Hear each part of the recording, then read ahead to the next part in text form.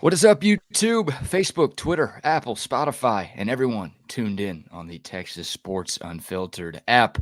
Welcome in to another edition of Bucky and BK live on Texas Sports Unfiltered and on the free TSU app.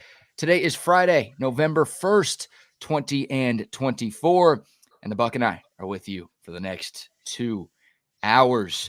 On today's show, the Houston Texans lose to the New York Jets.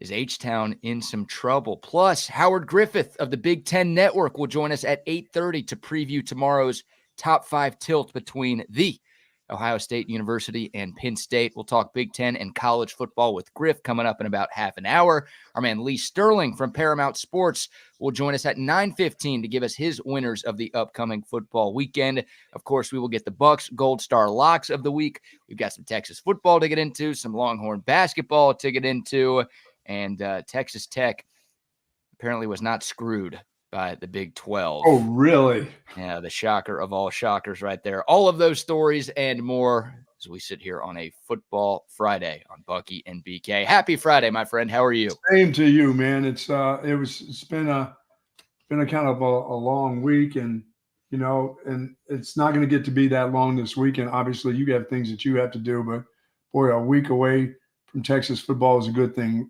Really, it is a good time for a little break here. Fall is almost upon us now. It's almost upon us. And some places got rain yesterday.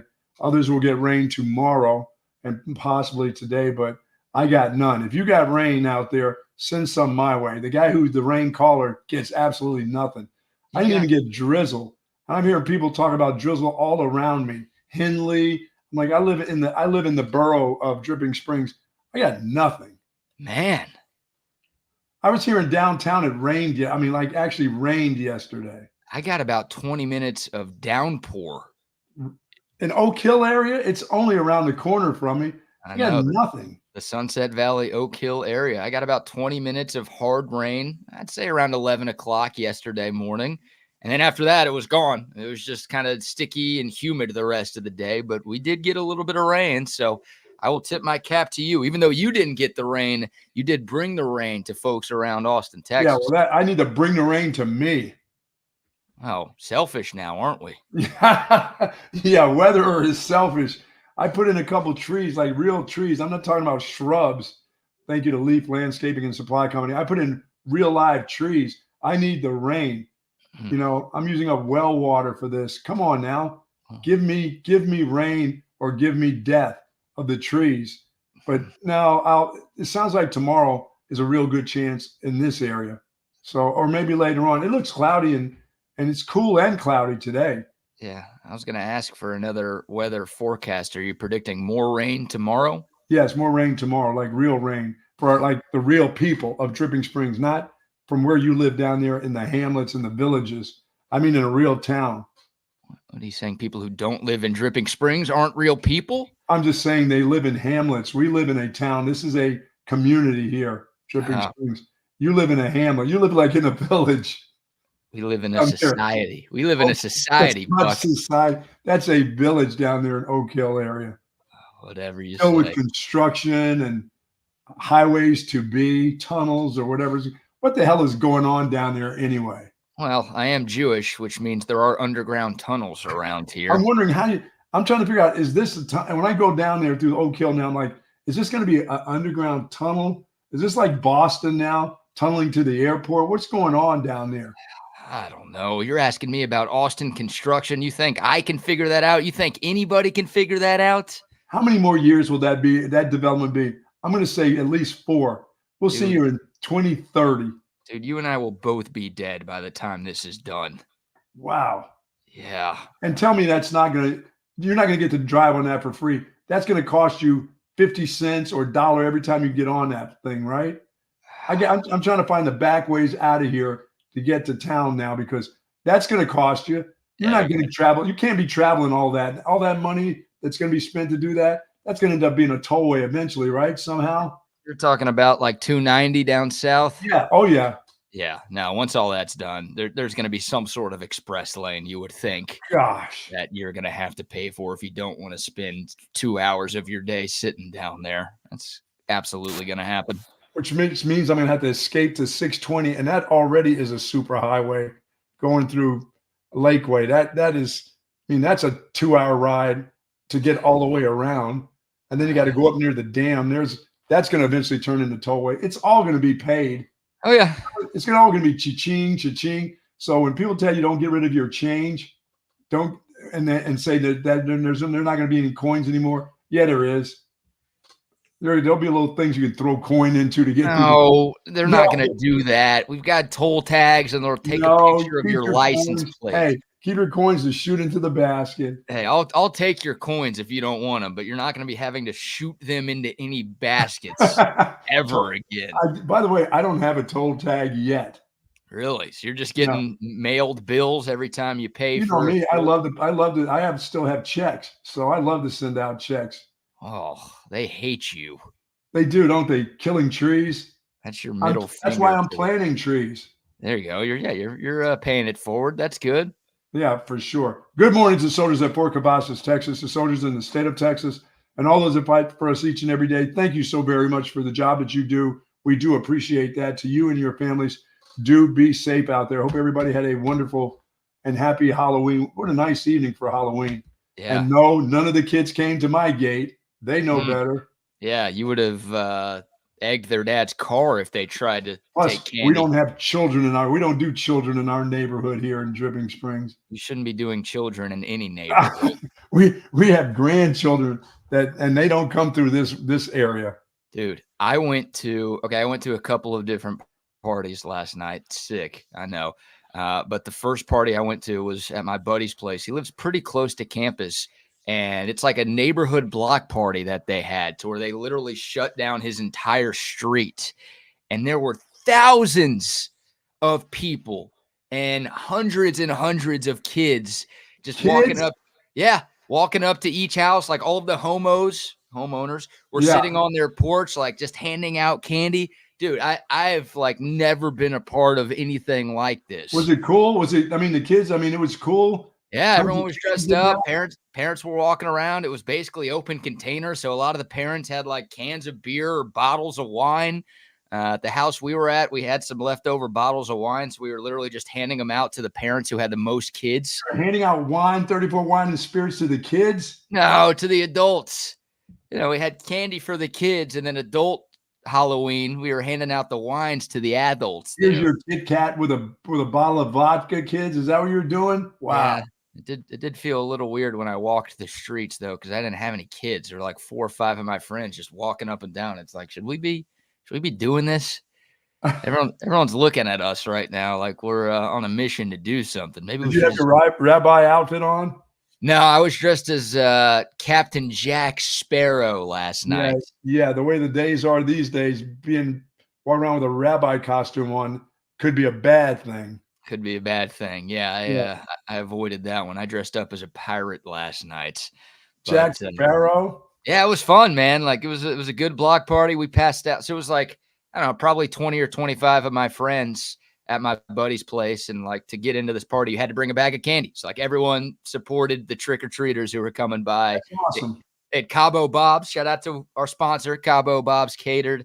But it was a good time, and then went to a more adult party last night. You were giving kids $50 gift cards from Cabo Bob's? Nice. No, those kids aren't worthy of that. Okay, you tell me this. Like, one of my friends brought beef sticks, like little Slim Jims, as gifts. Kids don't want that shit. He had Slim Jims and Kind bars. That was what he brought. He's like, those are their energy kind of bars? No kids. Yeah. They don't want that. And we all looked at him like, are you shitting me, dude? And he's like, no, look, they're going to be gone. And sure enough, by the end of the night, all the meat sticks. Yeah, the adults took those for golf and stuff like that. Hell yeah. Oh, the only thing that was left. I'm thinking for yoga class. Yeah, you're right. The only thing that was left was something that I called one of the worst Halloween candies of all time during yesterday's program. Tootsie Rolls. No way. The flavored Tootsie Rolls around, or just the chocolate ones? Just the OG chocolate ones that look like a tiny fingers. Yeah, that was it, dude. Literally, there are like 50 Tootsie Rolls left at the end of the night, and 0 of everything else. I like that. I like a big chocolate chocolate Tootsie Rolls or the flavor ones in the side of my mouth, all balled up. Like you're chewing tobacco. Yeah, I love those things. I love the Tootsie Rolls. I'm a Tootsie Roll fan still. It doesn't mess with my teeth. I never yanked out any fillings from a Tootsie Roll. It's those, what did I tell you yesterday? Those nasty hard candies. Oh, you know what else I can't take? Back in the day of movies, Good and Plenty's. That tastes like crap too. I don't like licorice. I'm not a licorice guy. No, licorice is pretty low on my candy power rankings as well. It's gross. I don't even know what. My brother, all those Good and Plenty's. I'd say, here, you can take those. Just give me one Baby Ruth. Just give me some nuts in my chocolate. Someone brought Payday yesterday. Nobody wants any of that stuff. Payday's okay too. It's got nuts in it. Yeah, that's the problem. No nuts. Get these nuts out of my candy, please. Oh man! So happy Halloween to everybody out in the there. neighborhood. I'm going to go. My daughter has the grandkids. They do their own little thing. They don't need grandpa following them around their neighborhood. They live down by the lake. I'm not driving down by the damn lake. No, you don't need to be doing all that. No, I get my grandkids go probably about 5 houses and call it a night. I like the kids to go everywhere, but I don't. After about 9 o'clock, get yourself off of my property. Yeah, honestly, that's a cool part, I guess, about Halloween is that if you go to a party like this, it's like done at 8:30 or 9 o'clock, and you could just go home and go to bed. Yeah. Like, I mean, there were no trick-or-treaters left by like 8:30 last night. It was no. Parents don't keep those kids out that late. They don't trust anybody out past about 8:30. No. And then you start seeing like the high school and college kids. I mean, there were people with mustaches walking around yesterday. No, nothing. No unis, just what they wore to school that day. And it's like, dude, I mean, it wasn't my house, so I couldn't be like, you can't get any candy. But I'm just looking at these kids like, you don't have anything better to do with your time than to go steal candy from little kids? That's how you get smoke bombed. That's when they come. They come late and they have no costume on. And you're looking at them, and next thing you know, a smoke bomb's in your living room because, hey, all they do is they look like their old man. They don't shave. They're already got mustaches and beards. They figure that's their costume. I'm like, no, go make up something. Go make yourself look like a ghost or something. But don't come like you just left high school, like you just left football practice. And I saw some Lake Travis shirts yesterday. I'm like, what in the hell are you losers doing? This is not a costume, right? No, go drink at a party. Don't be hanging out with the 5-year-olds. Come on, guys. Kids had a good time, though. They look like they're having fun running around, though. Yeah, man. You said it. It was a beautiful night. And it's cool to see the kids having fun. And happy Halloween to everybody who's celebrated out there. And I feel like it was good for everybody. All right, Bucky. It was not a good Halloween for the Houston Texans. No, man. It was trick or treat for sure. And that was Vegas being Vegas right there, because the New York Jets, who had lost 5 straight games going into last night, were favored against the 6-2 Houston Texans, who had won 4 of their last 5. And I'm sitting here looking at that line, and I'm like, what's going on here? The Jets are terrible. And even though the Texans are banged up, I'm like, surely they'll beat the Jets, right? Everybody beats the Jets. Dude, that first half of football was so horrible. It was a rough first half, but Aaron Rodgers, Garrett Wilson, speaking of Lake Travis, and Devontae Adams turned it on. The Jets get the 21-13 victory last night. How about your guy, Garrett Wilson, the catch of the year? That was awesome. I don't even know if that was really a catch, but I'm glad the refs overturned it to a catch because it was so badass that you have to give him credit for making a play like that. He got his calf muscles down. Really? Yeah. I thought it was shin? Really, dude? I thought it was 2 feet, like not 1 foot in the same shin. Yeah, I thought you had to have 2 separate feet in. I thought it was 2 separate, or a foot and a shin on the other foot. It was on the same foot, right? Yeah, so that happened the other day, and they didn't let that. They didn't allow that, a double tap with 1 foot the other day. No, you can't have the same foot tapping twice. You can't have the same foot and the same knee hitting. And I guess the ref said, the shin's close enough to the knee, so They're just making up the rules as they go now? Hey, again, that catch was so awesome that I think you should reward plays like that.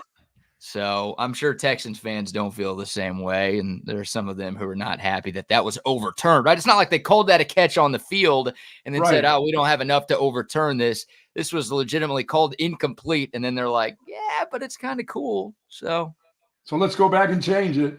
yeah, let's count that as a touchdown. And then Garrett Wilson, who his other touchdown was also a one-handed I grab. know. Yeah, he And was that on guy, last night. He's getting that coverage now. Now Devontae Adams is getting the coverage.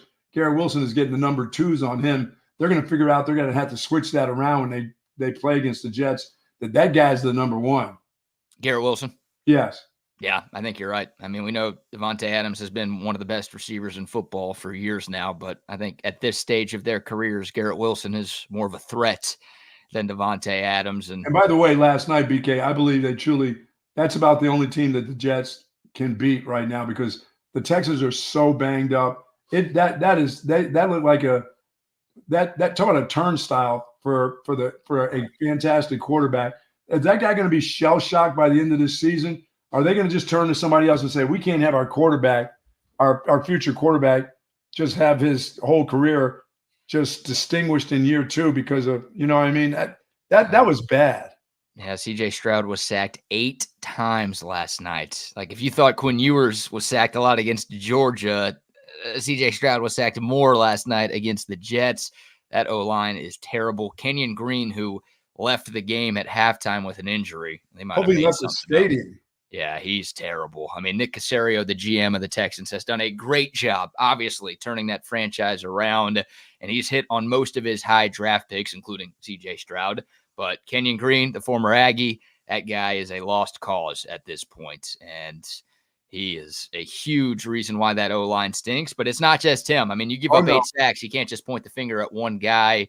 Tons of them, they're all struggling. Yeah, no Nico Collins again. Obviously, Stephon Diggs is out for the season with that torn ACL. Like the Texans, we've got, I think, 4 or 5 days till the trade deadline. I know it's next week. The Texans, if they want to contend this year, and they should, they're 6-3, right? Like that division's not very good. Sure. Even though the Texans have some issues, they still should run away with the AFC South. But if they want to actually do something when they get to the postseason, they probably need another receiver. Yes. And they probably need an offensive line. I know those are tough to find at the deadline, but they've got to do something to protect C.J. Stroud. No, you can't get that dude hurt messing around. And hell, forget if I have to turn around and hand it off every down, then to get that dude hurt, I would, because I just can't have a guard that can't, or a tackle that can't protect the quarterback. That guy will get hurt. And then where do you go from there if something happened to that dude because you didn't protect him? Yeah, you know, you can dink and dunk and maybe win a game and maybe lose a couple, but you can't lose him. Can't lose him. No. We've seen Davis Mills. We know what that guy is, and you know that's the way. If C.J. Stroud gets hurt, then take back everything I said about the Texans being runaway favorites in the division. No. And if you're not going to do anything, go ahead and make him the sacrificial lamb and say, "Oh, C.J. Stroud's his hamstrings bothering him a little bit. Here's where we're going to have to start because I can't get that guy hurt." I'm telling you. That's a franchise quarterback. You know, everybody in the NFL knows how good he is. And if you continue to get him sacked 6, 8 times a game, one of those pileups is not going to be good for the franchise. So I'd rather have the sacrificial quarterback than to get that guy hurt and say, you know what, until we get certain things straightened out, we're not going to sacrifice our quarterback, drop back passing. It doesn't make any sense. You're either going to have to have a sprint out. Your offensive coordinator is going to have to sprint out offense. He's going to have to change the offense and make Joe Mixon the sacrificial lamb and just put the target on his back, you know? And he's having a fantastic year, and he still played well last night. But they know he's getting the ball because they know they can't keep dropping the quarterback back. That's just that's crazy. I know. And you know who the Texans have to play next week? Who's that? Detroit. Oh. That's your Sunday night game. Should be a good one, but if C.J. Stroud isn't protected and that Texans O-line is still looking like the way it looked last night. Rusher, they're still pretty good on defense. Yeah. And they still come at you on defense, and they blitz. They don't care. No, they're relentless. They know they can outscore you. They can take chances on defense because they know what they can do offensively. Mm-hmm. Yeah, they need Nico Collins back, too. I mean, that guy was leading the NFL in receiving before he messed up his hamstring. It sounded like it was going to be a 1-week thing, but he's missed, I think, 3 games now with that hammy. And I don't know if we have like a set timeline for the return of Nico Collins, but is he on the IR? Did he have to miss 4 games? I don't think they put him on IR. So there were only three Texans caught a ball last night. I mean, outside of Tank Dell, they just don't really have much at wide receiver right now. So I think they might have to add somebody. Even with Nico Collins coming back at some point, they might have to add somebody else at the deadline. And then, they've got to do something to shore up that scrubby offense. guys are really scrubby guys. They were last night. I mean, it was – and C.J. Stroud's such a great leader, man. Like, you think about Aaron Rodgers, and we'll hear from him in a second. But, like, whenever things go bad for Aaron Rodgers, it's never his fault, right? Oh, yeah. I don't know how many Texans fans are blaming C.J. Stroud for last night's loss. I mean, his stat line wasn't great. He had a bad fumble towards the red zone early in the game. Wouldn't you be a little shell-shocked? Aren't you a little shell-shocked when you go back? Yeah, I think like every Texans fan is like, it's the offensive line's fault. We don't have receivers. Bobby Slowick, the offensive coordinator, isn't doing a good enough job. And then here you go. C.J. Stroud after the game is like, no, it's my fault. Like, I have to be better. He was accountable. He took all the blame for last night's loss. And, he's a great guy. He's a great leader. But I don't know how much of this you could put on him right now. It's just he's got nothing around him. No, I mean, it's the NFL. It's not a college game. It's in the NFL. They're the best of the best that you're playing against. So even when you're playing against teams the Jets right now defensively are just so ho-hum. They were supposed to be everything, but they got good enough players that if you're a scrub, they're going to kill you. Yeah, you're right. I mean, that's the 2-6 Jets that feasted on the Texans' offensive line last night. And once again, the Texans play the Lions next week. The good news for the Texans, after they host Detroit on Sunday Night Football, they'll get to play the Cowboys. So that'll be a nice, easy win for them, more than likely. Hey, there's a breather in there. Yeah, there is a breather in there. But the Texans are 6-3, but they've got some serious, serious flaws. Their record through 9 games is better than it was through 9 games last year. But this team right now is worse than the Texans team we saw last season. I don't think there's any doubt about that. I mean, they would have trouble against a good college rush group. They'd have trouble against Oregon's guys coming at them right now. I think Ethan Burke could rush through Kenyon Green. Oh yeah, he'd have a field day. It's just. I mean, I was watching last night. I'm like, wait a minute, these are professionals now. This guy Green is like he's a professional football player. He was getting beat off the snap at times. I mean, the quarterback, I don't care if he's in the gun or whatever, he has no chance. The guys come directly right at him. And people always tell you, step up in the pocket. Step up in the pocket for what? To get killed? I'm going to be – if I'm C.J. Stroud, I'm flushing. The minute the ball hits me in the hands, I'm flushing one way or the other. I'm not stepping up in that pocket. Mm-hmm. And, Aggies will always defend their own. Even A&M people last night were like, oh, yeah, Kenyon Green sucks. Like, he's a problem. Everybody's given up on that dude. So we did have another instance of a player dropping the football before crossing the goal line. Shit. Way to go, Malachi Corley. Hope you enjoyed your time in New York because you won't be there for much longer. I don't know how that keeps happening. It's got to be one of those things that in your mind, it's always, my deal is always give the ball to the officials. You're probably going to be right 99% of the time if you give it to an official. Don't give it to the official that's at the 5-yard line, Right. Yeah, he doesn't need the football. Yeah, there'll be one coming if you cross the line. Believe me, there's one that's going to come and try to get the ball from you. Give it to that dude. Don't give it to the guy that's at the 9 or the 7, Yeah, As you think you're crossing the line, don't say, here, you take this now. Get in the end zone. An official will come to you for the ball. They generally do. Hand that dude the ball. Amen. They'll happily take it once you get into the paint. Man, here's Aaron Rodgers after the game last night, talking a little bit about that Malachi Corley play and also talking about the win over the Texans. Malachi Corley dropped the football on the goal line like he was Deshaun Jackson or something. He's an absolute idiot, and I'll probably cut him tomorrow. We scored 0 points in the first half, and I thought the season was over. Anyways, at halftime, I knew we had to make a change, so I forced the team to drink a bunch of cayenne water. Our team shaman makes it. Everyone chugged it, and the stuff got us super pumped up.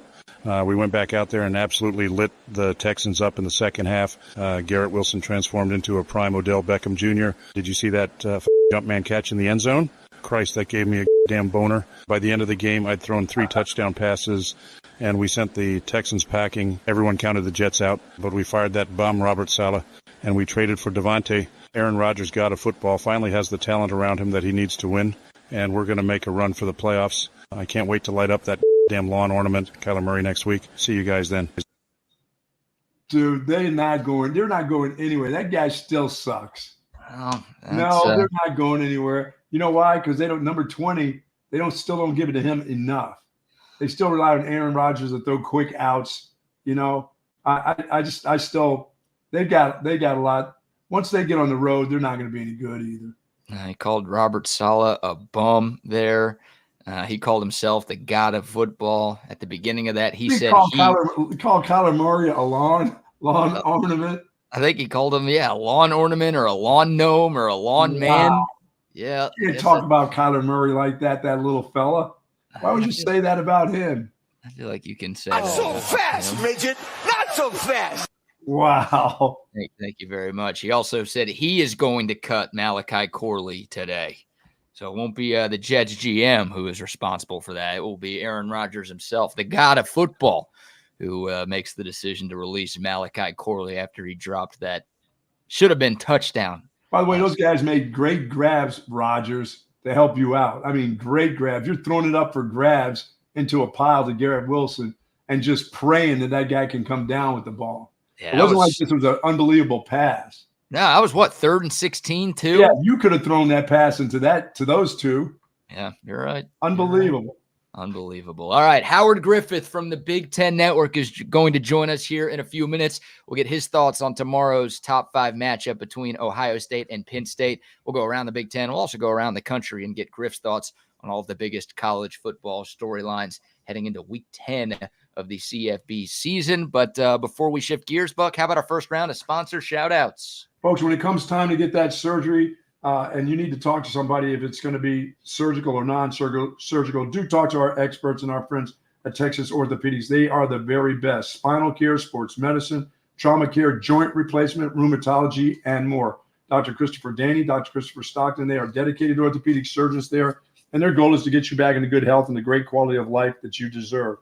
Folks, Texas Orthopedics is the largest independent practice in the state of Texas, the absolute largest and the absolute best. For more information, go to txortho.com.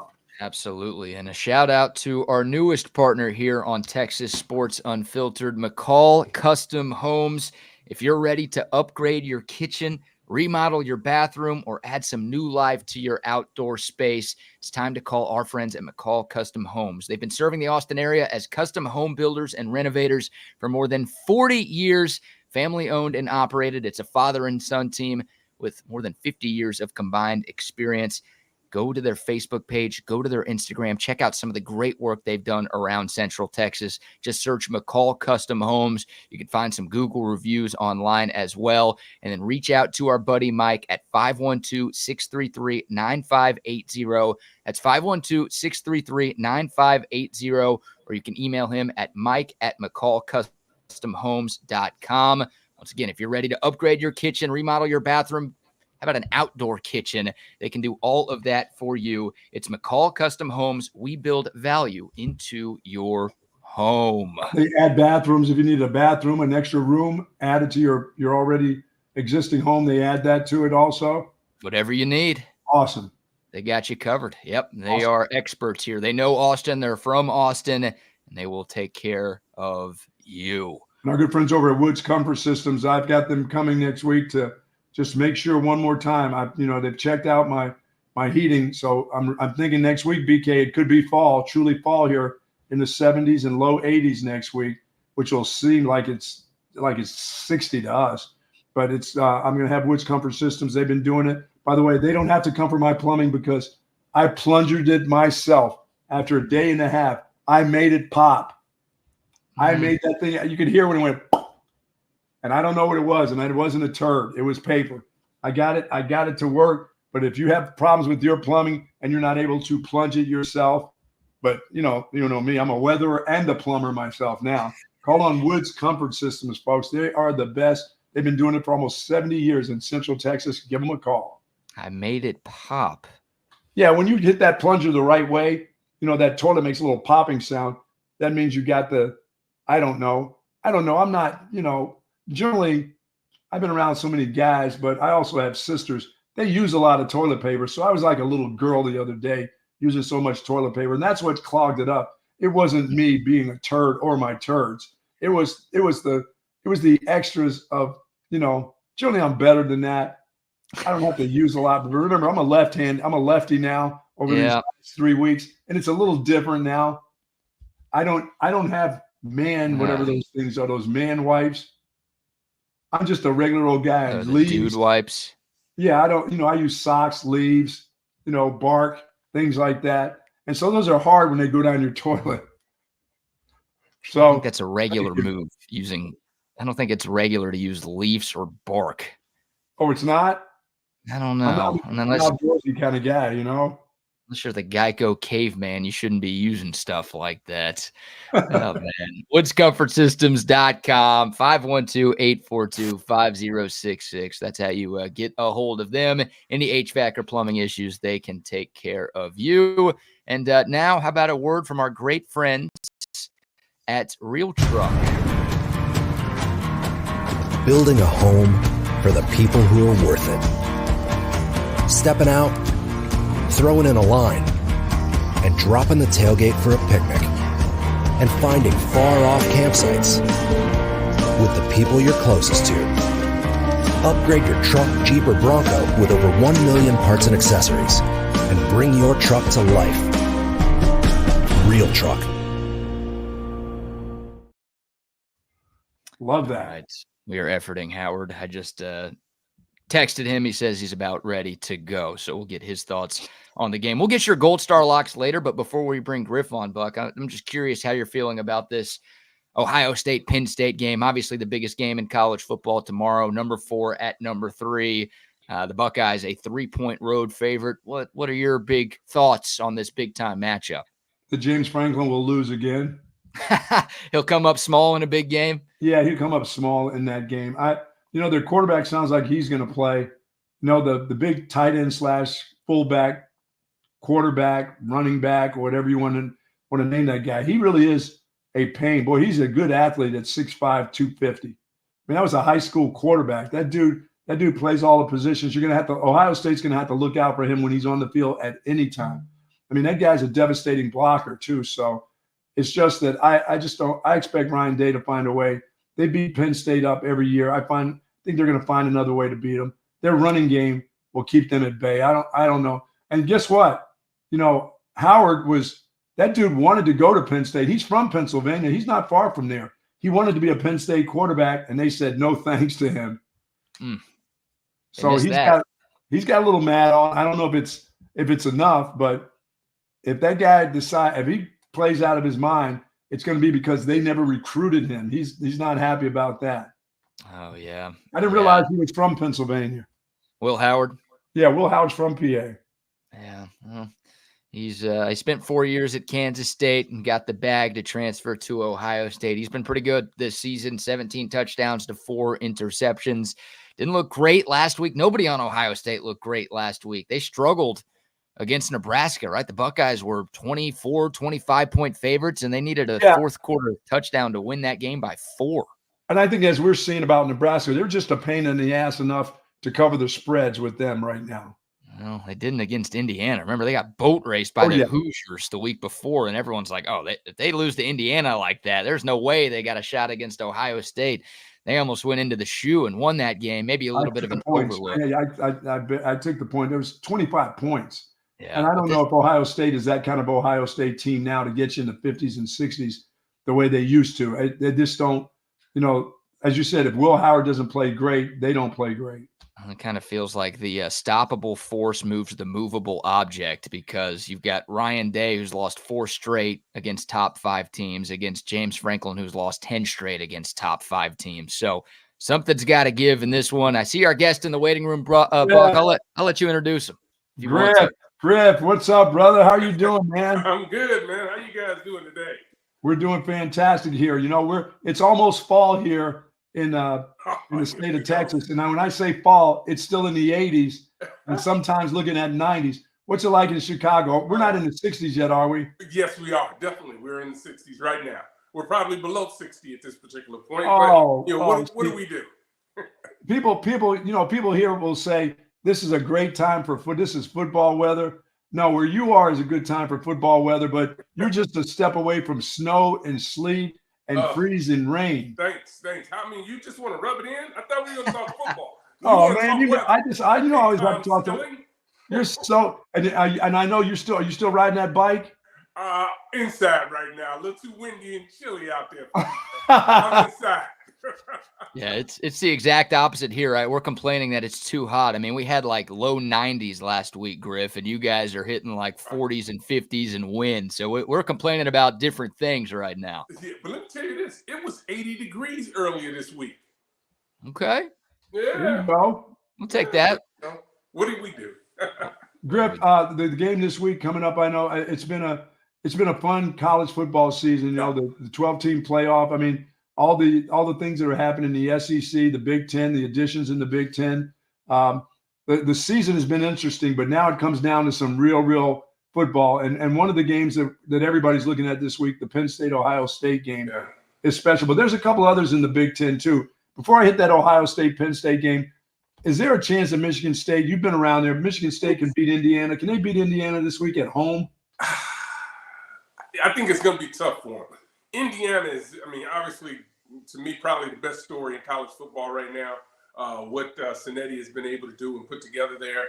You're talking about a 62, 63-year-old guy who's getting his first shot at a big-time school, and he's really making the most of it. And he's really, you know, it was interesting. Earlier in the year, he was talking about, well, you know, our schedule. Any coach would want our schedule because we haven't really played anybody. But one thing that they've been able to do this entire year is just be really consistent. They've gone out and put points on the board. When their quarterback has struggled, when he O'Rourke earlier in the year before he had the issue this couple weeks ago, I mean, he had a couple of picks in the game, back-to-back throws, and you look at Cinetti and he doesn't have an issue. He's just, okay, we'll overcome it. And that's just what they've been doing this entire year. Looks like O'Rourke will be ready to go this week, but we'll still have to be able to see. They had Jackson last week, and he played really well for him for a guy that hasn't played a lot this season. Yeah, Howard Griffith from the Big Ten Network joining us here on Bucky and BK. Yeah, Griff, I mean, follow up on Indiana. Like they sit atop the Big Ten right now. Do you think they're as good as Oregon, Ohio State, and Penn State, or do you think maybe they're just a shade below those three teams? Maybe a shade below. Maybe probably when you look at it, if you talk about rosters, it's no question they're a shade below. But it really hasn't been about the roster for them. This the way they've been going out and playing. And what's interesting too, when you look at their transfers their transfer portal guys, those are the guys that are leading the team. That's what's crazy, whether it's on the offensive side or the defensive side. So they've done a great job of going out and evaluating talent, the talent pool that they were familiar with, and it's not just somebody from call it Georgia, LSU. These are small schools that they're playing at, but they're playing at such a high level that it's really working for them. But back to your original question, I know their coach well, and they do a great job. And it's one of those situations where we've been talking about this at the network. Each week, the bar is moved for Indiana football, and that's a good thing for them right now. Yeah, let me ask you about another team before we get to Ohio State. There's a kid who's a transfer out of Texas that's playing quarterback at Purdue. How bad is Purdue right now? I know Hudson Card has struggled there. Is Purdue, Howard? I thought they were going to start making a move forward in the Big Ten. What is it still just recruiting with them? They're not going to give up any NIL money. What is it how is that program just staying afloat at Purdue? Well, I'd say a couple things. You got a first time head coach in the second year in Ryan Walters, who, when you take over any program, you're going to have some growing pains. And he probably, the program was probably in a little bit worse shape than he probably anticipated. Okay. And that's been an issue. The roster has been a problem. Think back to a few weeks ago when he had to fire his offensive coordinator, and he had to elevate someone from the analyst position who was a former high school football coach more than 2 or 3 years ago. So when you start talking about the way the staff was built out, I think he would do some things a little bit different. But one thing you can say is when you turn the film on, they're playing hard. But really, when I first saw Card play and watched him practices, this kid's got a chance to be special. It is no question the athleticism he has. He can make all the throws, all the things you want in a quarterback, he can do. But for whatever reason, whether it's system, whether it's not being protected, he's not been able to excel the way I think he would like to, obviously, and the program needs him to. Yeah. Griff, this game tomorrow, big noon kickoff, number 4 Ohio State at number 3 Penn State. Before we get your thoughts on the game and get the X's and O's and your keys to victory, is this game bigger for Ohio State or for Penn State? Oh, it's bigger for Ohio State, no question, because they already have one loss. And, listen, they're a talented football team. And you ran off the numbers earlier when you talk about both of these programs playing against AP top 5 teams. The records aren't great. They aren't great at all. But I would say that because of when you look at the coaching staff, I think only one coach is making under $1 million of their position coaches. Everyone else is $2 million, $1.5 million, wherever it might be. You look at the money that they spend in NIL. You look at the players that he really had the opportunity to go to the NFL draft. They came back to win a Big Ten championship and also beat Michigan, something that no one on this roster has done to this point. So I think all the pressure is on Ohio State, but in the same breath, though, you look at Penn State and, Coach Franklin's had the same issue too with the elite programs being able to go out and beat them. And I think this is a huge game for Penn State as well, because so often we've been talking about, at least I know I have, for this entire year, where they're ranked, and I still think they're not getting the respect. And they've got a new offensive coordinator and defensive coordinator. I thought they've done, tremendous job, particularly offensively, at being creative. That this is their chance. Every year we talk about them being able to take that next step, and Franklin talks about it as well. To be that elite program, they've got to be able to win these types of games. And now this is going to be a huge game for them. And it's not even going to be a whiteout because it's at noon. So they're still going to be fired up. I think Franklin's going to call it maybe that whiteout energy that they had earlier in the year when they played Illinois. Well, it's good that they don't play Michigan. As bad as Michigan it is, they still wouldn't beat Michigan. So, and everybody's expecting James Franklin to lose anyway. That's the perception is he's the guy who's going to lose this game. Ohio State's and this is a talented Penn State team. Their quarterback's playing okay. They've got, as you said, they've got all these weird gadgets going on offensively. They keep you really off balance. Still got the 2 great running backs. They've got a nice wide receiver, but their defense is solid again. They're solid. Are they as good in the secondary as they were? They're going to have to defend the pass against Ohio State. Are they as good in the secondary as they used to be? They're not as good as they've been in some of the previous years. But, they had some elite guys. They have some guys there that really, I think, are going to be playing on Sundays. So I think they'll be fine there. The challenge for them, when you think about it, is, what they're going to be able to do and what they look like offensively. This Ohio State team, they ain't very good up front. And this is a defensive line at Penn State that's going to get after you. Abdul Carter, who I think will be a top 10 NFL pick coming up, they're going to line him up any and everywhere on the field. He's like the second coming of Michael Parsons when you think about him. And he may be a little bit further along than Michael was when he was during his Penn State career. They move him all over. He'll put his hand in the ground. He'll go line up at outside linebacker, middle linebacker.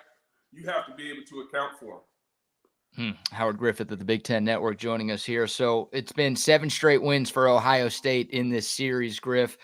Has there been a common theme? Like what keeps going wrong for Penn State when they go up against Ohio State? Because we know Penn State's had some great teams. They've been around the top 10, it feels like, every year for the last decade. What's been their biggest issue when it comes to playing Ryan Day and the Buckeyes? I think, Buck alluded to it earlier. There's some questionable calls. There might be a penalty, an opportune play not being made. One of the knocks, when you think about who's going to be playing quarterback, is what they do in big games, right? Mm-hmm. And this is going to be a big game. We thought going on the road earlier to West Virginia would be a huge test for them. They were able to exceed expectations there. But this is going to be a huge game, and this is going to fall in the laps of the quarterbacks. And, they'll probably end up going to have a couple quarterbacks going this week too, with the Brewers out there as well. So, I think you've got to be able to make the big plays, and you've got to be able to match Ohio State's energy, Ohio State has come out really slow and flat in some of the previous games. You don't know what's causing that. But if they can't get up for Penn State on the road, this could be a long day. But I think it's going to be a tight game. So it's going to be a play here, a play there, or a call that's going to change the outcome of this one. Can Ohio State's quarterback make the plays? Because they're going to double up the freshman. They're not going to let him. They're not going to let that All-American, which – how about that guy? He's probably going to be a All-American. How about the freshman from Ohio State and the freshman from Alabama being the two great wide receivers in college football, two kids right out of high school? I mean, they're going to double him up. They're not going to single him up, are they? Yeah, I don't think you can afford to. But the challenge is, Chip Kelly's going to move him around. Chip Kelly's going to look for that matchup. If he can get him inside on the safety, moving him around, see just how they, how the defenses shift to try to account for him. Yeah, they're going to do their best, but he's going to get his. He's been getting it all year, so it's not going to be one of those things where he's going to be hard to find. They're going to know exactly where he is, but you still have to make the play. I think Will Howard's going to have to be a big part of the run game because Ohio State hasn't run the ball very well. I think it all goes back to that O-line not being as talented. Or I shouldn't say as talented. They just have not executed as well as they need to. When you think about them being a top team competing and going deep in the 12-team playoff, and they haven't been able to get it fixed and get it rectified. And until they can get that going, it's going to cause problems. And I think that's why Will has to be a part of the run game to put more pressure on the defense. So now they put him in a situation where, they got to make a decision to figure out and try to guess. And 9 times out of 10, you're going to guess wrong, and that thing is going over your head. Yeah, Griff, I was wrong about Michigan, right? Like I knew they wouldn't win it all again, but I didn't think they'd look as bad as they've looked through 8 games. They've got the number 1 team in America coming to town tomorrow. Any chance, forget an upset, but any chance Michigan can even hang with Oregon tomorrow? Well, I think the challenge for Michigan is that the quarterback position has been unsettled all year. And whether you think they should have gone with Alex Orji from the very beginning and just gone with more of a running attack, which, quite frankly, I thought that was going to be the angle that this team was going to take this year because I knew the challenges on the passing game. And now with Jack Tuttle deciding to retire, it'll just be Orji and Warren right now. And those two have shown a propensity of turning the football over, particularly Warren. So if they don't start fast, they've got some problems. I think this Oregon team right now, we talked a little bit about offensive lines and at Ohio State, these elite programs. Oregon was struggling the first couple of weeks, but they have found their footing and they make plays. And it's going to be hard. And they come out and pop you in the mouth in the first quarter. So if you go down by 10, 14 points and you have to change your game plan to try to throw it around, I don't think that bodes well for Michigan and where they are right now. Now, Howard, you got a chance to now you study Dylan Gabriel. I mean, we're talking about the kid from, we talk about Texas quarterback. We talk about Georgia quarterback, Alabama quarterback. Dylan Gabriel, is he maybe one of the top 2 right now in college football, even to date, the way he's come through now? I mean, as you said, they found their way a little bit. I mean, is he that quarterback that people thought he was going to be early in the season? Yeah, I think right now, particularly the last couple of weeks, he's really, taken on that role and become that guy. And yeah, he had a couple interceptions a couple weeks ago, but he's still, he plays at such a high level. He has such a high IQ, football IQ, that he knows exactly what teams are going to do against them. Mm-hmm. But it goes back to, it is so much team speed with this team that it's just hard to try to keep up. And the next thing you know, you're down. And that's what's impressive about them right now. There were always questions, okay, can a West Coast team really come into the Big Ten and play this physical brand of football? And, I mean, they're as physical as anyone in the conference right now. And it shows. And I think that's part of the reason you think about, what the background has been, whether it was an assistant at Georgia, was assistant at Alabama. He's been around programs that have been about physicality. And that's what he's brought to Oregon, plus the coaching acumen that he has. It doesn't appear that there's any stone left unturned or situational football left unturned when you think about this Oregon football team and as well as they're playing right now. Yeah. Griff, last one from me. You've got 4 teams in the Big Ten with 0 or 1 loss this season. When it's all said and done and the 12-team college football playoff is announced, how many Big Ten teams do you think make the tournament? I think right now you have to think it's probably going to be about 4. And I think you can get there. There's a path for each of them. I think that Indiana team will be the team that everyone will keep an eye on. What happens with them? Because I think if Penn State Penn State went down to Ohio State and lost, and depends upon, we're going to have to figure out some tiebreakers because I'm telling you they're complicated. But I think when you look at Oregon, you look at Ohio State, you look at Penn State, Indiana, those 4 teams I think have a great shot of being able to do it. And you look at Indiana, it's really about Indiana controlling, their future and what they need to do. It'll be interesting when the committee comes out with their rankings, and the rankings start with that, which I think comes up next week maybe, to see what people really think about this Indiana football team, right? Because it is an unbelievable coaching job, and those players are playing crazy well. And listen, this isn't like they got a new offensive line and a bunch of guys. These are a lot of the same old linemen from last year. And the offensive line coach, Bolstad, was there last year. So every time I talk about Indiana, something new pops into my brain about, what this team has done to get here. But I think 4 teams have got legitimate shots right now to be right in the middle of it. Let me ask you this, Grip. Why the heck is Illinois underdogs to Minnesota at home this weekend?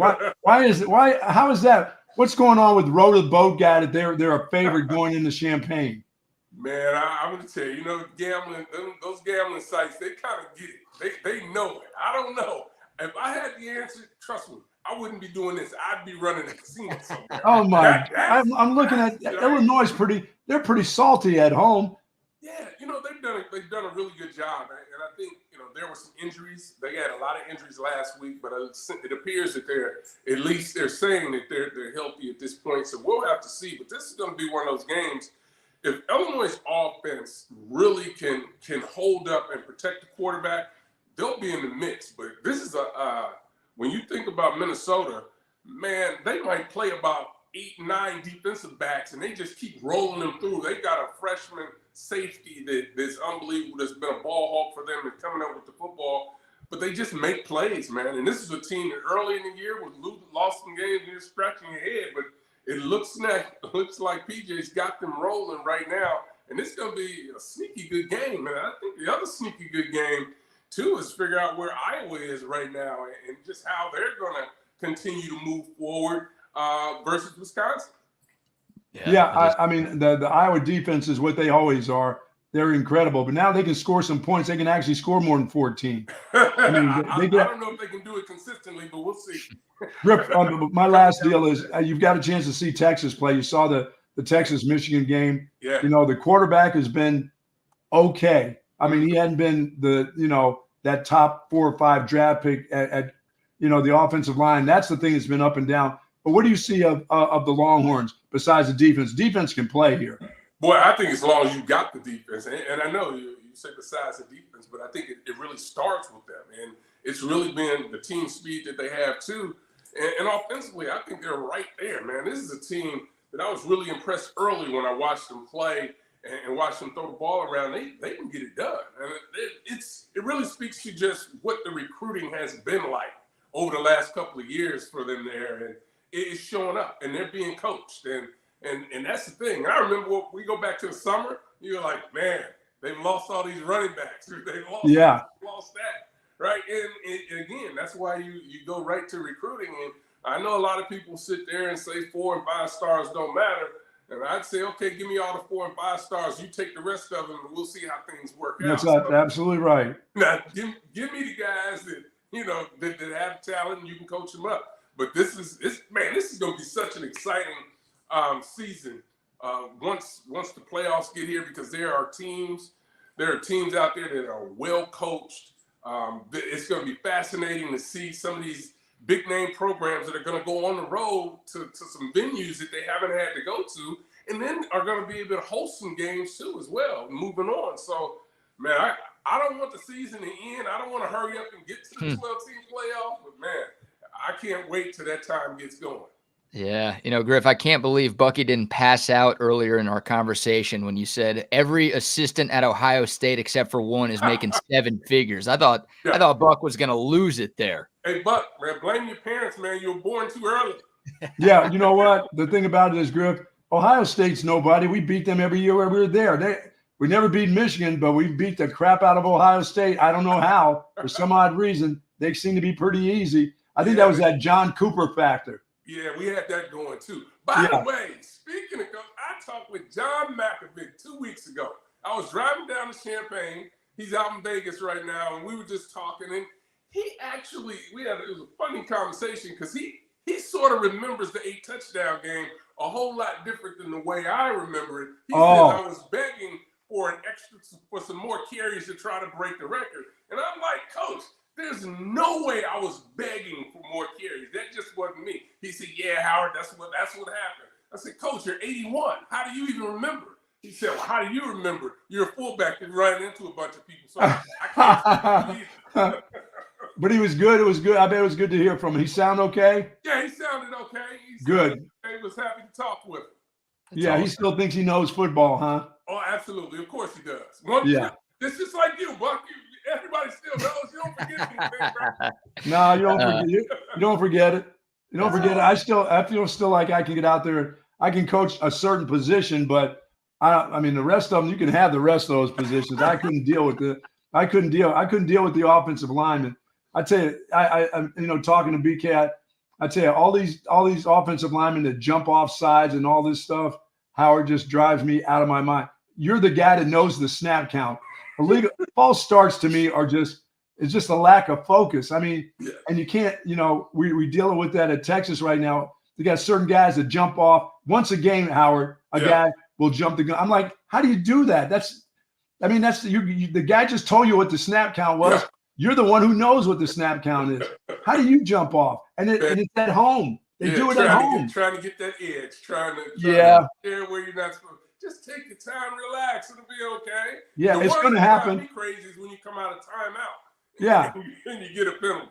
Oh, the worst. Howard, man. Always fun catching up. Thanks so much for the time, and we'll see you soon. All right, Thank you, Howard. Take care. Enjoy the weekend. You too. Howard Griffith of the Big Ten Network, Bucky's former fullback who once scored 8 touchdowns in a game. How about that? Yeah, that dude was in there. He was in there before the game talking to McAvick. What's he talking about? I need to get those carries, and he got 8 in a game. That's awesome. Hey, by the way, I didn't screw that up. You didn't screw that up. You screwed Ricky Williams, but you did not screw Howard Griffith.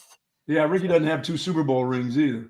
You waited till Texas before you started effing over your running backs. Oh, man. Oh, man. All right, let's give a few sponsor shout-outs. We'll get back into the sports. I think a missed opportunity involving a college football rivalry that could have done something for Texas. So we'll bring that story into the equation here in a second. But before we get back into the college football, how about some love to a few more of our sponsors? Say hello to our friends over at Sue Patrick. They've got that incredible selection of Texas Longhorn apparel, the Tommy Bahamas, the polos for golf. I'm wearing one of them right now. I've got the cap on right now from our good friends over at Sue Patrick's, and you can too. Just a wide variety of women's and men's clothing there. They offer free shipping on online orders over $49 and free curbside pickup, of course. But folks, you want to go to 5222 Burnett Road if you're in the area. You want to go over and say hello to Jay and eyeball some of the great things that they have. And the holiday stuff is starting to come out. Get ready for those gifts for the holiday season. Make sure that you get that Christmas gift.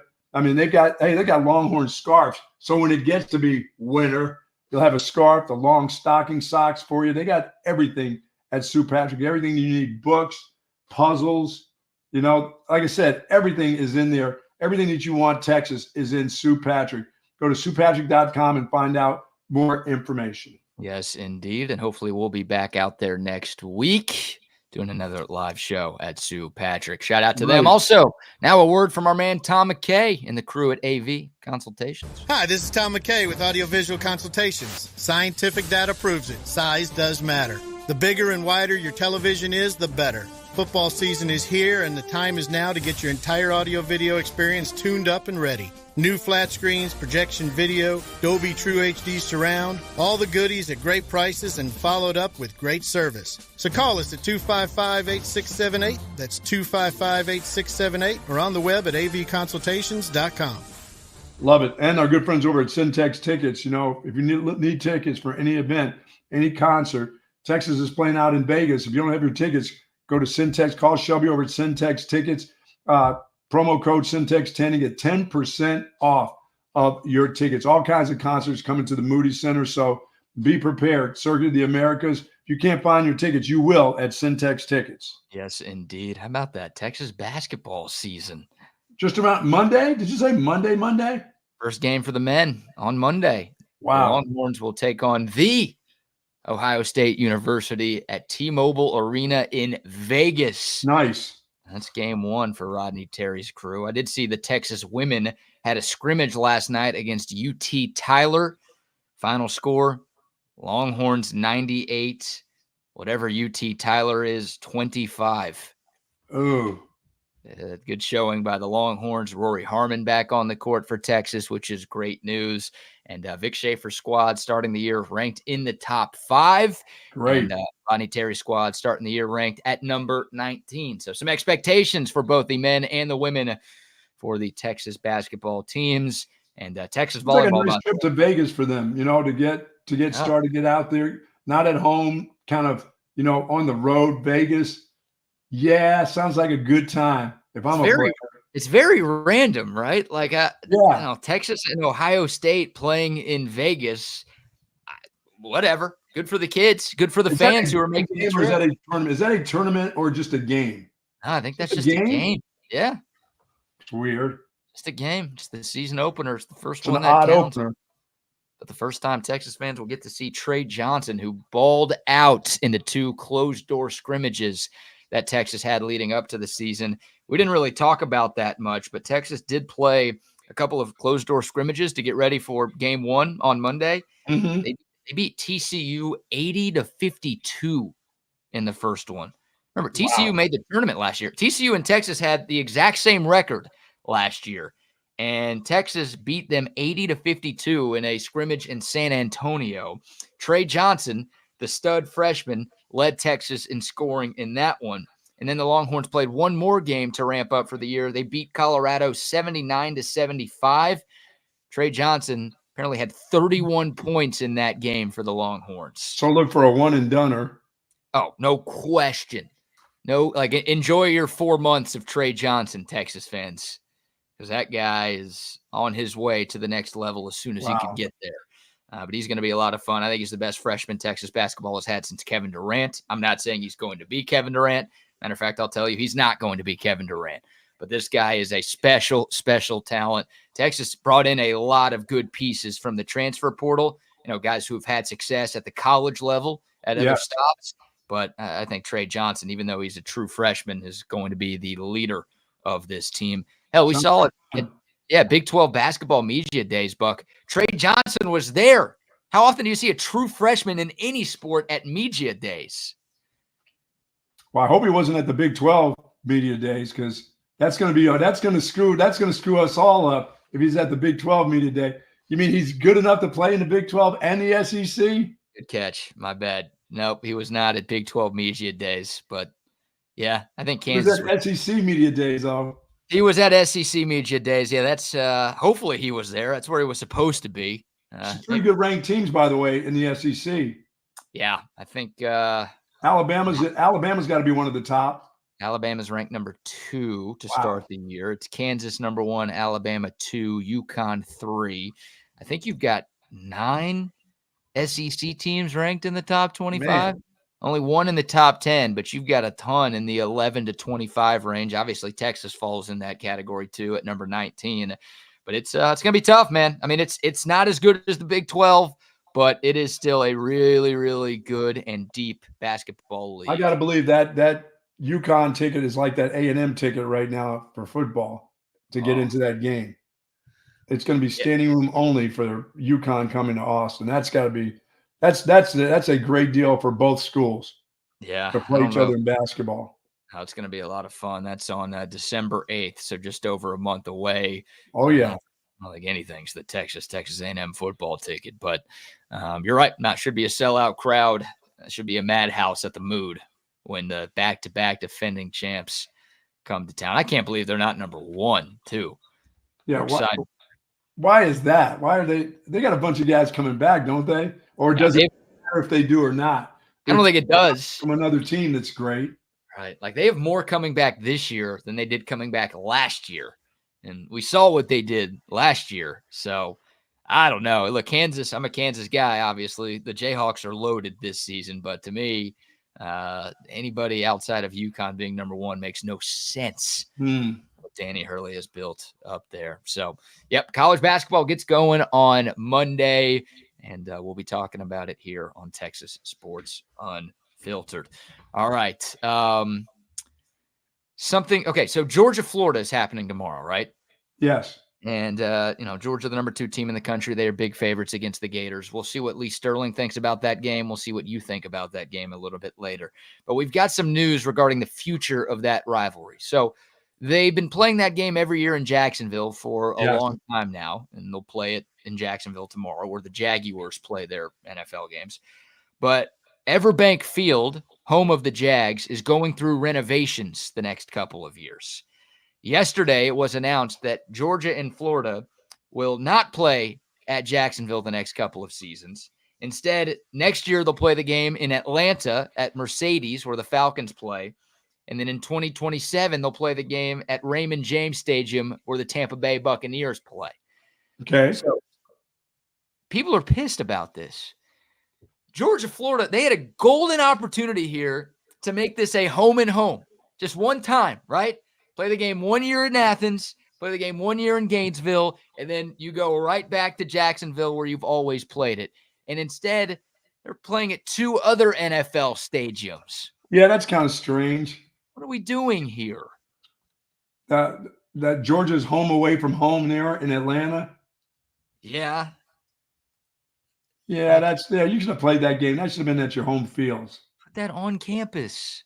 For sure. It's always been my bit with Texas OU. Like, I want that game, not every year, but like, look, the Cotton Bowl needs help. It's clear. Yes, it does. Anybody who went to the Texas OU game this year knows that the Cotton Bowl has some problems. Now, they're undergoing some serious renovations. They announced during the game that there's going to be, expanded concourses and more. Yeah, for the 10th year in a row, they've announced there are going to be some changes. Yeah, more bathrooms, more water fountains, more concessions, all this stuff. They can't do it in a year. They need a couple of years to get this right, which means we need the Red River game to be here in Austin 1 year. Well, I'll just say this. If they screw it up like they did last year, BK, the SEC is going to say, we need to do it this way. You guys need to get if that's where you want to have your premier game, you need to fix that. So for the next 2 years, have it home and home, and then go back to the Cotton Bowl once it's fixed. Let's not go there and then find out how much they have to do once everybody's there and they run out of water and food. Yeah. And bathroom facilities. And bathrooms and everything. I mean, it was a joke, and it was hot. Unless you wanted to go to Jerry World, and I don't think anybody wants to go in there. So that was my next question to you, right? Because people lose their minds when I bring up the idea of making Texas OU a home and home. But if you had the choice, like, I don't know, let's just say the Cotton Bowl was deemed unfit for this game moving forward. Would you rather Texas OU be at Jerry World every year, or would you rather them move it to on campus every year? I don't want those people. I don't want those people here. No, I don't want those people in town. Sorry. And our people don't want to go there anyway. No, thank you. We just go to Jerry World. We'll meet in the middle somewhere that's not really in the middle, but no, you don't want those people roaming around. What if some of them decide to stay? Some of them have some money by accident, but what if they decide to build homes here and bring their people here? Do we have to have that? A lot of them are already here, and you're right. The thought of more of them being here is terrible. No, that they may stay. They may come here and decide to stay for a week, and then they may find jobs here. No, we can't have that. They're not taking our jobs. They're not smart enough for our jobs. No, we can't have that, BK. We got to leave them up in the Dallas-Fort Worth area at least. If they want to stay up there in Arlington, that's fine. Man, the game, like there was one time Texas OU was played at Jerry World. It was the 2018 Big 12 championship game. And look, maybe I just have a sour taste in my mouth because Texas lost, but it just wasn't anything close to the same. Like and if you had to, if you really, really had to, and the SEC said, yes, we want to keep that game in Dallas, but for the next 2 years, you guys figure it out where you want to play it. I would do the home and home. I'd be okay. I would too. I think they'd Would you actually go to Norman though? Would you go to Norman? No, because we'd be doing our pregame at Shoal Creek Saloon. Yeah, thank you. That's the saving grace. Thanks, Ray and Brian, for hooking us up with that deal. Yeah, that would be great because we wouldn't have to make that trip to Norman, Oklahoma. There would be. I have been there. Come on, man. Like that'd be. I don't know if it'd be like the same price of Texas A&M. Actually, it might be. You're telling me like for one time only, the Texas OU game is going to be on the campuses of Texas and Oklahoma? Dude, that's going to be the hottest ticket in the country that year. Hide the women and children. Hide the women and children. Hide your kids, hide your wife, hide everybody. Yes. But, like, I'm not saying full-time. It's never been my stance to make this a full-time campus deal. But, dude, you put that game in Norman one year and here in Austin one year, that's going to be epic. No, I'd rather go ahead and have it at Jerry World. Let's not screw up the city. City can screw itself up by itself. Doesn't need those people to do it. They are those people. They are. Go to Walmart. You'll see those people. I don't even know if they're worthy of Walmart there. Wow. And you want to go a home and home and you want them roaming our city? Just one time. Eating in our restaurants? Really? One time every decade. Well, they'll be eating with the homeless under the bridges. That's where they'll be. I'm not worried about them taking our restaurant spots. Oh, my God. Those teethless heathens up there. And you imagine us saying, hey, go to the Moonshine for brunch. Hey, before you leave town, head over there for brunch. We'd be like, no, don't go there. Yeah, don't do it. Yeah, they just we'll tell all of our local businesses to turn down anybody wearing crimson and cream. If they show in there wearing that. No, you can't come in. Yeah, if they show up wearing that OU, interlocking OU logo, then sorry. We don't do that for Aggies. We welcome them. We don't serve your kind here. Hey, we do. We're okay with Aggies coming to here. What do you say we? There's thousands of them that live here. You got a mouse in your pocket? What do you mean we? We love them in our city. Feels like it. They're all over the place. Absolutely, and that's fantastic. Just keep on winning, Aggies. Make sure you don't lose to South Carolina this week. We are going to get Lee Sterling's thoughts on A&M South Carolina here in a couple of minutes. I don't want them to lose that game. I know there's people that want them to lose. I do not. I want them so successful and so fat and happy at the end of the season. So Texas can go in there and rip their hearts out? How would you love that? Wouldn't you just love that feeling? I would. Them thinking they're really going somewhere. But you know what I'd love even more? Them losing every game leading up to that. The Aggies to be on a 3-game losing streak going into November 30th. You know, because that means they lose at South Carolina. They lose to New Mexico State. And then they lose at Auburn. Could you imagine if they go from where they are right now to that? It ain't happening, of course. No. But it's a pipe dream. I can dream. No, I want them successful. I want them happy. I want them to be saying bad things about Jimbo Fisher. I want their coach talking about Jimbo and his culture compared to my culture, to the way I've turned things around because it's all about me. We don't do that here anymore. He wasn't taking a shot at Jimbo, Buck. Don't forget. Yeah. Remember what Mike Elko said. He was not taking shots at Jimbo. Absolutely. No. Or any of his other staff members. No. Or anybody else. Yep. No. Wasn't a shot at any of them. All right. Before we welcome Lee Sterling to the show, quick sponsor shout outs. Waterloo Printing and Graphics. Yes, sir. TSU hats, the TSU shirts, the ones that we rock all the time. We got to give a couple of these bad boys away soon. Made by Waterloo Printing and Graphics. If you've got a business that needs gear, apparel, posters, car magnets, whatever, they can make it happen for you at Waterloo Printing and Graphics. They're based right here in South Austin. They provide great customer service and super fast turnaround times. They are the best in the business. Find them on Instagram at Waterloo Printing, or you can call or text our man Adam, 512-300-9640. 888-866-9441, and he will take care of you. And a shout out to Altstadt Beer as well. Oh, yeah, the best beer that you can find all throughout the state of Texas and really in the history of the known universe is Altstadt Beer. It is Friday. Congratulations, Mazel Tov. You made it to the end of another long work week here in the state of Texas. Whatever you've got going on this weekend, if you're going out, hitting the town, if you're staying home and just watching sports, your good times are made better with the greatness that is Altstadt Beer. They've got a bunch of different brews. Even though it's November, they still have the Oktoberfest out there. Absolutely. Enjoy Oktoberfest in November, will you? Get you some of that. Shout out to our friends at the Altstadt Brewery. Hey, if you're looking for something to do, the Altstadt Brewery this weekend, get down there in Fredericksburg. But definitely enjoy the greatness of Altstadt Beer. And, of course, please drink it responsibly. It is Altstadt Beer, no impurities, no regrets. Yeah, there's some folks that don't want to give another cent to Jerry World, though. They don't want it. They don't want that deal there. They don't want to give Jerry Jones any money. No, he's got enough money. And how about our guy Bill Cohen here, who sponsors the Paramount Sports segment with Lee Sterling? He's mad that I want A&M to lose these next 3 games. He says he's no. We want them to have success. Hey, Bill, I'm the guy who wants to do. I want the Aggies to win every game all the way up until that game. It's going to be a hell of a football game. That is going to be something special here in the state. Can't wait. And how about Double D? Bought his wife's engagement ring from the Cohen Bros. There you go. Joe Cohen and Son Jewelers down there on 6th and Congress. Yeah, Bill's got a big-time special. We'll tell you once our conversation with Lee is over. But in honor of the A&M South Carolina game in prime time tomorrow, Bill's pulling out all the stops for our TSU audience here.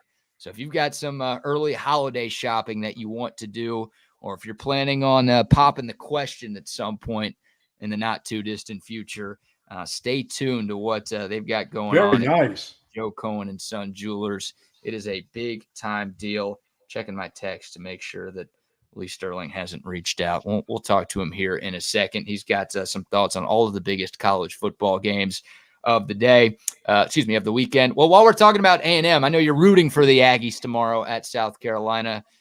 Why wouldn't I be? Come on, man. You feel good about their chances in Columbia tomorrow night?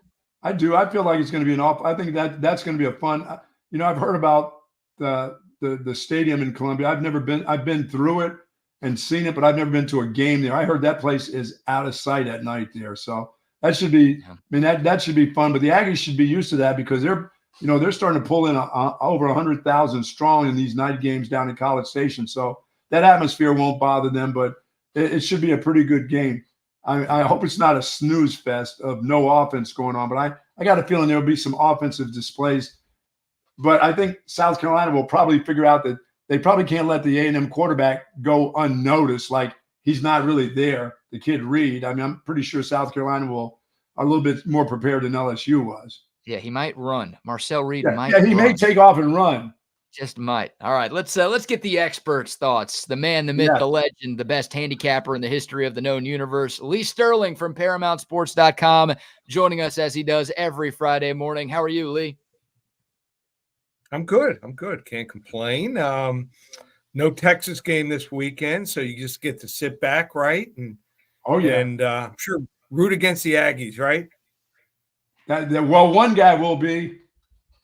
Well, let me ask you a question, Brad. If they win, looks better for you guys if you beat them. Texas wins, right? It Still does. can't root for them, right? No way. No. Do it. That's Bucky's thought, right? Bucky wants A&M to be 10-1 and have all of this confidence that this is the year they're going to beat Texas, and he wants Texas to go in there and crush their dreams. Right. I'm the guy who wants A&M to be 0-11 going into the Texas game every year. Have you ever dated a girl, Brad, from A&M? Or should I say gone out on one date at least? I have. Yeah, believe me. Every time I've done that, there hasn't been a second date, Lee. Right. Yeah, he's been. If you say, "Is there ever been a girl in the Big 12 from any of the schools that you haven't been with for a night?" You'll get an answer from that somehow. Now your girlfriend went to Vanderbilt. Am I correct, Brad?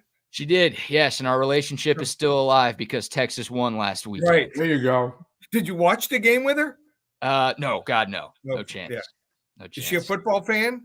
Not really. I mean, she watched But like literally when I saw her the next day, she was wearing a Texas shirt. I think she was rooting for Texas because she knew I would have dumped her if Vandy won. So good kid. Good kid. Can you imagine if they won? Vandy had won last week.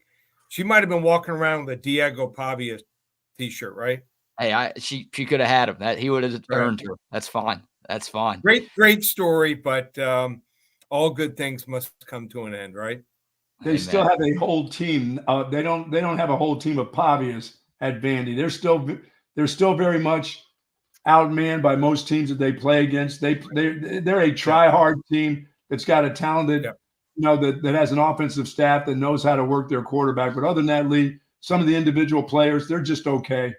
And it's and in this conference, in this SEC, there's just too many good players. Right. Yeah. All right, Lee. Well, let's start with the big one. Let's not mess around here. Big noon kickoff tomorrow. Top 5 matchup. Number 4, Ohio State at number 3, Penn State. The Buckeyes 3-point road favorites. One of the games of the year in college football. Who you like? So I've been going against James Franklin for a lot of years, big games. But if you watch that USC, did you watch the USC Penn State game? I did. Okay. I was impressed with Penn State, the adjustments that they made at halftime, defensively, and Ohio State's receiving core, really talented, maybe the most talented or top 2 or 3 in the nation. And USC has some good receivers. They were able to limit them in the second half, came back from 2 touchdowns down. And then on offense, as we know, Penn State, they grabbed the Kansas offensive coordinator and they attack more. They show different formations. They have a couple trick plays every week, and they are unlike Penn State teams from the past. Ohio State, I thought they were a top 2, top 3 team talent-wise, but they got some problems now on offense, specifically the offensive line. Didn't spend all their money there or enough of it. Now they're down to a 3rd-string offensive tackle. They only ran for 54 yards with their top 2 guys, Judkins and Henderson, last week on 20 carries. I think Penn State, this is their time finally. Wrong team favored. We're going with Penn State straight up 27-23. All right, Lee. That's a great start. Lee, Ole Miss, I got a chance to watch them play last week. They're giving up 7 points at Arkansas. Something's happened with that Ole Miss team. Something's run amok where the quarterback is running more than he's actually passing. He was supposed to be one of these Heisman Trophy candidates, throwing the ball down the field, great receivers. Now he's turned into, he's acting like Vince Young. And I'm looking, I'm going, what in the hell's going on? And Arkansas, their coach is fighting for his life, to keep his job. What do you think about this game? And getting, 7 points at home to an Arkansas team that physically can really play pretty well physically. And it's actually some places jumped up to 7.5. Now, when I watch Ole Miss, go back and watch last week, I see a lot of guys on defense jogging around, not hustling the ball. And you get that sometimes when you get a bunch of mercenaries, guys on NIL deals. And they're playing for themselves and not playing for the team. Special teams are not special. So it's the little things that matter a lot of times in winning close games. And I don't think right now they have it. Lane Kiffin, I don't think his play calling has been anything special. Don't think that he comes with really anything new to the table so far this year. When I'm watching, I'm seeing the same old plays. So I think Arkansas will play hard. I don't think Arkansas can play with a top 2, top 3 team talent-wise in the SEC. They just don't have the players. But this quarterback can make some plays, Green, and he can put some stress on a defense. Another upset here. Arkansas, 30-24. Back, wrong team favored to start. And Ole Miss would be done. Goodbye, Lane.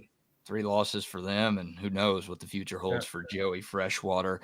Lee Sterling from ParamountSports.com joining us here as he does every Friday morning. Tennessee hosting Kentucky. I don't know what to make of Kentucky. Like a couple of weeks ago, Lee, I was worried that Texas was going to struggle with Kentucky when the Wildcats come to town. They look awful. They got boat raced by Auburn at home last week. Now they're on the road at 7th-ranked Tennessee. The Vols 16 to 16.5 point favorites. Is this game going to even be close tomorrow? It's going to be tough. I think Kentucky's going to have to get maybe 3 or 4 takeaways here to have a chance to even hang close. And here's the problem. The one game they played well, Ole Miss, they controlled the ball for over 39 of the 60 minutes of that game. I don't see them doing that against the Tennessee defense. So both their quarterbacks now, they're rotating Vanderstiffe and Wimsett. Neither one of them's good enough here. But, I mean, how do you let a kid like that go to school with either one of those last names? So I would have changed. We had a kid in our high school, played football. His last name was Lovejoy. Can you imagine that? I'm not taking that guy seriously at all. No. So our coach used to call him Joystick. So here's the situation in this game. Unless Kentucky can get some turnovers, unless they can run the ball effectively, I think they're in trouble. I don't think they can do that against Tennessee. Second half, Tennessee played Alabama. They started to come on. They can run the ball. Sampson's a good running back. Quarterback started throwing the football some, and I think it carries over here. I like Tennessee 41-17. All right, Lee. The next game, Lee, it's another high. It's another high spread game. Yep. The Georgia Bulldogs, the big cocktail party game against Florida. It is. It's a game that Georgia has dominated. Georgia, but Georgia hadn't been a dominating football team this year until I saw them play against Texas, and then know that they can be awakened. And I think that was the game that woke up Kirby Smart and the rest of his group. And I think from this point on, Georgia will play like the best team in college football from this point on. I mean, straight on through to the playoffs. I don't think Florida has a chance. This line is big. What do you think? Yeah, so if it's like the last game, last year, Florida scored first, gets up 7-0. What did Georgia do? Ran off 36 straight points. Now Florida's going to be playing without the best receiver, Wilson, out of the game. This kid, I mean, he is dynamic. He is fast. He's almost unguardable. He's not playing. Their best cover corner down here at my 2 daughters and wife's high school, Miami Palmetto, Kenny Marshall, cover corner, not playing. It's going to be tough. I mean, Sunbelt Billy's had them playing better against some lower level teams, but this is a tough matchup. They've been lucky on defense. They faced a quarterback from Kentucky, the 2-headed no monster. UCF, they played 3 quarterbacks. All of them are terrible. They stink.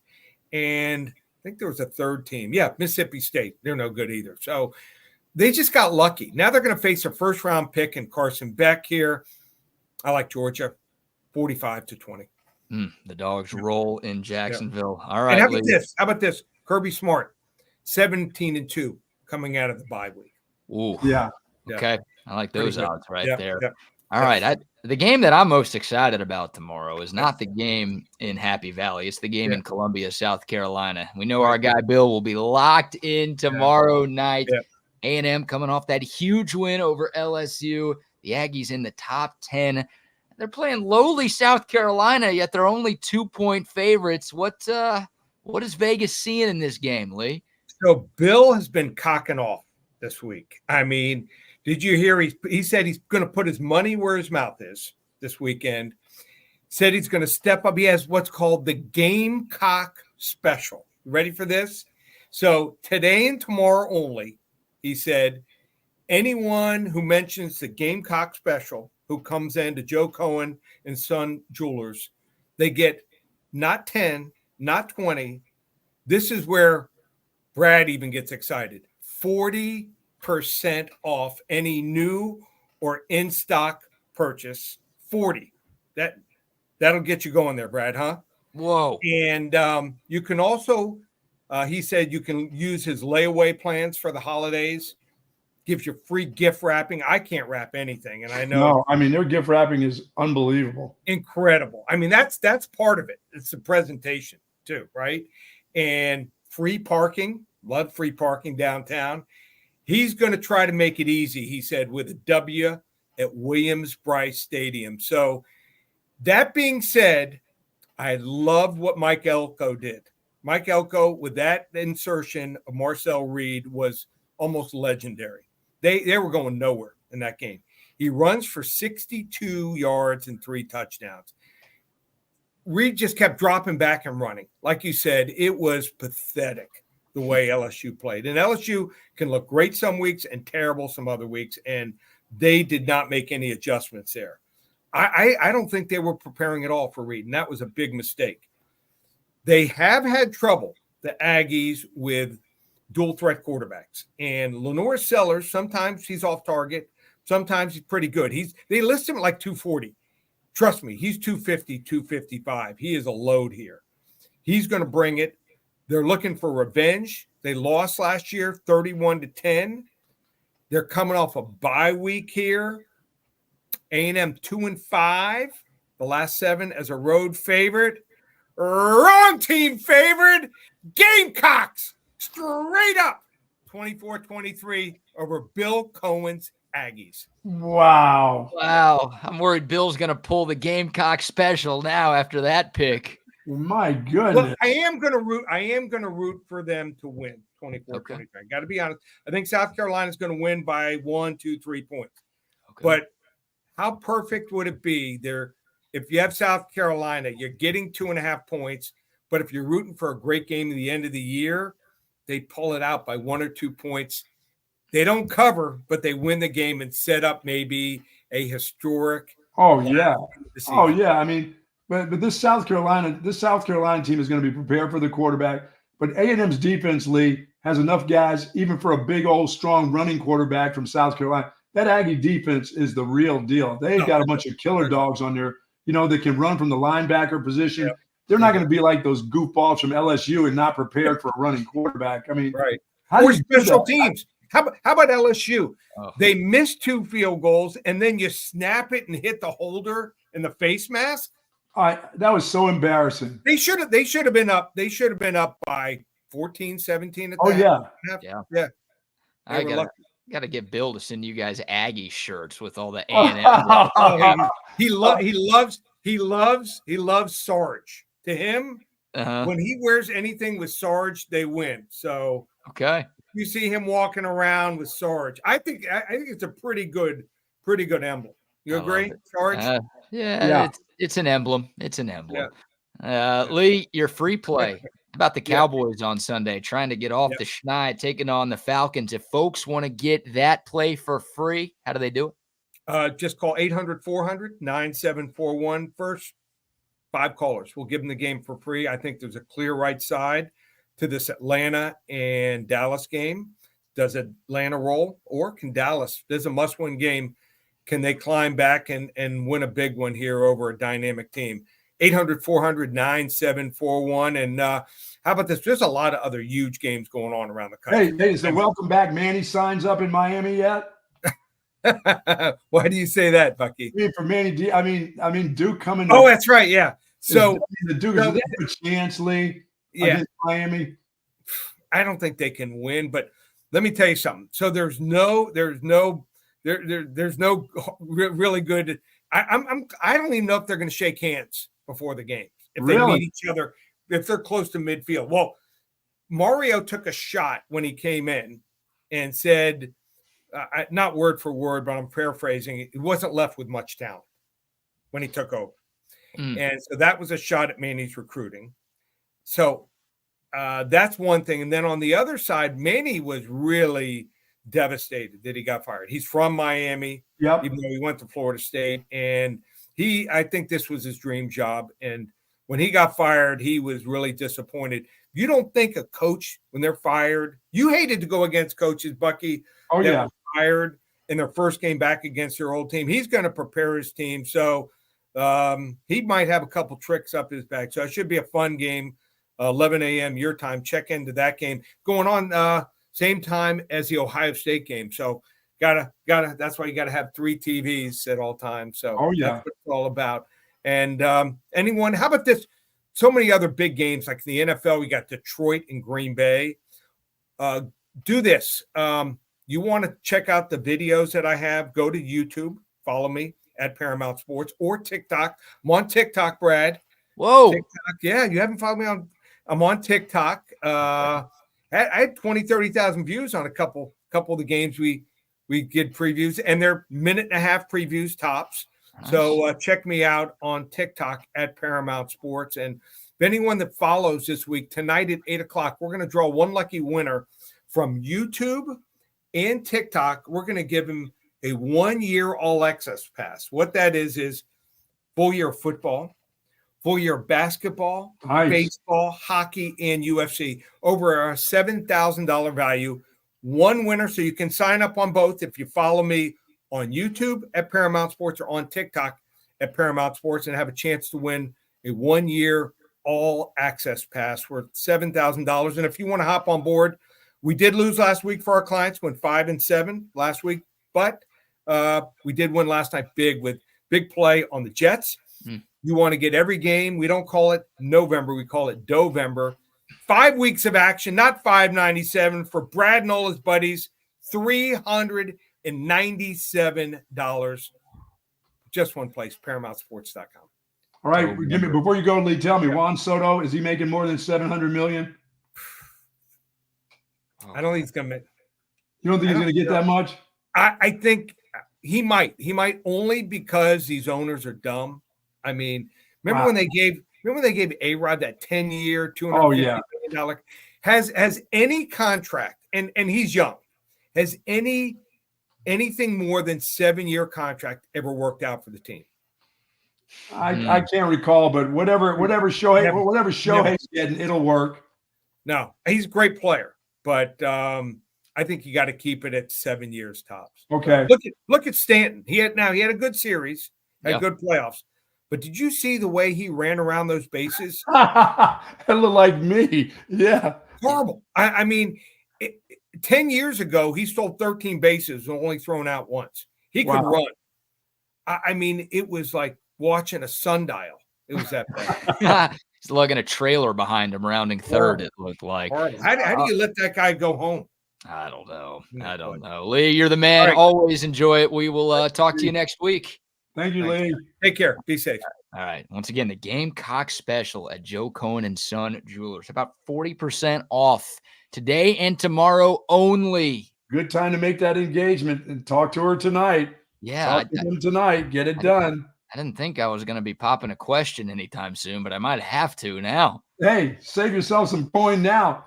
At least, hey, get it now and hold on to it for a while. Yeah. If it doesn't work out, just hold on to that bad boy. 40% on rings. 40% on any new or in-stock purchase at Joe Cohen & Son Jewelers, downtown Austin, 6th and Congress. They've got the free parking. They'll do the free gift wrapping for you as well. Well, they have some great Christmas jewelry down here. They've got great bracelets for ladies, watches. They have it all down at Joe Cohen. Earrings. Yep. Pendants. I mean, they've got some great stuff down there. Big time stuff. Awesome from Bill. Thank you very much, Bill, for offering that up to our TSU audience. And y'all go take advantage. Go meet Bill. Even though he's an Aggie, he's a great guy. Loves talking football and knows everything there is to know about jewelry. So he will make sure that you pick out he's not going to say, you figure it out. No, he's going to. Oh, no, he'll help you. Going to help you find what you are looking for that special someone in your life. Maybe gift yourself a nice watch. How about that? Oh, yeah. You deserve something like that. Joe Cohen & Son Jewelers. All right, Buck. So we've got Lee Sterling's picks. Yeah. Now we need the Bucks Gold Star locks. Okay, here's my Gold Star lock for 50,000 units. I never made a 50,000 unit play. The Philadelphia Eagles. Fly, Eagles, fly. You're putting 50,000. Yes, we're getting our money back this weekend. You're going to be you think the Cohens gave you a deal. I'm giving you a deal right now for free. I've only cost you a little bit so far, but I'm going to get it all back and some more this weekend. 50,000 unit play on the Philadelphia Eagles. Okay, hold on. Let me give the number. Let me give the number first. The Eagles are -7.5 against Jacksonville. I want to make sure you know what you're betting on here. Yes. Okay, there you go. There's the Eagles, 7.5 for 50,000. Okay, what's next? A 25,000 unit play on the midshipment of Navy. Oh. Even after last week. Yeah. Do we know who Navy has? Let me look this up real quick. 25K on the naval. Boy, it feels un-American for you to be doing something like that. It feels right. I mean, for most people, it's a bad thing to bet against the military academies for you. I think people. Okay, Navy is -11 at Rice. Anybody playing Rice, but the Navy, how are they going to stop? How are they going to stop that offense? Seriously, they're Rice not. just fired Mike Bloomgren, I think, this week. Yeah. Okay. So they'll be prepared while he's packing and his coaching staff is packing. You think they're worried about Navy and the option? Not really. How about Mac Brown this week? Been going against Mac Brown, not this week, a 25,000 unit play against Florida State. Okay, Mac Brown and North Carolina, 2.5-point favorites at Florida State. That's it? Yeah. I feel like everybody should be favored by at least 10 against Florida State this year. Another 25,000 unit play on Dabo Sweeney's group. They're starting to play. The NIL, God's NIL. Yes. Okay, Clemson -10 at home against Louisville. Louisville, we never take Louisville ever after last year. That was some garbage last year. Another 25,000 unit play on Georgia destroying Florida. All right, the Georgia Bulldogs are 14. The line's going down. It's only 14.5 right now. I like that. Keep it coming down. All right, well, you get it at 14.5, so. And then I want another 25,000 unit play on the Fighting Major Applewhites. USA? Yes. South Alabama? Yes. Okay, they are at home, and they are -6.5 against Georgia Southern. I think you bet against Georgia Southern 3 times this year and lost all of them. I think I have too. Not this week. All right, South Alabama -6.5 against Geso, Georgia Southern. And I'll just give you just a 10,000 unit play on the Detroit Lions just to see if they actually are still going to score a bunch of points. Okay, the Lions at Green Bay, but I don't think Jordan Love is going to play. He's going to. They're not going to put him out there, are they? I think it's going to be Malik Willis again because Love got hurt again, different injury, but I don't think he can't play defense because nobody's going to stop Detroit from scoring 35 or 40 because that's just what they do. Like 2.5, I guess there's a chance Jordan Love is playing. I just did a quick Google search, and the Packers have not officially announced anything. I'm surprised the number's that low, but because I figured if Malik Willis was starting, it'd be higher, even though the game's at Lambeau. But, if it is Malik Willis, I think that's a very good number for you betting Detroit. Yeah, Dan Campbell they just like to keep scoring points. They're like the Cowboys used to be last year when they would score a bunch of points in the fourth quarter. They pick a number. They want to be in the 40s and 50s, this group right now. And they're running trick plays in the fourth quarter. They don't care. Those were good times, the Cowboys last year. By the way, their offensive coordinator is trying to get an NFL job, so he's pouring it on everybody. Oh, yeah. He's going to get one. I'm telling you, he will be the number one coaching candidate this offseason. And he's not sticking around another year. No, he turned down some jobs last year, right? He did. He interviewed, I think, at 1 or 2 spots and then kind of pulled his name out and said, no, I'm going back to the Lions to remain the OC. And Jerry Jones will be talking to this dude. That'll be the end of his career. Yeah, any team that fires its coach this year, I mean, Jacksonville will probably fire Doug Peterson. They're going to want to talk to him. I mean, you just go down the list. Any team that Giants. I mean, he may jump at the Giants job if that's available. Giants job, yeah. If that one comes open, if the Raiders job comes open, if Mike McDaniel gets fired in Miami, there's going to be some vacancies now. And I think Ben Johnson, top commodity for just about every single job.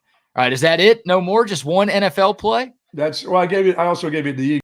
Those 2. I'm sorry, you did give me the Eagles. That was those your 2. That's plenty. That's plenty to get me back. Okay, so you've got 50,000 units on the Eagles, 25,000 units on the following: Navy, North Carolina, Clemson, Georgia, and South Alabama. Yes. And then 10,000 units on the Detroit Lions. Why don't we just put another 10,000 units on the Aggies? How can I not? I'm betting I want them to win, so I got to have that feel. That's the nicest thing you've ever done to me. Why? Because they're going to handle South Carolina. South Carolina is going to be like LSU. They won't have anybody spying. That kid will run up and down the field. I also think A&M's going to win this game tomorrow. I'm rooting for the fake USC, but I think I'm more worried about the Auburn game for A&M than I am South Carolina, which is weird. Because Auburn's got issues. They only have one conference win this season. We know South Carolina's a tough place to play, especially at night. I don't think A&M's going to blow out South Carolina, but I think they kind of pull away late in the fourth quarter to win by 10 to 14. Yeah, I just don't think that atmosphere is going to – the Aggies are playing in that atmosphere every time they have a night game down at College Station. Whatever they do at South Carolina is not going to compete with what's going on at College Station with over 100,000. That place has been nuts. Well, it's different, though, when they're cheering for you versus against you, right? I mean, we've seen it in the SEC. Like, teams that are better have gone on the road and lost a lot. When have you ever been afraid of a bunch of cocks? Serious. I'm always afraid of a bunch of cocks. I do not want to be in a room with a bunch of cocks. Regardless of if you're talking about roosters or the other thing. I am leaving whatever room has that many cocks in it. So yes, always terrified. All right, 10K on the Aggies minus 2.5. Yeah, man. Let's go Aggies. All right, let me do some quick math here. It looks like you have 195,000 units on the line here. So you're currently down 90,000 on the year since the start of football season. How about that for the holidays, for the November, to get you off in November? If you hit don't talk about Cox. Don't talk about Cox and then get you off. No, I'm sorry about that. Golly, show some respect. This is a family program, Buck. There you go. How much am I going to get the people? I can afford to lose one of those. Yeah, 195K on the line. So if you hit all of them, you will be well into the money. But if you lose all of them, we might have to just cancel Christmas. Not going to lose all of those. I got a chance of losing maybe 2. Dude, when's the last weekend where you've only lost 2? Well, this is my big weekend right here. Yeah, you're right. You have never said that before. You've never said this is going to be your weekend. If I go that kind of units on the Eagles, which I can't stand, I know things are going to look. Things are looking up. The Eagles are back. Okay, they looked good last week. Yeah, they're back. Offense, defense, special teams. Their quarterback. Once again, the quarterback is not playing hurt, which he did last year. He had a bum knee last year and tried to tough it out. Yeah. You know, it looks like the coach doesn't want to fight with the fans anymore. Let me ask you this. I know you didn't give a pick on Cowboys Falcons, but I mean, Dallas is in the midst of a tough part of their schedule. It of course started last week with San Francisco on the road, but I think their next 4 games are all against teams with winning records right now, including those Philadelphia Eagles coming up. Also a game against the Texans on a Monday night here in a few weeks. The Falcons are 5-3. Atlanta's a 3.5-point home favorite. Do you give Dallas any chance to get off the mat on Sunday? Well, I give them a chance. I mean, in a tight ball game, I don't think Atlanta runs and hides from anybody because they'll never give the ball to Bijan Robinson enough to hide from anybody.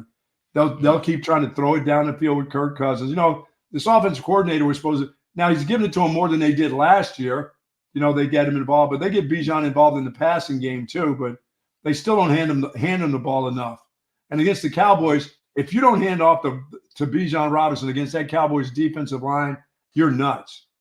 You know, you want a short game and you want to score some points. Keep handing it off to that dude, to either one of their running backs. You know, you're going to be able to stop the Cowboys from running. They can't run against anybody. Hey, the Cowboys can't run. Well, here's the issue with the Cowboys. Huh? No, they can't. The Cowboys are the worst rushing team. They're the worst rushing team in the NFL by far this season. And I don't think that's going to get a lot better as we move into the second half of the season. Is Rico back this week? Yeah, I think Rico's back. He was sick last week. So that's right. He got sick before the game. He got sick, and then he's out there signing autographs in San Francisco. And it's like, is he really sick? What are we doing here? That's right. Yeah, he's not on the injury report. I never knew a dude to get, unless he just flat out had COVID. I mean, I never knew it. And hell, guys want to play with that. They don't care. I mean, the guys with the flu play. I've never heard of a guy getting sick before the game, unless he's just sharding himself every other step that would miss a game. You want that guy signing your autograph after spending a bunch of time on the pot? But I want to know that if I never would be able to be that guy. I'd have to play. You'd have to drag me off the field. If I'm not like injured, there's nothing wrong with my bones, but my gut's not feeling good, or I got a headache or something, screw that. I'm playing. I don't know, dude. If I'm like shitting bricks, I'm not playing. Because all of these games are nationally televised here. I am not going to be making a fool of myself by crapping down my white football pants. Or sitting on a bucket on the sideline. Yeah, I'm out on that, Coach. I ate some bad dinner last night. It's on me. I undercooked the chicken. I can't go today. I'm sorry. If you need proof, just come join me in the bathroom stall here and see and hear what's going on. Dude, I've seen guys pee behind the bench. I've seen guys crowd around a guy who is peeing, but I've never seen a guy shard in a bucket. That would be the ultimate if they gathered around and the guy said, "Hey, I need some help here, guys." If you really have to take one, don't you just go into the blue tent? Oh, yeah, by the way, it's nice that they have the blue tent now because that's another place to go now, right underneath the table. Yeah, like, in a perfect world, you can make it back to the locker room, but sometimes you can't. No. If you got to go, you got to go. And, yeah, they pop Just up give that me a blue Gatorade tent. bucket. I'll empty the Gatorade bucket and sit under the blue tent right there. Yeah, then pour it on the coach after we win. Oh, God. All right. Yeah, for the Cowboys, by the way, like, think about how bad they've been. DeMarcus Lawrence is still on IR, so he won't play. Micah Parsons has not practiced this week. Micah Parsons ain't playing for the rest of the year. That guy is sitting this one out. No, he'll play. Trayvon D's Nuts Diggs, he also has not practiced this week. And Deron Bland, who's missed the entire season, he was taken off IR, so Cowboys fans are thinking, oh, sweet. Well, he has not practiced this week. So you're talking about, like, maybe your 4 best defenders not playing when your defense has issues when those guys are playing. That's a scary thought right there, man. Yeah, I kind of like Atlanta in this one. I just, I don't know. I don't think I'm going to touch this game. This does feel like a random one the Cowboys can win to give this fan base a little hope. But, dude, at this point, it's probably best if the Cowboys just lose out. They won't. They're too good to end the year with, 3 wins. But, like, they're not doing anything of note. Well, you might as well let them go ahead and keep losing so you get rid of Mike McCarthy to really make sure that there's no thought of that dude coming back. Exactly. Get rid of McCarthy, get as high of a draft pick as you possibly can. Like, the Cowboys won't play that way, but that's really the best case scenario for this iteration of the Dallas Football Cowboys, isn't it? Do you think the Cowboys are in line that if they keep going the way they're going, or if they get in that middle lane kind of deal, they could end up getting the running back from Boise?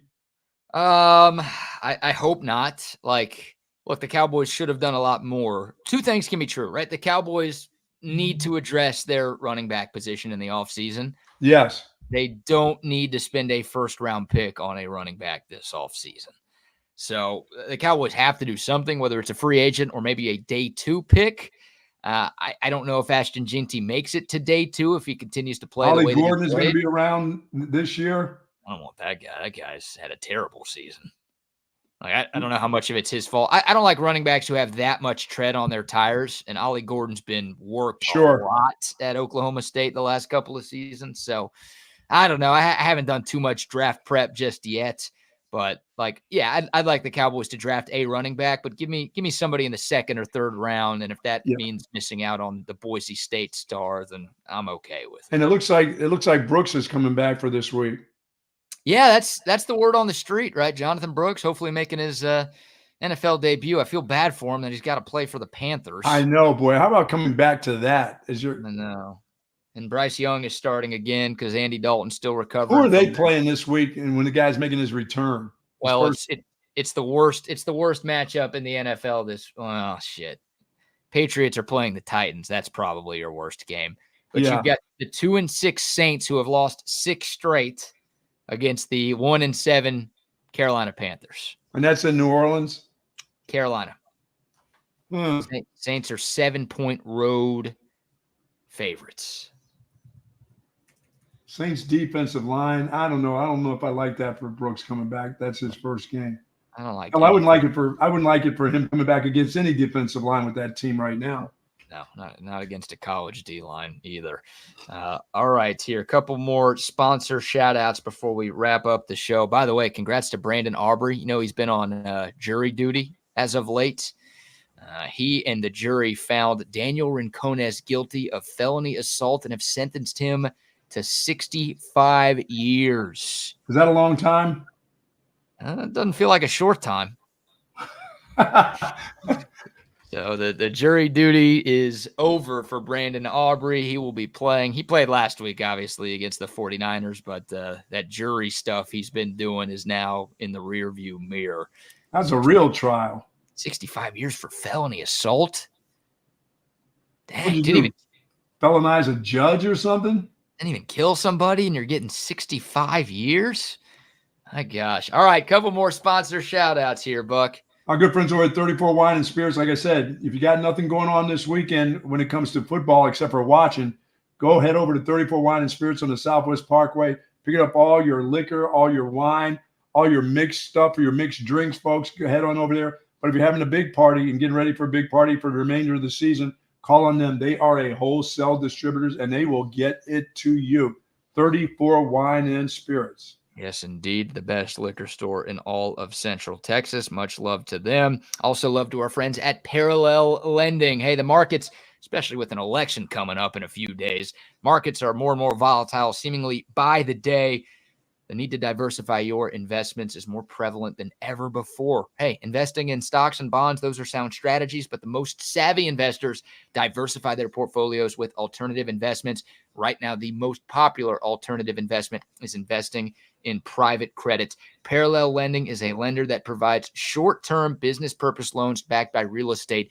Here in the state of Texas, they lend to flippers and builders all across the state. And they've got their flagship fund that they just launched. They are looking for investors over the next couple of months. They are targeting an 11.5% return rate. The best part is your money is only locked up for 1 year. Once again, targeting an 11.5% return rate, money only locked up for 1 year. If you've got some money lying around and you're interested in investing passively into loans backed by real estate, inquire more. ParallelLending.com/fund. ParallelLending.com/fund. Accredited investors only. Returns not guaranteed. An investment in parallel fund involves risk. Please review all disclosures before investing. All right. If I have 190,000 units played, I'll put another 10,000 units on UL Monroe. You know that team. The team that Texas has catapulted into only one loss and a bunch of wins. UL Monroe is playing. Who are they playing? What group are they playing? You don't even know when you're putting $10K on them? Yes, I understand that they're playing somebody in the Fun Belt. They're playing the Minister of Culture, Matthew McConaughey. Oh, forget we are Marshall. I saw that. And they're getting points. They're getting 10.5 points. I'll take those with UL Monroe. UL Monroe. They did lose a second time. I don't know who they lost to, but they have 2 losses. Probably Georgia Southern. Oh, yeah, I think it was because you bet against Georgia Southern, which never works for you. All right. Real quick, funny news, Buck, or it depends on who you are if you think this funny. Gisele Bündchen, former wife of Tom Brady, her and her boyfriend are expecting a child together. Oh, I mean, the guy that she's doing stretching exercises with, that's all that's going on there? They are together now. Yeah, nothing to see here. It's just the jiu-jitsu instructor. No funny business going on. He's just stretching her. Yeah. He stretched something. He stretched something, it sounds like. And baby's about to stretch something in 9 months, it sounds like. Wow. She's 44. I was getting ready to say, it's not like she's like 35. God bless her, man. I mean, look, she still looks incredible. I'm sure she's in great shape. Hell, she's doing jiu-jitsu with this guy every day and doing some other workouts, it sounds like. Obviously. How quick is that, man? Moves on from Tom Brady, and then within, a year of their divorce, she's having a kid with the guy she was cheating on Turkey Tom with? Do you think she was really cheating before that? You think she was having more than stretching exercises while they were married with that dude? Oh, yeah. 100%. After Tom Brady kept saying, I'm not retiring, I'm going to continue playing football, she's definitely like, all right, screw you. Here's how I get you back, dude. I'll get you. I'll teach you. Yeah. So 44, having a kid, and congrats to him, really. He deserves. You might as well go ahead and get married to her. Just go down to Cohen's and get yourself 40% off. What's wrong with that jiu-jitsu guy? I don't know if that guy needs 40% off, but hey, He should get it. That's a great move. You could put a baby in the oven of a worldwide supermodel with the pockets that she's got. Oh, yeah. I'm sure he actually loves her. You know, they are dating here, but yes, I understand. That's Tom thinking. and Tom hasn't had any of his Southie boys put a hit out on that dude yet.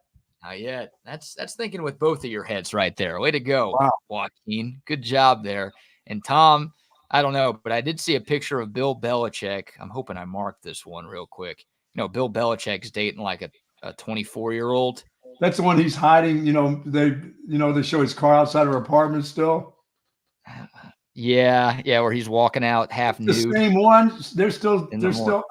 He's not just helping her with her papers for college. Here's the Halloween costume that they rocked this year. It's a fisherman, Bill Belichick, and he caught a mermaid. Yeah, he looks like the old fisherman in the sea for sure. Yeah, that's a pretty normal look for him, actually. It doesn't even look like much of a costume for old. No, it doesn't. It looks like it should be him.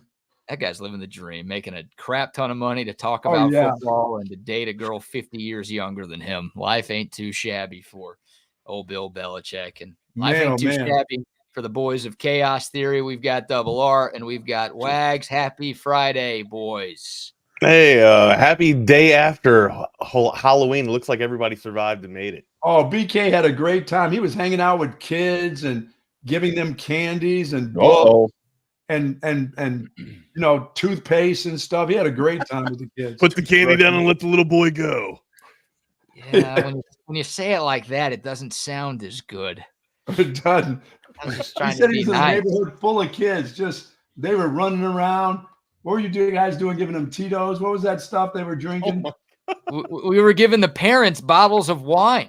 Oh, yeah, nice. we were the house to be. You know, it had a giant bucket of candy for the kids, and then we had probably 20 bottles of white wine that someone just had extra lying around their place. And it's like, let's just pass them out to the parents who are dealing with all of these munchkins tonight. We got them. That is what you guys actually went down as the best house on the block. Yes, sure. They did. Everybody was there. You had parents taking kids from their neighborhoods like 30 miles away. Oh, yeah. They were coming over for cases of wine. Yeah. You know where you used to go to the good neighborhood because they had the best candy? Well, they're going to the neighborhood now because they got the wine. Oh, yeah. Hey, Bucky, speaking of giving out toothpaste and all that, when you were a kid, and again, there's an age difference between you and I, but did in school, did they ever give you all that pill that you had to chew? It was like dental health month, and you would chew on the pill, and if you had a lot of plaque, it would like make the areas pink where you had plaque. Did you ever have to do that? No, I was just me. Anything I had pink was me drinking all those bottles of Pepto-Bismol. Oh, shit. Yeah, it was. Pepto always worked for me. If I had an upset stomach, Pepto does the trick for me. You had to chew on that pill, and if you had an abundance of plaque, it would like highlight those areas on your teeth. So it was like, we Mexican dudes, we're chewing that pill, and then we're over there like that. It's like we're finally brushing our teeth. Yeah, I got in trouble, Rodney, for 1 year saying that I was going to give out those little, when you go to the dentist, they give you those little things with the toothpaste on the brush. I said, wouldn't that be kind of cool to give that out at Halloween? And somebody said, you go ahead and see what happens. You think you got smoke bombed at your house? You go give those out and see what those kids will do to your house. Yeah. Happy Day of the Dead today, by the way, gentlemen. All Saints Day, right? Isn't it Is this All Saints Day? I don't know about that. My people don't celebrate that one. But if I can get a day off, it's one my Catholic brethren celebrate. I think it's All Saints Day. What does Drew Brees have to do with it? What was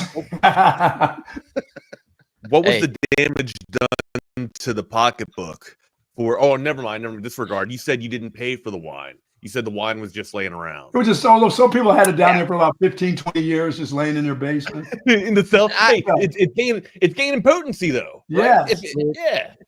With my friends, the less questions, the better. All right. Don't ask where they got stuff. Don't ask where the Manischewitz came from. Just know that you got it. No one would have been taking the Manischewitz. They're like, nah, we're not coming to this house anymore. We don't want that garbage.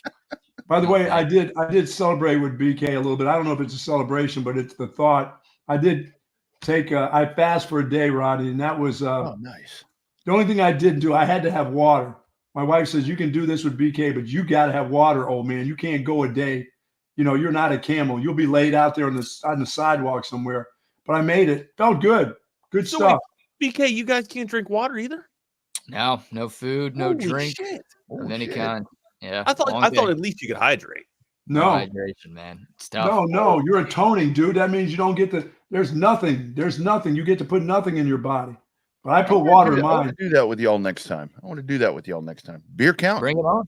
Beer count. Yeah. Of course it counts. It All those should wonderful hops. That's what I used to always say. Hey, I get my meal right here. Yeah. Hey, all over the place on this crosstalk, but if I may indulge myself here, today is the 1-year anniversary of the best day of my life, and I'm wearing a shirt to commemorate that day. The Texas Rangers won the World Series championship 1 year ago today, gentlemen. So congrats to all of the Rangers fans out there. Well, 2 days ago, gentlemen, something happened to me, and it included a bunch of errors. So, hey, congrats on your World Series win. The one game that you guys won. Congrats on that one. Yeah. Thank you, Judge. Way to judge the ball. Aaron. You regard Texas, or you regard the Rangers winning the World Series as the best day that's ever gone down in your remarkable life? Yeah, he's a Ranger fan. He's been through the misery, man.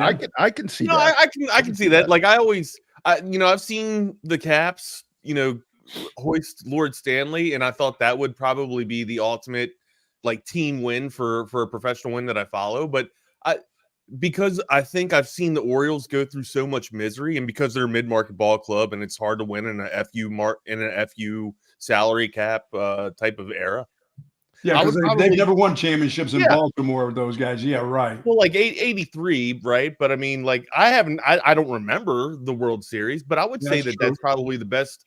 That's probably the best team win that I would have to say is the Orioles winning a World Series. So yeah, I mean, I can get behind that. I would like to have, one of these days, and I'll probably be long gone, for the Vikings to actually win a Super Bowl. That would be it for me. Buddy, that might be this year.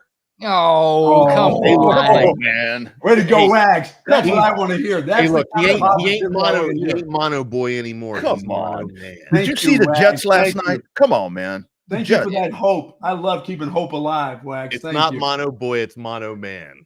Thank you. I appreciate that. Oh, my gosh. All right, boys. Listen, have a great weekend. Y'all be safe.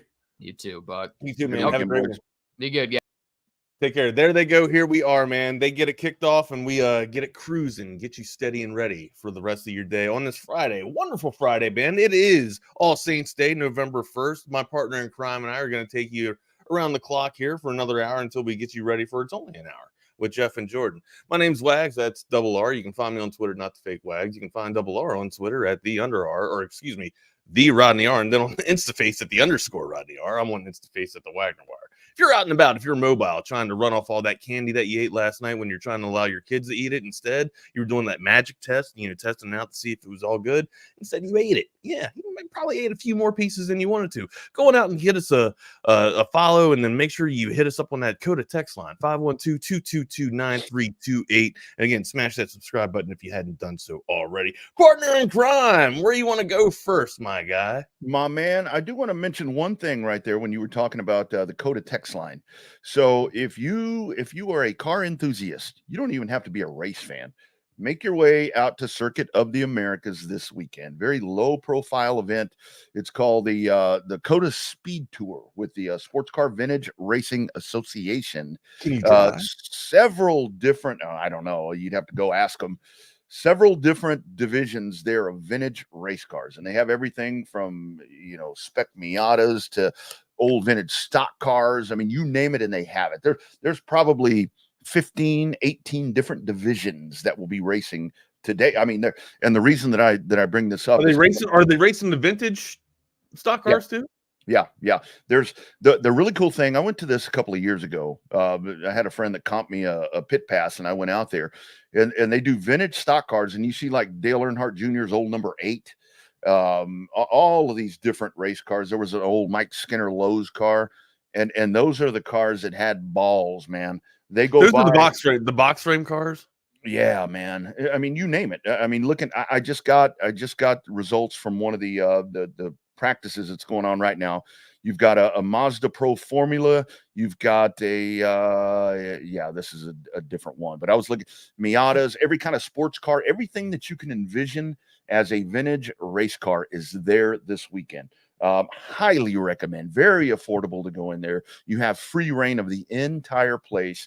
So, with Coda sponsoring the text line, let's throw them a bone right there. Go on out and check out Speed Tour this weekend at Circuit of the Americas. Great time out there. Really good time.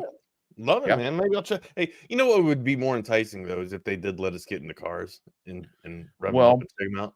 The thing about this is these are a lot of hobbyists. I mean, I say hobbyists, but enthusiasts though. Like I understand, like rifle enthusiasts.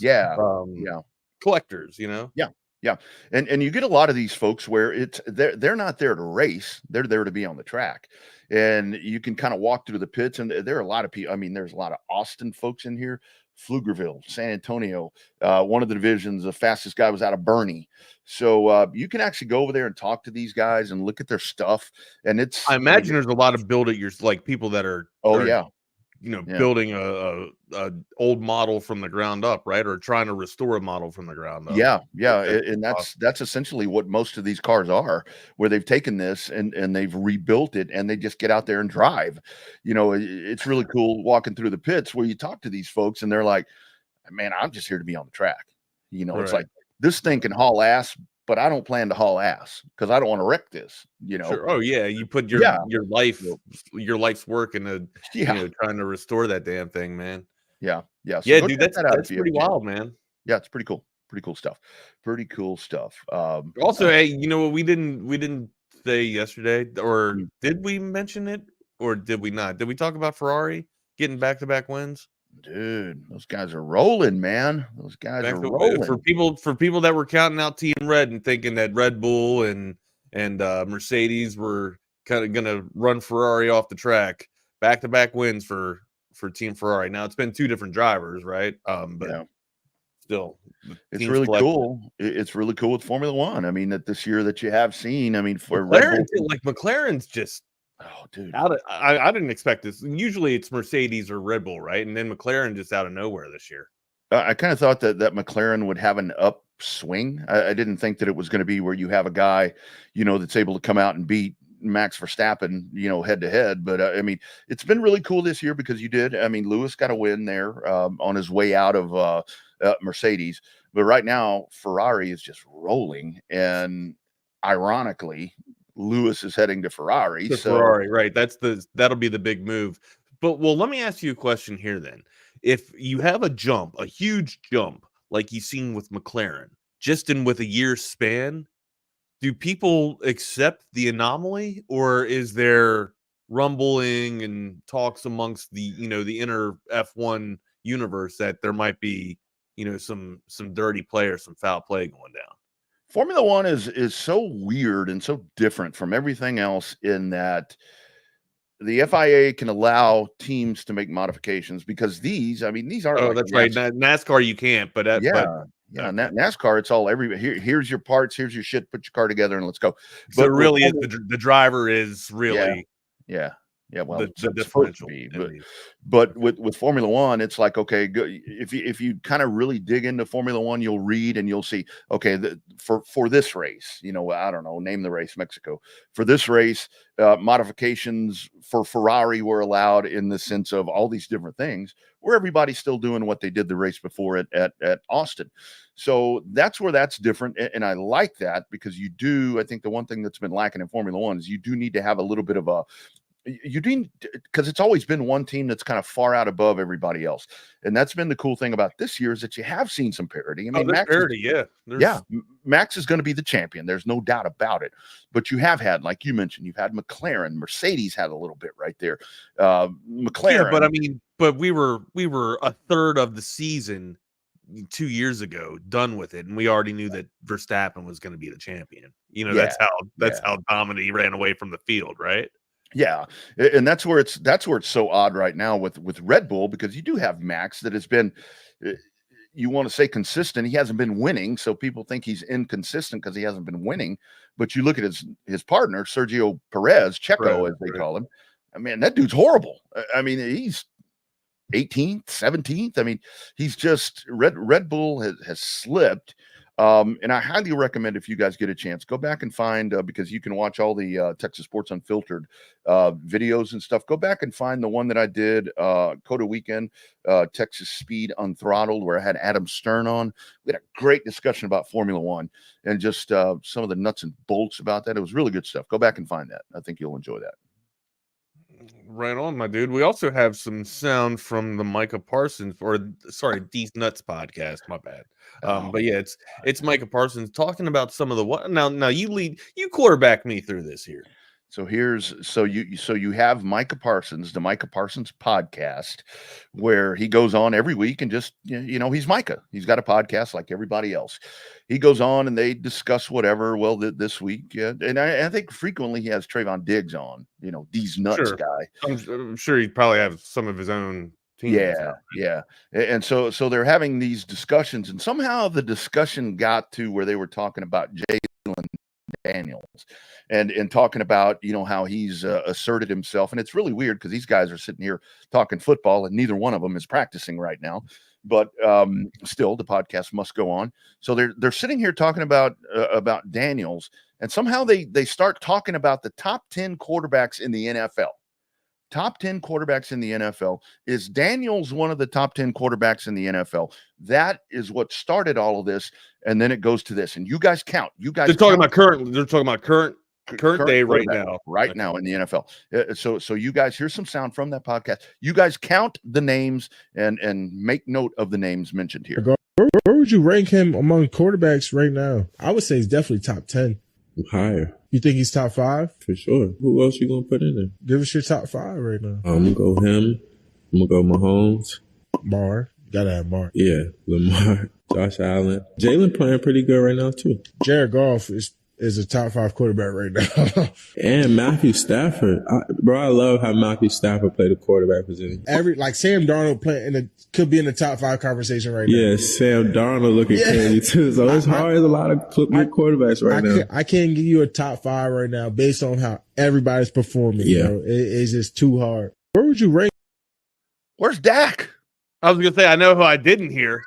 I didn't hear Dak Prescott. Who? Oh, come on. Well, man. I mean, hey, if they're being real, seriously, if they're trying to keep their credibility, they're doing a good job, right? Because do you have Dak in the top 10? I don't have a problem with. Honestly, Wags, when I listen to that, I'm like, where's CJ Stroud? Now, ironically, or coincidentally, Dak Prescott does happen to be ranked in the top 10 statistically in terms of passing yards. He's 9th right now in the NFL. Currently 1,845 yards is Dak Prescott. Okay, now in terms of touchdowns, Dak Prescott is no, never mind. I don't have my glasses on. My bad. I passed over him. He is 13th in the NFL for touchdowns at 10.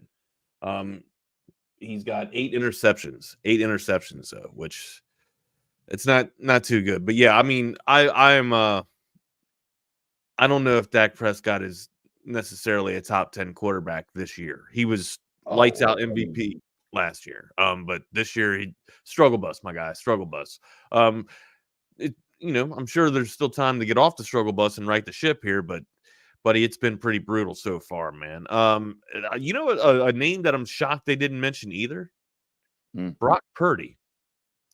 Statistically, Brock Purdy is one of the top 10 quarterbacks, top 5, not in touchdowns this season. In touchdowns this season, Brock's kind of slipped. He's 13th right now in terms of touchdowns.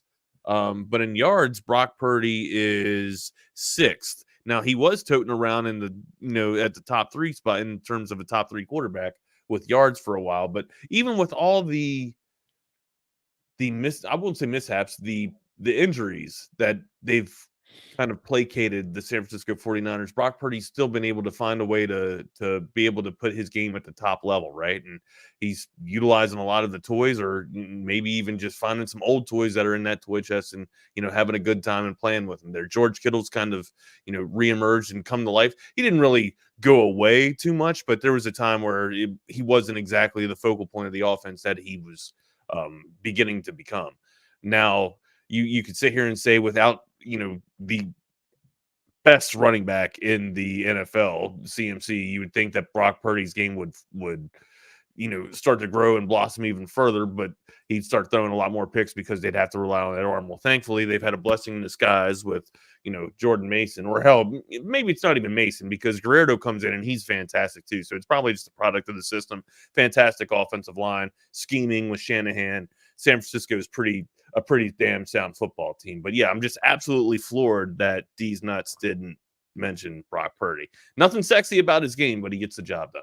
Well, my thing is, why don't you mention your quarterback, or at least say, besides our guy, here's who we think. I mean, I know, I don't think I would be livid, pissed off, but if Wags, if you went on a podcast and they said, Wags, who do you enjoy doing shows with?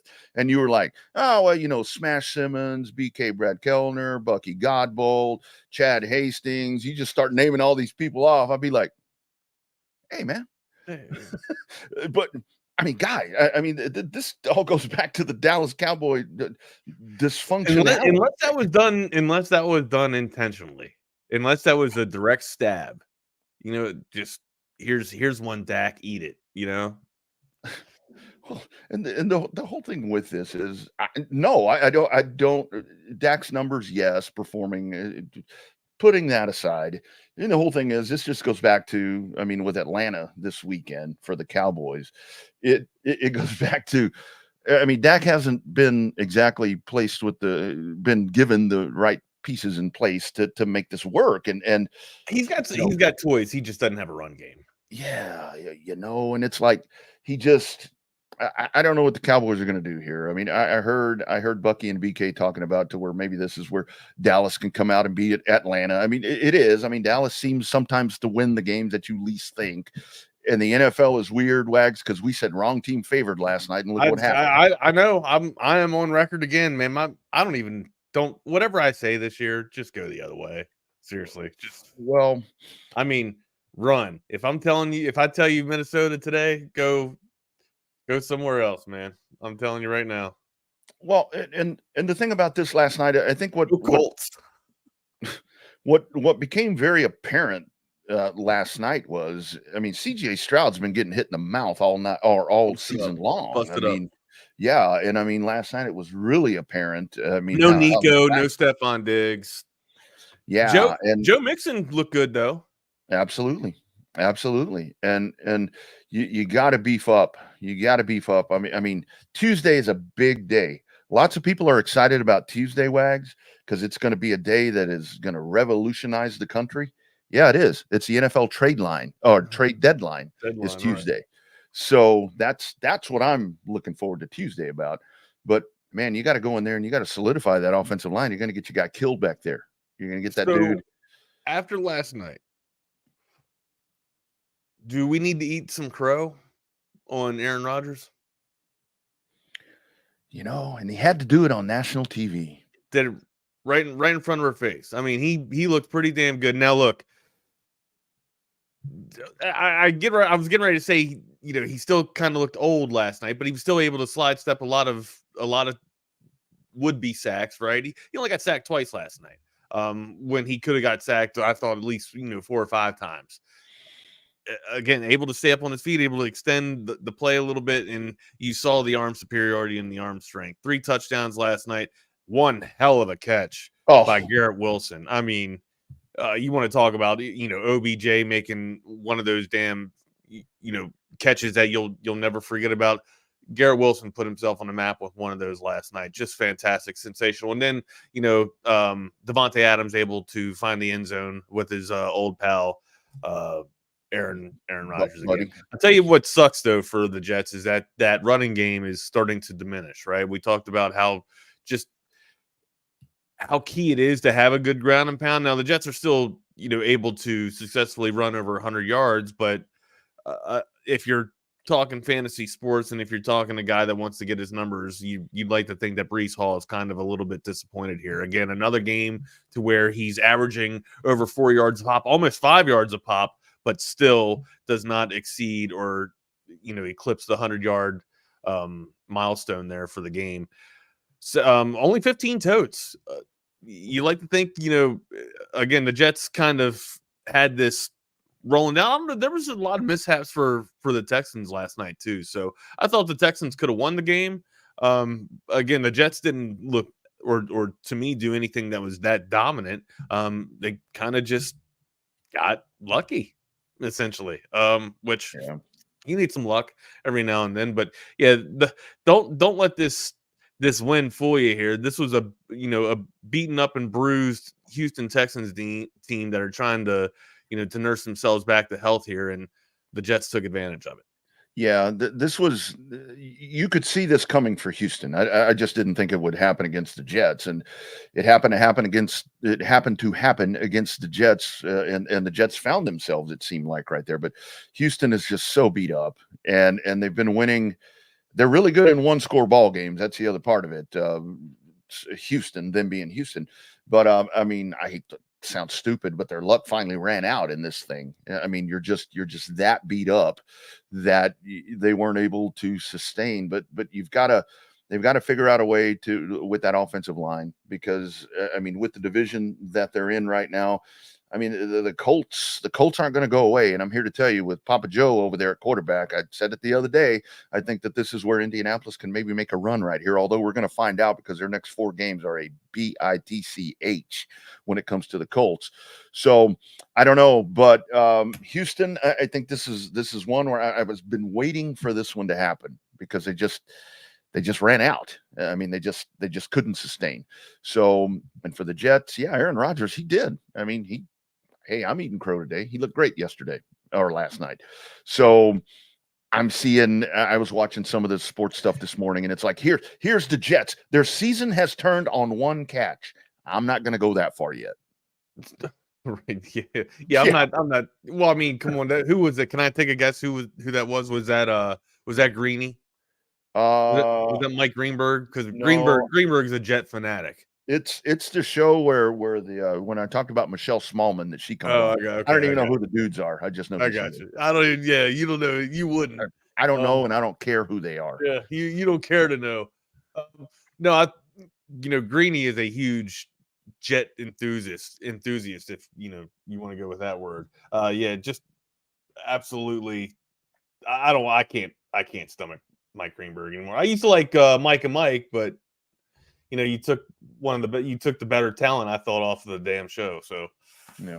Anyways, we gotta eat a little bit of crow. I mean, so there's some questions that I gotta ask about the performance that Aaron Rodgers did too, right? So we just got done talking about Brock Purdy, and there's not too much sexy about his game, right? He doesn't wow you with 400-yard performances or 4 touchdown performances, but he does absolutely everything necessary to get his team the victory, right? And he might come out and throw 250 and 2 touchdowns, but it's usually a very clean game, right? That's kind of the games that we've seen from Aaron Rodgers. He hasn't exactly thrown the ball games away. He just hadn't had the MVP performances that he's used or that we're accustomed to Aaron Rodgers having, like the 400-yard performances and the 4 touchdowns to go along with that. Usually he'd throw you, 1, maybe 2, and then also he'd come out and have that, maybe a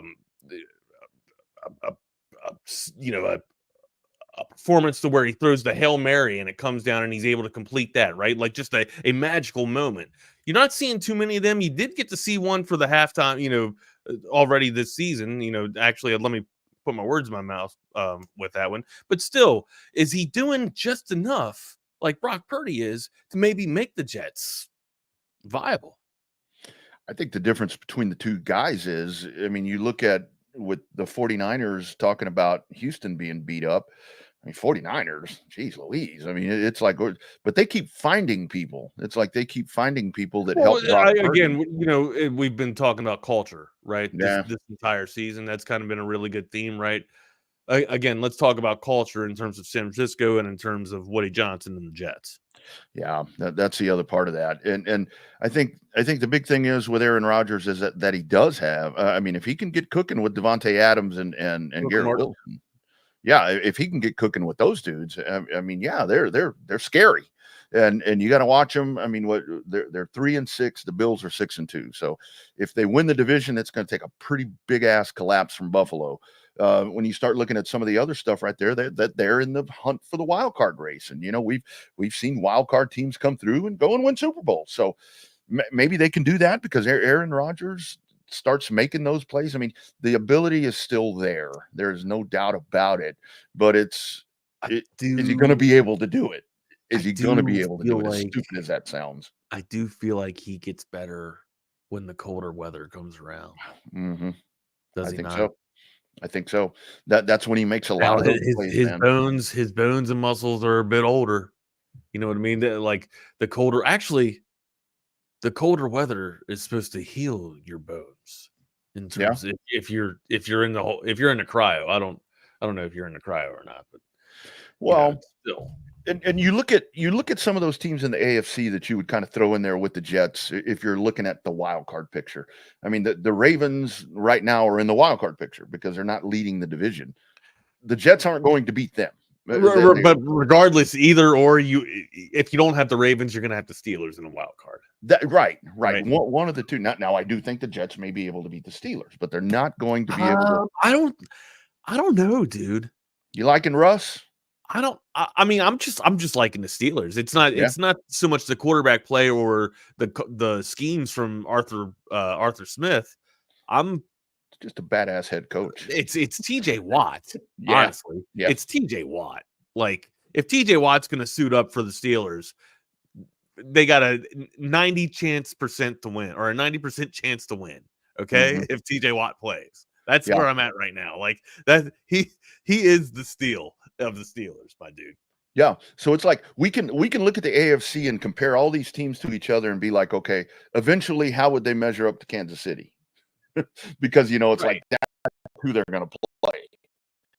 So I mean, Denver, the Chargers, the Colts, the Bengals. I mean, I think the Jets can beat those guys. The Bengals are sputtering too much. They just can't seem to get it right for me. I don't think that they're going to be a legitimate threat. They might make some noise towards the latter portions of the season, but I don't. Again, they're in the North, so they're going to have to play their absolute hearts out for them to get in. The Chargers just don't have enough of a threat through the air right now for me to consider them a threat. Like, again, they got a fantastic quarterback, but their wide receivers just aren't top notch. Palmer makes some plays here and there, but again, it's peaks and valleys because QJ just can't seem to get it going there. He's got a ton of speed, but they can't seem to get him open and get him the ball. J.K. Dobbins has been a fantastic bonus, especially since Gus Edwards went down with injury. So, I don't know. I don't think it's in the cards for I was going to say San Diego, for LA again, for the Chargers. What about crazy to even bring this up, but what about Miami now that Tua is back? Because we sat there and talked about it. I don't understand how Tua makes this offense tick like it does, but it found a rhythm last week. It did. Right? I mean, and it feels like they're back to having that threat again. And as long as Tua is able to move with the Dolphins, hell, man, I think they got some life. And this is why I keep saying with Miami, because what are they? They're 2-5. So right, they're. But I mean, hell, they're still able to swim. Yeah, they're right there. So, and this is where I say, I mean, with Tua, I mean, the question is how long are you going to have him? Because it's like, unfortunately, you're waiting. And I hate you almost got to you almost have to have a plan, right? You almost have to have a succession plan or a contingency plan if it goes down. And that's why I've always thought with the Dolphins, that's why I thought that the Bryce Young, if they could try to go acquire Bryce Young, that would be something, because you've got to have somebody that is, complementary to what Tua does. Because, like you said, whatever Tua does, it makes that offense click with those guys. Even though he's got Tyreek Hill. I don't know if I really don't like. McDaniel says it's a timing thing, and a lot of the national pundits say it's a timing thing. Maybe it is. I wasn't an NFL quarterback. I don't know what it takes to actually make the system work. But look, Tua seems to do it. Tua seems to have the right finger for the damn system, man.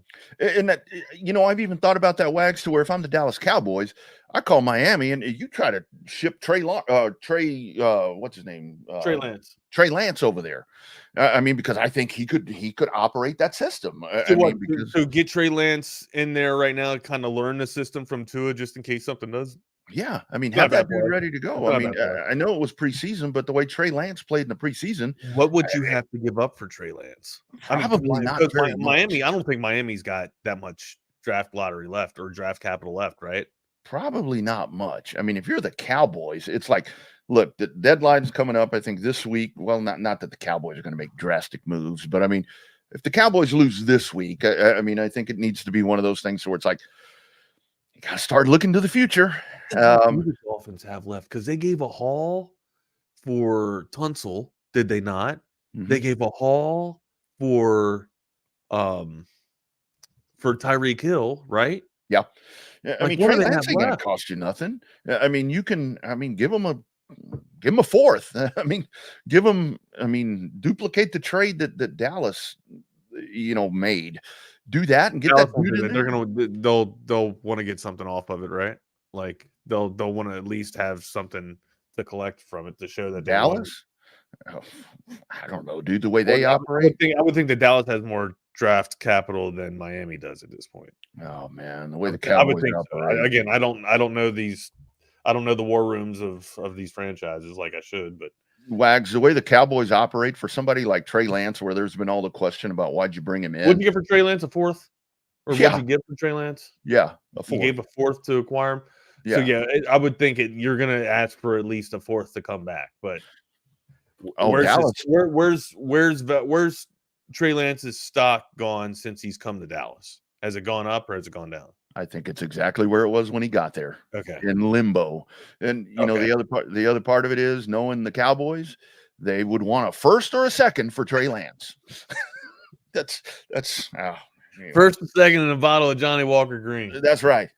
To wash it all down and celebrate that big acquisition right there. Hey, guys, as always, Chaos Theory presented by our friends at Real Truck. And this holiday season, Real Truck wants to give our viewers and listeners a gift.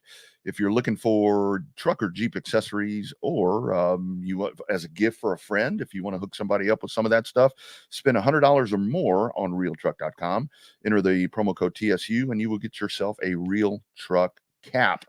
Again, log on to realtruck.com, purchase $100 or more, use that promo code TSU, and you'll get yourself a Real Truck cap. This is a cap. People say hat. A hat is what George Strait wears. These things that we have with a bill, these are caps. I don't know. I'm from the Northeast. I call that a hat too. Yeah.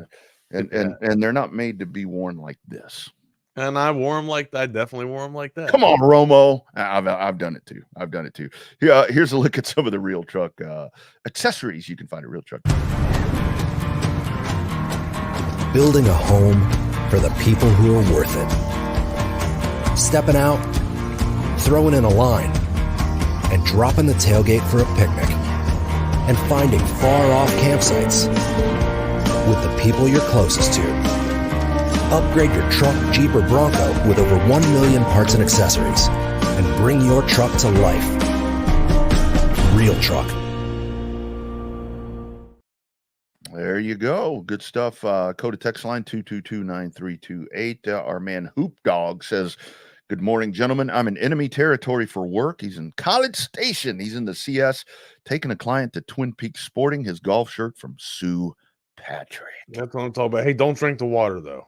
All right? Yeah. You drink the beer. Yeah.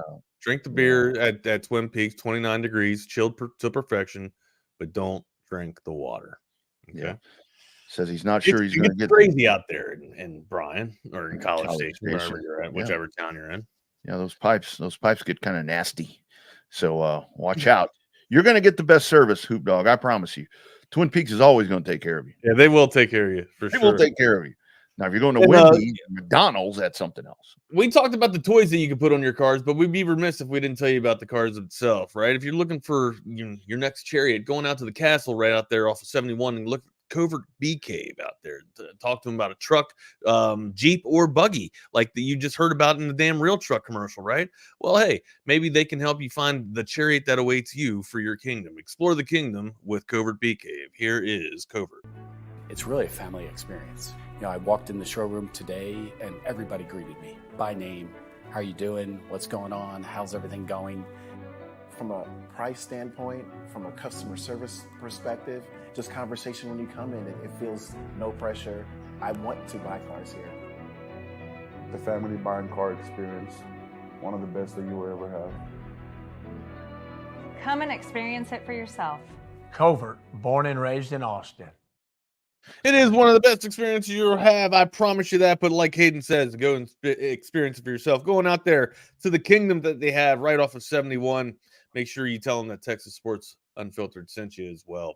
All right, my dude, where do you want to go next? We got, we could go around the horn with the NFL and give you, our predictions here. Remember, I'm absolutely on fire. I am scorching hot right now with my picks. So make sure you write down every damn one that I tell you to and run from them. not take them, run from them, because I was being facetious. I'm not hot. I can't hit a damn drop right now, man. I started out on a tear last night taking Houston. So don't ask me either, because actually, you know what? I need to pull that back a little bit. I did take the Jets in Ike's pick'em league. Oh, you did? No, yeah. So I kind of straddled. I unfairly straddled. I said, wrong team favorite, take the money line for the Texans here. And then after we talked about, a few of the injuries that the Texans were going through, I was just like, you know what? It's a pick'em league. I'm way behind in this league anyways. I need to start making some, and that's the thing too. I don't know if it works towards a totality at the end of the season or if it's just week by week. But if it's week by week, you still got a shot. But if it's total wins, jeez, I got a tough hill to climb. Oh, well, you never know. You never know. It's ever changing, and the NFL is ever changing. And then you have stuff like we had last week when Baltimore goes down. It's like, I mean, who's going to pick that?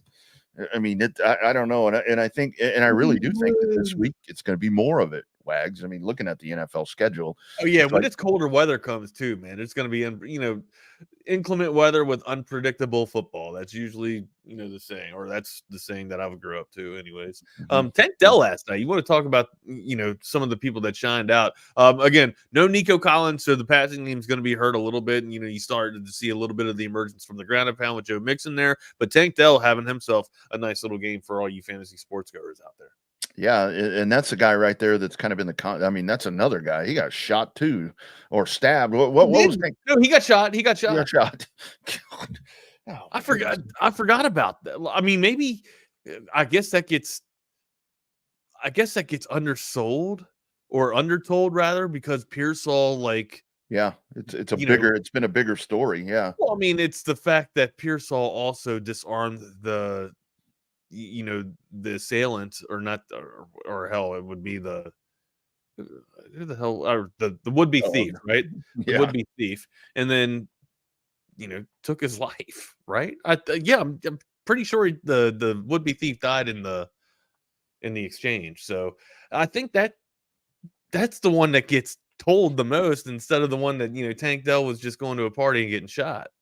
I mean, man, that's why both of them suck, and it's remarkable that both of them are playing in the NFL right now at a high level. But I mean, one's kind of a crazier story than the other one, even though they're both a little bit crazy. And it's like, I don't care what team that either one of those guys ever plays for. I mean, it can be the team that I despise the most, and I'm going to be a fan of theirs because holy shit, are you kidding me? God bless America. Yeah, that's motivating story for sure, my man. Where do you want to go? You drive. Let's go to the NFL. From Covert, you drive. Let's go to the NFL. And obviously, if you look at the first game on the docket, a very rare nooner with the Dallas Cowboys heading to Atlanta. Atlanta -3 going into this. And I think I'll go with that because this is here's how I foresee this game again, and it's a road game for the Cowboys. This is going to be just like the 49er game. They're going to spot Atlanta 17 to 20 points, Wags, and then they're going to get a field goal. Dallas is going to get a field goal and get some life going. 51 and a half is the over here, man. Mm-hmm. No, I think. Well, I think when it's all said and done, they'll probably hit the over, because it's going to be Atlanta's going to continue to kind of take themselves out, and the Cowboys to come rushing back just like they did against the 49ers and fall just that short. Just that short. My thought on this contest. So Atlanta covers. Mm-hmm. Hit the over. Atlanta covers. Dallas loses. All right. No, I can get with that. Yeah, Atlanta's been playing some decent ball, man. They're starting to figure it out a little bit on offense there in Dallas. We know the woes and the struggles that Dallas has had. We kind of just spent 10, 15 minutes talking about it and breaking it down. Yeah, sometimes I'm reluctant to throw money down on the Falcons just because I know how poorly they can play, right? It seems like they got to figure it out, and then all of a sudden, boom, it's just excuse me. Oh, bless you. Pardon me. Something came up. I got demons in me, I guess. I had to get them out. It's all that Halloween candy, my man. The Falcons look like they got it all figured out, and then all of a sudden they just sputter, and it's the classic Kirk Cousins instead of the you like that Kirk Cousins, right? I don't foresee that happening this Sunday. I think they should have Dallas, taken care of well intact, especially throughout the third quarter. They might even be better than 3 points, Rodney. It might be good for 10. I was thinking it'd be like a 6-point ball game to where the Cowboys put themselves in a situation where they can win right at the end, go score a touchdown, kick the extra point and win.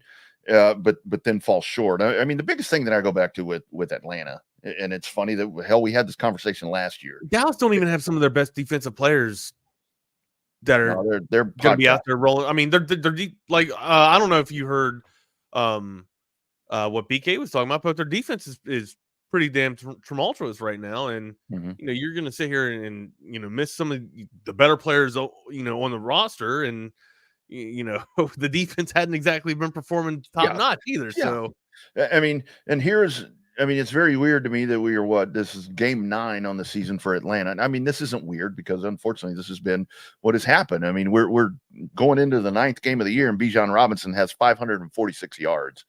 It's like, man, he ought to be hovering around 1,000, at this point. Trust me, I know. I got him in 2 of my dynasty leagues. It's you know what's going to happen, right? Man, it's like, and I've had what's worse is that I've had so many trade offers for him, right? And I mean, like getting first round picks for future first rounders for Bijan Robinson, and then he puts on a season like this. Trade offers aren't coming anymore. But again, sometimes it's best to just not even take the trade. I'm telling you, when you got a running back like this, hell, man, there's no way in hell I'm trading. You know what I had to do to get Bijan Robinson? I had to go through hell just to get the damn first round picks to acquire Bijan Robinson. Anyways, well, you know what's going to happen? He's going to run for 160 on Sunday against Dallas. Very true, bro. Yeah. Very true. Maybe run for 160. Maybe even catch 50 to 100 yards. Yeah, come on. He could have a career game against the Cowboys. But yeah, that's to speak to that offense too, right? Pitts has been finding himself, pretty impressive performances throughout the past couple of weeks. So Falcons look good. Yep. And I think that I think they've underutilized Drake London a little bit. I mean, he's got 525 for 5 tutties, and that's that's good, but there's a lot of weapons there. It just seems like they haven't figured out a way to use all of them. I mean, with strong arm, the cannon, Kirk Cousins. It's just been inconsistent. You know what I mean? Yeah. That's all. Like they just got to find more of chemistry. That's all. And I think that it's midseason. I think you're starting to see a little bit of that start to unfold now. Yeah, Jack, I had none. Lights were off, and I was hiding. So I had none, and I had the front porch quarantined off. So I spent about $70 on candy just so you don't get egg. Did you get eggs? Did you get toilet papered or anything? No, I went out a while ago. No, you're fine. Good. Yeah, we got a lot of nose. Well, I think some of them watch this show. We've got great neighbors here, so we kind of keep our eye out for one another. We got a lot of neighbors that watch the show, so I think they know what's going on. A lot of great neighbors. No, I got you. Yeah, we got a lot of great neighbors. No, I thought about calling Troy up last night just to be like, "Hey, man, I need your drone, dude. Hover it over the house, just so none of these little rugrats throw stuff at the house, so we can catch them all." Got eagle eye coverage, and we got front door coverage and back door coverage. Yeah. Wags, which others of these, because there's a lot of them, I don't think we have time to go through all of them at this point. Any one of these other NFL games that, speaking of that, before we do that, speaking of that, we got time. We got time. We got 10 minutes. We got time to go down the slate. Yeah, we got 10 minutes. Speaking of that, if you want to take our advice and call your cousin, I'm sorry, but the place to do it is at BUSR, because our friends at BUSR are hooking you up with a welcome bonus of up to $2,500. You heard that right. Up to $2,500. Sign up at busr.ag. Use the promo code TSU Welcome. Make an account, and they're going to take care of you. If you're watching on YouTube, right below us, right here, right below our beautiful faces, you will find the link right there that'll take you to BUSR. Set the account up right there and rock and dole, as my uncle used to say.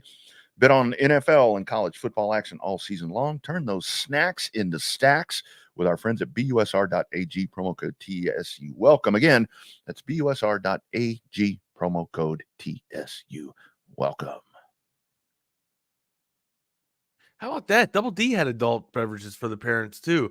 Busiest Halloween since before COVID for Rob. All right. Wow. Well, that's good. All that's right. good. Yeah, Damn kids. Looks like the neighborhood and the universe is healing, right? Yeah. And guys, I had some folks message me on Twitter. It's not that I'm being like a Scrooge. I know it's the wrong holiday. It's like, once my kids grew up, I'm like, okay, well, I want to go enjoy myself, and the dogs go crazy and all of that. So, I mean, I'm not really being an asshole because I'm a nice guy. That's just something I don't want to go. I could go without dropping $70 a year on kids that I don't know. That's the other part of it. Not even, actually, that came out wrong. That came out so wrong. Yeah. I could go $70 a year. Calm down, P. Diddy. Yeah, I could go at least one time a year without spending $70 on people that don't give two shits about me. You know what I'm really afraid of is that I'm going to go to the door and give some little shit something, and they'll be like, "That's all I get, you old fart," or worse than that, because they don't use the word fart these days. So it's like, and I don't think the kids understand that you have a Ring camera, right? And I don't think they understand that you can view live stuff. But we don't stand out there and pass out the candy. We just put it in buckets. You put your chocolates in one, your gummies in the other, and you say, "Hey, take one of each," right? Well, of course you had one little shithead out there. "Hey, take three, take nobody's looking, take three." And the Ring camera's right there. He's on camera, and I'm up here in the studio. The front door is right out, like literally 10 feet from me, and I can hear him. Our windows aren't exactly, double pane soundproof glass like Ace Ventura knows about, you know what I mean? So I can hear everything that he's saying. No, you take one, buddy. Just take one. The entire neighborhood's got to eat.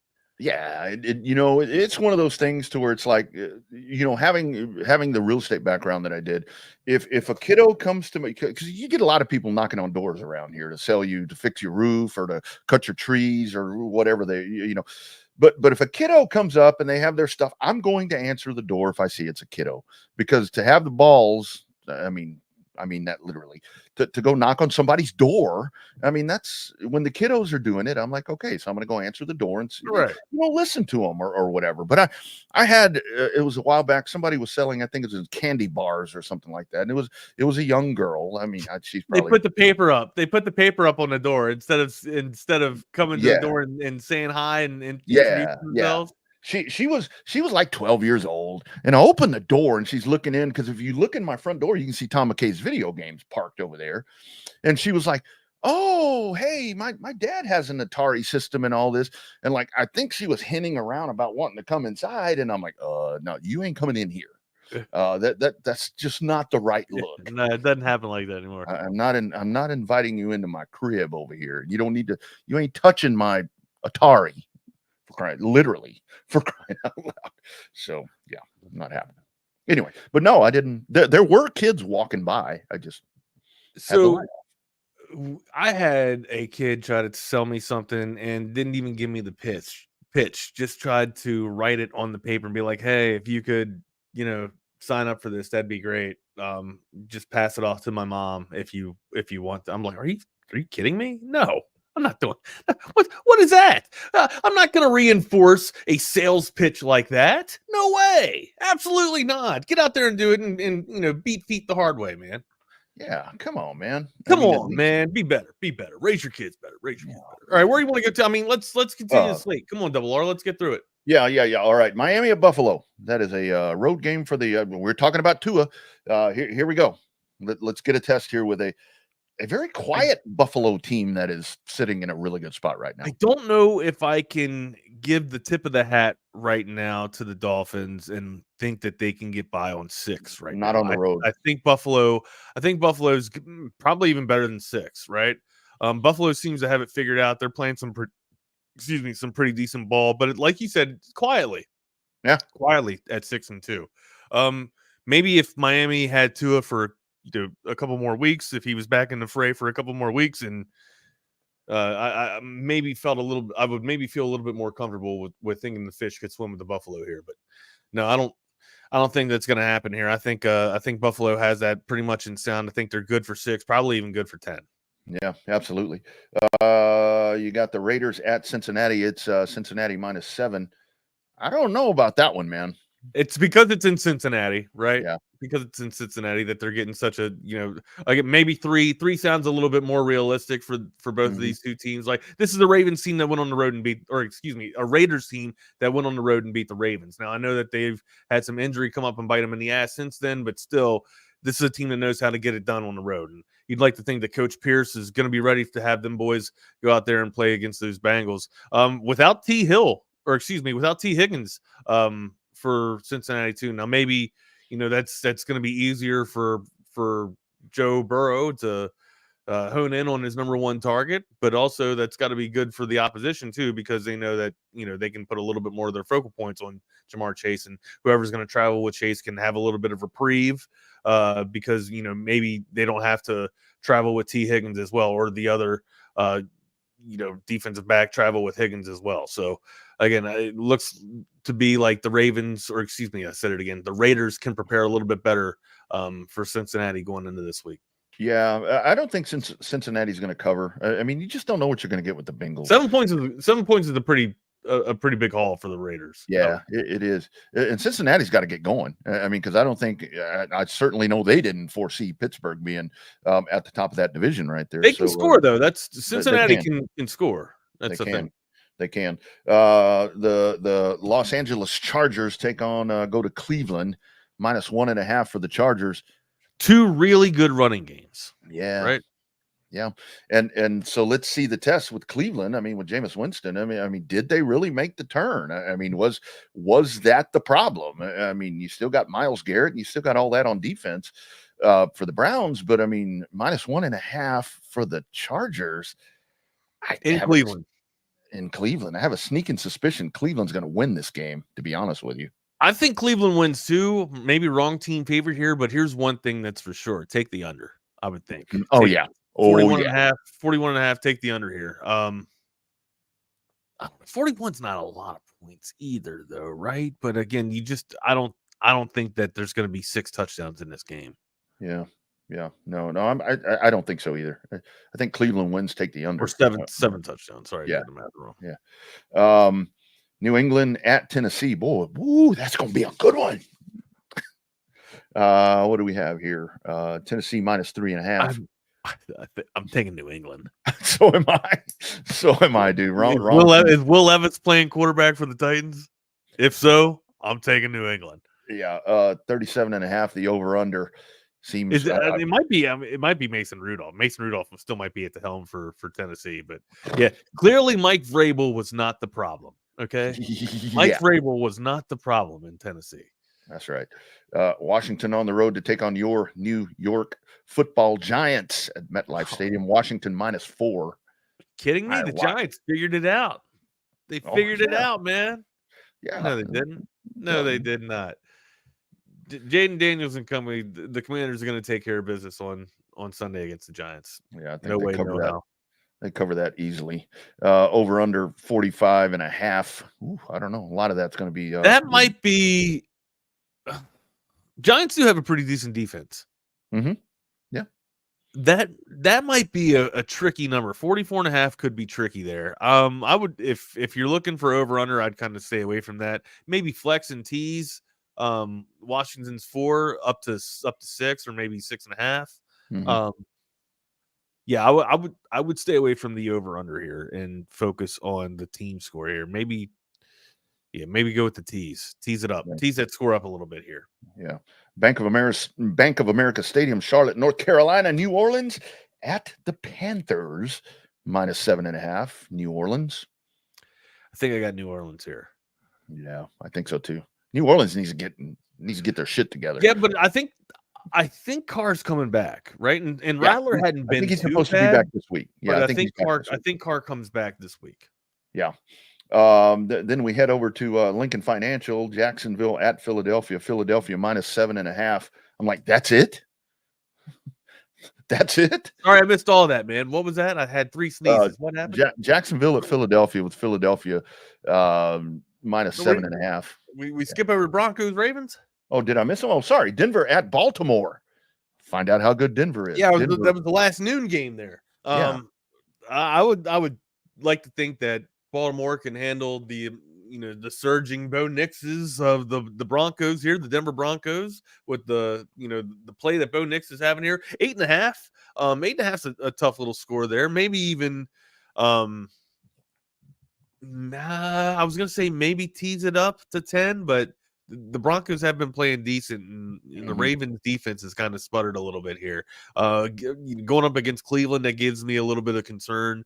Denver's a much better ball club than Cleveland is, and I don't know if Baltimore's righted the ship, so to speak, since the debacle that they have with Cleveland there, and in terms of their defense and their secondary.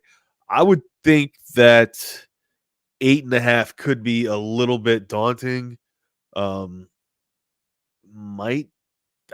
Denver covers. I had a feeling Ravens win. Denver covers. I got a feeling Denver's going to be the victim of a very pissed off Baltimore team. I think you're going to get a lot of Derrick Henry running right at you. Although you mentioned, the defense. That's what you should be getting regardless, week in and week out. But I think Baltimore's actually going to cover. I think Baltimore's going to probably win by 10, maybe more. Bounce back type of thing right there. So I don't know. We'll see. You just never know. Here we go to that 3:05 window. Jacksonville at Philadelphia. Philadelphia -7.5. Philadelphia looked good last week. I wanna. Jacksonville's been playing better, right? They have been playing better, but they're not ready to take down the Eagles here, man. Sorry, the Eagles are going to eat here. I don't know if they're a touchdown better though. That's the thing. Probably 4 points, 5 points. I don't know if it's a solid 7. Now here's an interesting game. I'm looking forward. Hold on. I gotta give a solid answer. Yeah. Okay. All right. Philly to cover. Philly takes it 7.5. Yeah. Chicago at Arizona. Arizona -1.5. It's going to be a fun game right here. Fun game to watch, especially if both quarterbacks can perform. Yeah. Marvin Harrison Jr. has been playing fantastic. It looks like the rapport between Kyler Murray and Marvin Harrison Jr. is starting to flourish and actually start to take sail. Give me the Cardinals. A point and a half. Give me the Cardinals. Give me the Cardinals, and you know what? Take the over. Take the over too, 44.5. I think there's going to be a lot of high scoring in that game. Yeah. Lions and Packers. Oh, there you go. Game of the week right there. Detroit -2.5 at Green Bay. I think Green Bay is going to win this ball game. Yeah, I can't go with. I'm not going with that. I'm going to take Detroit. I think Detroit wins. Detroit's good for it. I think Detroit's even better for 3, as a matter of fact. Instead of 2.5, I think they're good for the full 3. Don't get me wrong, like Green Bay's been playing fantastic. The defense has stepped it up, tremendously here, but I think Detroit's the best team. If San Francisco was healthy, it'd be a different story. But right now, I think Detroit's the best team in the NFC. Jordan, how we doing, my brother? Up, Mr. Scruggs? How are you, like sir? You got something to say? Yeah. Usually I let y'all bring me in here, but I wanted to hop in real quick for a second. Let me tell you something. You can hop in whenever you get ready and come on. You just come on in from now on. You can eat crackers in my bed anytime. I'm just kidding. I'm going to make you Fig Newtons. I'm going to say Fig Newtons and not crackers. Hey, whoa, Fig Newtons. Why are we punishing me? But no, wanted to bring up. You don't hold on. You don't like Fig Newtons? No. No. So wanted to bring up Kyler Murray. There is significant data that backs this. That after every Call of Duty release, I know. His fantasy production goes way down. That's right. And Black Ops Wags, I assume you know the new Call of Duty dropped recently. So you got to factor that into Kyler Murray. And also, Kyler Murray, when he runs around, he looks like a baby that stole some candy. But he also is, I don't think, a fan of the criticism when people show him the data of the Call of Duty thing. Did y'all see what he did on Twitter a couple weeks ago? No. Or last week? When has Kyler ever been a fan of criticism of any kind? He let me pull this up. Isn't there a commercial that actually pointed to this? Like Kyler Murray was in a Call of Duty. That's not it. Where Kyler Duty was actually, or Kyle Duty. Kyler Murray was actually in a Call of Duty commercial. Yeah, well, shoot. Look at this. This is what he said whenever Sleeper, the fantasy app, posted his data in regards to Call of Duty. He said, coming from the Team U of Fantasy. Whatever, bro. Sleeper's the shit. Yeah, I was going to say, like, Sleeper, that's what I use. I feel like Sleeper's pretty good. So Man, calling something Timu is like calling something it's like calling you the Spirit Airlines of such and such, man. Basically. But I mean, this is data. He's arguing with, like, you're going against numbers, my friend. So stats do not lie. Man, I don't, if anybody listening or watching flies Spirit, I apologize. But like, I remember when EJ Holland worked for us, when EJ was covering recruiting, he went to Atlanta or somewhere in the Southeast. And he was talking about he's had a horrible flight experience and there's delays. And I'm like, well, dude, who'd you fly with? He goes, well, I flew Spirit. I'm like, that's a you problem. Like, that's your fault. I don't feel bad for you. Now you're an idiot because you chose to fly Spirit. You made a bad decision. Yeah, Jeff, I had a race trip somewhere and Spirit, I mean, it was just unbelievable rate. And I'm like, all right, well, so I sign up, I get over there, and God bless America. By the time I was done, I could have flown in hell, the presidential plane by the time it was done. Spirit, people who fly Spirit, it's like when I get the sushi at Sam's Club. Most of the time, it's good. It don't bother me. But every now and then, or like HEB, I'll get their sushi too. But every once in a while, you get it the wrong time of day, and it's gonna be problems for about the next. My friend, you are flirting with danger. You are flirting with danger, Jeffrey.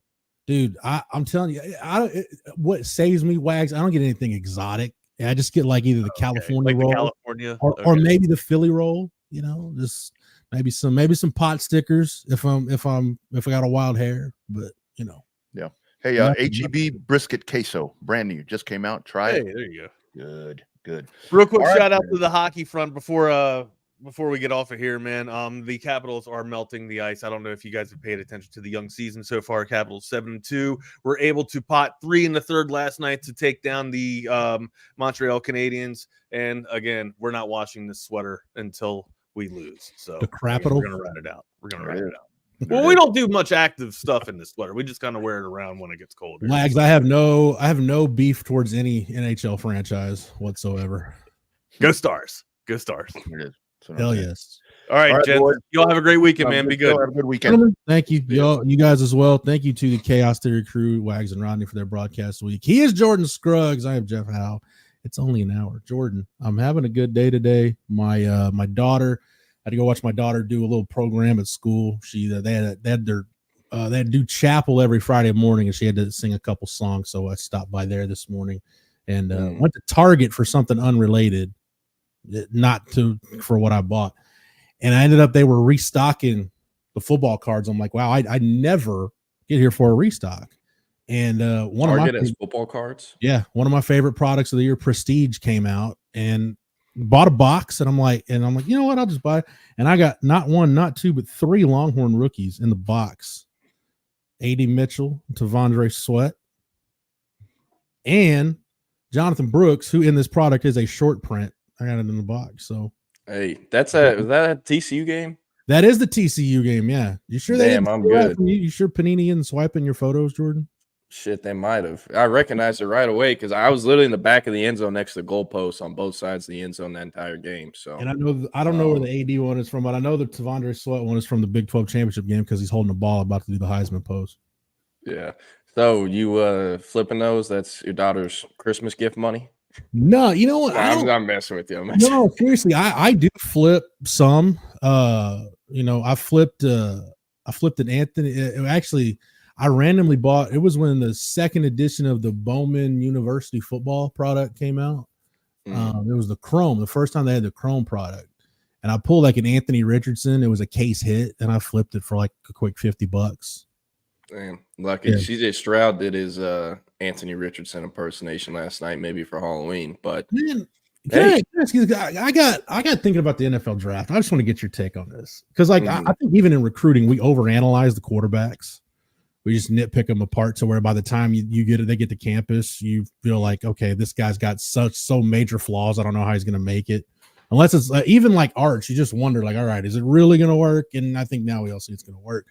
But like, I was looking at a couple mock drafts. As a matter of fact, for a story I'm going to have out here in a little bit at Horns 24/7. I was looking at some mock draft stuff, and I noticed that it's starting to seem like there's 3 quarterbacks that have starting to separate themselves from the rest of the group. Shedeur Sanders, Cam Ward, and Garrett Nussmeier seem to be separating themselves. I checked 2 updated mock drafts at CBS. Josh Edwards updated his 2 days. Yesterday, Chris Trapasso was 2 days ago. Neither one had Carson Beck or Quinn Ewers in their first round mock. At CBS, I don't know when the last time they updated the prospect rankings, but they had Quinn Ewers is the number 18 overall prospect. I think he's the 3rd quarterback behind Cam Ward and Shedeur Sanders. But I was just thinking about, like, you mentioned CJ Stroud, and Anthony Richardson's already been benched, and Bryce Young's already been benched. Like,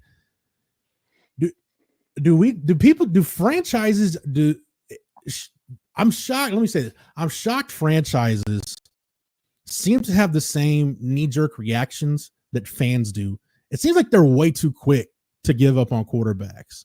And this kind of got me thinking too, like, if you look at how many guys have, and granted, there's some guys that just fall off that never should have been drafted that high. But look at Baker Mayfield, like the career renaissance of Baker Mayfield's had in Tampa.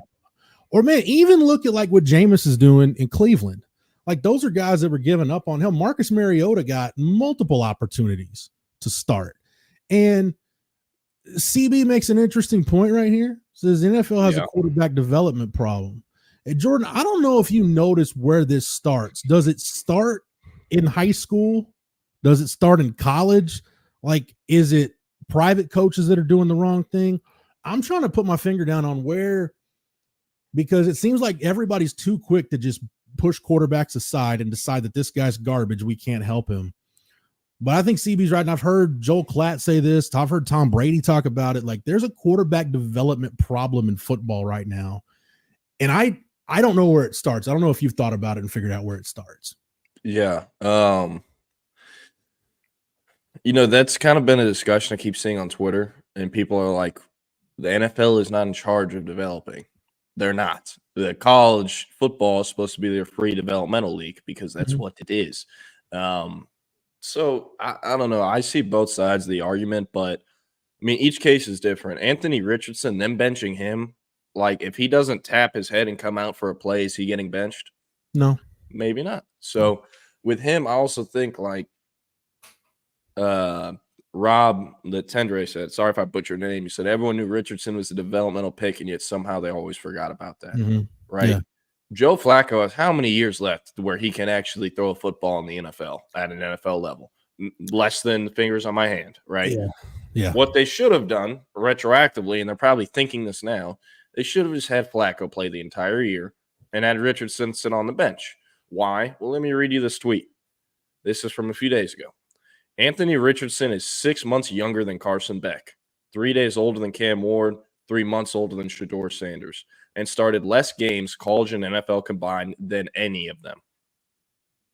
Yeah, that's, the only guy I can think. And look, if you're, by the way, CB, Rob, Longhorn Bear, everybody that's in the chat, Jake Bayless, thank you so much for participating.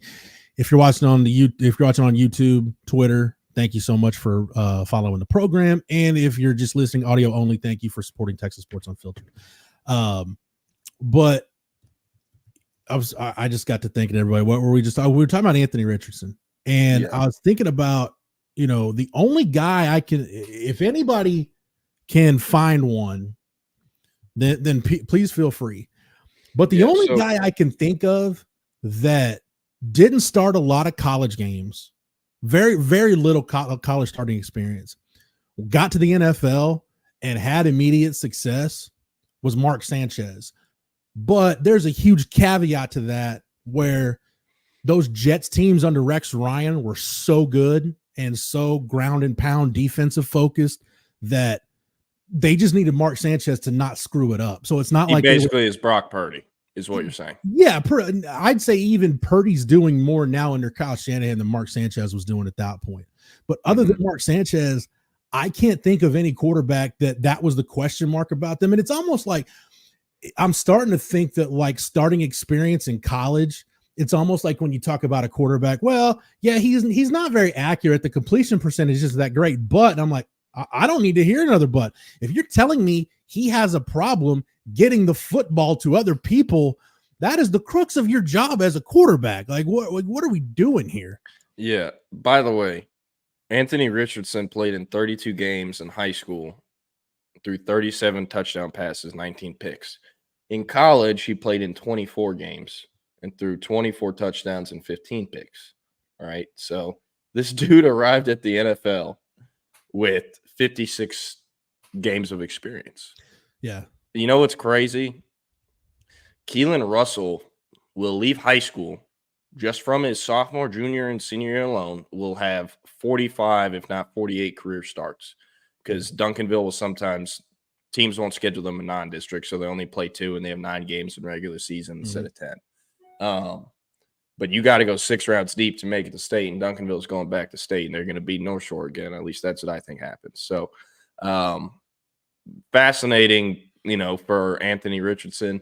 And for me, like, I understood throughout that draft or that spring going into that draft, that he was going to be a talking point for a lot of different people. He should be a 3rd round pick. He should be a top 5 pick. He should be a day 2 pick, different things. But what were the Colts doing thinking he could play year 1? Because they played him last year before he got hurt. And then this year, it's year 2. So I don't know. I also just think, like, them mismanaging that entire thing. Because, I mean, how many opportunities do you truly get to draft a franchise quarterback? Like, how many? Hopefully very few. Exactly. So if you're going to whiff on this one, it's on pace to be one of the bigger QB whiffs in recent memory. These guys are losing their jobs. They are. Yeah. But that's what happens when decisions like this are made. Like, and I mean, it's crazy because this is the same organization that hit on Andrew Luck. And they still decided, yeah, exactly. And they still, I just felt like in this century, and they still decided to go after Anthony Richardson, the AR-15, thinking he could play year 1 and he'd be ready, and he's not. So, yeah, there's a reason. I think a guy that doesn't get enough credit for having figured it out is John Schneider in Seattle, who's the GM under Pete Carroll. He's still the GM. As a matter of fact, he was at the Texas-Georgia game. Was one of 2 GMs there. Joe Schoen from the Giants was there also. But have you noticed, like, John Schneider, Anthony Richardson's a perfect example. Like, everybody on the outside looking in was thinking, all right, the Seahawks have Geno Smith. They'll take Anthony Richardson, let him sit behind Geno Smith until he's ready, and then they'll play him. No, they didn't want Anthony Richardson. They took a corner. Like they took a player that they wanted because they're like, if we're going to take a quarterback, we're going to take the right quarterback. We're not going to take one until we feel we got the right quarterback. I mean, they caught lightning in a bottle. I mean, Dak Prescott and Russell Wilson are two prime examples of don't those guys are the exception, not the rule. You're not very rarely are you going to find a franchise quarterback in the third, fourth round. Definitely like Brock Purdy. Definitely you're not going to find a franchise quarterback at the end of the draft. So don't think you're going to do what Kyle Shanahan and John Lynch and then John Schneider have done. That's the unconventional thing. But I think that's good to follow. Or the complete opposite of that is the New York Jets, where you just continue to cycle through guys. And look, man, Sam Darnold is still playing in the league. Zach Wilson is still playing in the league. Sam Darnold is balling. And he also has receiver Jesus on his team, but still. I know the Deion Shador, kind of Manning Elway-ish. They're gonna do that deal with the draft and kind of try to dictate where Shador goes, which is going to be fascinating to follow. If I'm Deion, I wouldn't blame him if I tell the Jets not no, but hell no, because nobody in your organization understands jack all about developing quarterbacks. Yeah. I don't know if I'm Shador. Realistically, Seattle might be the spot. Knowing you can sit a little bit behind Geno. Who else you have to beat up besides Geno? Drew Lock. That's why Seattle was cool with passing on Anthony Richardson. They're like, Drew Lock's going to be better than him the first 3 years he's in the league. But you know what about Drew Lock? Have you noticed the guys that stick around as backups in the league? Like Drew Lock is in that category now. I think Jameis is in that category. Colt, Chase Daniel, two very good examples. Like it's dudes that played a lot in college, and they're guys that look, this guy isn't going to be our franchise quarterback, but if he has to finish a game or we have to go to him for, a couple of weeks, we're not going to freak out about it. He can hold the fort down for 2 or 3 weeks. Yeah. And I don't know. It'll JW Crunch, I'm glad you brought that up. Put this on the screen, Jordan. He said those quarterbacks like Richardson are coach killers. I'll never forget the night the Broncos drafted Tim Tebow. I said this out loud. I was watching the draft with some people, and I'm like, okay. I'm like, hey, if Josh McDaniels is really a believer in Tim Tebow, that's great. But that's the kind of pick that gets coaches fired. Because if it hits, you're a genius. If it doesn't, and it didn't with Tebow, then the entire football world is telling you what an idiot you are, and you should have seen the red flags, and why'd you do it? Yeah, hey, what's crazy? Trey Lance was supposed to kill Kyle Shanahan, but he didn't. Yeah. Because guess what? They got Brock Purdy. Hey, man. And, they, looking back, they completely lost out on the Trey Lance deal. They traded up a bunch to get that number 3 pick. I believe it was a number 3. Drafted him when I think he had less than 15 career collegiate starts or something ridiculous like that. Yeah, it was. And ended up trading him to Dallas for like a 5th or 6th or 7th or something. Mm-hmm. I think it was a conditional 5 that became a 4. Got it. But I mean, they whiffed on that. But luckily, they had a backup plan, or it appears they had a backup plan with Brock Purdy. So, and they ended up getting out. But one thing I think is kind of funny. I'm a Jameis Winston fan, but it is kind of hilarious how the Browns went from like this serial rapist to another guy who also happens to have allegations or had allegations in college, and no one really brings it up. But Jameis just has no filter. That's Jameis's only problem. He just has no filter. Did you see when they talked to him pregame? I mean, something in his brain should have said, you know what, before I stand up in the middle of the student union and yell F her right and her P just at the top of my lungs, maybe I shouldn't do that because that's a bad idea. But no, that never crossed Jameis's mind, apparently. Right. No, shout out Jameis. Did you see the video when they interviewed him pregame? Yeah, he's so locked in. They had to free him. How can I put this, man? Jameis is like some of those TV shows that like I binge watch now that I didn't watch when it was on, but I'm like, man, this is really growing on me. I like that. That's kind of what Jameis Winston is. Like Jameis. Okay, I'll give you, and people can judge me if they want. Jameis Winston to me is like the Big Bang Theory. Like I had zero interest in watching it when it was on, and then it's in syndication, and I'm like, you know what, I'm going to start watching it. I'm like, you know what, I actually dig it. I appreciate it. So yeah, Jameis Winston to me is like the Big Bang Theory. Didn't really care for it when it was in its prime, but now it's like it's grown on me. And I'm not gonna say I'm a huge fan, but I get it. Yeah, I get it. Yeah, remember when Jimbo suspended him and he came out to warm-ups in full Dude, pads? That was funny. And then this was an All-American Bowl. We were watching that game because it was the Rose Bowl. It was that semifinal with Florida State and Oregon. Where he threw it backwards. Yeah, but there was one like you could read Jimbo's lips, and when Florida State started to get down, I think it was right after that play, Jimbo goes, "Jameis, calm the F down, or I'm effing taking you out." Damn right. You could tell that relationship was like, man, that's it's kind of like the Tom Herman, Sam Ellinger. It's like I think everybody wants this to be like one of those cool coach quarterback relationships, and it just they don't. Yeah. With Jameis,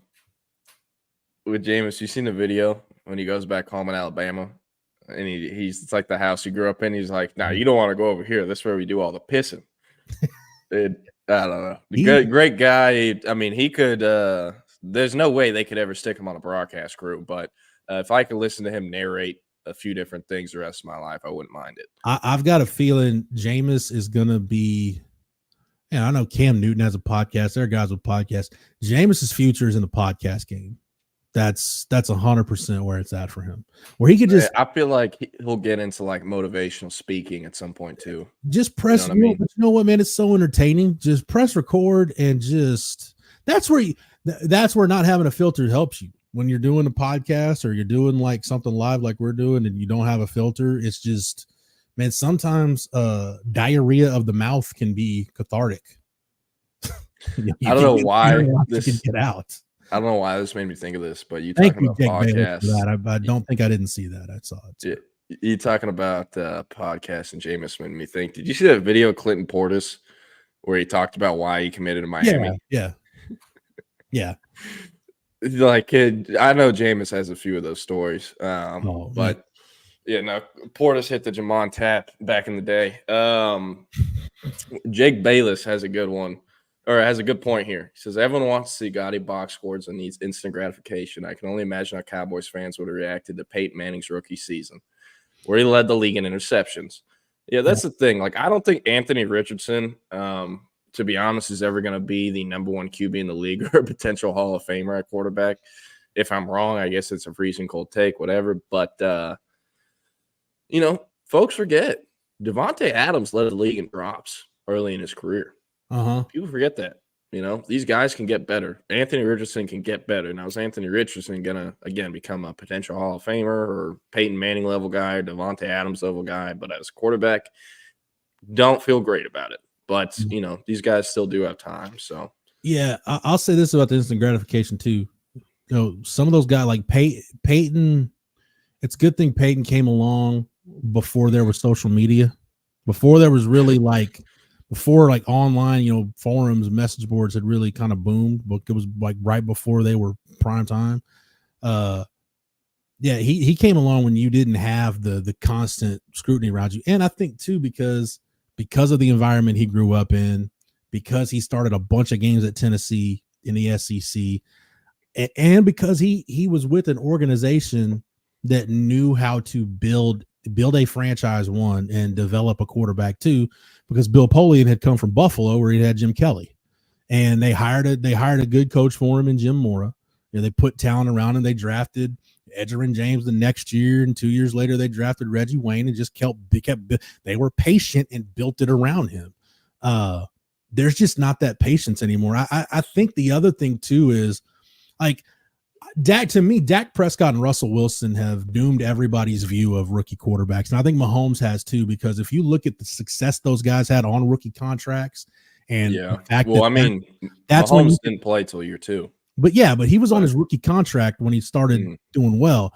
But I think teams looked at it and said, hey, if you can get your quarterback on his rookie contract, you can win a championship right there and build the best team around him as possible. Because once it comes time to pay that guy, Tom Brady's the last of a dying breed. Tom Brady's probably the last quarterback that's going to take the big time hometown discount just because it's going to help the franchise in the long run. Nobody's going to do that anymore. And they shouldn't really. Yeah, and because of that, people trying to, get that QB on a rookie contract for the championship window. That's what's contributed to the quarterback development problem in the NFL. Yeah. It's that right there. Because once teams started kind of figuring out that loophole where you can get a good rookie QB and pay everyone else out the ass for, you got to pay the QB, you can get a really stacked team. I mean, think about the 49ers. Like everyone around Brock Purdy, right now. The Jimmy G never had that talent. Why? Because Jimmy G was getting paid 5 years, $133 million or whatever it was when they traded for him.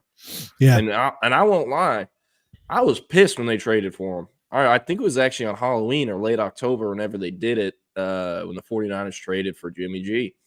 We sucked. CJ Beathard was our starting QB, and he stunk. I don't even think he's in the league anymore. But I wanted them to lose and keep losing and go get a rookie QB. And I might have been right, looking back retroactively. I don't know. He did get us to a Super Bowl. He drove the bus to the Super Bowl, I should say. I think, too, the other thing, I think this is going on in college, too. This is what the transfer portal has done. And, the fact that you don't have to sit out anymore, immediate eligibility. Programs are really quick to cast off quarterbacks too. And, for every DJU where it doesn't really work out and a lot of people got it wrong, dude, look at Bo Nix's career. Look how much Michael Penix's career changed going to play with Kalen DeBoer after he got hurt. And basically he was pretty much left for dead at IU because of the injuries. And he ends up taking Washington to a national championship game. Same thing with Bo Nix. Bo Nix wasn't that great at Auburn. As we know now, like that Auburn program has a lot of problems. But Bo Nix goes to Oregon and ends up being a first-round pick. So I think it happens in college too. Like everybody's been so, there was a time, Jordan, I know Texas fans, some of you romanticize Sam Ehlinger's career when in the moment, the real troopers like me appreciated Sam Ehlinger. I kid, I jest.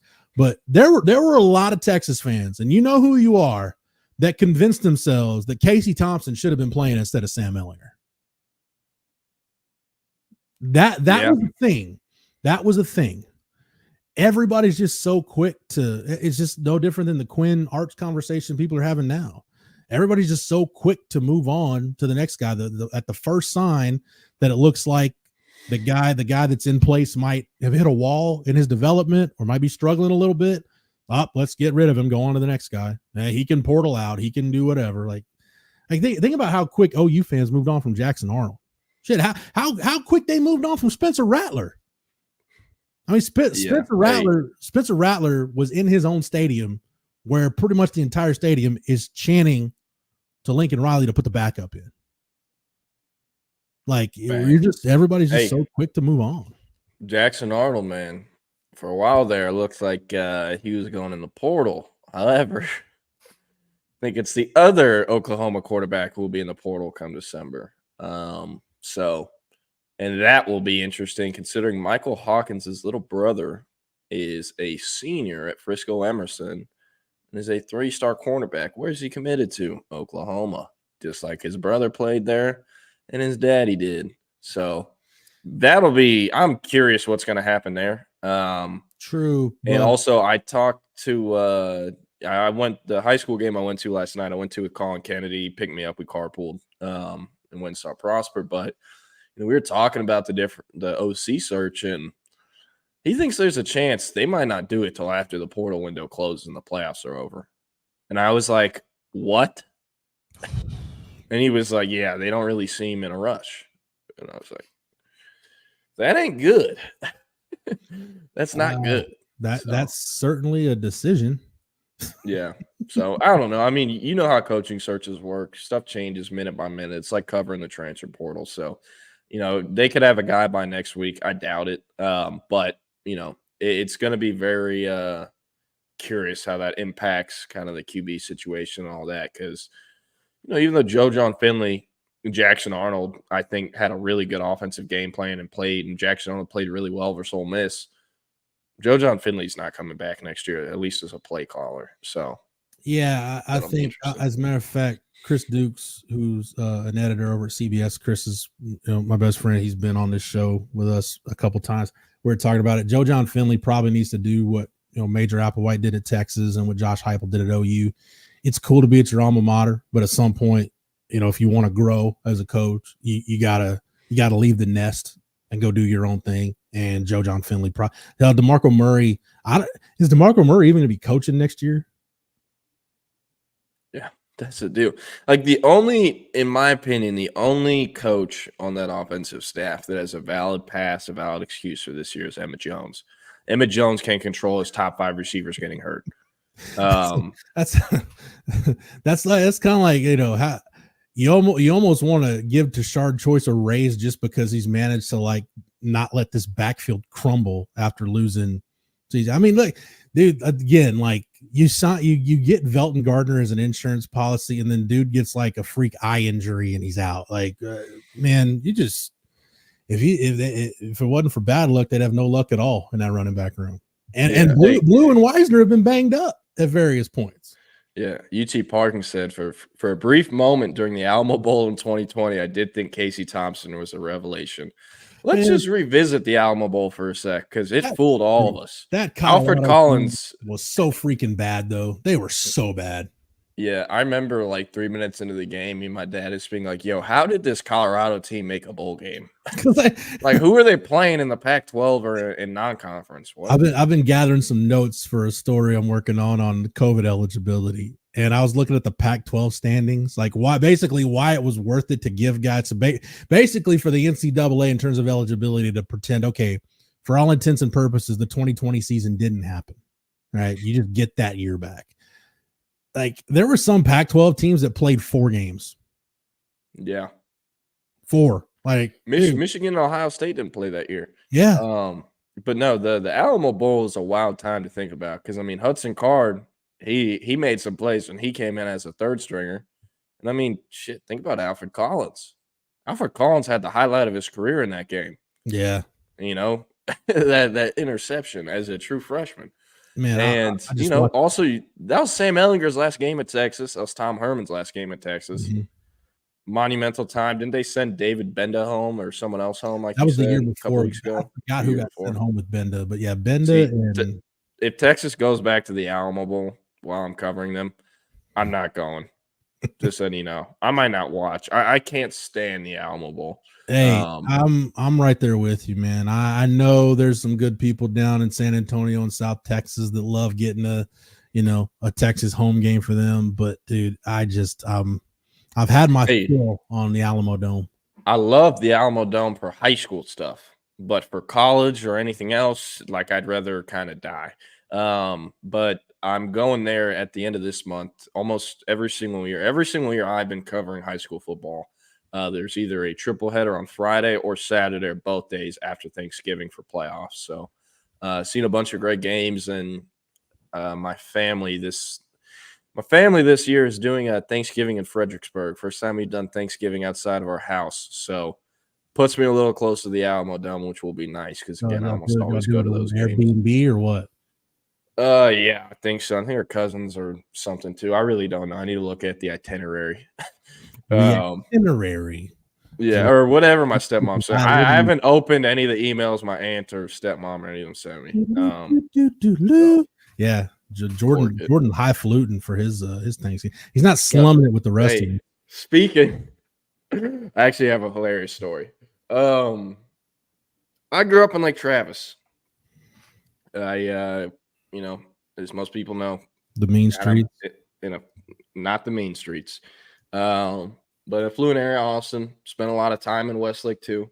I spent time in Highland Park for this job. I spent time in Alamo Heights for this job. I spent time at the Woodlands for this job. I've been to a lot of very nice communities, very rich communities in the state of Texas. Never in my life have I seen what I saw last night. I am not joking. I'm about to put it on the screen. This is real. I am not joking. This was in Prosper America. This was last night. I didn't post any tweets during the game because I was kind of writing in the press box too. But there was a drone show after a high school football game last night. That's impressive. Yeah, Good for and the Prosper. scoreboard's in the way. But yeah, so never in my life have I seen a drone show, and I'm not even joking. It was at least 15 minutes. It lasted way longer than the Texas one did. And I was telling Colin, I'm like, yo, this is cool, because when I went to that Texas ULM game, they didn't have the drone show that day. Yeah. But no, I've never in my life seen anything like that. And Colin and I, we were riffing in the press box. We were like, man, the crazy rich schools always have the dumbest mascots. Think about it. Alamo Heights is the Mules. South Lake Carroll's the Dragons. Highland Park is the Scots. The Woodlands are the Highlanders. Westlake are the Chaparrals. And I was like, but Prosper's the Eagles. So it must balance out with the drone show or something. I don't know. And it's funny. The offensive coordinator at Prosper, his name's Malcolm Hill. He calls it the land of milk and honey and has always called it that. So, yeah, my mind was actually blown. I thought I'd seen it all last night from kind of over the top communities in high school football. That was genuinely the craziest thing I've ever seen from a high school. And, you know, Prosper, like, they don't have quite as much money as those other school districts I was naming out, but it's a booming community. So they have taxes out the ass. Like, they built that Prosper High School, the new building. I read all this stuff on the way out there. They built the new Prosper High School building in 2010. And when it was built, it was the most expensive high school building ever built in the state of Texas. They opened their second high school in 2020, Prosper Rock Hill. And when that opened, it was the most expensive high school ever built in Texas. And they now have 3 high schools, and they're supposed to have 6 by 2030. So that's going to be nuts to see. So, hey, Jordan, you want a little trivia here? Because I was thinking about Highland Park and, you know, the great alums that Highland Park has produced. Mm-hmm. You want to take a wild guess? I don't know if you know this. It's only one of 2 high schools nationally, and it was the first to produce in Texas to produce multiple Heisman Trophy winners. Shit, I know this. I actually know this. And you said there's 2 of them in Texas? No, there's 2 of them nationally. One in Texas. The one in Texas was the first. It's a Texas high school that's produced 2 Heisman winners. I'm not going to guess it because it's like something random I'll never guess. Davey O'Brien in 1938 and Tim Brown in 1987 both went to Dallas Woodrow Wilson. Yeah, I knew. I was like almost positive it was DISD. Yeah. And it was just something random. But no, sometimes I just go down loopholes on Wikipedia where I'm like, yo, this dude went here. Like, I had no idea David Boston went to Humboldt High. Yeah. You know who I forget? I don't know. I think I mentioned this, and I need to check if he's in there. But Kenyon Martin is a Dallas native. And I think Kenyon Martin should probably be in the Texas Sports Hall of Fame when you look at his resume, which I don't think – I'm thinking Kenyon Martin was not an all-star. I think that was how I got down this rabbit hole. Man, he didn't even get to one. No, I take that back. He was an all-star in 2004. He went to 1 all-star game. Somehow was never on an all-NBA team. But you look at that career, he was a Bryan Adams guy. But played on those Nets teams and went to a couple finals. Yeah. He went to Dallas, Bryan Adams. Played a long time in the league, 9,000 career points, over 5,000 career rebounds, 1,400 career assists. Was the number 1 overall pick in the draft, college national player of the year. So that's gonna be if he's not in there, I'm gonna demand Kenyon Martin be in the Texas Sports Hall of Fame. Well, I'm gonna demand you and all of our listeners get over to Real Truck, because today's show is brought to you by Real Truck. Number 1 truck accessory brand in the United States with top-selling upgrades for the ultimate tailgate party. Hitch grills, powered coolers, weatherproof awnings, and more. Gear up for football season and bring your truck to life at realtruck.com. Appreciate Real Truck for sponsoring our show. I saw Jose had a question for us about some college games. You just want to run through the slate real quick? Yeah, I'll let me go ahead and put Jose's question up and read it, and I'll get the it says, Jordan and Jefe, I've got to be host this weekend for a bunch of people. What afternoon game should I put the TV on? Any games y'all are looking at this weekend? So, well, if it's early afternoon, I think for a lot of reasons, the cocktail party is probably going to be the way to go, because there's really nothing in that afternoon window that just jumps out at you. Hey, by the way, Ashton Genty plays football tonight for those curious at 7:00 on FS1, and they're favored by 23.5 over San Diego State. So he's having a big night. Jose, here you basically your options for the afternoon window. None of them are really great. Oregon, Michigan, Tech, Iowa State, the cocktail party, K-State, U of H, and Indiana, Michigan State. Tech is going to play Iowa State really close, and then they're going to have like a field goal to win the game, and they're going to miss it or it's going to get blocked or something. Some BS is going to happen in that game. Like, it's hard to go to Iowa State around Halloween time and win games, as Texas knows. Jose, I'll tell you, other than the cocktail party, I'll tell you what game I've got my eye on in that afternoon window. Only because I just want to see him win this game. Like Mac Brown all time. Mac Brown all time. That just Florida State has just been the thorn. Like what Texas has been to Nebraska, Florida State has been to Mac Brown. And if Mac is ever going to beat Florida State, North Carolina's at Florida State tomorrow, 2:30 ACC Network. I want to watch some of that because, good Lord, I just want to see Mac beat Florida State. I just want to see him get it done. Yeah. Hey, TCU Baylor and Pitt SMU both at 7. But yeah, no, these By the way, Mac Brown's record against Florida State. You want to take a wild guess what it is, Jordan?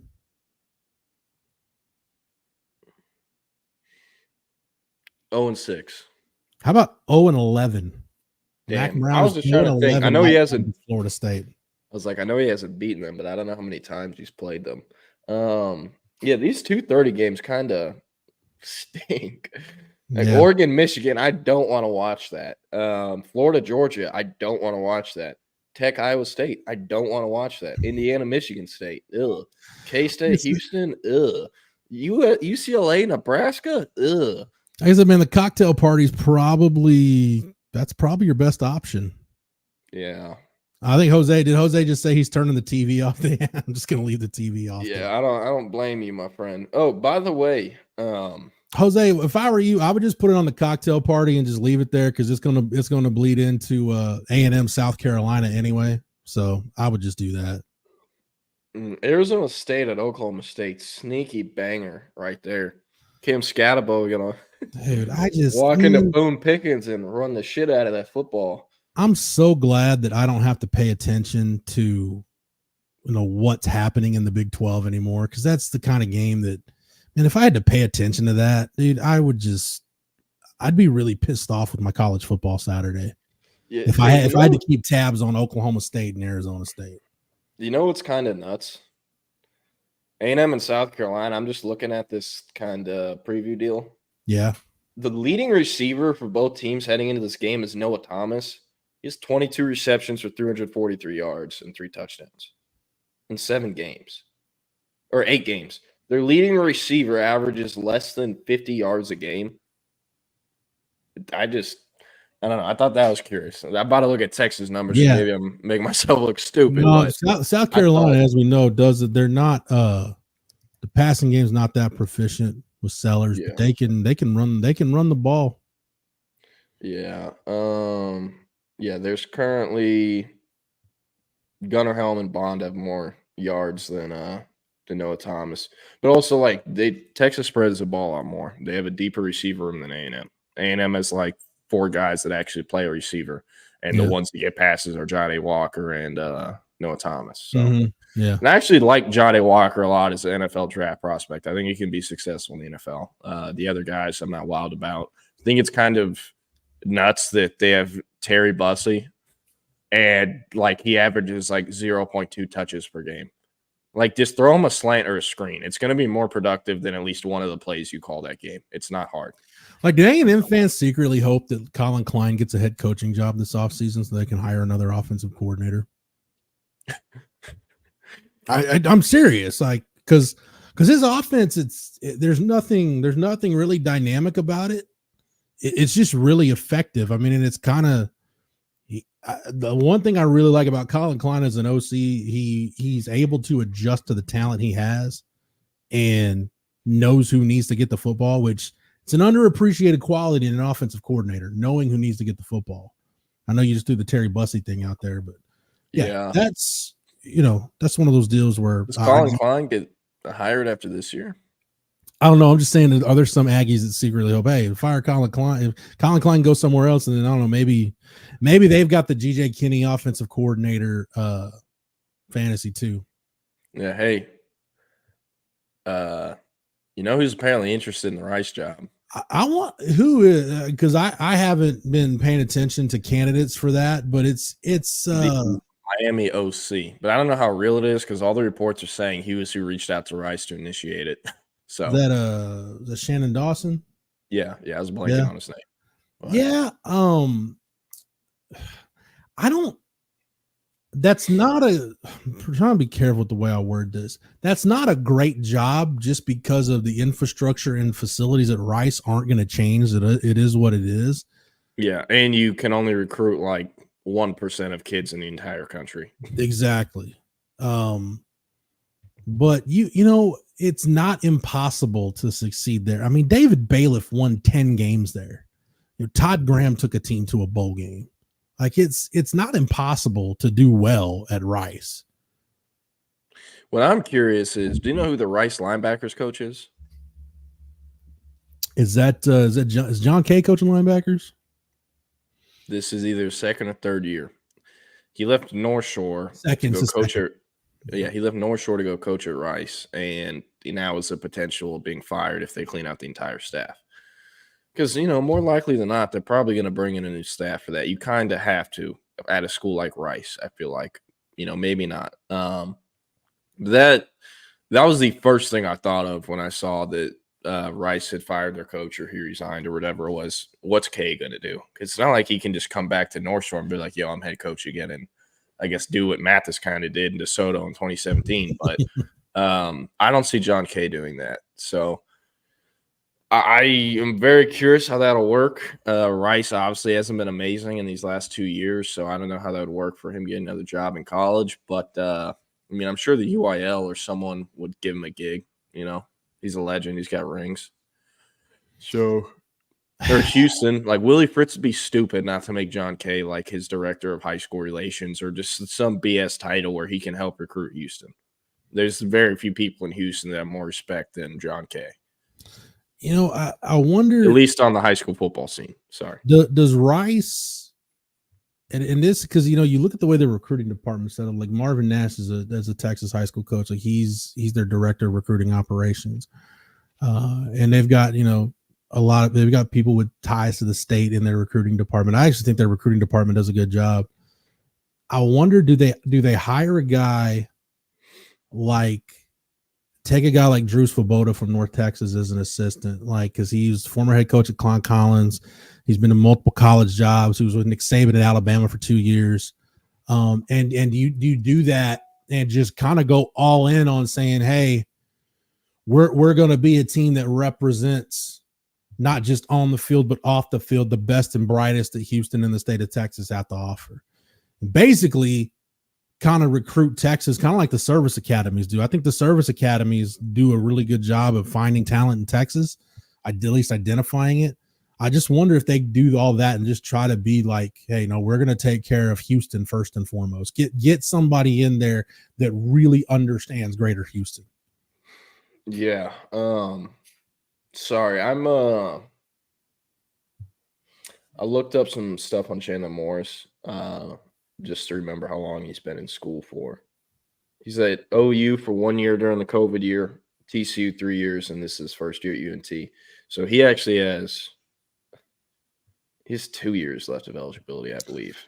Or 2 seasons, or could have 2 seasons, because he has a redshirt year plus the COVID year. I'll tell you another name I think at Rice that could be interesting. Sorry, I brought up Chandler Morris because Miami fans, or at least I put this together, if Shannon Dawson leaves, Miami fans want the UNTOC because they think he's going to bring the quarterback, Chandler Morris, with him. Because that's the thing. Miami doesn't – they don't like – they're kind of a glass house right now, or a house made of cards. Oh, it's a house of cards, dude, for sure. Because – you got Cam Ward, who's back there chilling in the pocket, having a good time. And I love Cam Ward. I really do. Did you see the quote he gave after their Louisville game? No. He said since the crowd was being loud the entire second half, they went to quiet count or hard count or whatever. And he's like, but I like that because it looks way cooler. That's what he said. But dude, once Cam Ward leaves, they don't like. I couldn't name you who they have on their roster on scholarship at quarterback. Like they've recruited lower, like high 3-stars, lower 4-star guys, but it's not top tier national guys that you need to win a national championship. Yeah. So, they're gonna have to portal for another guy. DJ Lagway has the opportunity to do the funniest thing ever. One of the funniest things ever. But yeah, that's just kind of the way Miami is rolling it right now. Just kind of trying to quarterback by portal. Best of luck to him, I guess. But I don't know. I'll give you another name for the Rice job. I have no idea if he'd be interested in it, but he's been an assistant there, so at least he knows kind of the lay of the land. Major Applewhite's having a pretty good year at South Alabama. Now, he knows the challenges. Obviously, he was at Houston, and that didn't end well. But he's been at Rice. He knows the challenges that exist at Rice, knows what realistic expectations are. I mean, I wonder if I'm in charge of if I'm on the search committee at Rice, he's a guy I at least call, because I feel like if Major wouldn't take the job, he'd at least help get you pointed in the right direction. Yeah. Hire the ULM coach, Brian Vincent. Hey man, are they bowl eligible yet? I believe so. I know they actually lost to Major Applewhite in South Alabama, and that was their second loss on the year, I believe. But no, they are 5-2. Oh, got it, man. Can you imagine if Brian Vincent does get the Rice job? Like, is there a bigger difference in academic standards than going from ULM to Rice? I was just looking at it. Well, that's true. South Alabama has won their last 2, but they are 4-4. But they are 4-4. But I mean, you look at their losses at North Texas, LSU. Yeah, okay. I mean, I don't know. I think it'd be worth it to call Major Applewhite, though. Yeah. Hey, Kodal-Nicki as head coach would be interesting, but we got to see what schools open. Yeah, CB Majors at Rice in 06. They played Texas that year. Yeah, you with Todd Green. Hey, man, you know who else is a former Rice assistant coach? Tom Herman was at Rice. Just saying. You're gonna pluck a coach from an AAC rival. Jeez, man, Wisconsin and Iowa play this week. Barf. Hey, is it just me? And this may just me being Homer Texas State alum here, but when I look at the Sun Belt, I look at Conference USA, and I look at the AAC. Just seems to me like the Sun Belt just has more competitive balance. They just got like better football programs in that league. You're sunshine pumping. You're 4-4, buddy. I'm not. I'm playing. You know what I mean? Like you got App State and Marshall, and I know Troy's not very good this year, but you got some programs in the Sun Belt that have some name value. You know what I mean? Yeah. You know what game I'm so gonna watch? UL, Vanderbilt and Auburn. Take the over on the 0.5 interceptions of Peyton Thorne. It hits like I think there's only that's your 8 games lock this year is Peyton Thorne over interceptions. Yeah, of the 8 games Auburn's played, I believe he's thrown a pick in like 6 or 7 of them. I'm actually gonna pull that up. He has 7 INTs. Let's see. Rex, I'm telling you, man, I was just. Dude, please nobody judge me. Nobody judge me for what I'm about to say, but I was watching Western Kentucky and Kennesaw State the other night, and I just kept hearing about Conference USA and the teams that are in there. I'm like, dude, that's just the Sun Belt seems like the average college football fan would know more teams in the Sun Belt than they do in Conference USA, which is supposed to be a step up. Well, all the schools got gutted. Like, isn't Sam Conference USA, right? Mm-hmm. Yeah, so there's that. By the way, Peyton Thorne has played in 7 games this series, thrown a pick in all but 3 of them, including a 4-interception performance versus the Cal Rhythm, in which they lost 21-14. So, dude, Man, that's brutal. Like Peyton Thorne is the reason why Oklahoma won that game down at Jordan-Hare. So Auburn had an 11 Jordan-Hare. That's how you pronounce it. Oh, I know that. Yeah, that's how you pronounce it. That pick six versus OU was atrocious. If that linebacker wasn't there, there was literally like 4 other OU players that would have picked it off and returned it too. Yeah, at 11, like they blew an 11-point lead. And by the way, do you know? I think it's what is it through 21 games so far? Hugh Freeze and Brian Harsin have the same record. No, I believe. I think they're both 9-12. Oh yeah, no. You're right. They did. Because Auburn won last week, I think. But Hugh Freeze is fired. They beat Kentucky. Hugh Freeze. They both went either 5-7 or 6-7 year one, and then year 2 they fired Harsin, and he was 2-5, and Freeze was 2-5 last week before he won. But Vandy and Auburn, Jordan-Hare, I'm excited for that one. That'll be a good one. Cedric Alexander getting his get back. Another one, sneaky banger. Hopefully, friend of the show. I don't know if he's friend of the show. I want Vandy to win that one just because, obviously you've known Cedric Alexander a long time, and I'd like to see Barton and those guys. I just want to see them get bowl eligible and know that they're going to a bowl game. Yeah. Memphis UTSA. Been a bit of a rocky year for UTSA and Trailer, but if Fighting Trailers want to make a bowl game, this is it's getting down to nut cutting time here. They need to start winning some games.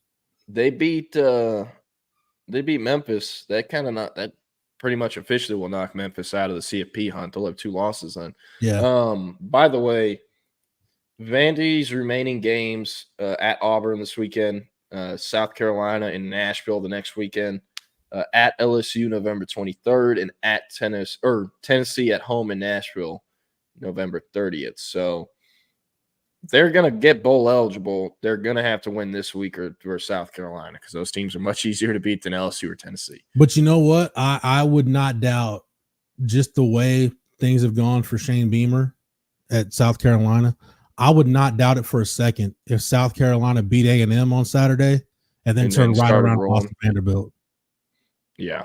Yeah, that wouldn't surprise me either. Like, wouldn't that be the most Shane Beamer thing ever? Like, that's South Carolina is just one of those type teams to me. They'll play really well against somebody they should. It's just that when you're at that place as a program where you're playing up and down to your competition.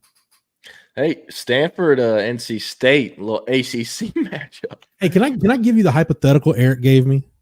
Let's hear it. So let's assume Texas gets into the CFP as a 5 seed, right? Mm-hmm. Which if you're the 5, you're playing the 12, and the G5 team is probably going to be the 12. You want to play Boise and try to stop a guy who's having one of the most prolific seasons a college football running back has ever had? Or would you rather play one of the service academies, Navy or Army? I'd rather play Boise, and this is why. I hate having to watch option, slot T, wing T, whatever BS. I can't stand it, especially at high school. Because in high school, like Liberty Hill, when they played sock in the state championship, media is supposed to be unbiased, but the entire press box is rooting for South Oak Cliff. And it's because Liberty Hill runs that BS offense. And also, not only do they run that BS offense, they are never set. There wasn't a single play in the state championship game where all 11 men were actually set, and they still lost to South Oak Cliff. So I can't stand those offenses, but the reason I bring it up that I'd rather face Boise State. Remember when everyone talked about how Ollie Gordon was going to have a big game versus Texas, and he had how many yards? Like 30 something. When you face a team that is so dependent on one singular guy, especially at the running back position, I feel like Texas is a pretty good history, at least under this defensive staff, of stopping that one singular guy or figuring out a way to limit him to where Texas can win the ball game. Mm-hmm. And once they did that, Ollie Gordon probably could have had 100+ yards and they still would have lost, in boat race. But I just think Texas has a good history versus teams that are kind of – I'm not saying Boise State is quite one-dimensional, but, you stop Genty, you have a good chance of winning the game. Whereas with Army or Navy, you stop one guy, they got 3 more sergeants coming off the bench ready to, do the same thing. So that is a Boise team that took Oregon to the wire in Eugene to start the year. But I said Oregon's gotten a lot better, though, throughout the season. Right. I said this to Eric. This is my rationalization. I don't want any part of Navy or Army because I don't for defensive purposes. I don't want to try to get my team ready in a couple of weeks to defend the wing tee or the triple option, something that maybe some of your guys saw it in high school, but there's going to be some guys on your defense that have never defended that offense. And I keep thinking back to Kyler Murray's 1 year at OU where they had an overtime game with Army just because Army just kept moving the chains and Oklahoma just couldn't get the ball. I mean, they had like 4 possessions or something in regulation. Like they could not get the football. And as much as you've seen this Texas offense can turn it over, dude, that one possession where you turn the ball over, that can lose you a game against the Service Academy just because they can milk the clock. So yeah, as Bucky Godbolt would call them, the ankle biters, I want no part of those ankle biters in a playoff game. Give me Boise 6 days a week and twice on Sunday. Oh yeah, JW Crunch. I didn't even see you posted that. Thank you. We're on the same page there, sir. Yeah, and also like, let's say Texas loses this game, it's much better to lose to Boise State in a top 10 draft pick and RB1 and the Heisman winner than it is to lose to a Service Academy. I mean, people will be pissed either way, but yeah. You're gonna. It's like, are you more embarrassed to I don't know, vomit on somebody in a public forum or crap your pants where everybody sees it? Like neither one's good, but which one's going to embarrass you less? Take your pick. Neither one's great. Yeah. Well, I see the guys in the waiting room. I'm going to go ahead and bring them in. And I'm not Rex St. Charles. Like Liberty Hill has some good kids. They actually have a D lineman there right now named Alistair Vallejo, who actually has one offer from Ole Miss, believe it or not. 2026 D lineman. For real? Liberty Hill kid's got an offer from Ole Miss? That's his only offer. He camped there and got offered. And he camped all over the country this summer because he tagged me on everything. I saw it. And I know the guy that kind of is helping him, with his recruitment or whatever. He texted me, got Ole Miss. And I was like, what? But he camped and got it. So, good for him. Good for him. But no, Liberty Hill, and it's not just Liberty Hill. Any team in Texas that runs slot T, wing T's, whatever it is, I don't like them. I root against them. My alma mater in Florence, Texas, America, they're running the slot T, by God. And how many years has it been since Florence, America made it to the second round of the playoffs? Last year was the first year they started running it, ass. This is the second year. So once you give them some time to how bad are you? Hey, not all of us can go to a high school that produces a Heisman winner and a number 1 draft pick. Hey, and another top 10 draft pick last night was balling Garrett Wilson. How about that? That catch? When I first saw it, I thought they were going to call it short or not a touchdown because they didn't call George Piggins's over the weekend. And then an hour later, I saw he got his chin down and whatever. But, man, I don't want to tweet about it because I know everyone's so tired of me talking about Lake Travis. But I've seen Garrett Wilson make catches like that since like middle school. Like he's been a freak his entire life. Basketball, football, track, you name it. Like there wasn't a thing he wasn't the best player on the quarter field for. Hey, Keenan, let me ask you something real quick since we're talking about Lake Travis, guys, because I was going to bust Jordan's chops. So why don't you just mention Brett Beatty too, because he had a first round baseball draft pick. I don't know. I missed the memo that Hudson Greer ended up at Montverde. What? Yeah, I didn't see that. Why?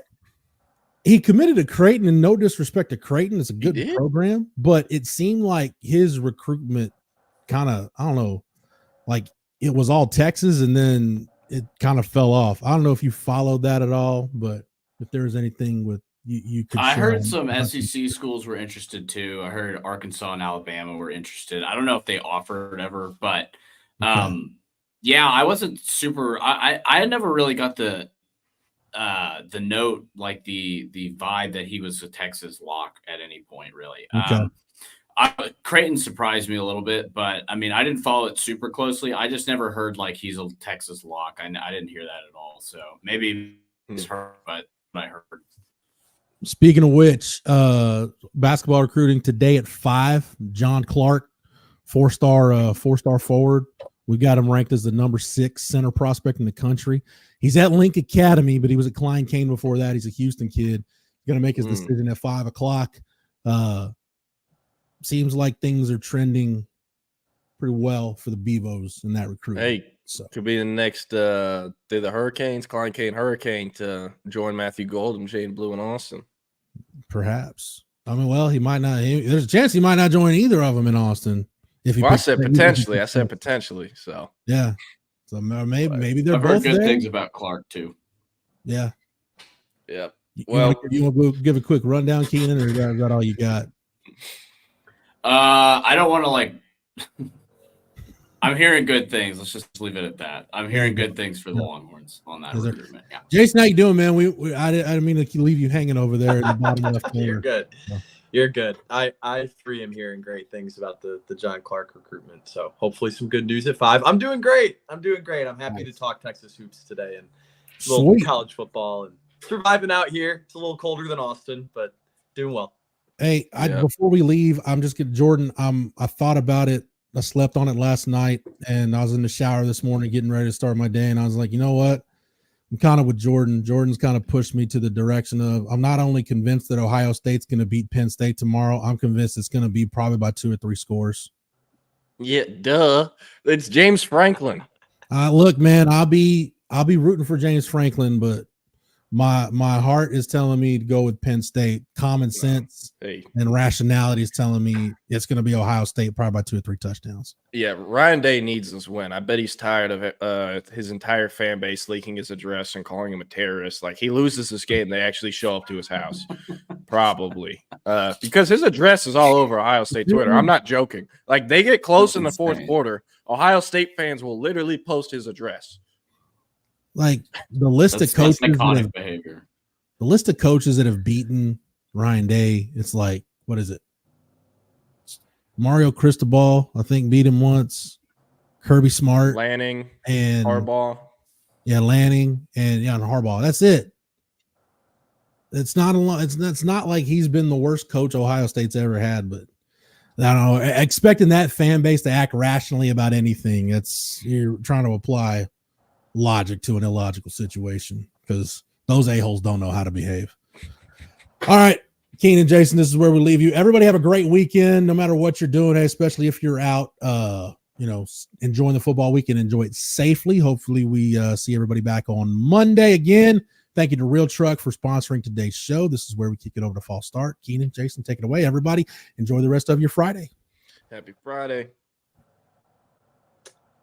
What is up? My man Jason Conander on the program once again. What is going on, dude? How are you doing? Let the people know where they can find you, what you're up to, and just give a little summary of what you've been up to for the last few months, Jason. Well, first off, Keenan, it's nice being back, pinch hitting for Eric, co-hosting with you. Always a great time.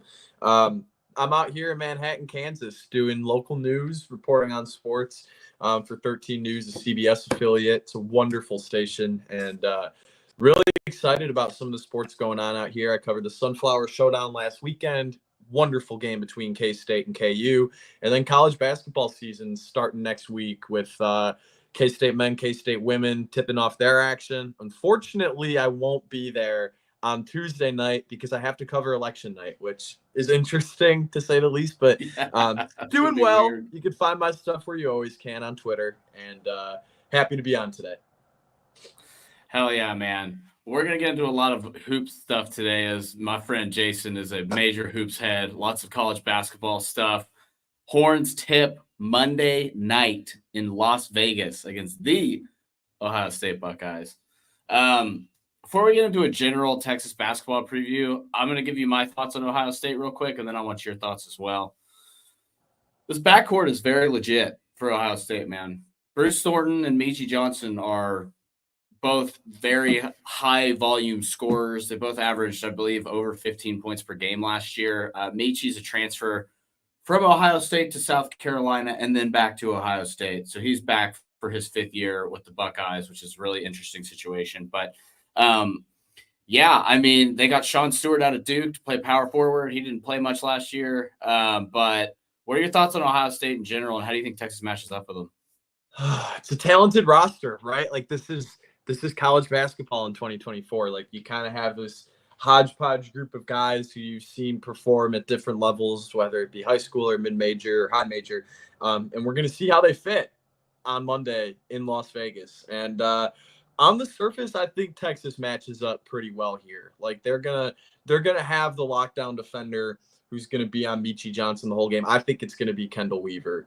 And so I'm excited to see sort of how he looks. We've heard good things about him coming out of the summer and out of the fall. But I'm more excited to see how Sean Stewart and especially the Kentucky transfer Aaron Bradshaw look, because that is as high upside of a big man pairing as you can really have in the country right now.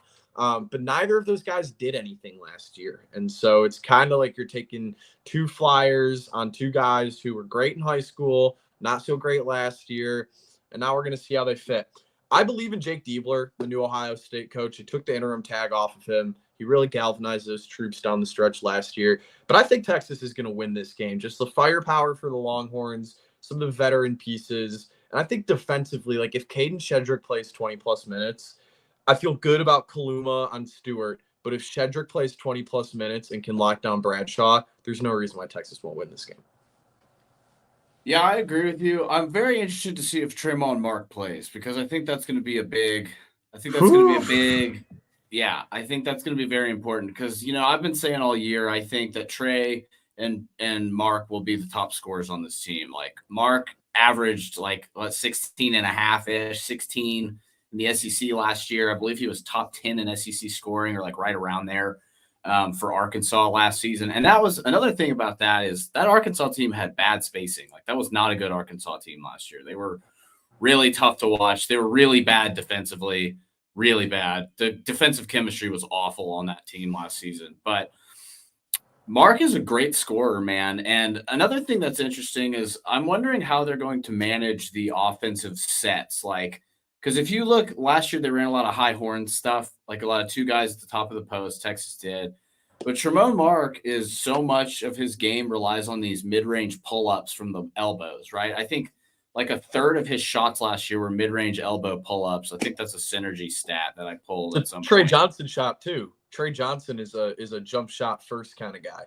Yeah, 100%. So I think it's going to be interesting to see how they manage that. Will they go 4 out, 1 in? Will they continue to run high horn sets? Will they continue to run the chase action? I'm really interested to see how our team manages the offense because there's so much talent on it. And another thing that I like about this team, and I was saying this yesterday with Eric, is that not everybody's pigeonholed into one role. Like last year's team, like every guy was one position basically, and they're moving towards this positionless style of basketball. And this is a team that, like, if they fire on all cylinders, they could average 75, 77 points a game. Like that is on the table for this kind of offense. I think the big question is the defensive rebounding aspect, because like if you look at Shedrick last year, as big as he is and as well as he played at times, he was not an elite rebounder by any stretch, right? I think I read a stat that he had like 92 boards in 550 minutes or something like that. Like, yeah, it's not great. Yeah, like 3 rebounds per game. But he was playing banged up, so that's part of it. It's hard to be physical when your shoulder and back are messed up. So hopefully that had something to do with that. But, I mean, even when he was at Virginia, he was never a super high-level rebounder. I think he averaged like 5 a game maybe his junior year at Virginia before he transferred to Texas. So what do you think about Shedrick in the middle? Do you think he has the physicality to hold down the center spot for this team this year, or do you think they're going to have to run a lot of small ball stuff with guys like Kaluma and Kent playing the 5? Well, first off, they will. Naturally, they're going to run a lot of small ball stuff. We're going to see a lot of Jason Kent at the 5 this year, whether you like it or not. Yeah. Like that's just going to be what ends up happening. The issue with Caden Shedrick, like, I'm so glad you brought up the rebounding, because like I like the guy's offensive game. I think that he has a lot of potential on both ends of the court, but he's not a good rebounder for 6'11". And you hope, you said, is he going to be physical enough? You hope, as the oldest player on this team, 6th year of college, that yes, he is physical enough to be able to stand his own in the Big 12. Like, that's kind of the X factor this year. If Caden Shedrick plays 20-plus minutes a night, he's staying on the court. Like, that was the other issue last year. He fouled himself out of so many situations where he would have been on the court. There's a game against West Virginia. He picked up 5 fouls in 10 minutes. And it's like, come on. That just can't happen. And so if Caden Shedrick can play smart and physical basketball, he's going to play 20-plus minutes a night. Yes, Texas is going to mix in those small ball sets, but he's going to be a force to be reckoned with in the Big 12 because you're seeing it now in the SEC. Yeah, sorry, I caught myself there. You're seeing now in high major basketball, you need a tall center to be able to make these things work. In the SEC, some of the great centers, Janai Broome and Cliff Amarui, those are just two names who are going to have great years and guys who are going to be physical forces every night in conference play. And, the Big Ten's another great example. Every team in the Big Ten now has two centers. So Texas has to be able to play Caden Shedrick. Yeah, they'll mix in some small ball, but yeah, Shedrick's the X factor for that reason because he is what helps them match up well, if not better, against so many teams in conference play. Yeah, and you see even teams like Alabama has Cliff and Auburn has Janai Broome, but Kentucky has Brandon Garrison, right? Arkansas has Jonas Idu, right? Like these teams even Georgia, they brought in Asa Newell, the freshman. That guy is a force to be reckoned with in the paint. He's one of my favorite freshmen from this class. So it's going to be so much of this team is going to be based upon how Caden Shedrick plays in the paint and whether he can be physical, whether he can box people out. Fundamental stuff, right? I think this team's going to have to attack rebounding the way the Knicks used to before they got Towns, right? Like Josh Hart crashing the boards. Like they're going to have guys like that. Because if you looked last year, Kendall Weaver averaged as many rebounds as Caden Shedrick in basically the same amount of minutes per game. He's a better rebounder. Straight up a better rebounder. Yeah, that's a problem. But, Art Kaluma's a good rebounder. Jason Kent's a good rebounder. But again, when they play Tech and they have to deal with JT Toppin, these are guys who are built in a laboratory to rebound the basketball. It makes me a little nervous looking at how physical the SEC is now. And, even teams like Florida with, what's his name? The Washington State transfer, Chinyelu. I always forget which name it is. There's a lot of physicality in the SEC, man. And I've been saying this for a while. The SEC basketball has so much in the half decade. It's been an absolutely completely different setup. It's there's so many good teams now with so many loaded rosters. There's so much talent all the way around that it's a completely different animal than it was 10 years ago. It's just in Florida running it, Yeah, and two other guys who are going to kind of help out with that rebounding conundrum.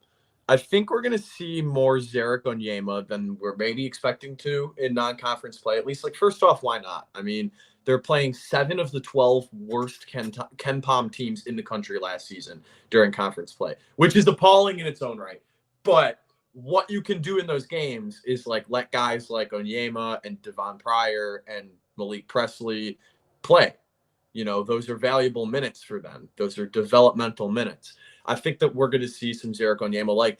I don't mean to overreact to social media, but Texas basketball posted a montage from their TCU scrimmage 2 weeks ago, and Zarek Onyema looked like a monster. He had 2 putback dunks. He was soaring on the glass. He looked big. I think we're going to see a little more of him. 2, Trey Johnson is a great rebounder. He's a great rebounder. He's a big guard. We're going to see him rebound the basketball a lot. And he knows that that's something, too, that's prerogative for him to be a top 10 pick, a lottery pick. Sky's the limit for him. I know people are thinking he could potentially go top 5. I'm not going to make that call before he steps on the court. But he's a great rebounder, and he's tall. He's a big guard. He's 6'6", 6'7". There's no excuse for Texas to not be a good rebounding team when Shedrick's on the court. When Shedrick's off the court, they have the pieces to get by, especially compared to years past. Yeah, 100%. This is going to be a group rebounding effort. And that's sort of what Rodney Terry was saying in his presser, I believe yesterday. Talked to a friend of the show, Joe Cook, on the phone yesterday, and we kind of chatted about that a little bit. But yeah, I think this is going to be a team that relies heavily on guards rebounding. I think there's no way around that. I think wings are going to have to get involved. You're going to have to crash the glass. The problem for that is it could prevent you from running as much in transition as you might want to. And I feel like this team is going to be reliant on pace and playing fast basketball. That's what it seems like to me. You have so many shooters, you have so many guys that can shoot basketball. I'd be pushing the pace if I'm them, Yeah, they have the pieces to do it. Jordan Pope, he's going to have the ball in his hands a lot. Julian Larry, that's on my show with the Field 68, like what I talk about so much is Julian Larry. Like, he does the little things. I think he's going to make a Serge Jabari Rice type impact on this Texas team. They're not the same player by any means, but just the little things that Julian Larry does. He's a sharpshooter. I don't think his shooting stats from last season, especially from three, are sustainable, but he's not going to be a high volume shooter on this team. So maybe they are. He's a good defender, and he's a fantastic facilitator. And fourth, he pushes the pace exceptionally well. And so those are four things, you bring him off the bench as a sixth man, seventh man, whatever. He's going to make a net positive impact 9 times out of 10. And so Julian Larry's another guy. He's going to help them push the pace a lot. And then, Jordan Pope, Kendall Weaver, we know likes to get up and down the court. I'm interested to see the offensive game for Kendall this year. I don't think they're going to ask much out of him. There were times last year he passed up open shots. They probably hope he doesn't do that this year. But with the pieces around him, I don't think a whole lot's going to be asked for him shooting the ball. I'm excited to see what he does as a glue guy, kind of defending the top guard on the opposing team, being, a spark plug on the offensive end, making hustle plays. Like, he's not Brock Cunningham's replacement by any means, but he's going to make those little plays that Brock Cunningham made that made a net positive impact on the court. Yeah, and another thing about those Indiana State guys is they were 2 of the most efficient scorers in the country last year. If you look at synergy, and with Jason Kent, like, that guy just knows where to be to score the basketball. He just knows where to be to get open looks. The best cutter in the country. I was gonna say that he's an excellent cutter, one of the best I've seen. And that Indiana State offense, I don't know if you had a chance to watch with them, but like it looked like the Spurs in 2014. Just a lot of off-ball cutting, a lot of off-ball motion, not a lot of dribbling, stuff like that. It was really, really good. It was a lot of fun to watch them. They should have made the tournament. It was crap that they didn't, honestly. I agree. And it sucks that group got broken up. Like Isaiah Swope and Robbie Avila are off to St. Louis. And Larry and Pope or Larry and Kent are here in Austin. We're not complaining that they're here in Austin because I think that they're both going to be impactful players. Kent defensively worries me a little bit, but he's not by any means the worst defender that has put on the Texas jersey in the last 3 years. So I'm not too worried about that. And the biggest wild card on this team for me truly is Arthur Kaluma. What Arthur Kaluma are we going to get? On the defensive end, he's going to be good. Like, we know that. On the offensive end, I think that this is a guy who is pretty destructive to winning at most times. He loves the ball in his hand. He loves his fadeaways. He loves his covered 3 balls. He is a very low-quality shot taker, and he's not a high-quality shot maker. And that's an issue, especially when you have guys like Jordan Pope, who like to shoot the ball, Tremont Mark, who like to shoot the ball, Trey Johnson, who's going to shoot the ball a lot. Arthur Kaluma, more than anyone on this team, is going to have to learn how to play within his role. He still can average 12, 14 points per game if he plays within his role. He just needs to understand he's not the top scoring option. He's not the number 2 scoring option. And on most nights, he's not even going to be the number 3 scoring option. And if he can be okay with that, I think that the pieces are going to fit here. Yeah. Let's do an ad read real quick. I'm going to run an ad for our friends over at Covert Bee Cave. So we're going to go ahead and do that. And on the back end, we will come back with more basketball talk on that real quick. It's really a family experience. I walked in the showroom today and everybody greeted me by name. How are you doing? What's going on? How's everything going? From a price standpoint, from a customer service perspective, just conversation when you come in, it feels no pressure. I want to buy cars here. The family buying car experience, one of the best that you will ever have. Come and experience it for yourself. Covert, born and raised in Austin. All right, we're back. Have you done an SEC basketball prediction, Jason? Yeah. Yes, we have. I don't think you're going to like my champion pick. I don't think anyone watching this is going to like my champion pick, but I'm an objective journalist. I view basketball through an objective lens. And so we'll get into it. Well, who's your pick? You got to tell us now. Got to be the Aggies. I really do think that they have the best roster in the SEC this year. And like if Buzz Williams is going to figure it out for a year in College Station, it's going to be this year. Like that is the team that doesn't have holes, in my opinion, besides perimeter shooting, and they got an answer for it in CJ Wilshire. Me and you talked about Zurich Phelps a while back during the transfer portal. Yeah. He's awesome. I mean, he's going to do a great things for the Aggies. And they added Pharrell Payne, who was somebody who Texas really wanted, crashes the glass incredibly effectively. And so I'm really looking forward to watching this Texas A&M team. Not to mention, they have, in my opinion, the best player in the conference, Wade Taylor. Not my SEC Player of the Year pick because he's not efficient enough, but he's my favorite player to watch in the conference. I think he is pound for pound the best player in the conference. He's going to give them a chance to win on every single night. And the last thing I'll say about the Aggies, because this is a Texas show, I know, Manny Obaseki is going to be their big X factor this year. When he played his best basketball down the stretch of the season in March last year, they were a completely different team. They almost beat Houston in the round of 32, thanks in part to Manny Obaseki. And so if we get a good Manny Obaseki in his senior year this year, a guy who can defend well, make those big shots when the ball's in his hand,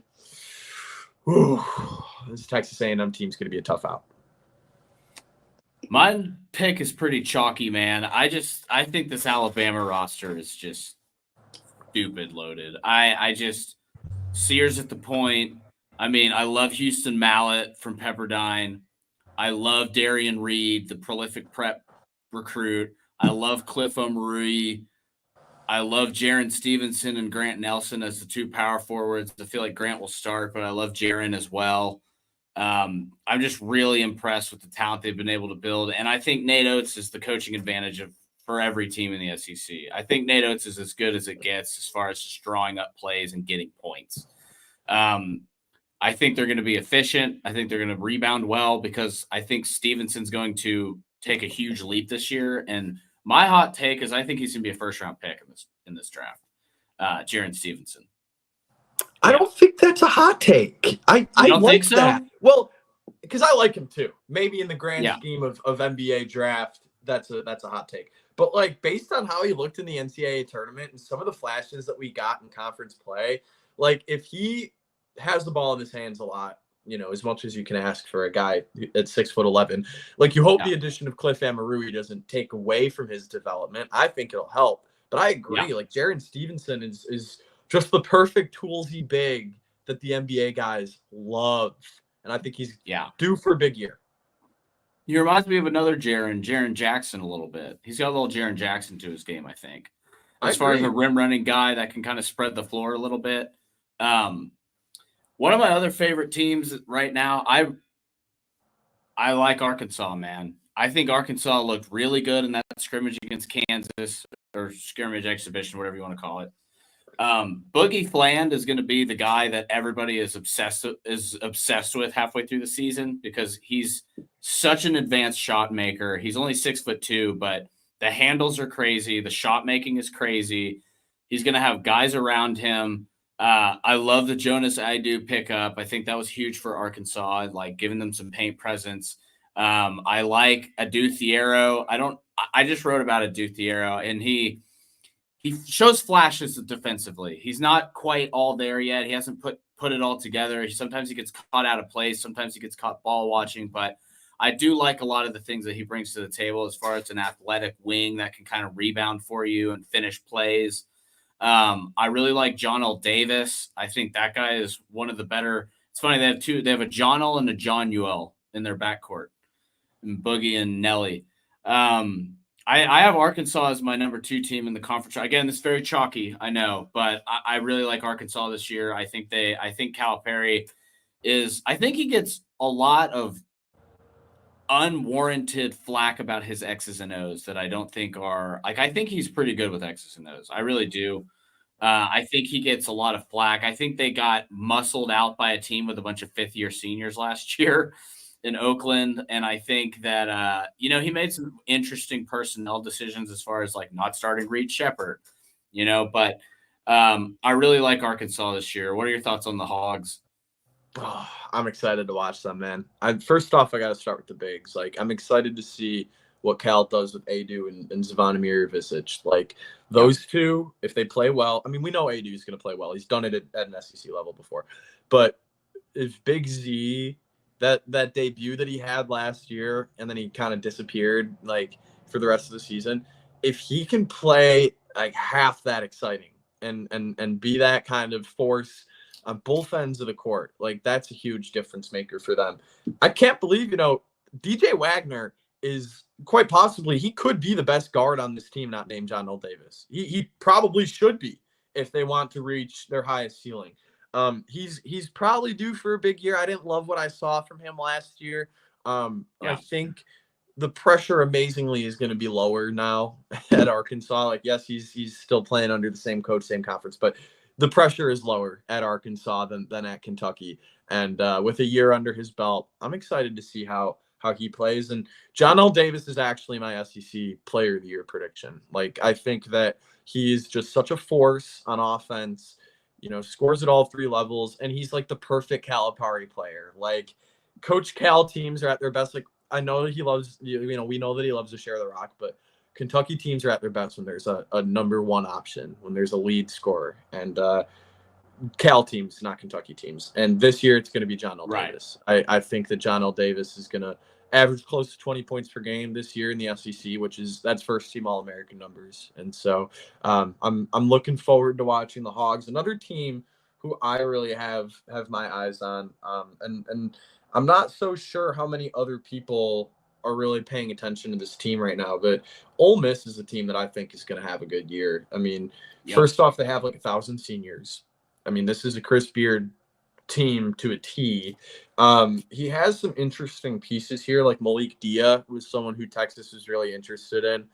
Does not play defense, but a really excellent offensive player. And he has looked out of this world in their exhibitions and scrimmages the last 2 weeks. Like, he has looked out of this world. And Sean Padula, too, the transfer from Virginia Tech. I mean, that gives them one of the best ball dominant guards in the conference. And so Chris Beard, how long is he going to stay at Ole Miss? Not more than 3 years. He probably wants to have a big year here and maybe make that leap back up to the Big Ten or like, just him at Ole Miss doesn't feel right to me. And he's a great coach. Say what you will about him as a person. He's a great coach. And I really do think that he has the pieces this year to be a 5 seed, 4 seed, competing in the SEC year round.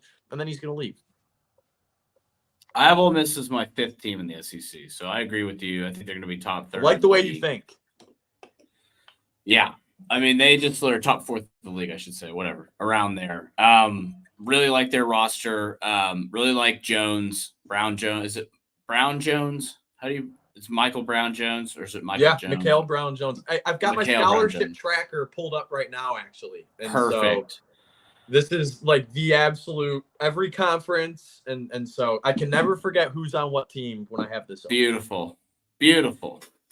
Yeah, I like Ole Miss's roster a whole lot too, as much as it pains me to say. I think that they're going to have a really good year. I've been saying that all offseason. The starting 5 they have is extremely legitimate. Another team that's interesting to me is Auburn, just because I really like Janai Broom. I think he might win SEC Player of the Year. He's definitely the favorite at this point, right? He's got to be the favorite.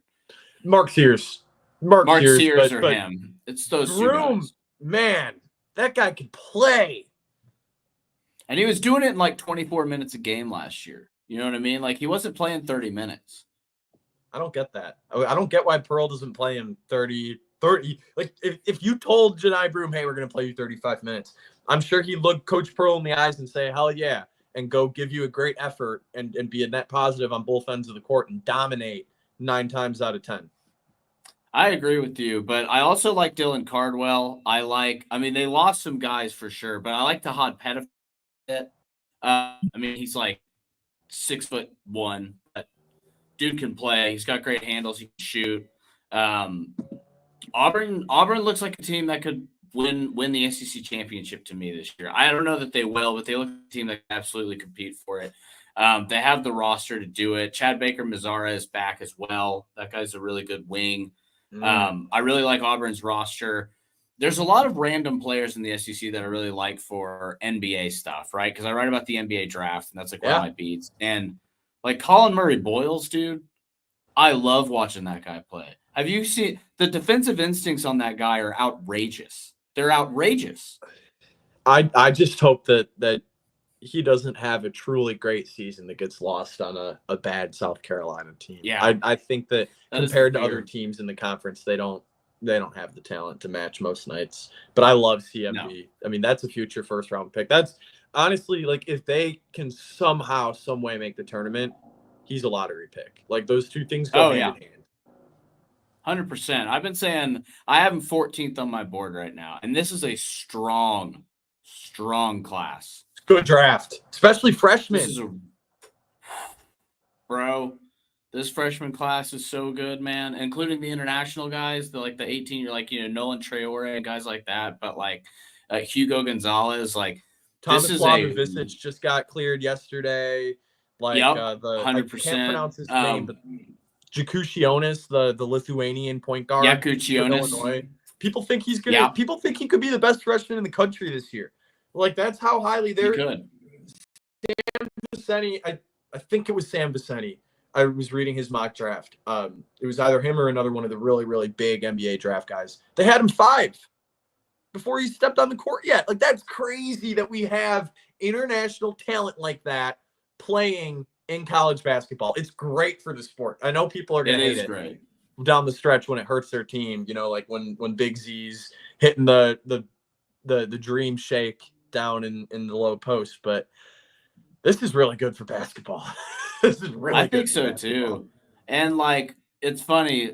Shouts out Sam Viceni, by the way. He gave me props on my board last year, so that felt pretty good. Yeah, he sent me a DM. He was like, "This is really good work, man." So that's my crowning achievement as far as NBA draft work goes. But yeah, I there's a few other guys I like. I like what's his name at Kentucky. Let's talk about Kentucky, actually. Now let's do it. Kobe Bryant is one of the best shooters in the country. Dude is a lights out shooter. He was last year at Dayton.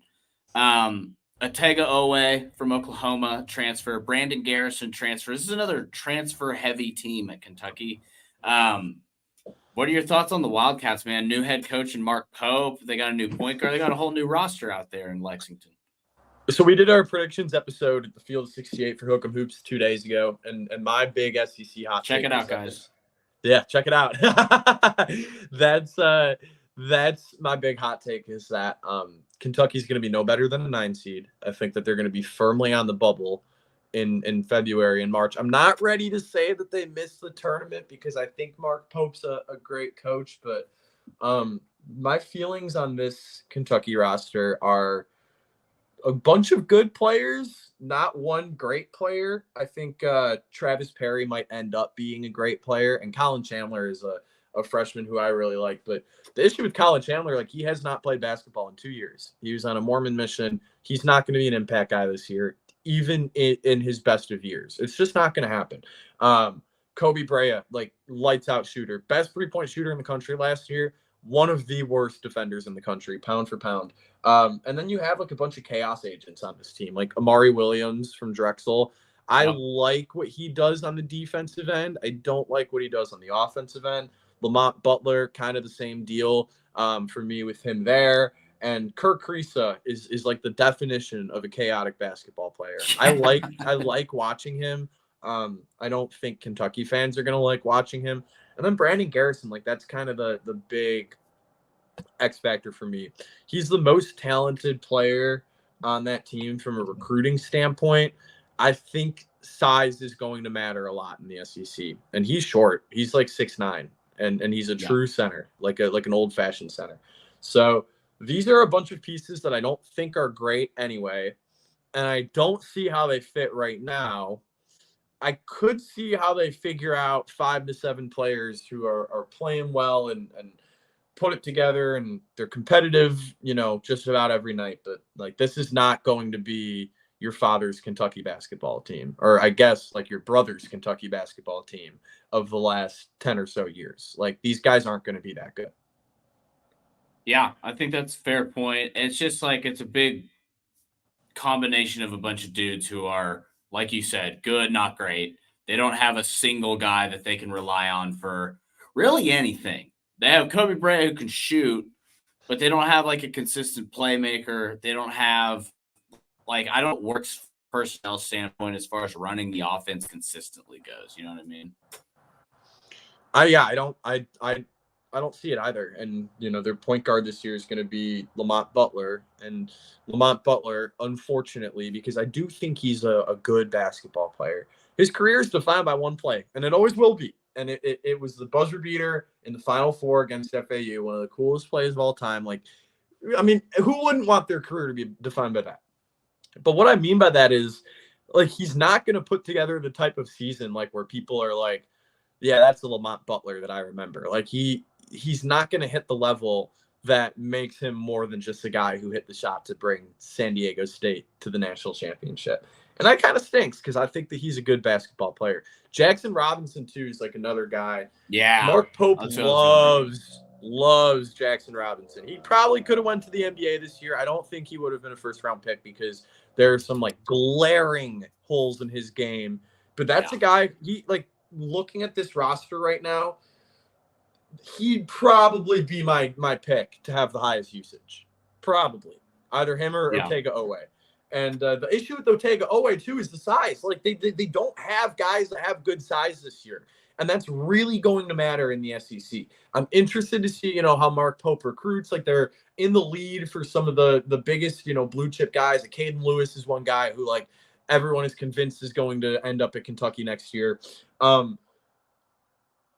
just don't see it with this year's roster. I really don't. They're undersized. Each guy has a glaring weakness in his game that makes him not a good fit with the guy next to him. And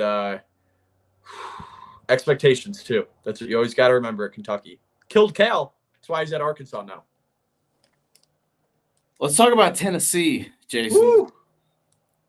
Tennessee's got an interesting roster. I really like – I think that they have – I mean, obviously Ziegler, who's been there for 17 seasons now. This is the 17th season in the SEC at Tennessee. I like Meshack as sort of your wing that can defend. I think Cameron Carr, he was coming off an ACL last year. I think that really affected the way he played. I think he can be like your scoring guy, one of your scorers. I like Okpara from Ohio State. Great defender. That's what I was going to say. You're going to get good defense out of this team because Okpara is going to hold down the middle for you. Where do you think Tennessee ranks in like your top few teams? Do you have them as one of your top teams, or do you think they're going to have a little bit of a disappointing year after the run they went on last season?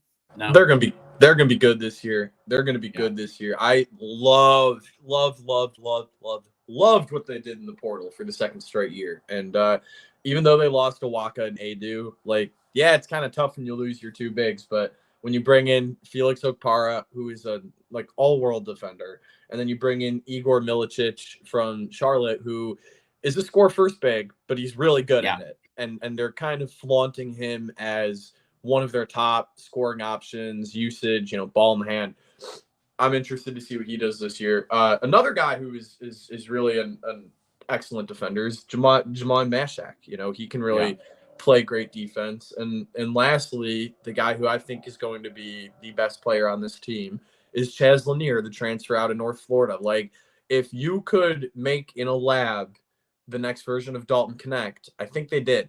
I really do. I don't think he's going to have exactly the same season, but when you look at what he did for the Ospreys last year in the A10, or not the A10, the A-Sun, he really had a fantastic year. He's not a good defender. Connect is not a good defender, but he can shoot the ball from anywhere. He's an efficient scorer. He gets his teammates involved, and he puts the team on his back when it's time to win the game. And I think that's going to matter a lot this year. So these transfers, like Darlingstone Dubar, too, the transfer out of Delaware. Yep. That's a guy, he's played at a high level before at Iowa State. Maybe wasn't the best player on that roster, but he's played high major basketball before. He kind of had a little refresher in the low major ranks. I think he's going to come back a better player. So I like this Tennessee team. I struggle with kind of picking their ceiling because there are some uncertainties. Like you look at the sophomores, Carr, Estrella, and Phillips. We haven't seen a whole lot out of any of those three. Yeah. And so one of those three needs to hit. Another, like hit as in like be a really good player. Another one of those three needs to be someone who you can play every night, and then you can afford for the third to be a project. But that's the situation that Tennessee's looking at right now. What do you think about Cameron Carr? I wrote about him maybe 2 months ago, and I think he has the potential to be a breakout player in the SEC. Now, that doesn't mean 17 points a game. It means maybe 9 or 10 points a game, something like that. And just being kind of a, like a shooting guard wing type. I like his potential a lot. I thought he was really good in high school, but he's going to be fighting for minutes on this team.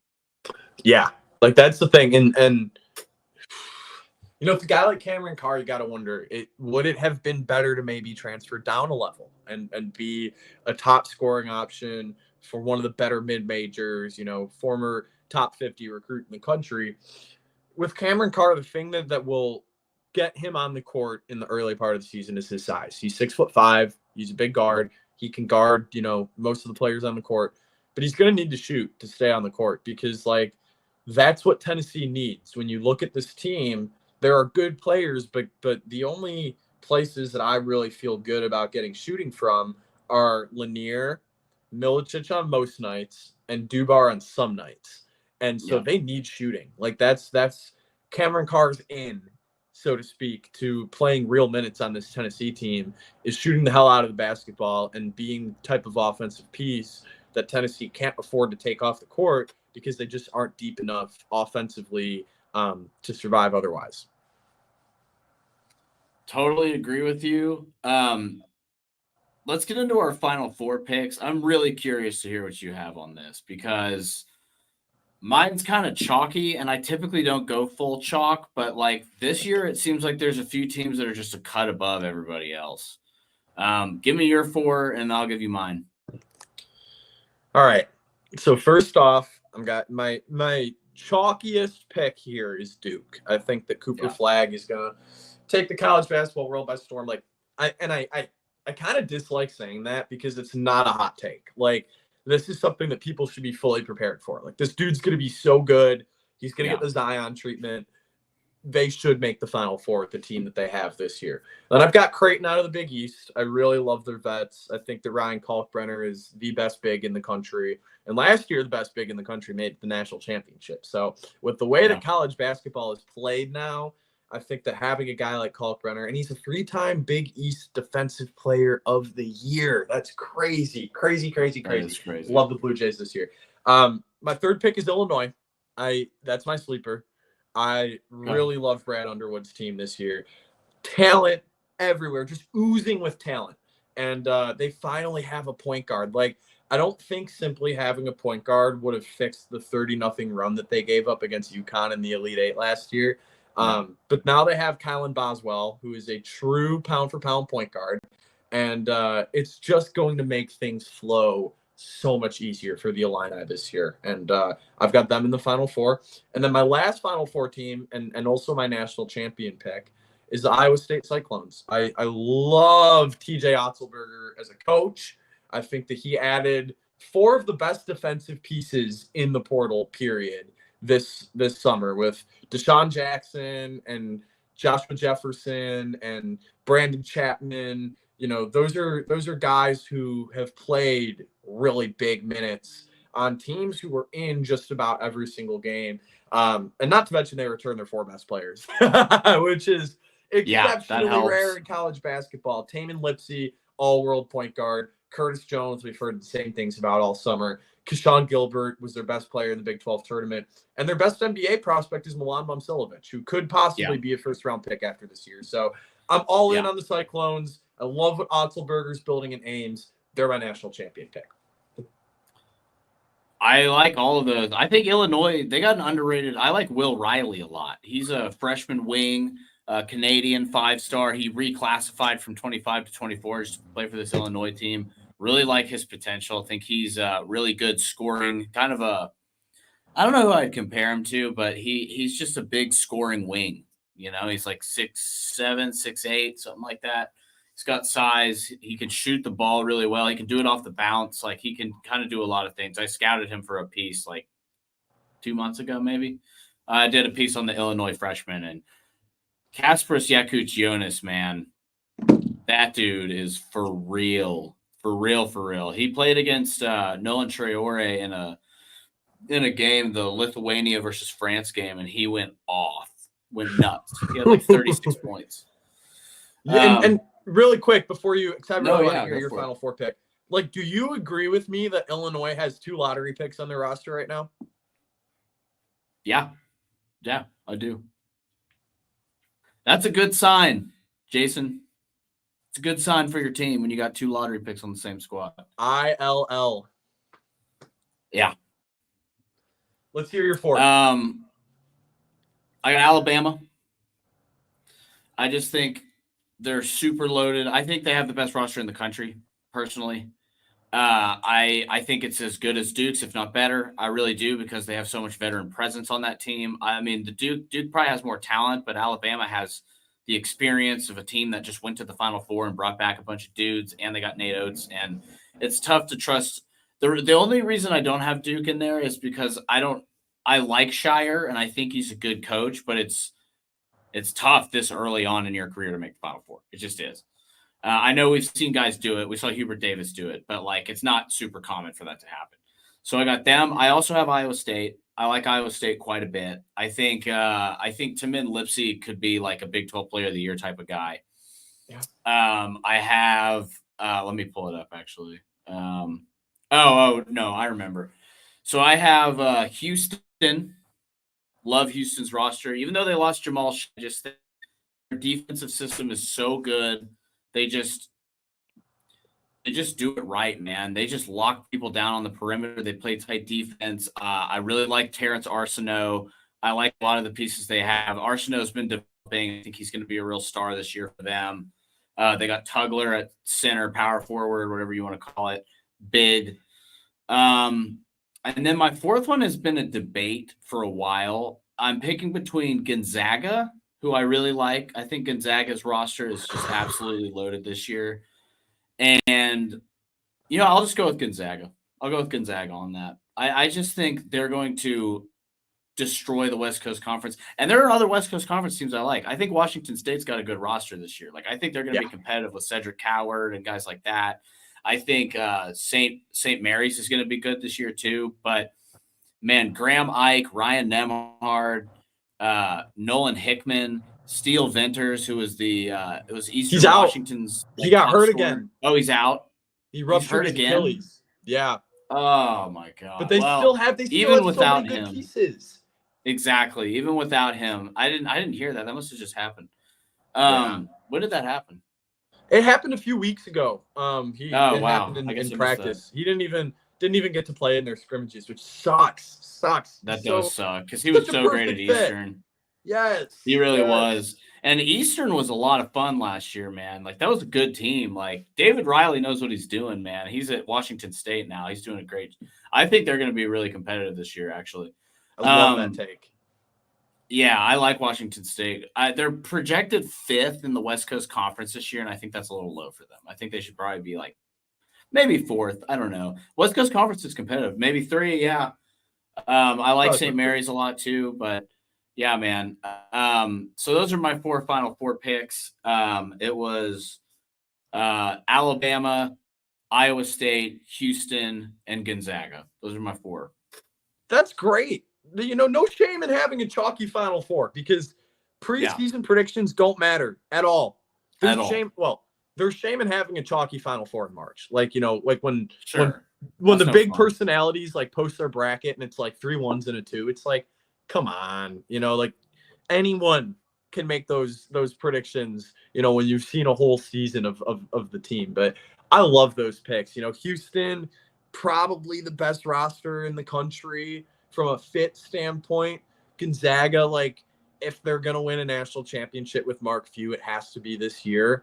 Alabama, arguably preseason number 1, maybe my preseason number 1, even though I don't think they'll end the season that way.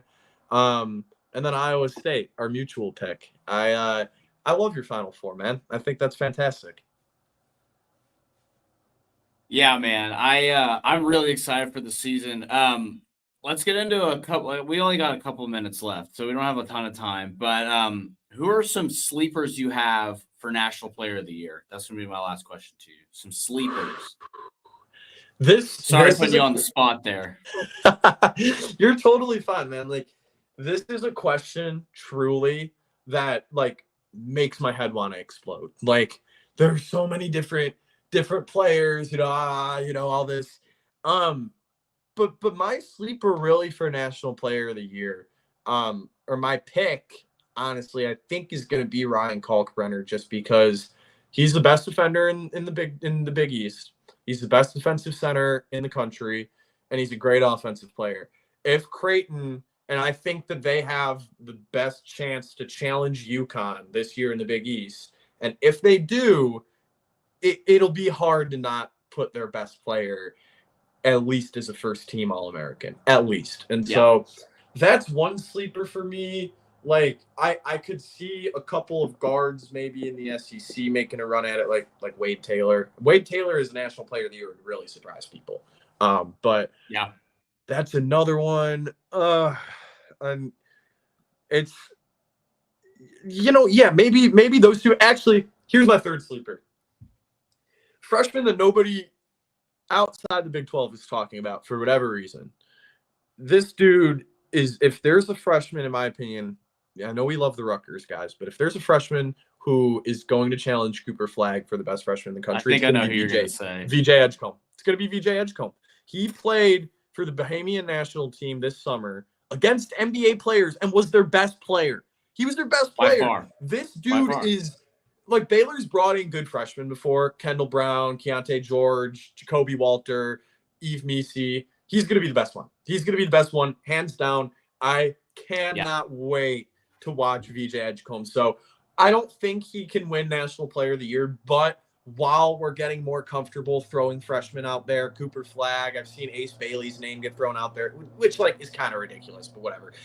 VJ Edgecombe is my I'll file that as my sleeper.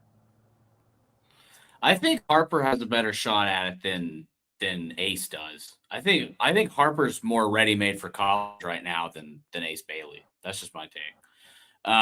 We got the boys waiting in the wings, so we'll bring them in real quick. If they're ready, we got Zay. Yeah. Hey, man, it's good to hear some great basketball talk on this network, baby. Jason, Keenan, y'all holding it down for the Hoopers out there on TSU, because, again, football season, we love our football here, very important, but, this hoops talk, it needs to be mentioned, and y'all did a hell of a job today. Hey, I've been talking a little Mavs basketball, but it's kind of hard. We don't get into that too, Wags. It's kind of hard when you're in the team's vibe. the You know what I'm Wizards, saying? right? I don't really have much to talk about with Poole and Sarr and company. All right, so the future is very daunting. Yeah, man. I got my Austin Love basketball shirt on. You know what I'm saying? I'm jab stepping in my chair. We got hoops coming up next week. It's an exciting time. Well, thank you for the high praise, and it was a lot of fun filling in today with Keenan. And seriously, Jason, good stuff, man. Fantastic. Can talk basketball for hours with this guy. Seriously. Oh yeah, he's for sure. He's got that kind of a vibe, right? Like, he usually keeps you on for hours too, right? He doesn't let you get off the phone either.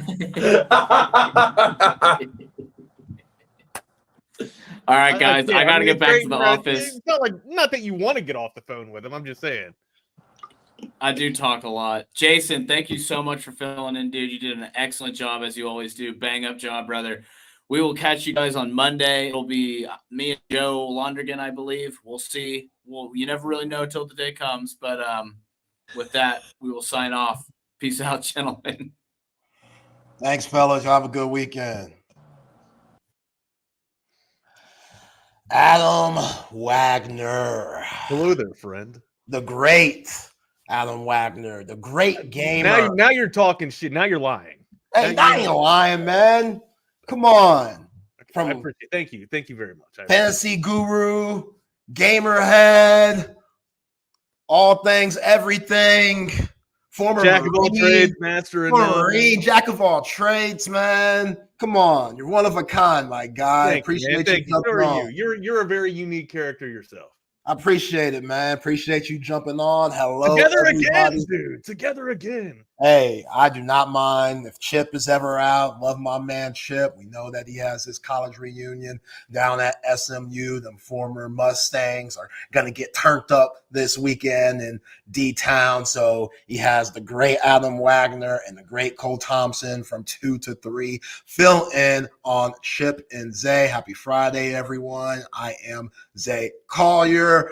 Rocking it today, man. Rocking it. No Horns game tomorrow. I know all Longhorn fans should be watching the world's largest cocktail party in Florida and Georgia, so you could see the opponent for next week. But I'll be tuning in. I'll be tuning in. Yeah, you definitely got to. You got to. But shout out to all the terrific sponsors: Syntex Tickets, 34 Wine and Spirits, AC Woods AC and Repair, got McCall Custom Homes, the new sponsor to the show, Ollie Pop, Cover 3, Passes, Allstat Brewery, Covert Bee Cave, Salt Traders, Coastal Cooking, AV Consultations, and Leaf Landscape Supply.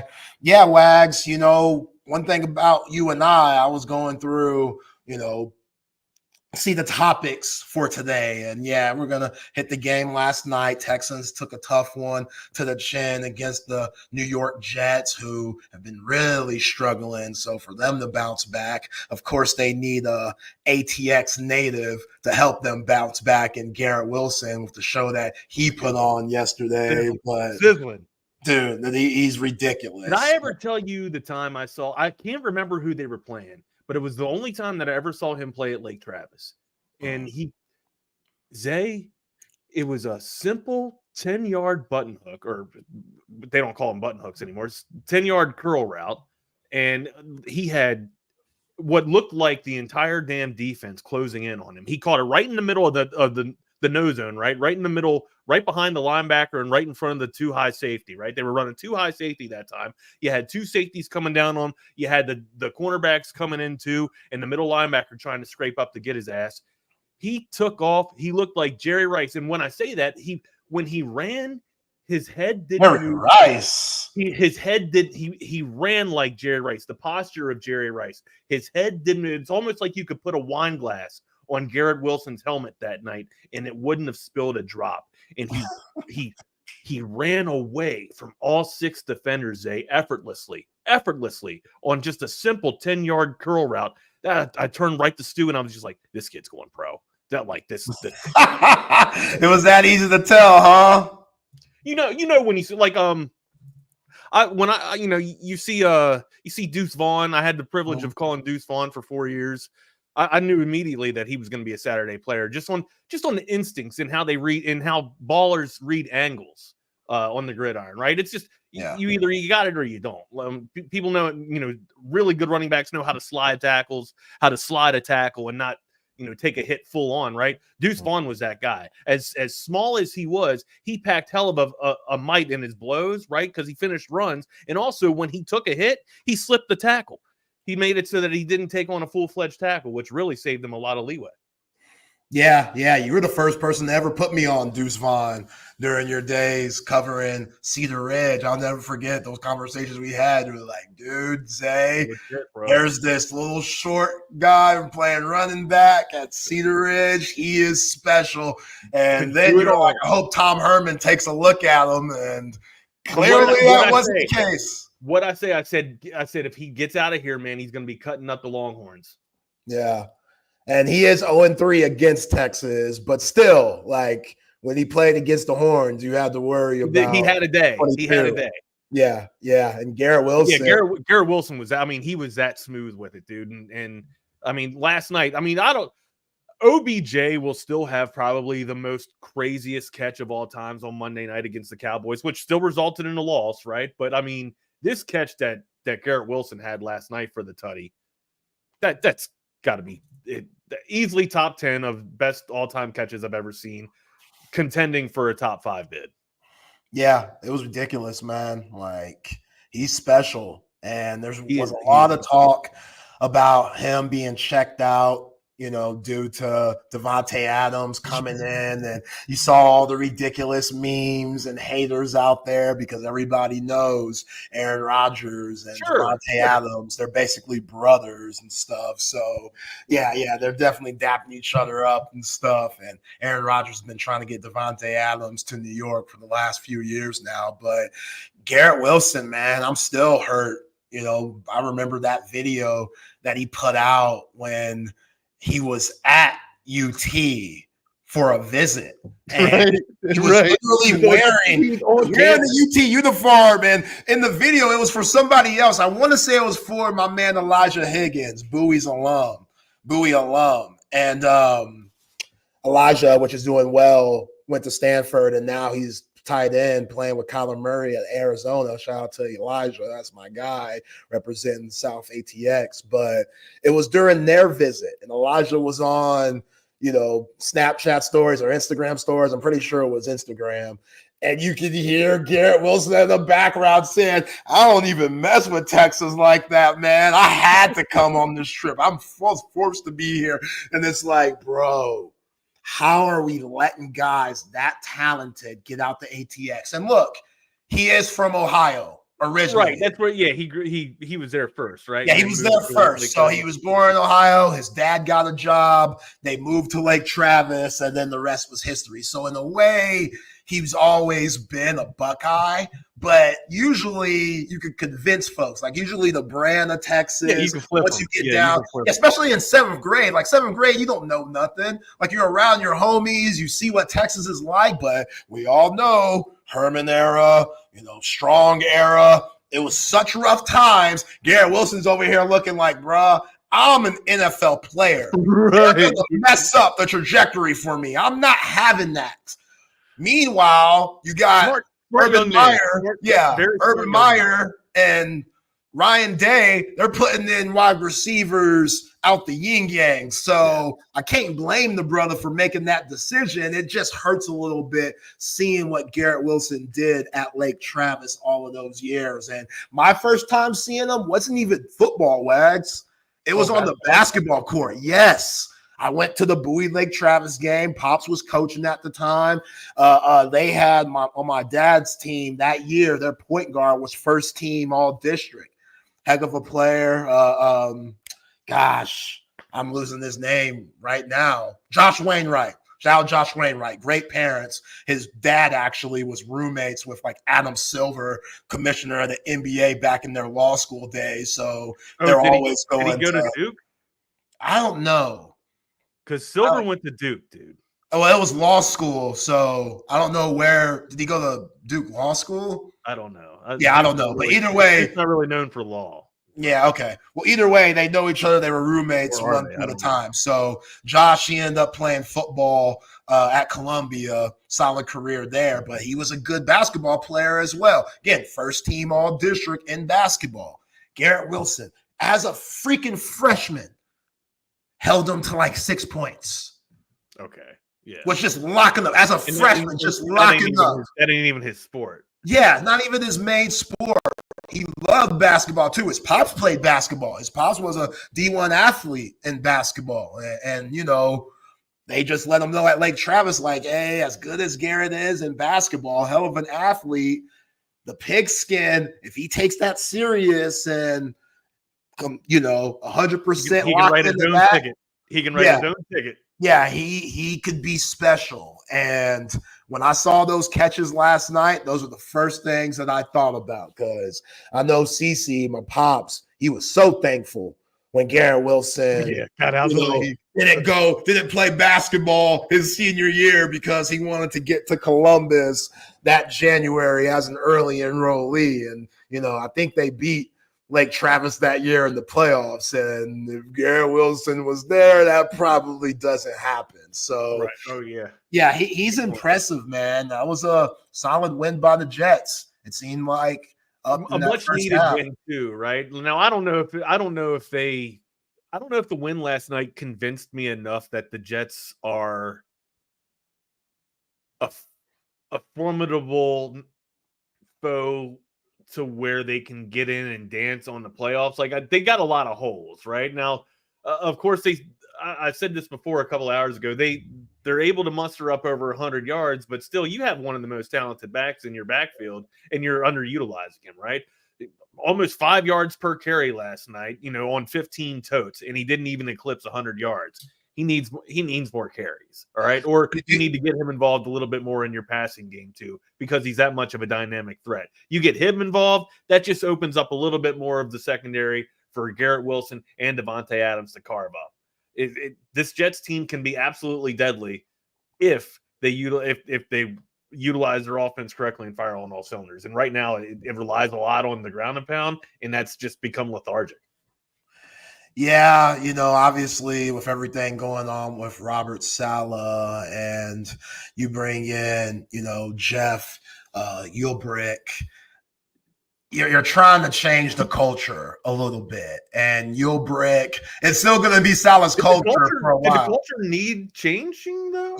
I mean, or is the problem seriously? Like I'm legit. I'm not trying to be coy here. Is the problem Aaron Rodgers? Oh, sure.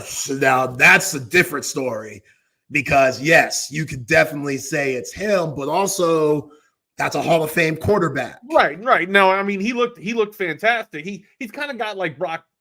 I say that, but Brock Purdy does kind of get up there in the height of the stats, right? He kind of climbs the charts in the stats. Usually you think that Brock Purdy's got like a quiet game about him to where he's just lulling you to sleep and the 49ers steal the victory somehow. But Brock Purdy has been like top 3 in terms of quarterback play over the past, I don't want to say past 3 years. I don't know that for sure, but at least last year and maybe the year before that.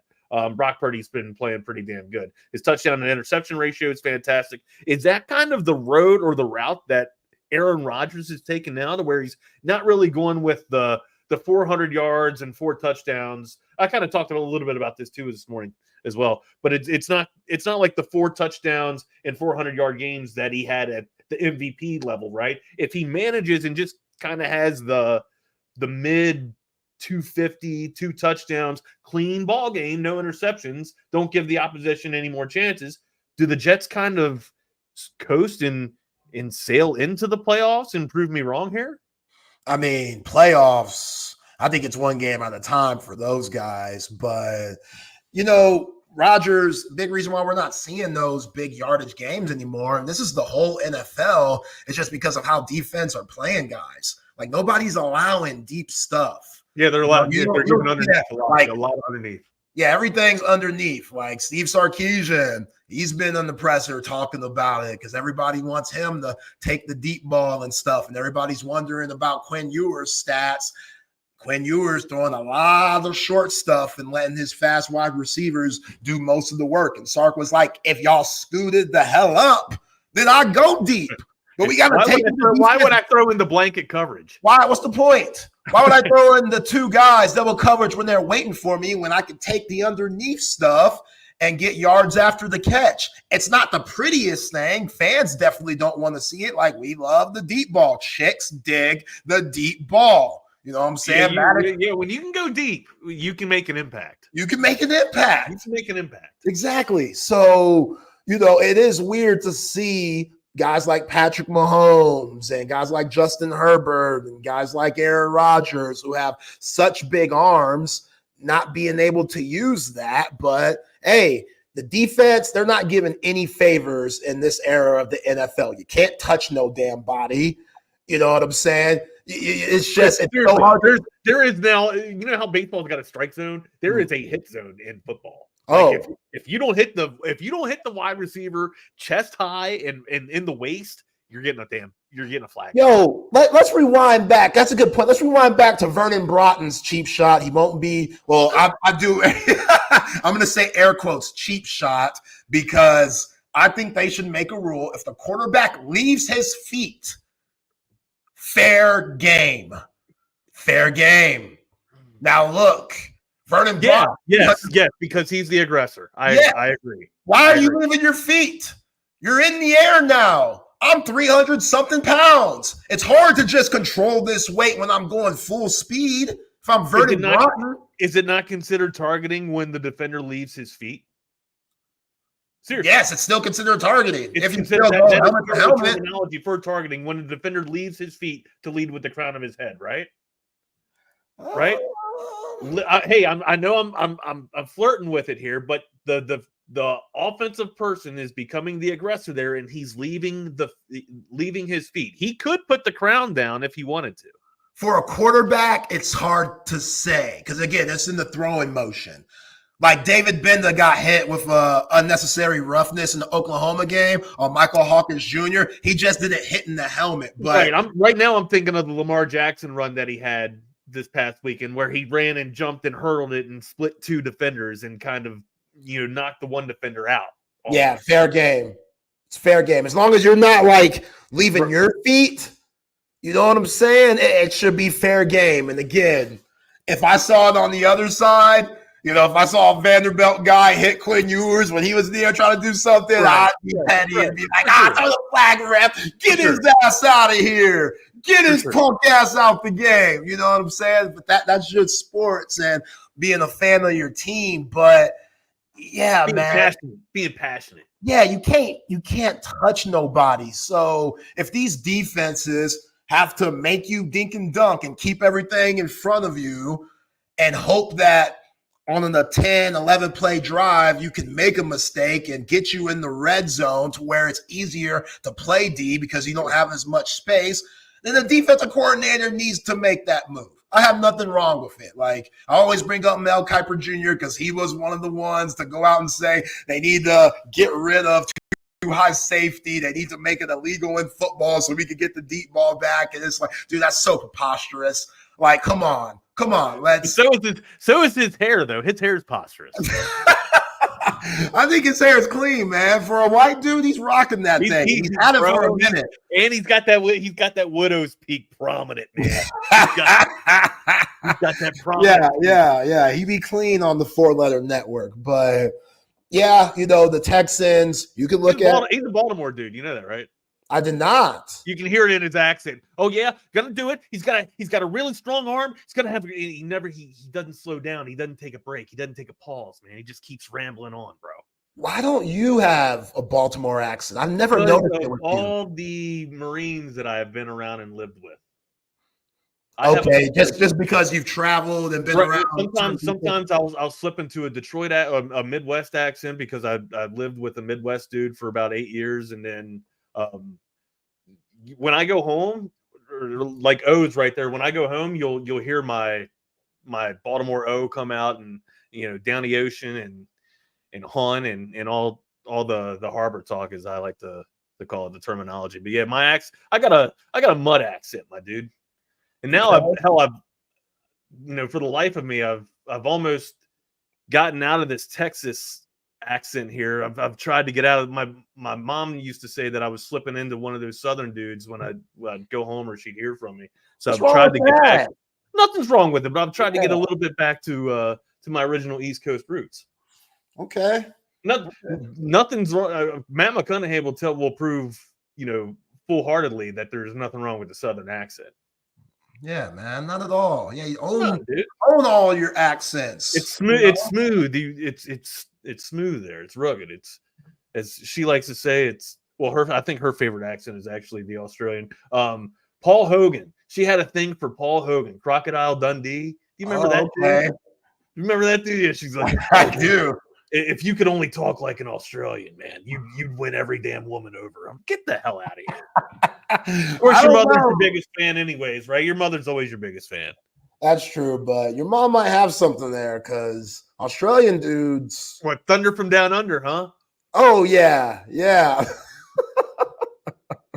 Yeah, those dudes, they be rocking the party. But, yeah, man, the Texans, they might have lost the game more than the Jets took that thing because C.J. Stroud, that might be the worst game he's ever had. 11 for 30, over 191 yards, but no touchdowns, got sacked 8 times. Like, what do you do with that? Sorry, bro. I just read the damn comment.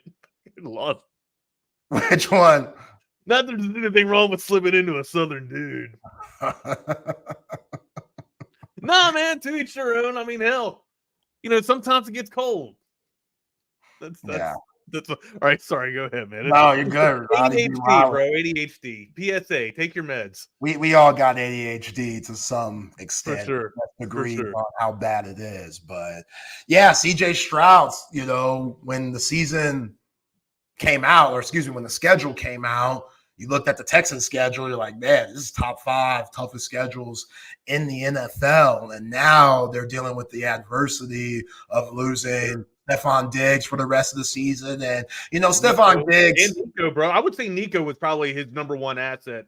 Yeah, good point. Yeah, losing them too. I think Nico Collins is set to come back in a few weeks or so, but you're dealing with a hamstring injury. Those things, they can linger all season long if you don't stretch right and make the wrong move or something like that. But really, Stephon Diggs, with his experience and his leadership, I know that's kind of like an oxymoron where Stephon Diggs. He's got it, though. He's got it. I think he's grown a lot, and I really feel bad for him not. Do you believe in change of scenery is good for people?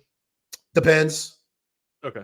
Yeah. But do you believe it can be? Do you believe it can be the cure all be all?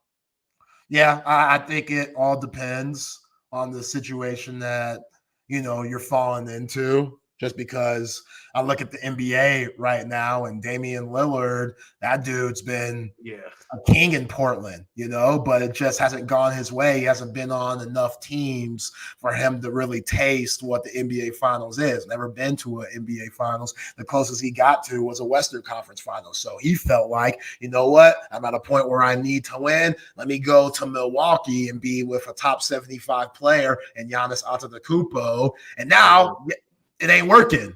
You had Adrian Griffin last year as your coach that wasn't doing too bad. It was clearly Griffin's fault. Griffin's fault. Yeah, it's all his fault. Just blame him. But they fire his ass. They got rid of the coach that they had that they won a championship with Mike Budenholzer, which it wasn't his fault. It's not his fault the damn A&M Aggie Chris Middleton's never healthy after their championship, and now Giannis is starting to get hurt too. So you bring. I'll say this though: when Middleton is on the floor, he's pretty damn nasty. Like that mid-range jumper he's got is pretty damn smooth, and he helps extend the floor. Yeah, but you have to say when he's on the floor because exactly. That's the preface, exactly. Yeah. So Dame Lillard's probably wondering, damn. Maybe what did I get into? Maybe somebody could have came to me in Portland if I would have stuck it out. So, it just all depends. I mean, again, Kevin Durant didn't win anything with Oklahoma City, went to the Warriors, got himself 2 rings. Who cares if you think they're legit rings or not? He won them. He was one of the best players in the world during the time. So everyone's experience and journey is going to be different when it comes to, wanting to leave, getting traded, etc. And I think Stephon Diggs, he was really embracing it because I think he knew the narrative that was falling in for him as a person. A lot of people saying, dude, you're one of those prima donna, diva wide receivers that if you're not getting the ball, you're going to be a distraction and disrupt the team's chemistry. And he was like, yo, I got to squash that. I can't have that happen. And it was looking that way. It was looking good. And then he has the ACL injury. So now that schedule hasn't changed just because you got injuries. It's still tough as hell. Yeah, the hill's gotten steeper, honestly. Yeah, it's gotten a lot steeper. And you talk about, running backs with the Jets, Joe Mixon, 24 carries, over 100 yards, but not good enough. Not good enough. The Jets, they can't play. They were tired of losing. I like to think that the Texans can sprinkle a little bit of the Mixon and Pierce, right, and still be able to keep one back over 100 yards. Like Pierce has got some skill too, and Pierce can get after it. 2 years ago, Pierce I thought was a really dynamic duo and a great punch with Singletary. And then I think last year Singletary just started emerging and taking off more of the totes, or taking up most of the totes. I think if the Texans stay true to that, to where they get a little bit back into the ground and pound, because CJ needs a little bit of help. Like Tank Dell got after it last night. He had a great game statistically, but still wasn't enough, right? Like you could see that the Jets defense were clearly playing Tank Dell, taking everything away from Tank Dell, bracketing, and then like you said, playing underneath as well. So if I'm the Texans, if I'm Stroud or whatever, I'm trying to throw basically, if it's set up off of my ground and pound. So I think you rely on it a little bit. You can still have a little bit of a nice game and with CJ or with Tank Dell here. But again, go with the ground and pound until Nico Collins comes back and just ride that wave. Yeah, good point there. CJ Stroud, he's never dealt with this type of issue going back to his Ohio State days. He's usually got a lot of tools. Yeah. And, Daryl's right. Like, the offensive line isn't great. You give up 8 sacks. CJ Stroud's running for his life. Again, 11 for 30. That is horrible quarterback rating. So we got the legendary Hall of Famer, Texas Hall of Famer, John McClain coming on at 2 with Cole Thompson. Man, you could have brought him on at 1:30, man. I can't change his schedule, bro. I was thinking about it. It would have been nice to chop it up with John, though. I know. I was thinking about it because Cole Thompson always sees John with both of those guys covering the Texans and stuff. I was like, maybe I should have him on with Wags. But when you're a Hall of Famer like that, he has all these responsibilities. I gotta keep his schedule the same. You know what I'm saying?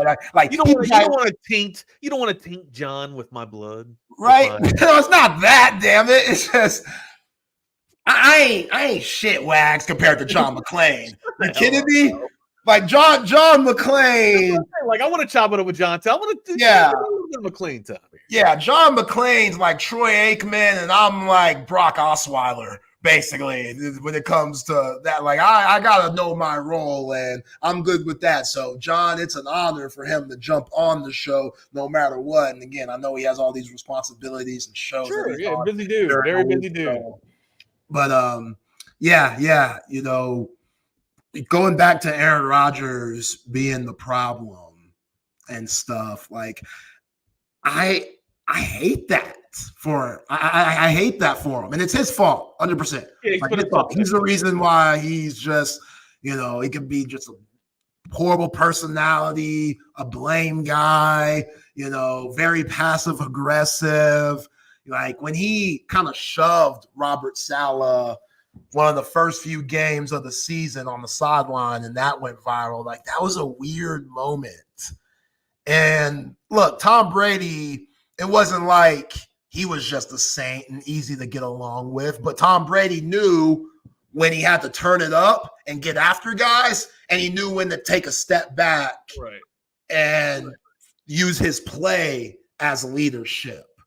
And you look at Aaron Rodgers, and it's like, bro, you haven't won enough. And also, also, I don't know if you remember this or not, but whenever, the opposition of Tom Brady or the secondary of Tom Brady would talk trash on a wide receiver of Tom Brady's, Tom Brady would specifically pick that person out, pick that defender out, and they would work up a scheme to throw on him and score on him.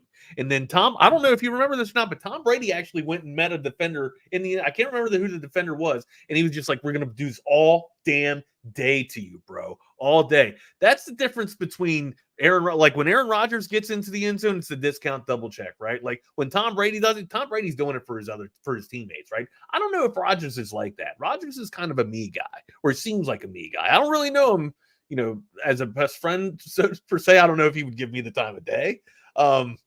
We'd probably find each other in the same kind of peyote tent, maybe, but other than that, usually he's on an ayahuasca trip or somewhere around there, and I'm not there. So yeah, he's different. He does seem like a mean guy sometimes. He's got that show coming out on Netflix, Enigma. Like he's a polarizing figure. I'm sure I'm going to tune into that just to see what's behind the scenes of him, and I'm sure the production team will carve him out to be an all right dude or a guy you want to hang out with. But man, he seems like a guy that's just very hard to work with, right? And of course, perfection keeps high standards, right? And usually if you go to a company and you ask the team who the highest performer is, they're also coincidentally might end up being the biggest asshole in the team too, right? That's just kind of how it goes. But ultimately, you got to be able to work with everybody and not get coaches fired. And I don't know if Aaron Rodgers is being able to be a team guy right now. So Again, that's just my take.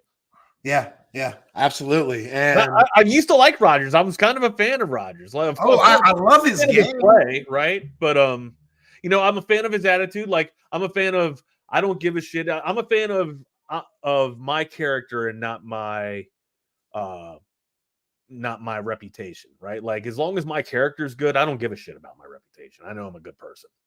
Yeah, that's kind of how I felt Aaron Rodgers was toting.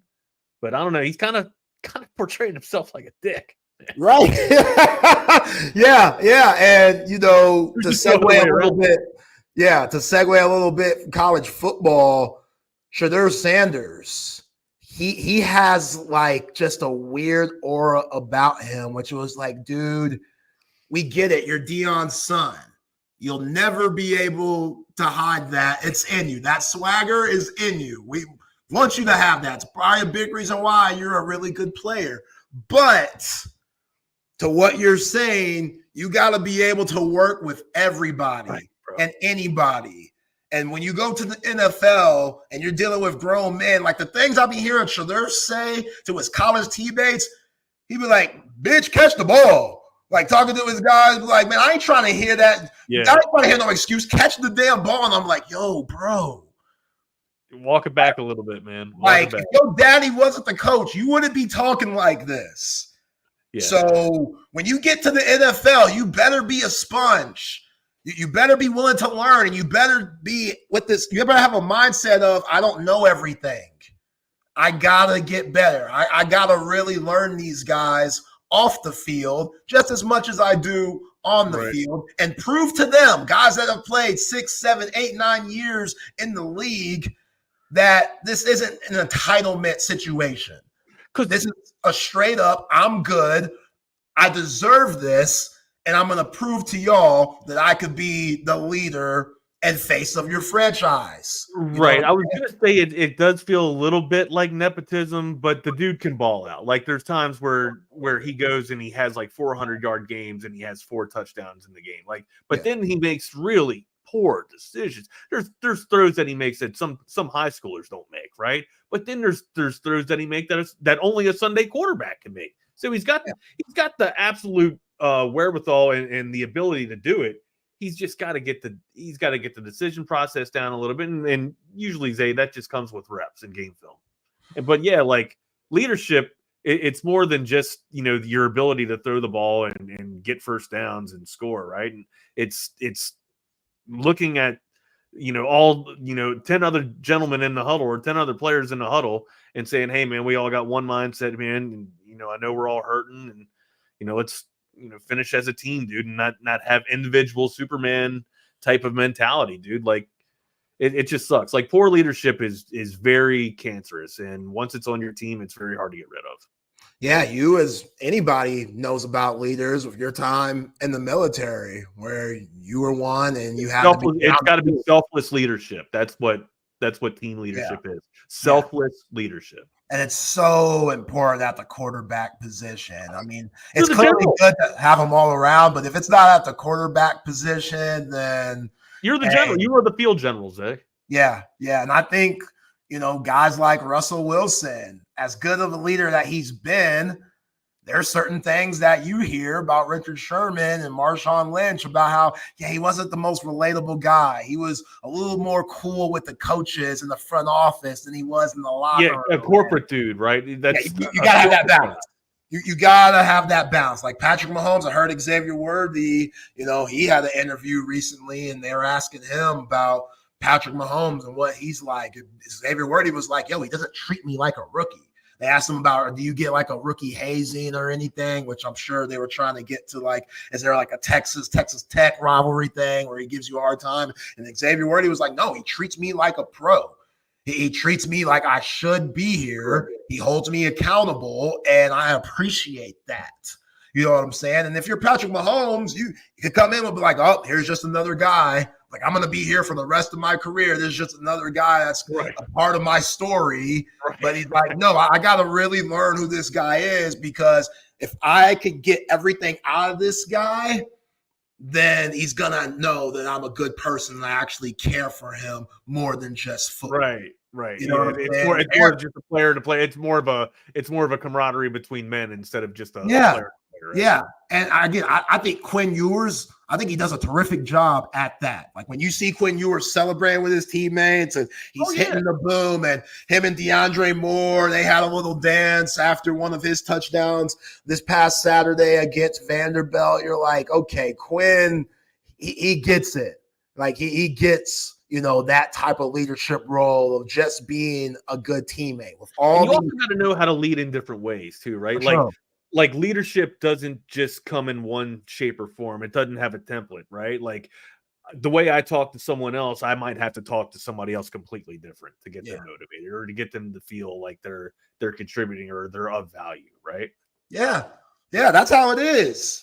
Like that's life. Yeah, that's life. Life. Everyone has to do that, especially whatever whoever you're employed to. You know what I'm saying? There's certain people around the office that you might be able to cut up with and actually be for real about your weekend. And there's other folks where you're like, it's a snitch you gotta out here. You got to put a code on. You got a code switch on them a little bit. And hey, well, actually, John, I was gardening all weekend, John. Yeah, I wasn't, hitting the roulette table all week and losing 5,000 on parlays and stuff. I was gardening backgammon.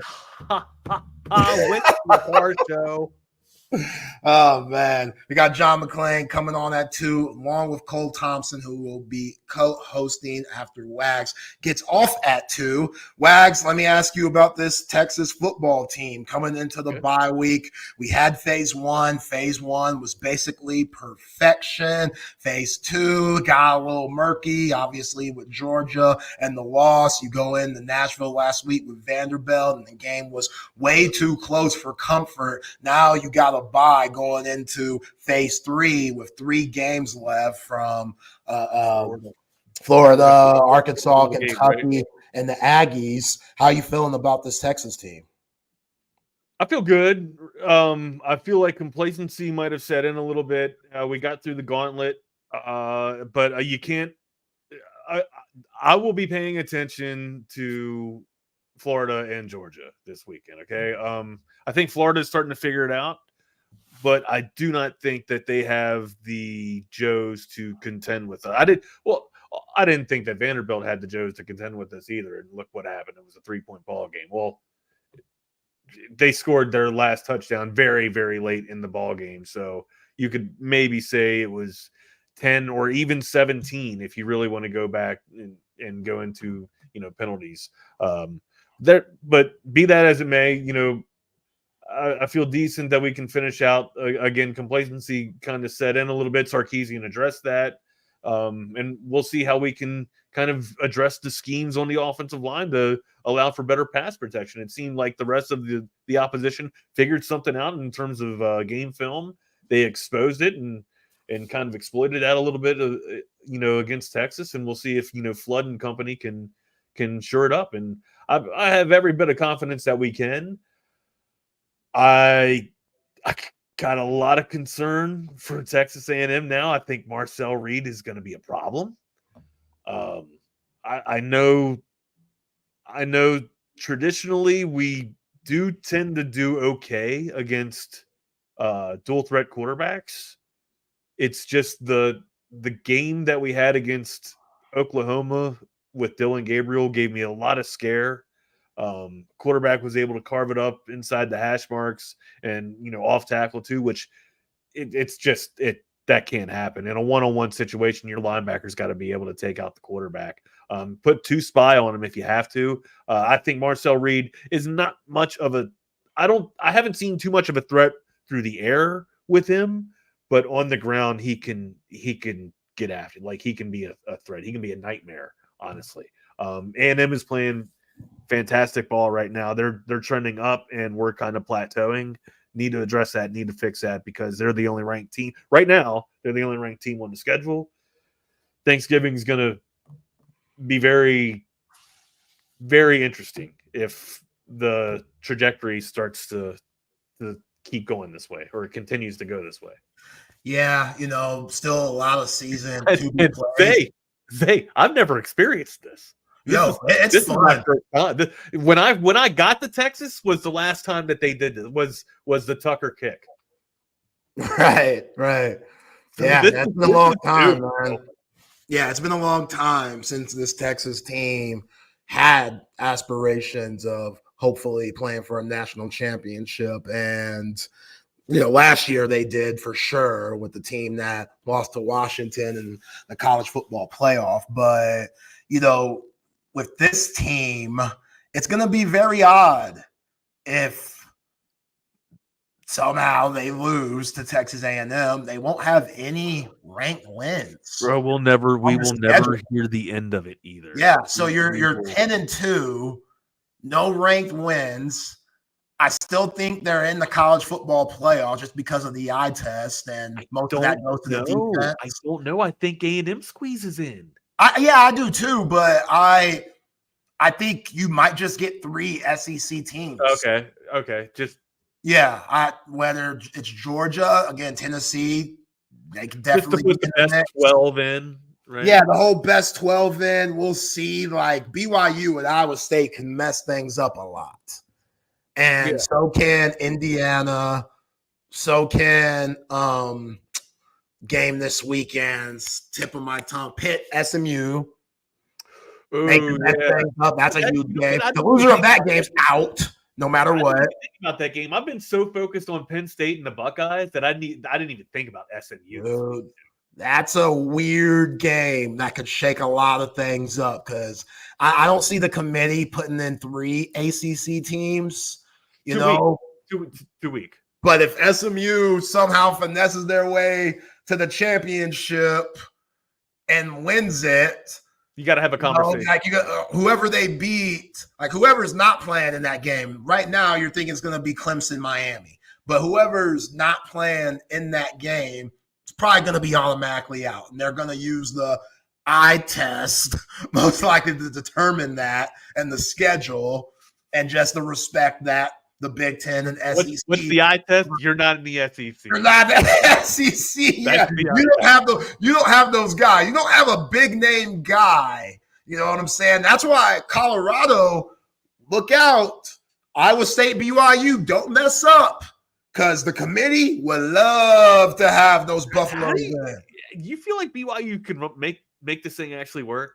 Hell yeah.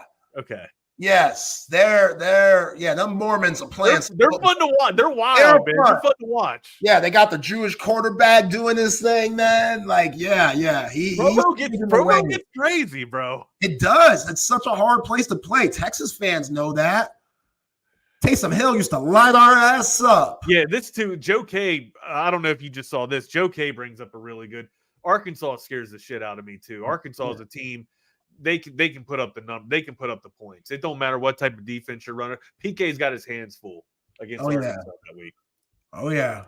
Like an Instagram model looking at the next big time NBA draft pick. It's a trap. It's a trap. That's a trap. It's a trap game. Yeah, I always have to tell Chip with the stories that I throw him at the right call, man. Yo, these women are lurking. Instagram models, influencers.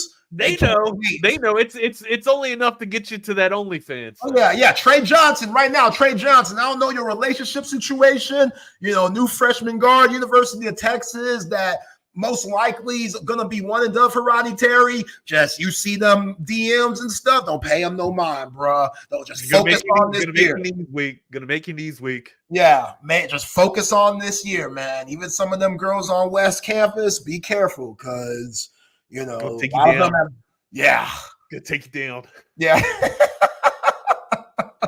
yeah. Joe K's right. Like Fayetteville, Taylor Green, those guys, Sam Pittman.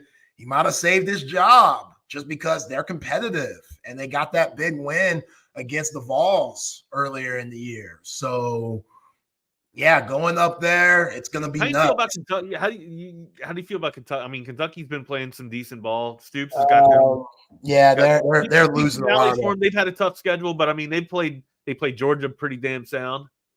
Yeah, for sure. But they're losing a lot of their luster. And, last week losing to Florida, Billy Napier, he's turned his program around. Like this isn't even though they're unranked games, it's nothing easy about Florida, Kentucky, Arkansas. Nothing easy about it, especially if you're going to keep having these self-inflicted wounds with this offensive line, like not communicating the right way. Like that's really odd for all this experience, Wags. Hayden Connor, Kelvin Banks, DJ Campbell. I know Cam Williams, this is his first season starting, but Jake Major, it's got Cole Hudson coming in at times. It's like coming into the year, you looked at this offensive line as one of the biggest strengths on this team. Now they're a liability. Yeah, whether it's false starts and stuff, holding, line protection. There's something that's going down, man. And all those holding calls that you saw in Nashville, they weren't all holding. Like some of that's just weak stuff. And that's you. Guess what? You're on the road, buddy. Yeah, you're on the road. You gotta just figure things out and play as clean as you can and win that way. But this offensive line, I hope this week for Kyle Flood and his crew, I hope it's been a really attention to detail type of week because you got to get back to perfect football in a way, not hurting yourself. You get big yardage. Trey Wisner, he gets a big first down game. Oh, here's a hole. It's coming back. You see one of those bubble screens on the outside and you get a hold on Gunnar Helm. Like he's had a few penalties this year. That's kind of uncharacteristic for him. That's odd. So he has to clean some stuff up as good as he is. But and it's like you said, some of these calls though are kind of like, okay, buddy, like that's one hell of a gift there from the from the black and white. So yeah, some of the stuff is weak. Real weak. So, all you can do. I'm not trying to sound like that guy, like, they're picking on Texas, but sometimes these calls are a little bit outrageous. Yeah, let's keep it a buck. We know what Texas is. Everyone hates Texas. Sure. They're the Yankees of college football. Which it pains me to say that because I love Texas and hate the Yankees. So yeah, they're like the Dukes of the world. People hate Duke. Oh God, you didn't know. People hate the Lakers. People hate the Boston Celtics. People hate the Yankees. I won't say that they're the Dukes of the world. I can't say that they're the Dukes of the world. Who you think? Duke basketball? Duke, that's its own category. That's its own. Like, you might hate Texas. People might hate Texas, but Duke basketball, that's its own mountain of hate. That's its own mountain of disdain. All right? Nothing equates. I forgot Maryland Terrapin here. I forgot where you're from. There are people that tried to get out of Duke that went to Syracuse that are still on my list of punch them in the face. Wow. Paulus. Greg Paulus is who you say? Paulus is number one. No Reddick, no Christian Leitner. Greg Paulus. Reddick's on there. Reddick kind of removed himself after being in Austin. He got a little normal to him, right? Got a good vibe to him. Yeah. Got out of that Raleigh area. He's the coolest white boy Dookie of all time. JJ Reddick. I'll give him that because there were some awful signs up at Cole Fieldhouse about his sister, and he was able to get through the game. Like they were not nice to him. It was not a docile crowd. We'll say that. It was very hostile, as hostile it can be. Although I would say that Cameron Indoor clearly gets a little bit more raucous just because of how small it is and how compact it is. But back when the Terps used to play at Cole, man, it got a little rowdy itself there, man. Get SVP on the show. Get Scott Van Pelt on the show. He'll tell you all about it. Yeah, I'm sure he has time for us. Waiting for the invite.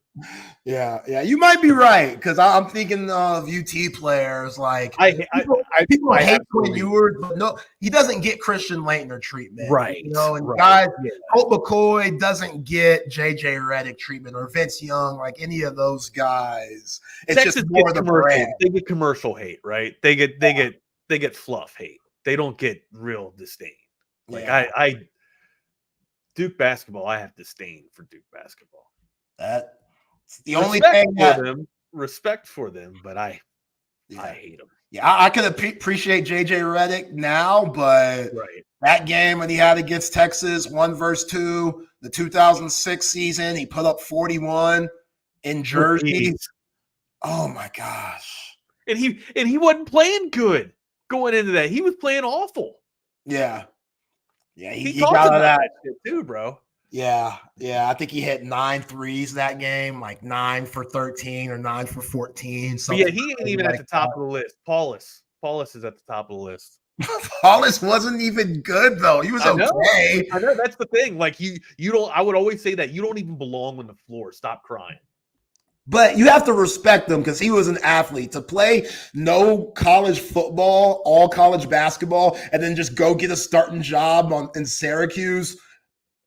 You gotta salute that. You gotta give him his flowers for that. It takes a badass to do that and actually be decent. I wasn't saying he was Joe Montana. Or take a real shitty team. Oh my gosh. Or take you cold, man. You cold, man. Yo, what games you playing right now? I know you're a big gamer. You work for EA. What's on the PS5? Hitting up college football a lot. Doing Dynasty or doing a Ultimate Team with that, and still messing with. I mean, season 4 for my Dynasty. Damn.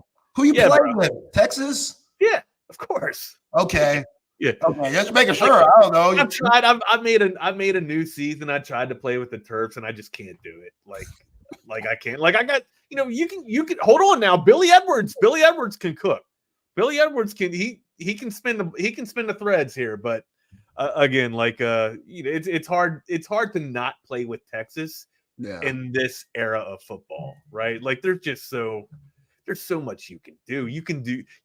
You can throw Arch Manning out there and Quinn Ewers at the same time and do a double pass. There's a lot that you can mess around with in the playbook, man. It's a fun time to be a gamer. Other than that, like for shooters, I'm playing. I don't know if you guys are into PC, PlayStation, or what platform you're on, or Xbox or whatever, but getting a lot of Valorant in. Whenever I get a chance to play some shooters, and of course, Black Ops 6 just released. So me and Kyler Murray, we've been getting down on that too. Yeah, we know Kyler Murray loves his video games, and I feel you on the college football. I'm still on it. I'm in year 2. You know what I'm saying? Just beat A&M. So I actually used to work. I actually used to work on Apex before I went over to college football. But yeah, so if you look into credits, you can still see me up in the credits for Apex. Oh, that's dope, man! Congrats on that. Hey, thank you, man. I appreciate it. Are you thinking about getting? You got 2K, right? Yeah, I got 2K for sure. That's a must. I haven't missed a 2K release date since probably 03 when we were still playing NBA Live. Almost 2 decades. Yeah. While NBA Live was okay. Yeah, right? Man. Yeah, talk to NBA guys, man. Bring that back. If y'all need a basketball person, hit me up. Like, yo, I know this dude. We can bring back NBA Live, man, and have it rocking. So I think there have been talks of college baseball at times. I just don't think college basketball though. Yeah, which is crazy. Like I don't think and again, like I don't have the insider anymore. So I would think that there would be a basketball game before a baseball game, though. Yeah, definitely. It's very, but it's like, how do you compete with 2K? Like, how? You can. For basketball, you can. Absolutely. When y'all were doing March Madness back in the day, that's different. That was different. March Madness was fire. And then 2K came along. They had their college hoops games. Those were cold too. But yeah, people love college basketball, man. I don't know if you remember that. You might. I don't know how old you were when this was going down, but do you remember Sega with Coach K? Speaking of Coach K, it was before my time, but I know about it. Oh my God, it was so good. You had X-Rehip and Joe Smith for the Terps, Dwayne Simpkins, Johnny Rhodes. Man, it was good times, man. Good times. Yeah, that's so badass, man. There was Double Team, right? Or Double Dribble. Yeah. Double dribble. For Nintendo back in the day. But there was one game that had you could actually be Rhode Island and be Lamar Odom back in the day, and like this. That was the cheat code, being Lamar Odom back in the day in college basketball. People might, I don't know if people were familiar with Odom back in the day, but this dude was absolutely sick. We're talking about before the whorehouses and the cocaine and crack and stuff, right? Yeah. I mean, but the Kardashians are going to make you go down that road. Oh, come on, Wags. We're not blaming them. What's wrong with you? No. They are classy, good women. Courtney, Kim, Chloe, the Jenners. The what? The Jenner, Caitlyn. You know what I'm saying? I thought you said something else. My bad. Yeah. Caitlyn, Kylie, the whole crew. Pioneers, trendsetters. That's Lamar's fault. I ain't blaming them. That's Lamar's fault. You know what I'm saying? Because I got you. Yeah, they didn't put him in that situation. He's just the freak. It was Chloe's fault for trying to anger the freak. She's all tall, 7 foot NBA player. Cool. This could be something. And yeah, it's easy to blame. Sorry, Chloe. Yeah. No, other than that, what other games you got going down? Gosh. I mean, I'm waiting for this GTA to come out. Yeah, that's next year though, right? Yeah, so that's other than that, I'm chilling. I'm not on Madden. I need to get on it, I guess. Madden and college football is a different game though. Right, for sure. Completely different game. That's like college football. Yeah, just like college football, the NFL are completely different. Right. So, good point.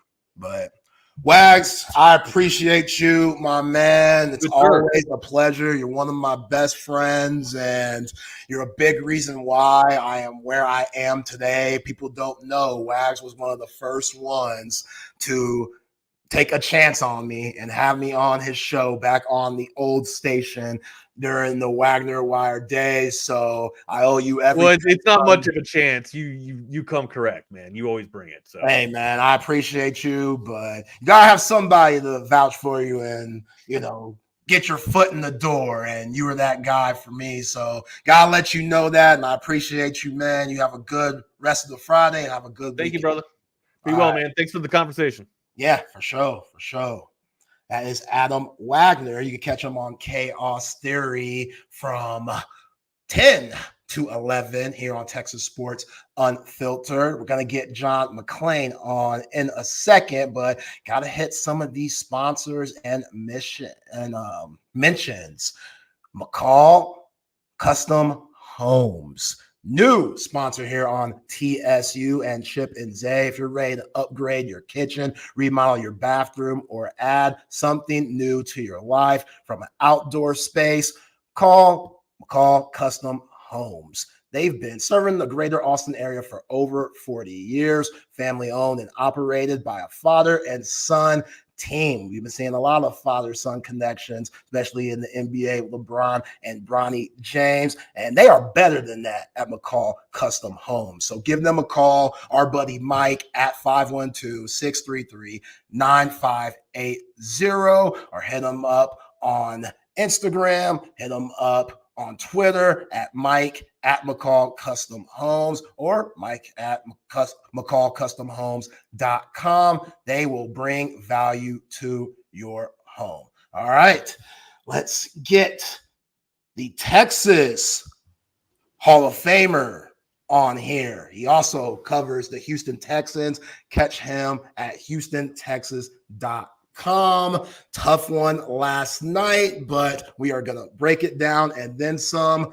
John McClain, how you doing, sir? Hey, how about those Aggies going to South Carolina?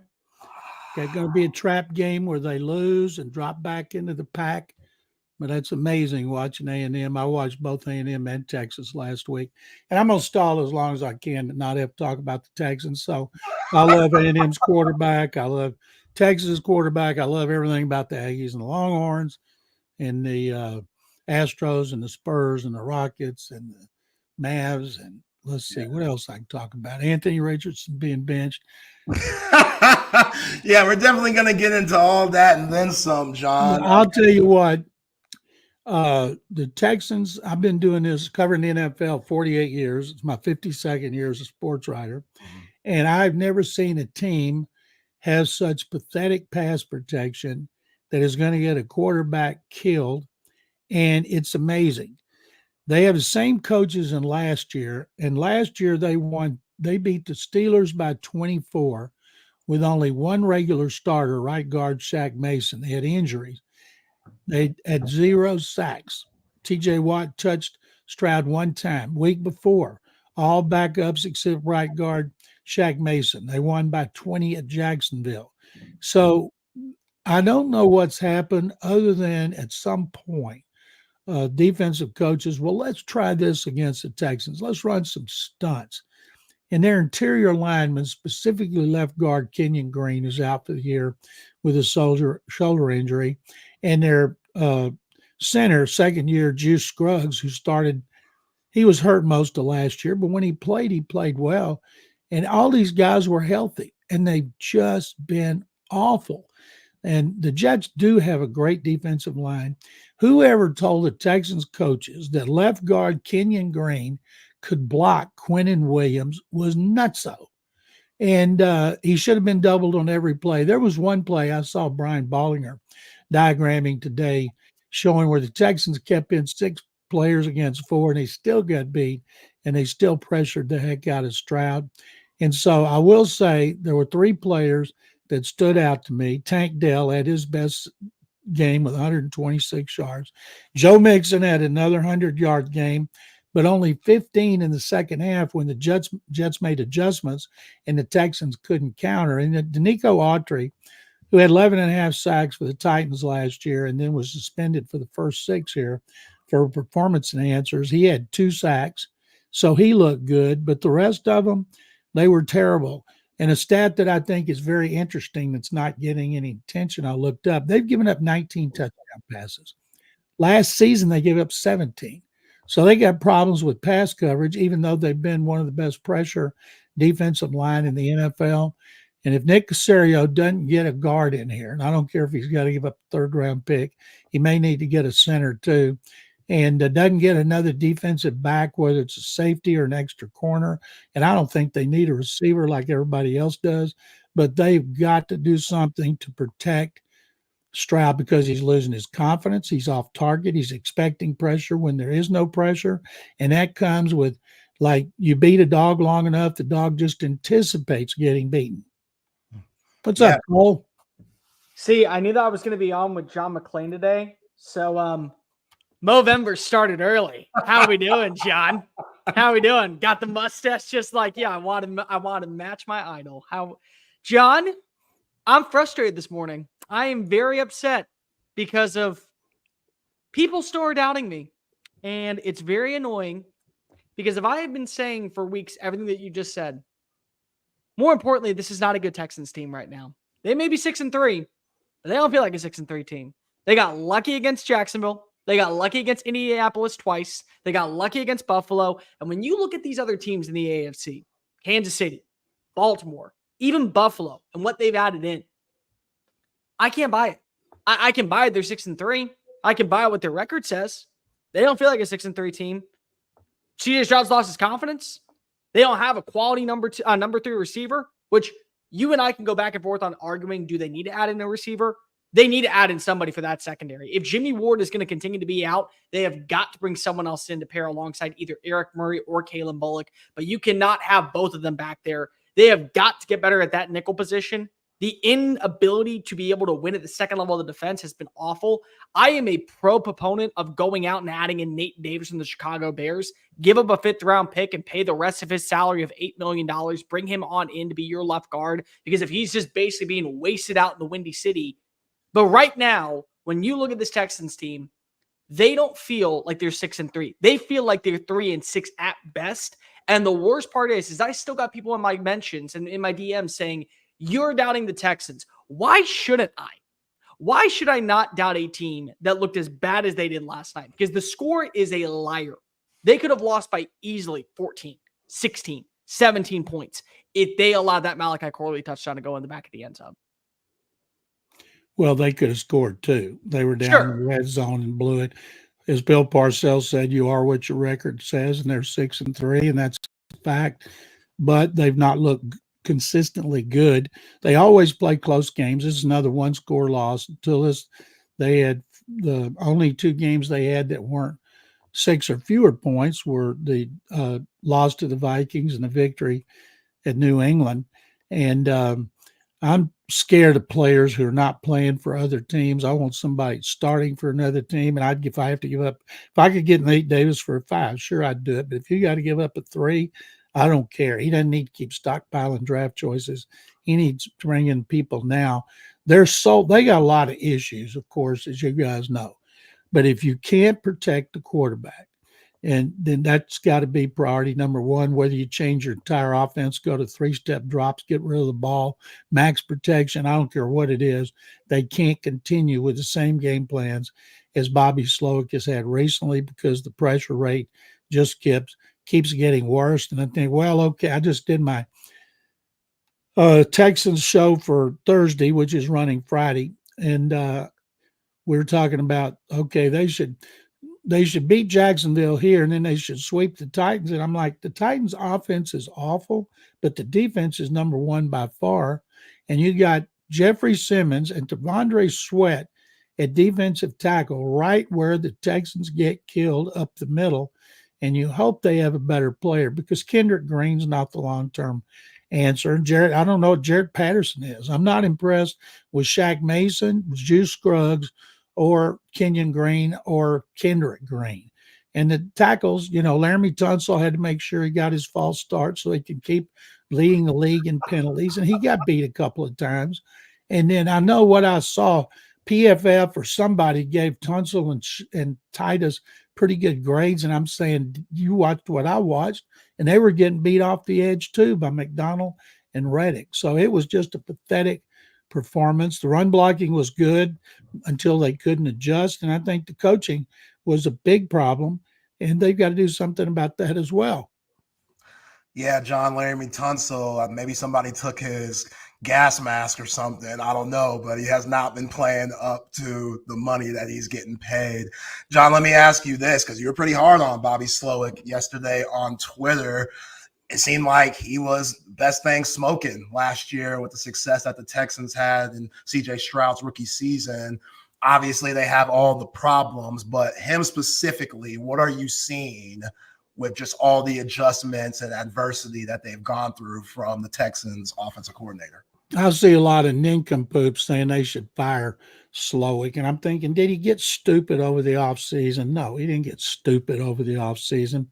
It's not his fault. They didn't get brought better offensive linemen. Thank you. But they went with what they had. And you had a left tackle, cost 2 number 1s, a left guard who was number 1, a center's number 2, right guard, an expensive free agent, veteran, and a right tackle who was a number 1.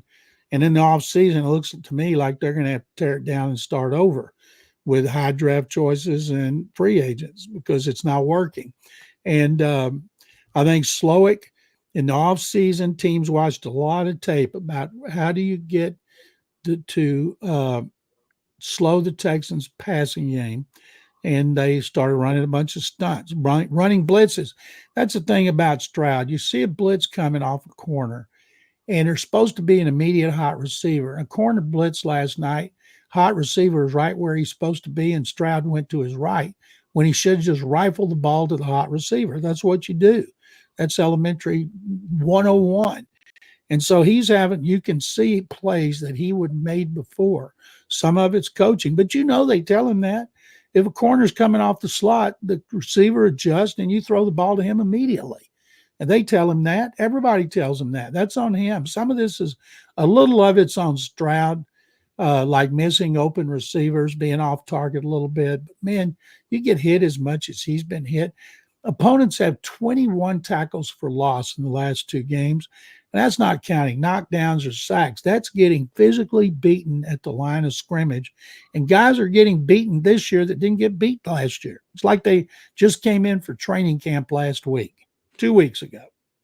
John, I want to bring this up with you because you mentioned it when I came on. Danico Autry last night, one of the probably only bright spots in a very dark, abysmal, glooming way to end October.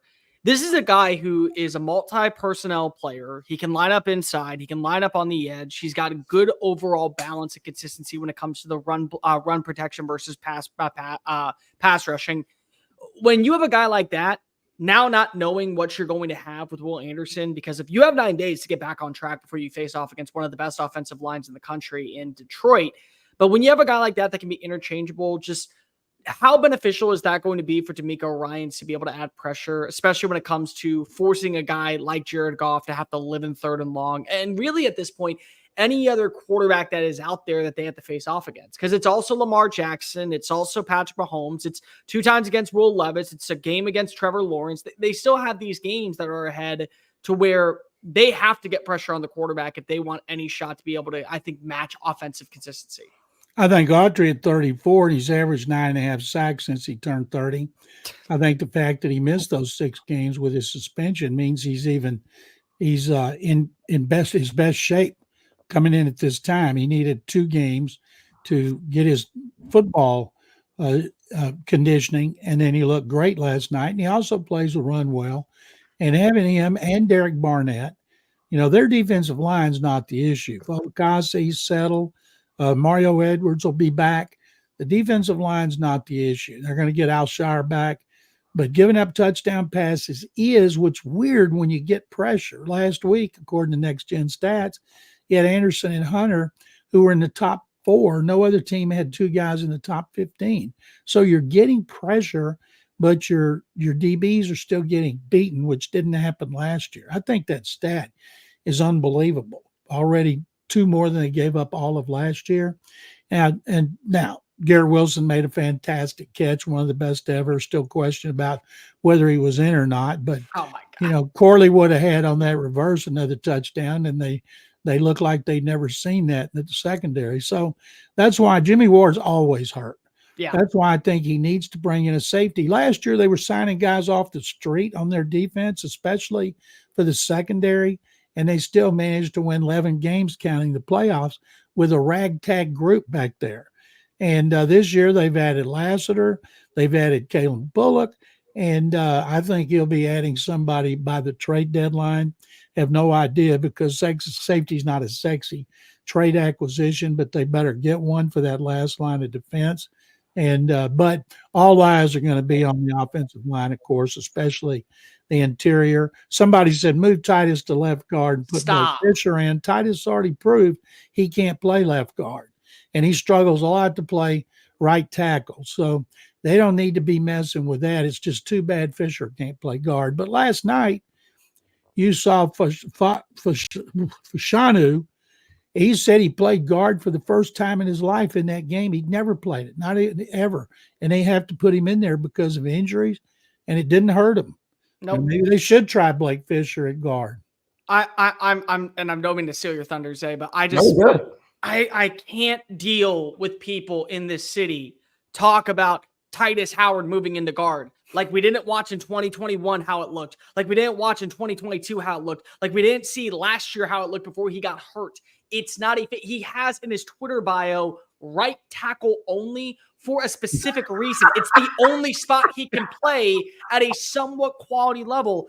John, I don't know if it's going to happen because of they're playing decent right now. In fact, they have the NFC West Division lead. But if I told you that Arizona loses this weekend and Budda Baker is on the table, what do you want to give up if you're Nick Caserio to bring him on in? Yeah, he's not going to do that because he's got Bullock and he loves Ward. Yeah. But they're not going after a veteran like Budda Baker, I can guarantee you. But if they could get him for like a 5 or something like that, I'd do it in a heartbeat, make it a conditional pick to be a 4. But I wouldn't give up a guy who is going to be in the twilight of his career. He's also a very physical player, and he gets beat up a lot too. And you want safeties who are physical, of course. Baker's been a big-time player, but, I've wondered why they didn't give Justin Simmons a shot when he was out there. I thought that would have been, they could have gotten him pretty cheap. And he ended up, where'd Simmons go? Atlanta? He's with Atlanta, and he's crushing it opposite Jesse Bates. And I thought that they might take a shot on him then. And I don't know if they were ever interested at all. As far as like wide receivers, they could have got Deontay Johnson. They didn't want him. They got him for a song. And so I think it's going to be all about the line. It's going to be about the secondary. And if it could be a guy like Budda Baker, great. But I don't think that'll be it. Yeah. Speaking with the Texas Sports Hall of Famer and legendary sports writer, John McClain. John, yesterday after the game, D'Amico Ryans kind of giving Aaron Rodgers the cold shoulder. That was interesting. Why do you think, what's the backstory, or is there a backstory? Well, I'm guessing if he did it's because one of his closest friends is Robert Saleh. And I'll guarantee you he's talked to Saleh. Now, we'll ask D'Amico about that the next time we see him, and he'll blow it off and say he's thinking about the game and all that. But the first thing I thought about, and I did see somebody tweet this, about he and Saleh are really close. Saleh coached him here. Robert was here 6 years, started with Dom Capers, ended up with Gary Kubiak, and then Saleh's the one that called him to see if he's interested in coming with him to the 49ers with Kyle Shanahan. And so I kind of thought that Saleh might end up here kind of overseeing the defense with him. Matt Burke, their defensive line, is their defense coordinator. His specialty is the defensive line, which is one reason it's been so good. But Matt LaFleur, who was also here with Robert Saleh, he got him first. And so I'm just guessing D'Amico's talked about Saleh, and Saleh probably gave him his opinion about Rodgers. Now, that may not be it, but I've never seen D'Amico Ryans give a opposing player who went up to him. Usually he's smiling, he pats him on the back because he's such a class guy. But boy, that was conspicuous. I saw a handshake personally. I saw the handshake, and I'm not sure if it was, but I saw a handshake between the two. John, let me ask you out of curiosity, when you look at the Texans schedule moving forward, they got games against the Lions. They have a Monday night game against the Cowboys. They then come back home and they face off against the Titans before they start the gauntlet that is Miami, Kansas City on the road, and Baltimore within an 11-day period. Between that, they get a bye. Outside of Detroit, because that feels like the easy pick. What's the one game that you feel like Houston can prove themselves back in that conversation of contention category? The way that they were able to look against New England, the way that they were able to look potentially at times against Jacksonville, the way they were able to kind of pull away against Indianapolis before letting them come in. If there's one game to where you feel like that Houston could get back to its ways of, they had a bad performance against a really good, waked up, chose violence type of New York Jets team, who is it? They don't want to get blown out. They've only been blown out once. They don't want to get blown out by Detroit at home because that could just basically destroy their confidence. If they lose another one-score game, that's one thing. And when I was watching the game in the fourth quarter last night, I'm thinking if they can't beat the Jets on the road, how can you expect them to beat the Cowboys on the road? Miami's got Tua Tagovailoa back, and at some point here, Tua's going to make sure they have one of the most explosive teams, offenses in the league. They got to win the AFC South. That would give them 9. I would think they could win another one, but they can't wait till the end of the year. Of course, you go to Kansas City and you beat the Chiefs. That's a big deal. They beat them up there in 2019 in regular season. Then, of course, they got hammered in the playoffs. Baltimore, Lamar Jackson has never lost to them. Of course, they're winless in Baltimore, but that one's here on Christmas Day.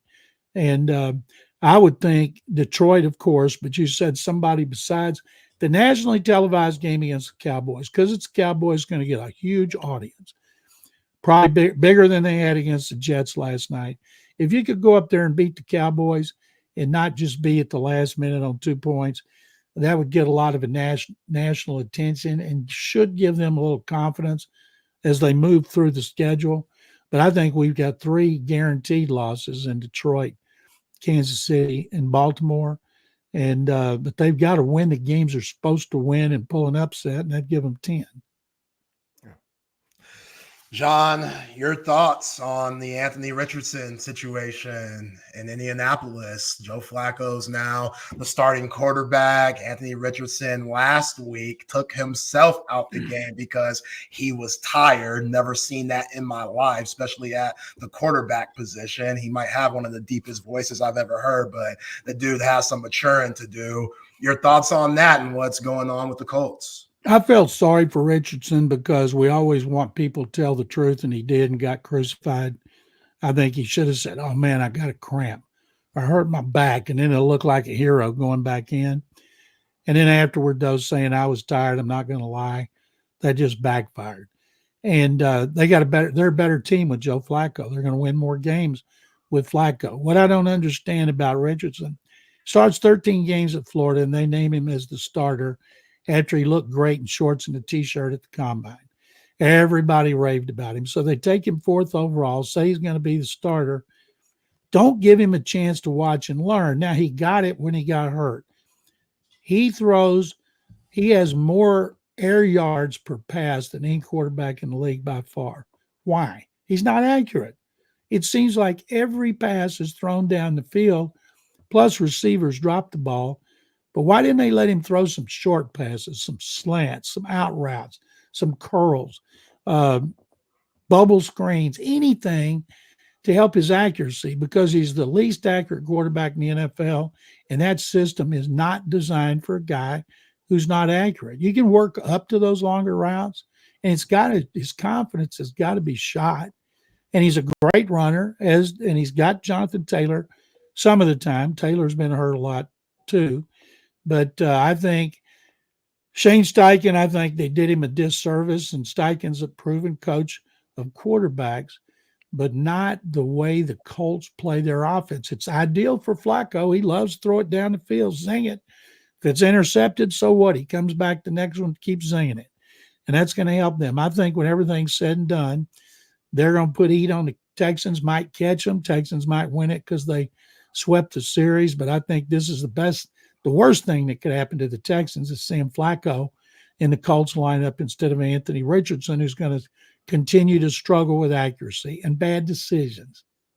Joe Flacco would have won that game last week. I'm just going to call it like it is. He would have. And I was very high on Anthony Richardson coming out of Florida. I loved him. I thought he was fantastic. But that's the beauty of the underwear Olympics, is that we all fall in love without the pads on.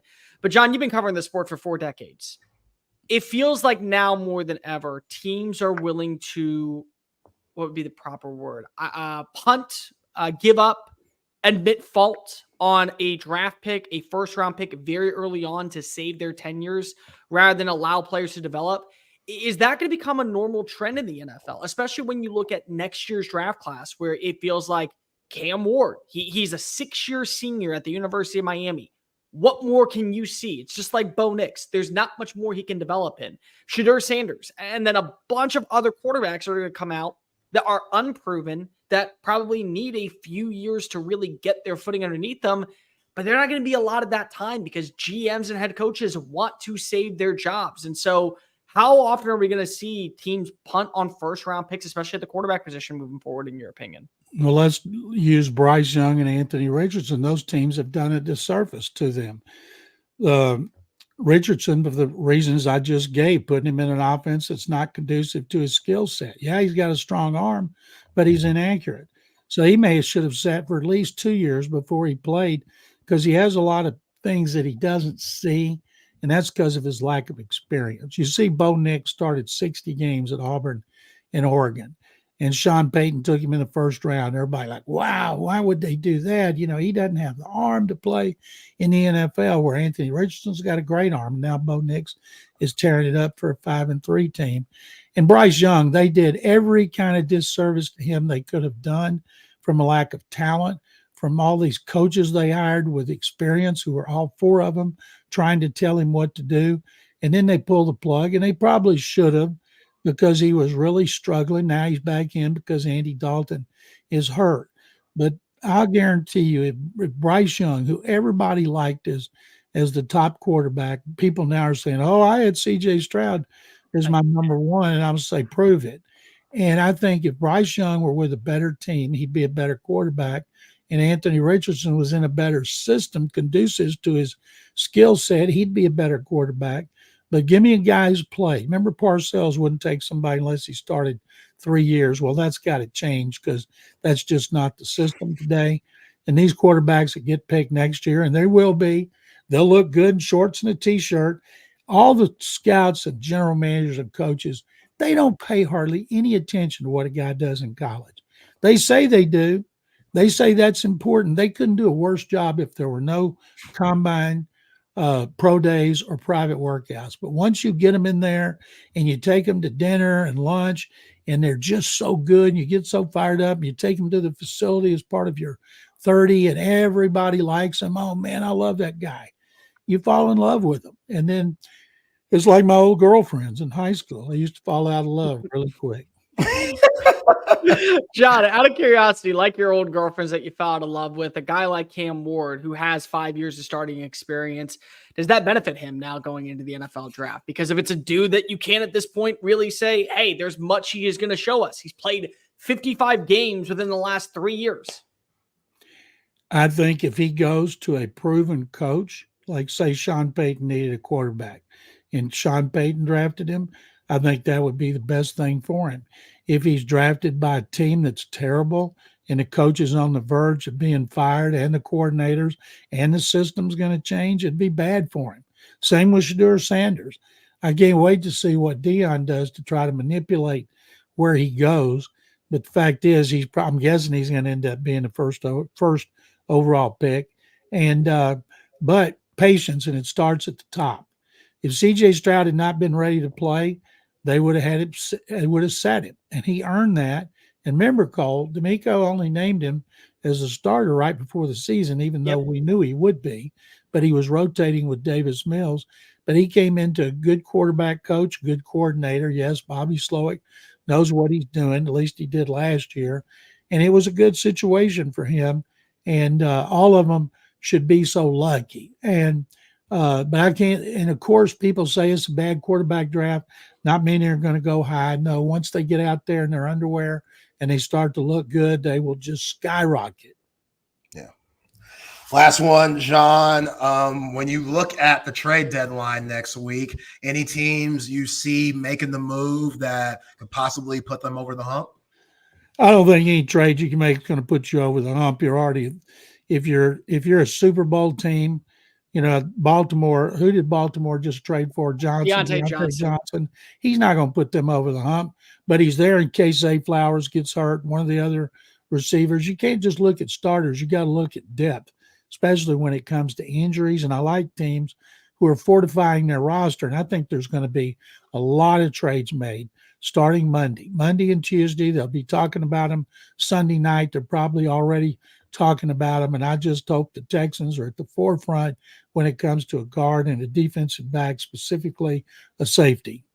Yeah. John, before we let you out of here, who's going to annoy you more next week? Landry, me, or Sarge in the press box? Well, it's always Landry. Landry annoys me. Landry only annoys me when he gets up in the morning. Damn, man.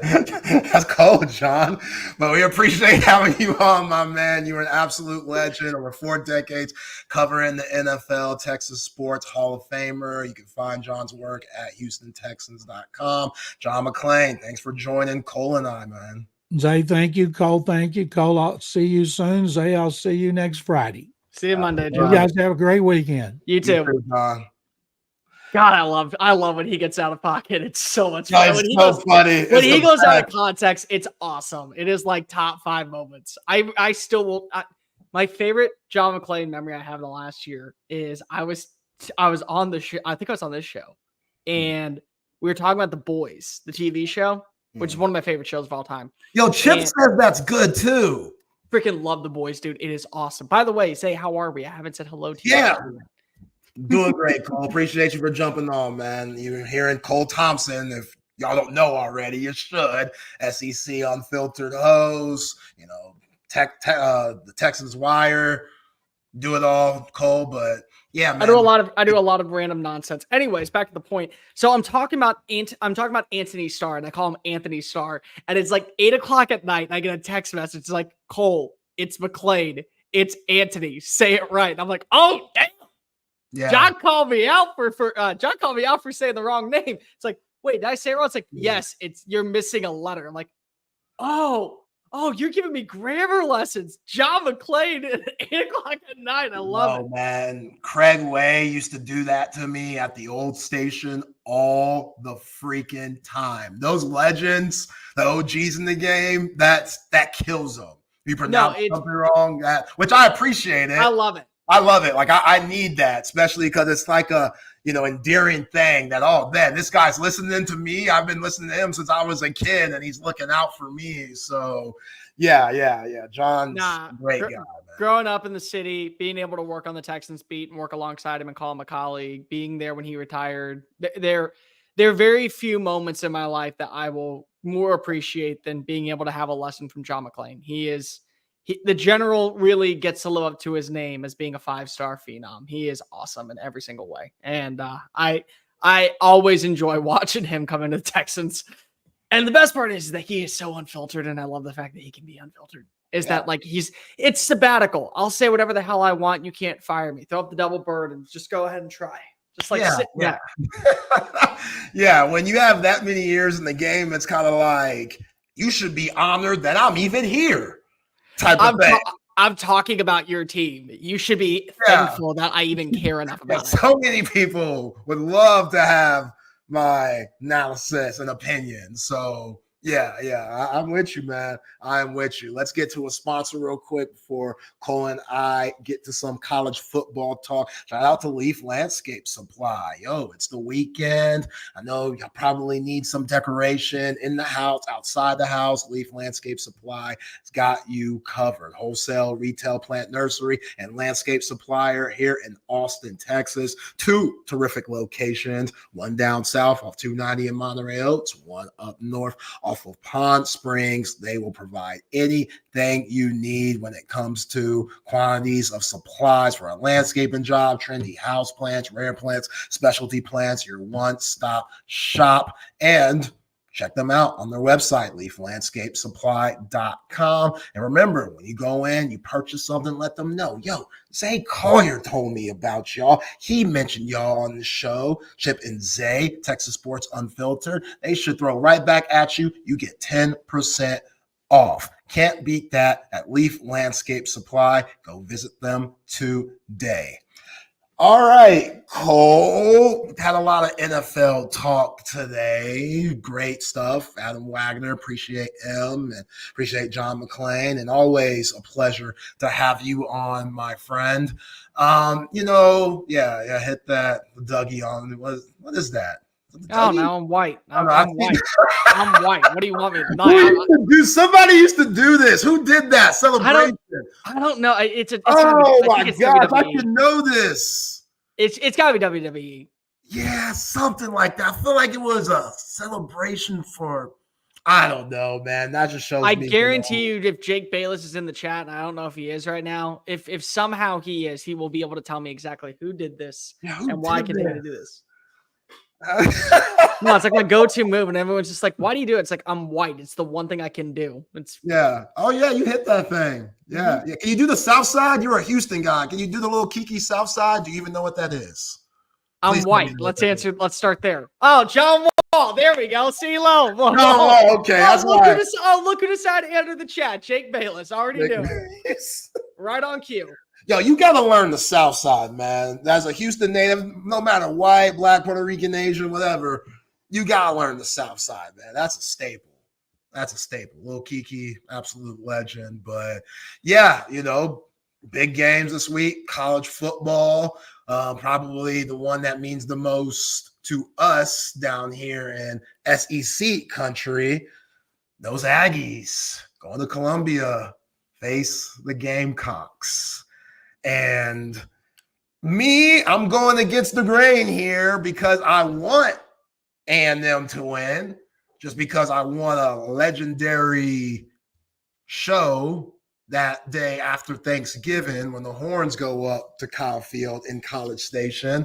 Both teams having a ton to play for. That seems terrific to me. That's movie stuff. But also, it's still A&M. If they were to lose, oh well. You know what I'm saying? Ain't no sweat off my brow. It is what it is. And that's a huge possibility, especially with how underrated Shane Beamer's team is. Again, you've seen them up close, personal, Sellers. These guys, when they're playing well, they can make a game out of it. It's just the inconsistency that South Carolina showed. It seems like A&M's playing for a lot of confidence, but the quarterback issue, yeah, Marcel Reed seems like the guy, but he still has a lot to prove, doesn't have the experience there. What say you when it comes to this game on Saturday night on ABC? What say me? What say me? Good old Mr. Zay Collier? What say me? This is a South Carolina team that deserves to have respect thrown next to its name. Because you want to know why, Zay? Let me go bring you back just a little bit. They're 12-5 in the month of November underneath Shane Beamer since he arrived down in Cola, South Carolina. More importantly, they played their best brand of football. Everyone talks about Cocktober. Everyone talks about the rise of Cock Nation in the month of October. I get it. I understand. It's spooky season out at Williams-Brice Stadium, which, by the way, is the most underrated, underappreciated, hostile atmosphere, a pure cathedral of chaos, as I like to put it, in the world of college football. But I wake up and choose violence in Nov Beamer. That's what I like to call it. Nov Beamer season is right around the corner, and it starts this weekend. Texas A&M is going to be in for a world of hurt against this defensive line. Now, the question is, can the offense of South Carolina be able to combat what their defensive front seven is able to do? Because when you look at these two teams, they mirror up extremely well. Think about this for a second, Zay. Both rosters added in a premier defensive player on the front seven that played last year and balled out for an underwhelming program. Kyle Kennard came over from Georgia Tech. Nick Scorton came over from Purdue. A five-star phenom is finally living up to expectations and actually meeting the bill. Shamar Stewart down at College Station. Dylan Stewart is playing out of his mind as a freshman. You have an enforcer up the middle that can terrorize you and force turnovers and create sack opportunities at defensive tackle. Tonka Hemingway and Shamar Turner both have an all-SEC caliber linebacker leading the charge in Debo Williams and Torian York, and both have a safety that can create violence and choose havoc any single moment in Nicky Manwari and Bryce Anderson. They know how to play a certain brand of football that extremely emulates what their coaches are. Physical, no nonsense, underdog mentality, and certainly put a pedal to the metal and shove it down your throat. If you tell me that Texas A&M wins this game, I will not be shocked, because they right now are playing with two quarterbacks, and they're the only team in college football that feels like they're playing with two, but they also have two. Usually when you're playing with two quarterbacks, it means you don't have a quarterback. No, what they have is a quarterback that works in the passing attack and a quarterback that works in the ground game. And whatever is not working that day, you lean into the other side and you trust that that is going to be your backbone. That's what you have in Connor Wigman through the passing attack. That's what you have in Marcel Reed in the run game. But ultimately, there is something about Williams-Brice Stadium, and there's also something about Texas A&M not showing me yet that they are already at a new era of college football. You know what's really funny, Zay, is that when you buy a house, you buy an old house from the 1960s and you renovate it, there still is that, not old people smell, that's a rude term, but there's that old feeling of the last resident there. Maybe it's a chip in the hardwood. Maybe it is they were former smokers. Maybe it was they didn't take care of the lawn properly, and so you have to go ahead and pull out all the weeds. And it's your house now. It's your background, but it takes a little bit of time for you to get it to feel truly like home. Texas A&M truly is Mike Elko's squad. But there still is probably that little lingering stench of the Jimbo Fisher era somewhere padded in between the halls of Kyle Field. And it comes in a game that you probably should win, and you're going to lose. And I don't think that they're going to lose to Auburn, and I think that they're going to play close against Texas, because they always do play close in primetime games. So there's only one game left that they can afford to lose and still show that the era of Jimbo Fisher is not entirely dead. And it's this weekend out in Columbia, South Carolina, which is why not only do I have the Aggies losing, I have the Aggies losing by double digits in this game. Oh my gosh. Wow, double digits. That's a lot. You're allowed to throw up a stinker. Hey, do me a favor. Say, if you were to go back and play that game against Notre Dame week 1, knowing what you know now, who do you think wins? I'll probably go with A&M. Yeah. And I would probably go with A&M 9 times out of 10 against South Carolina, but not this time. Sorry. Yeah. Yeah, I get it. I get it. I mean, this is the ultimate trap game for the Aggies. They should definitely feel the nerves down there in College Station. And then Chip, he came to us with an interesting topic yesterday. Connor Wegman's dad, who is definitely well off and has a lot of paper, enough paper to donate a significant amount of bread to A&M for NIL. So is that going to come into play when Mike Elko makes a decision on who he's playing? Because if Marcel Reed, if he struggles, what's the leash on him? You know what I'm saying? Do you have that leash to pull him out and put Connor Wegman in? Are they going to do a platoon style of situation? Or if they're getting their heads beat in, are you going to ride with Marcel Reed because maybe he needs to experience that type of adversity for him to be stronger in the future because this is my guy in the future? But how do we know? How do we know that it's their guy in the future? Oh, they don't. That's but the you point. Want to believe, you want to believe you want some stability. You know what I'm saying? Like you'd feel comfortable with that. And I don't even think Connor Wegman's had a decent amount of games to prove what he really is. He's just been so inconsistent in the limited games that he had. And you got this speedster and Marcel Reed with all the swagger. Like he's doing John Wall stuff in the end zone and, having his chest poked out.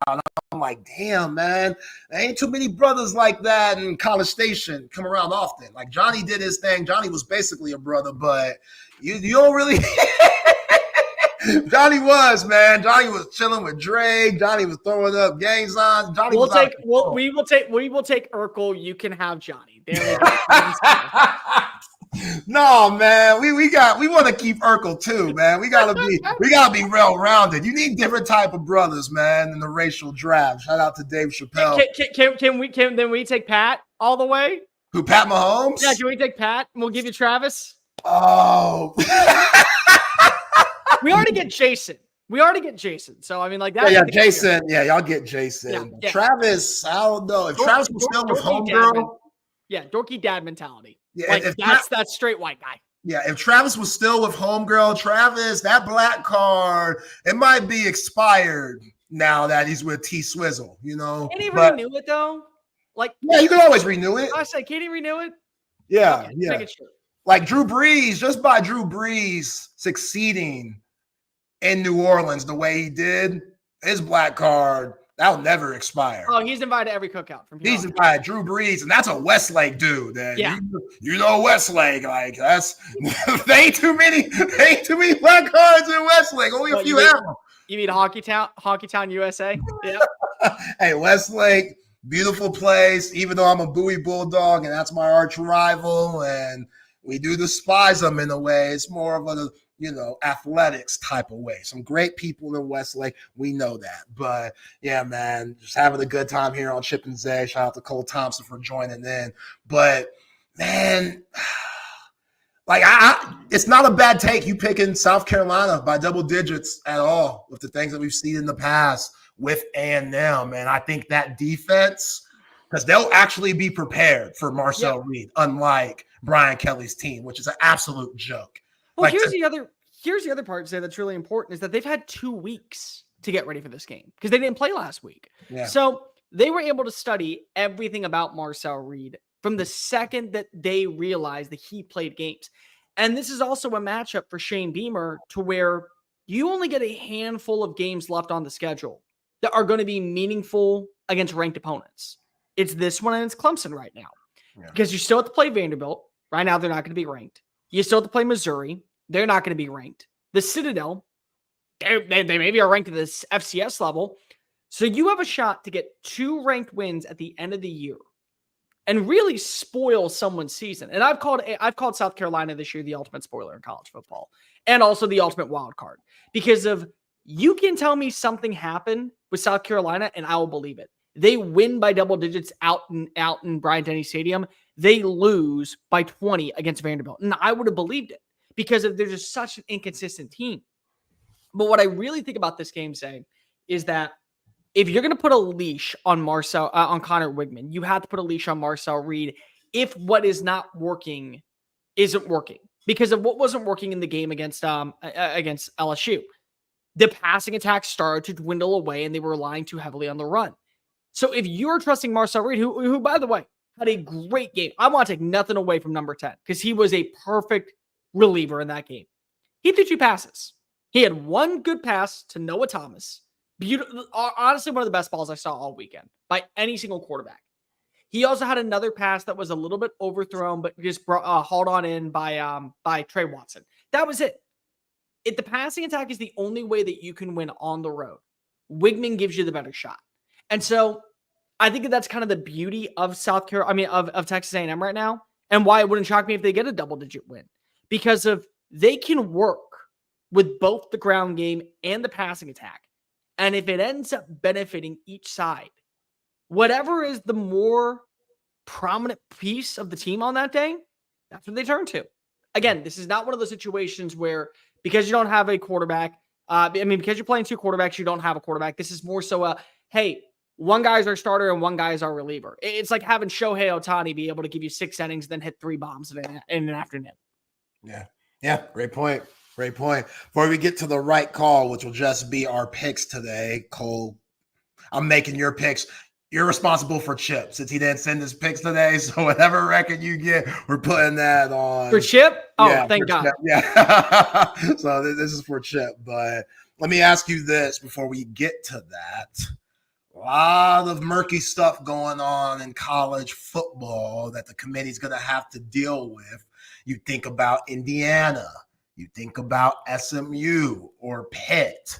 You know, these teams that they aren't blue bloods, but they're playing some good football. And if they continue to have success, can make things difficult for, some of these other schools in the SEC that we thought were going to get in.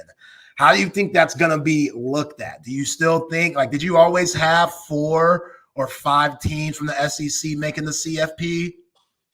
So I had 4 initially, but I also said it wouldn't shock me if in a year where the SEC had a lot of 8-4 rosters, a few 9-3, and only maybe 1 or 2 10-2 and 11-1, that if the Big Ten, depending on who those Big Ten teams were 11-1 and 10-2, that they would get 4 and the SEC would get 3.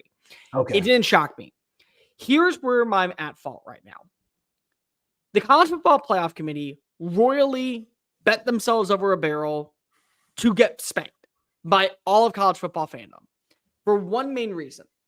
When they said they were going to a 12-team playoff, their entire premise was, we want to make this more fair.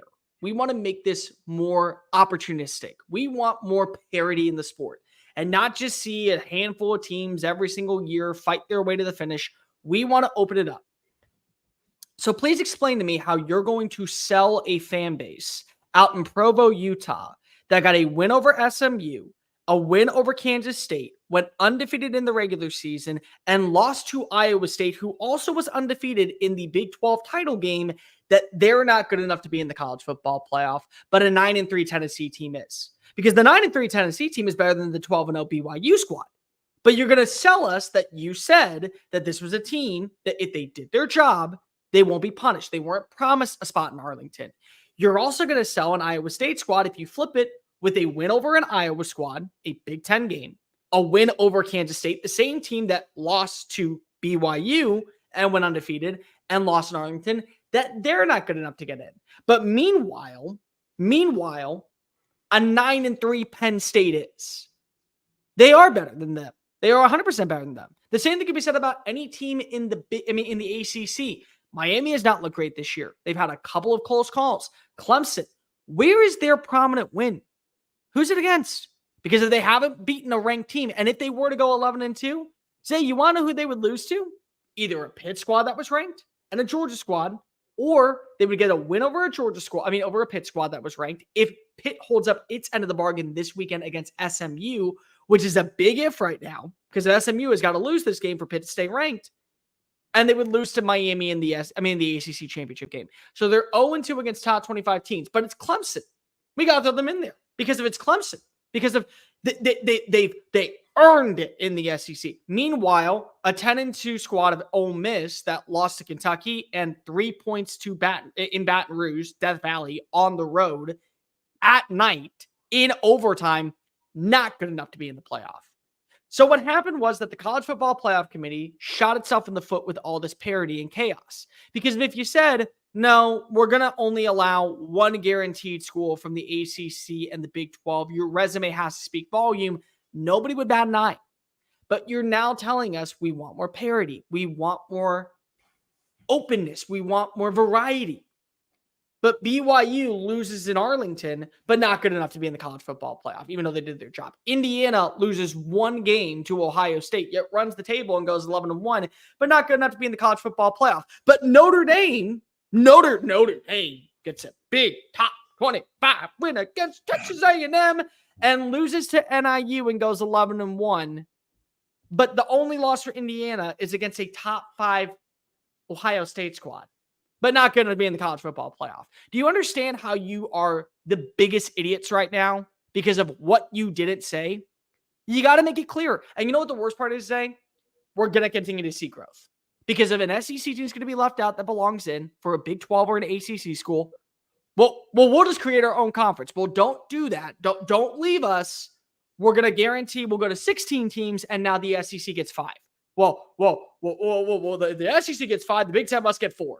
Okay, well, we'll put that in there. Well, now we're going to go to 20 teams because if there's this many undefeated teams in the ACC, we can't leave them out. And Notre Dame. And then basically, bowl games will not matter anymore.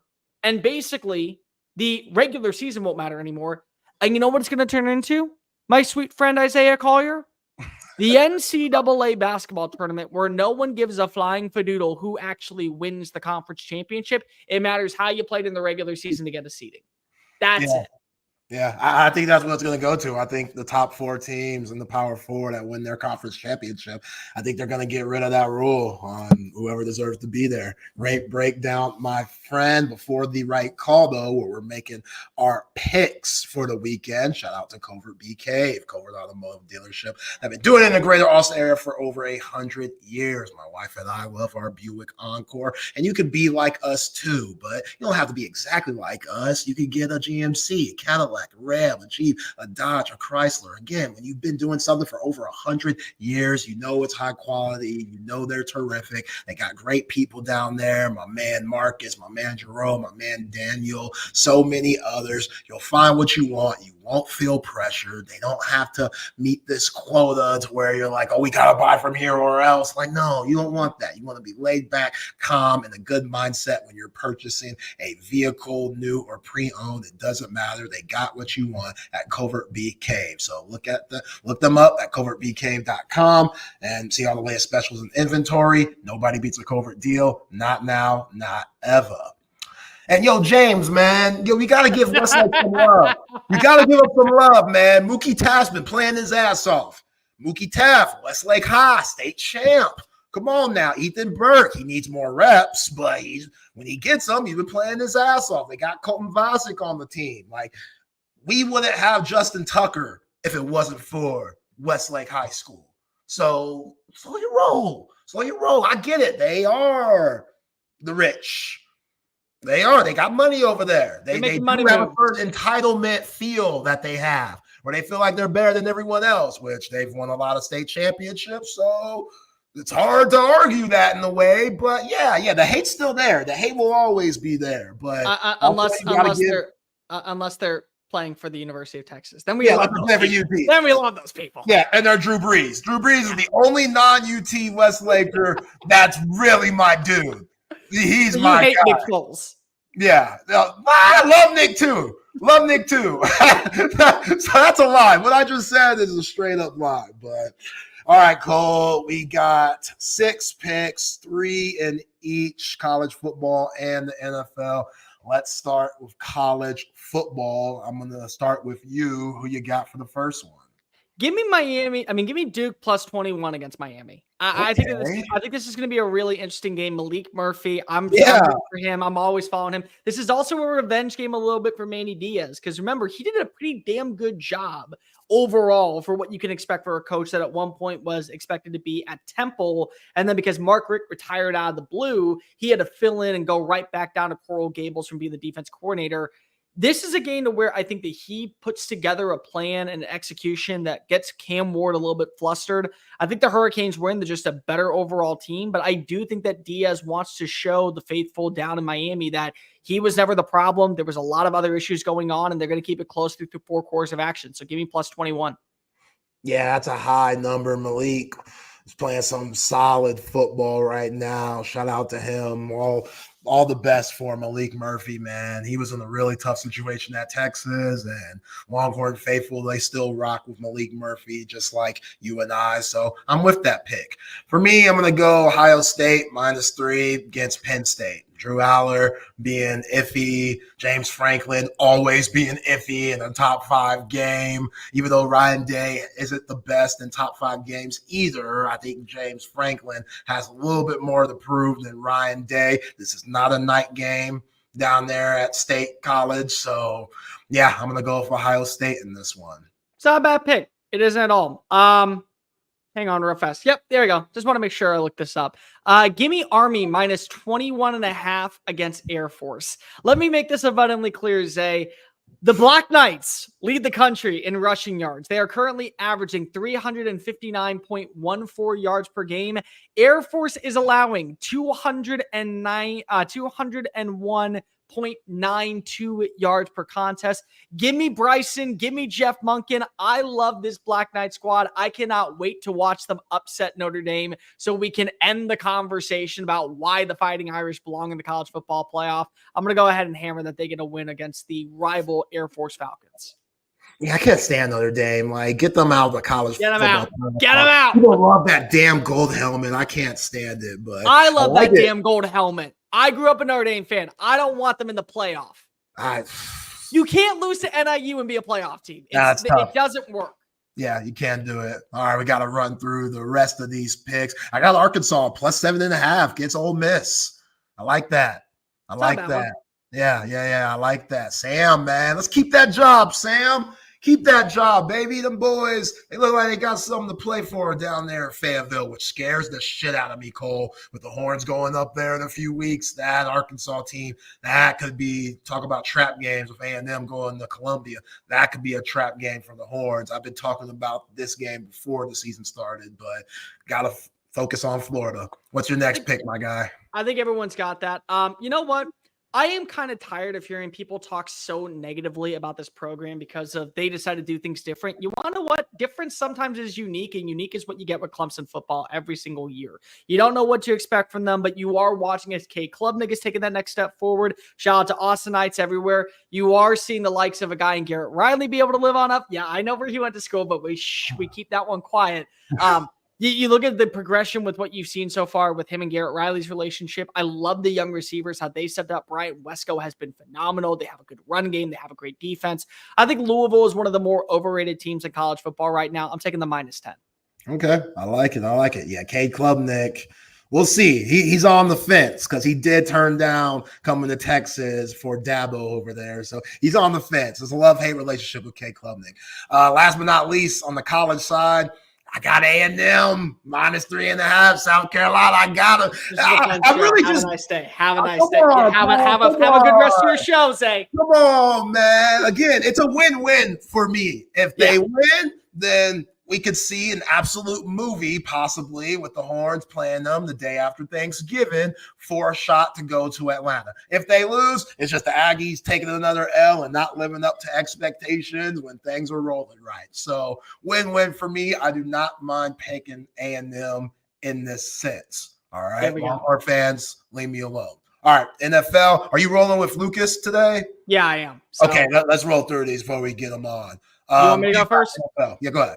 All right, +1.5. Give me the Cleveland Browns. I love famous Jameis. I think that they got a rebound corner. I like Cedric Tillman, one of my favorite receivers when he was coming out of Tennessee. I think they have an excellent bounce back performance. They continue their winning ways underneath the brand new QB, who was probably the right QB to begin with against the Los Angeles Chargers at home.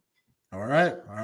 I got Falcons -3 against the Cowboys for obvious reasons. Jerry Jones's franchise is going in the shitter. That's basically what it is. Love me some Bijan Robinson. Let me get the Falcons minus points. Listen, I did not believe in him at all when he was coming out as the 12th overall pick. But when you have a defense and a quarterback guru that knows how to get the best version out of you, and Sean Payton, bodacious all the way. Give me the plus 9.5 against the Baltimore Ravens. The Ravens showed struggles last week against the Cleveland Browns. I think this is going to be another one of those matchups to where defensively you will see these two go down to the wire. Derrick Henry gets a late touchdown, but Bo Nix does deliver and shows why he can be at least a serviceable quarterback in the NFL. Give me the plus 9.5.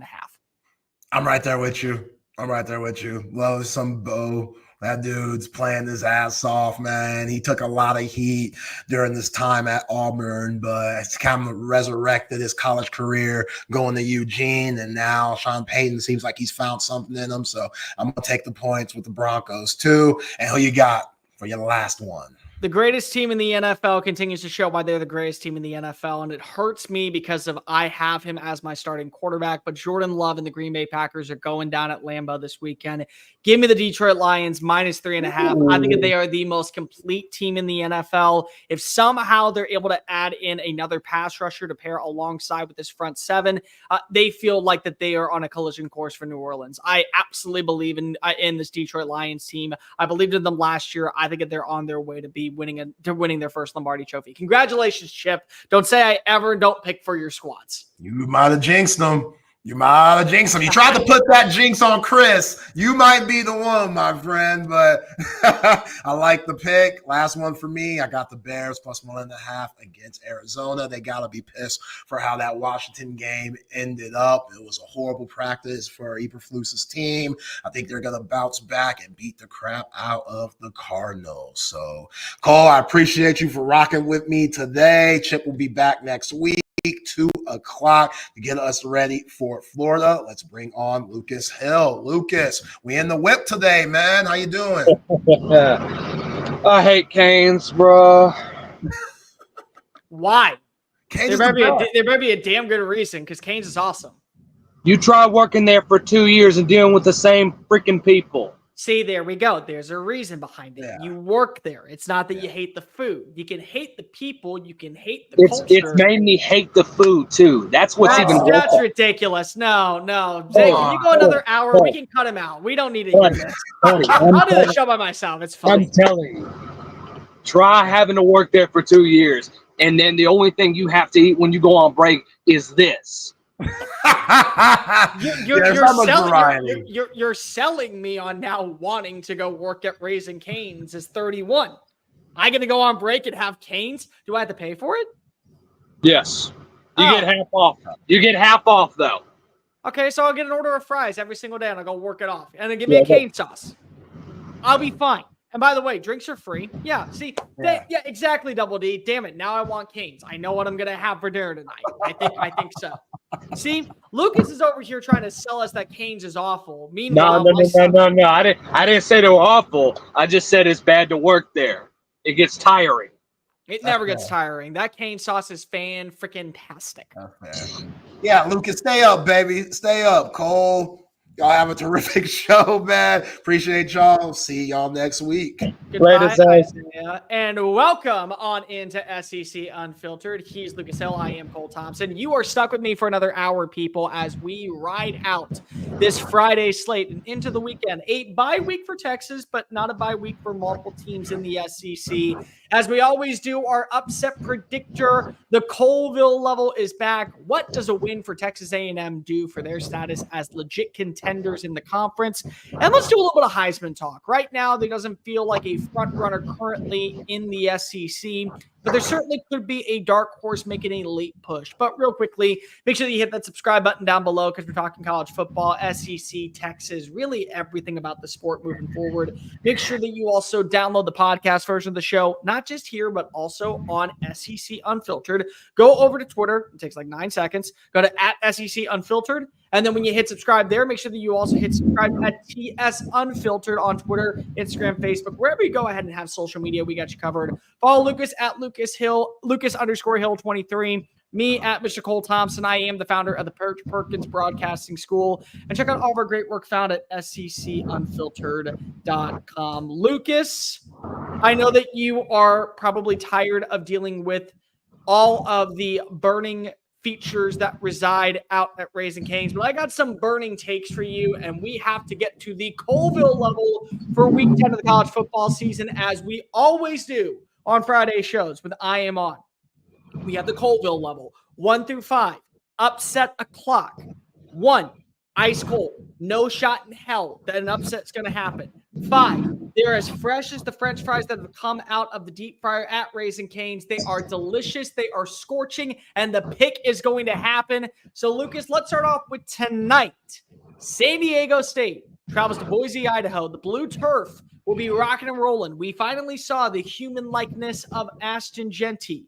Are they going to come back to reality and still be the favorites of the Mountain West, the favorite to win the G5? Or is this where Sean Lewis finally gets that upset? Nearly had it last week against Washington State. Wasn't able to get the job done. Can he get it done in Boise tonight?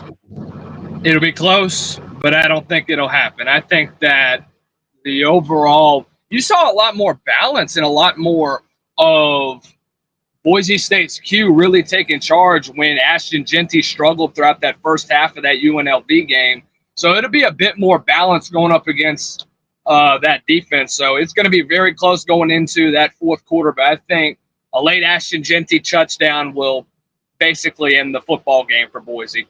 Yeah, I hate to be the bearer of bad news. What you saw last week against UNLV was not that Boise is human. What you saw was they have a second punch.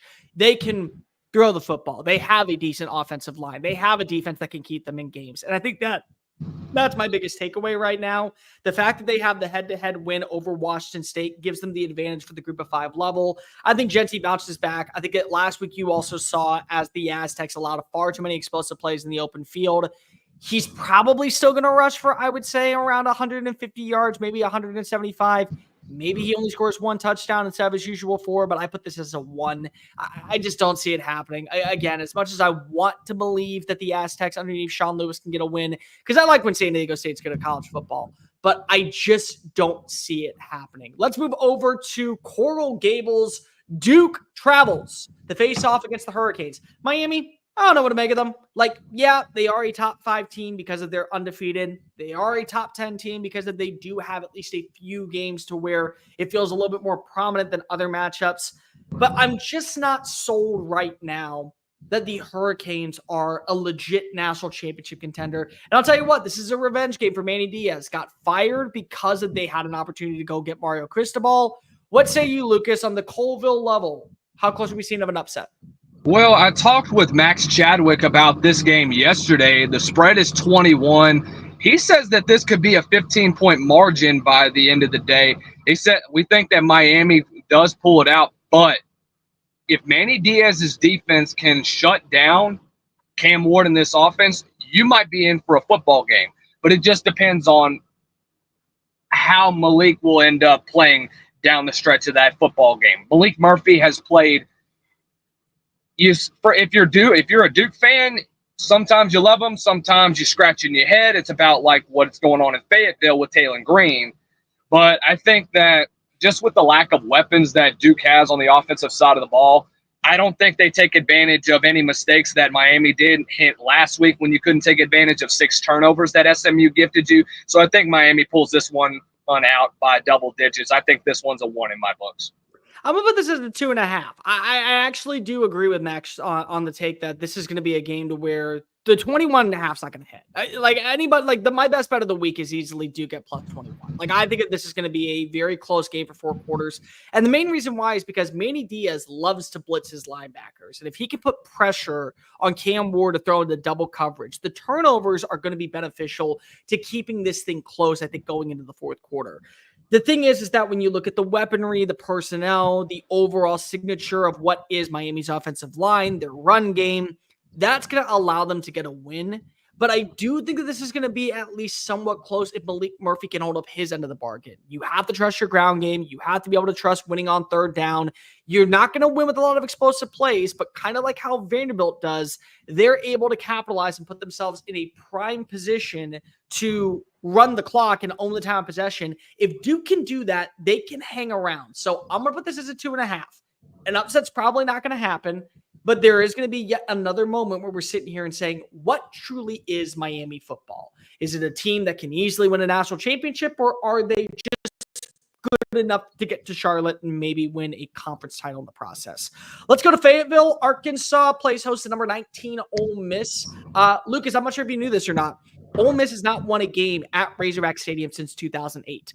They enter this game as a favorite. This has been a very close call. Lane Kiffin is 0-2 when traveling to Fayetteville. And this has also been a game, regardless of where the location is, Ole Miss has gone down to the wire with the Hogs. Do the Hogs keep hauling their way to another top 25 victory, or is Ole Miss going to still have a shot to make the college football playoff? And I also talked about this game with Max yesterday. This is one that Lane Kiffin has to win. You have to win this football game. Eliminated from college football playoff contention if you do. But I think that the advantage might go to Arkansas at the end of the day. My bad if it's a little loud up there. It's raining out here. I think that with how Arkansas's offense has been, I already mentioned, sometimes you love Taylor Green. He's the best. He's most electrifying quarterback in college football. Or he can be a confusing prospect at times. But I think that the streak ends. I think that Lane Kiffin gets his first win in Fayetteville. I think they'll get their first win in Fayetteville since 2008. And just with how Ole Miss has been, I think they finally get healthy. I think they finally get consistent on the offensive side of the ball. And I think times are going to – and think the clock is going to flip for Lane Kiffin to potentially win out and possibly stay in Oxford at the end of the year. What do you mean by possibly stay in Oxford? Like, he's not getting because you got to think about this still. Gainesville's going to be calling. Oh, I see what you're saying. So you're saying he go to the college football playoff where he takes his name out of the running. I got exactly. Yeah. This is a 1 for me. The reason why, it's because of number one. Apparently, I'm the number one hater of Arkansas football. I just don't believe in them. I think that they need a culture change. Whatever you say about me, so be it. Don't really care. I think it's because of what you just said, Lucas. This is a game that Lane Kiffin has to win. This is not a game that he can afford to lose. This is one he has to win. And after last week's performance, where, yes, they got a double-digit victory against Oklahoma, but they never felt comfortable in the second half. They had too many self-inflicting wounds to allow the Sooners to take a 4-point lead going into the break. This is one where they rebound, recoup, reassess themselves. I feel like that as much as I want to believe this thing could be close, I don't know if it will. I just feel like, again, Jackson Dart, if they have Trey Harris back, now you already seen what you can get in Caden Lee. You've seen what you can get in Juice Wells, Caden Prieskorn, Jordan Watkins. They can trust the ground game. There's a lot that goes into history. I think that revisionists would say that this is a matchup that bodes well in favor of Arkansas. I'm not so sure. I'm going to go with a 1. I just don't see it. Army plays host to Air Force, 11 a.m. kick out at West Point. 21-point favorite. Lucas, this is probably an easy one. I'll go first. This is a 1. I think not only does Army roll their way to another victory and remain undefeated, I think that you see Air Force kind of wave the white flag at halftime. This has just been a down year for Troy Calhoun's squad.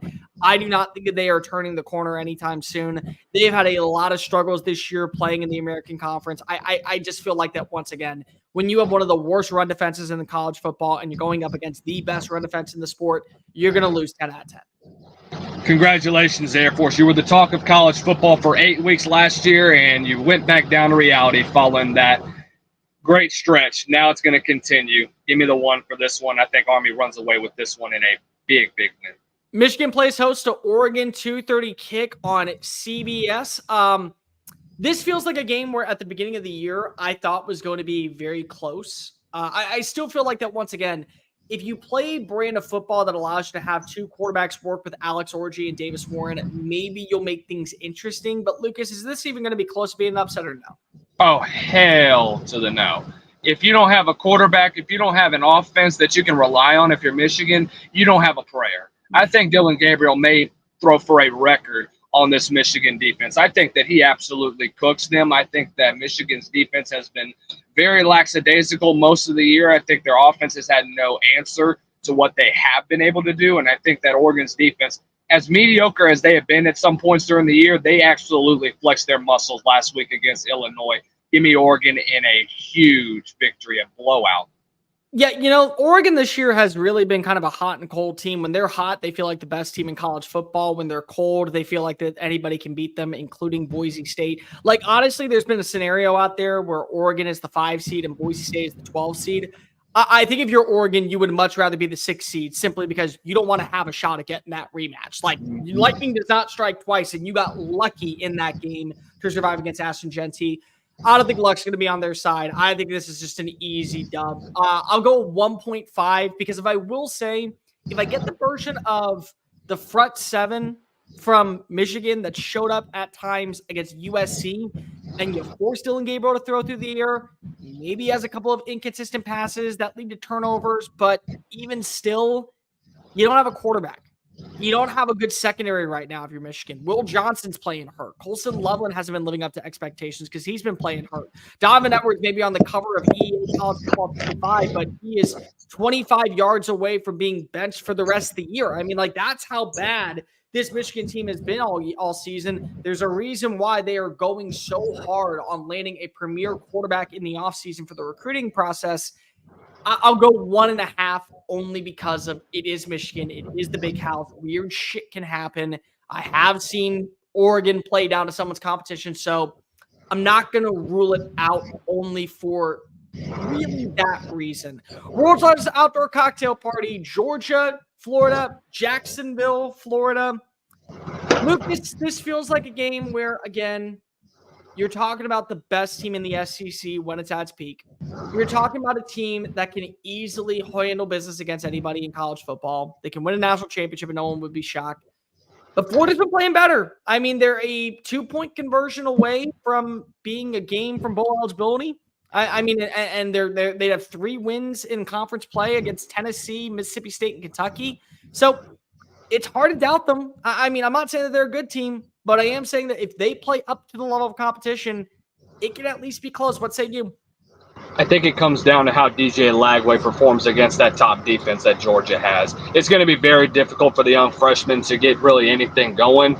But I'll be gracious and give them a 2 at this point. And because it seems to if you didn't see the performance that Florida put up 2 weeks ago against Kentucky, I would have put this at a 1.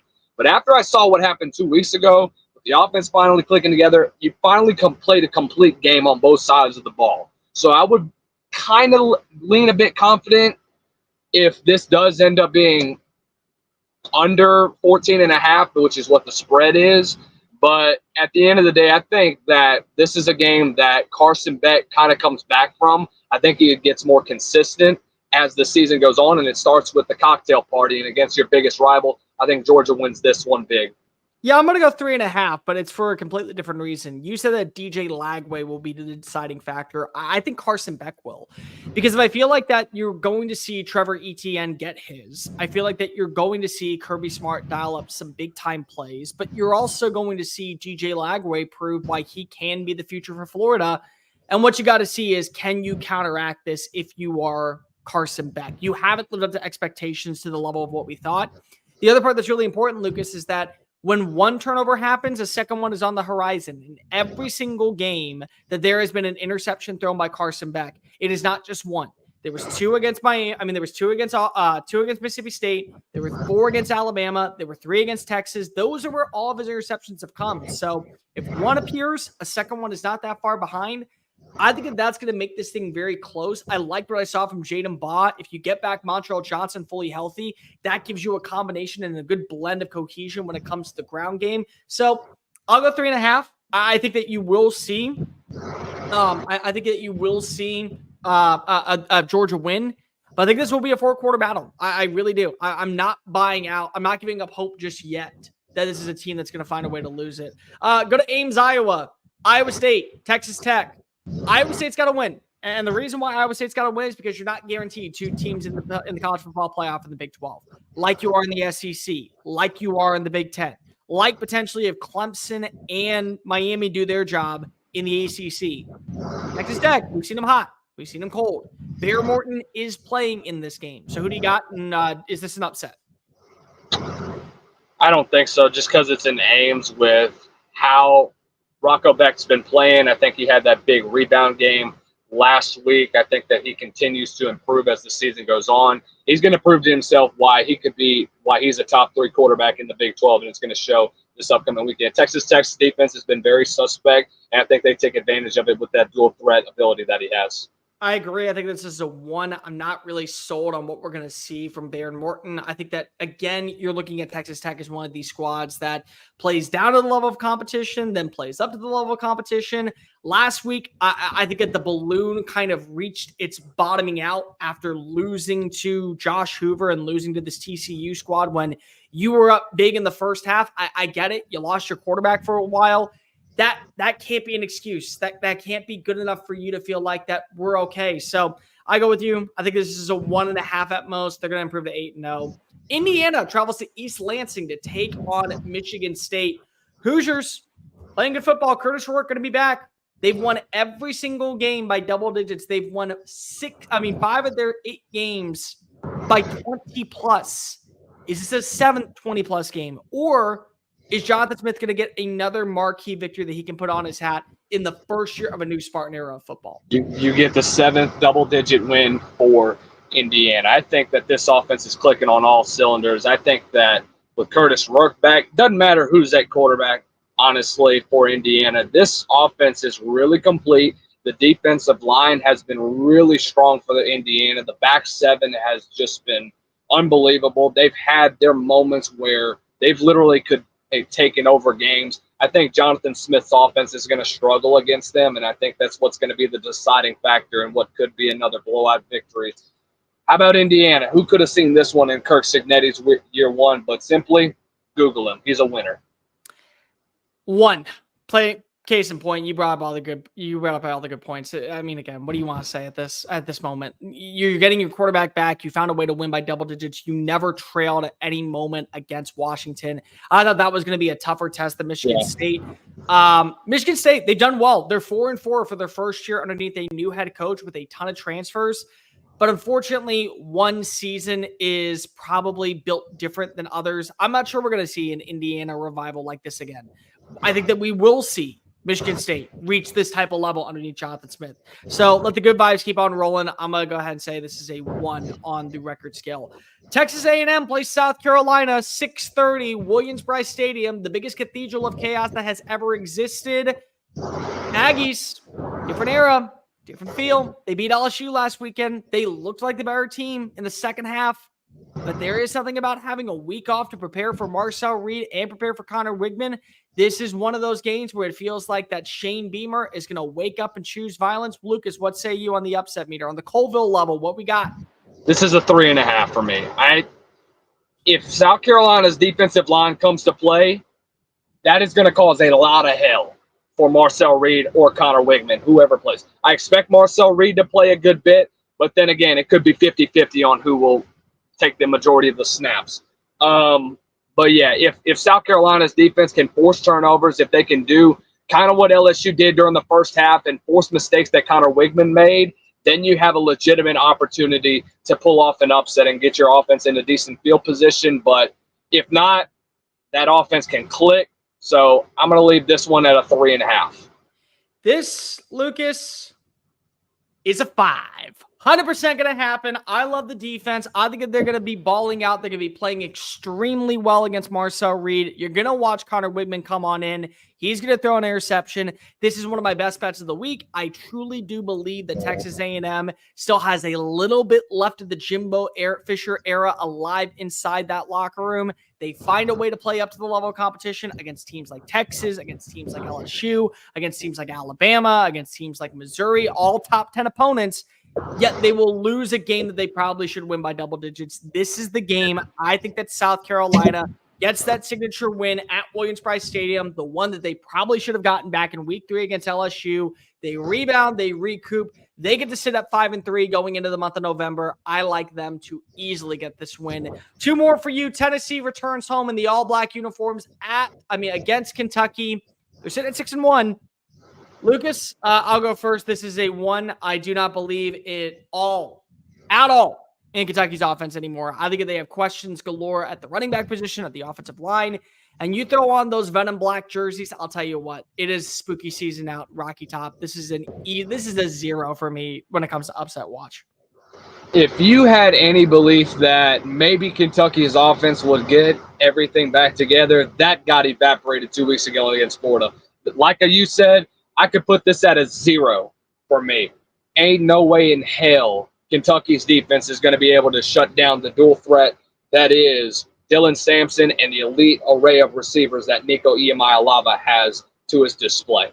And this one isn't really an upset watch, but it is a good top 25 game, one that will basically eliminate somebody, I think, from the ACC conversation to go into the college football playoff.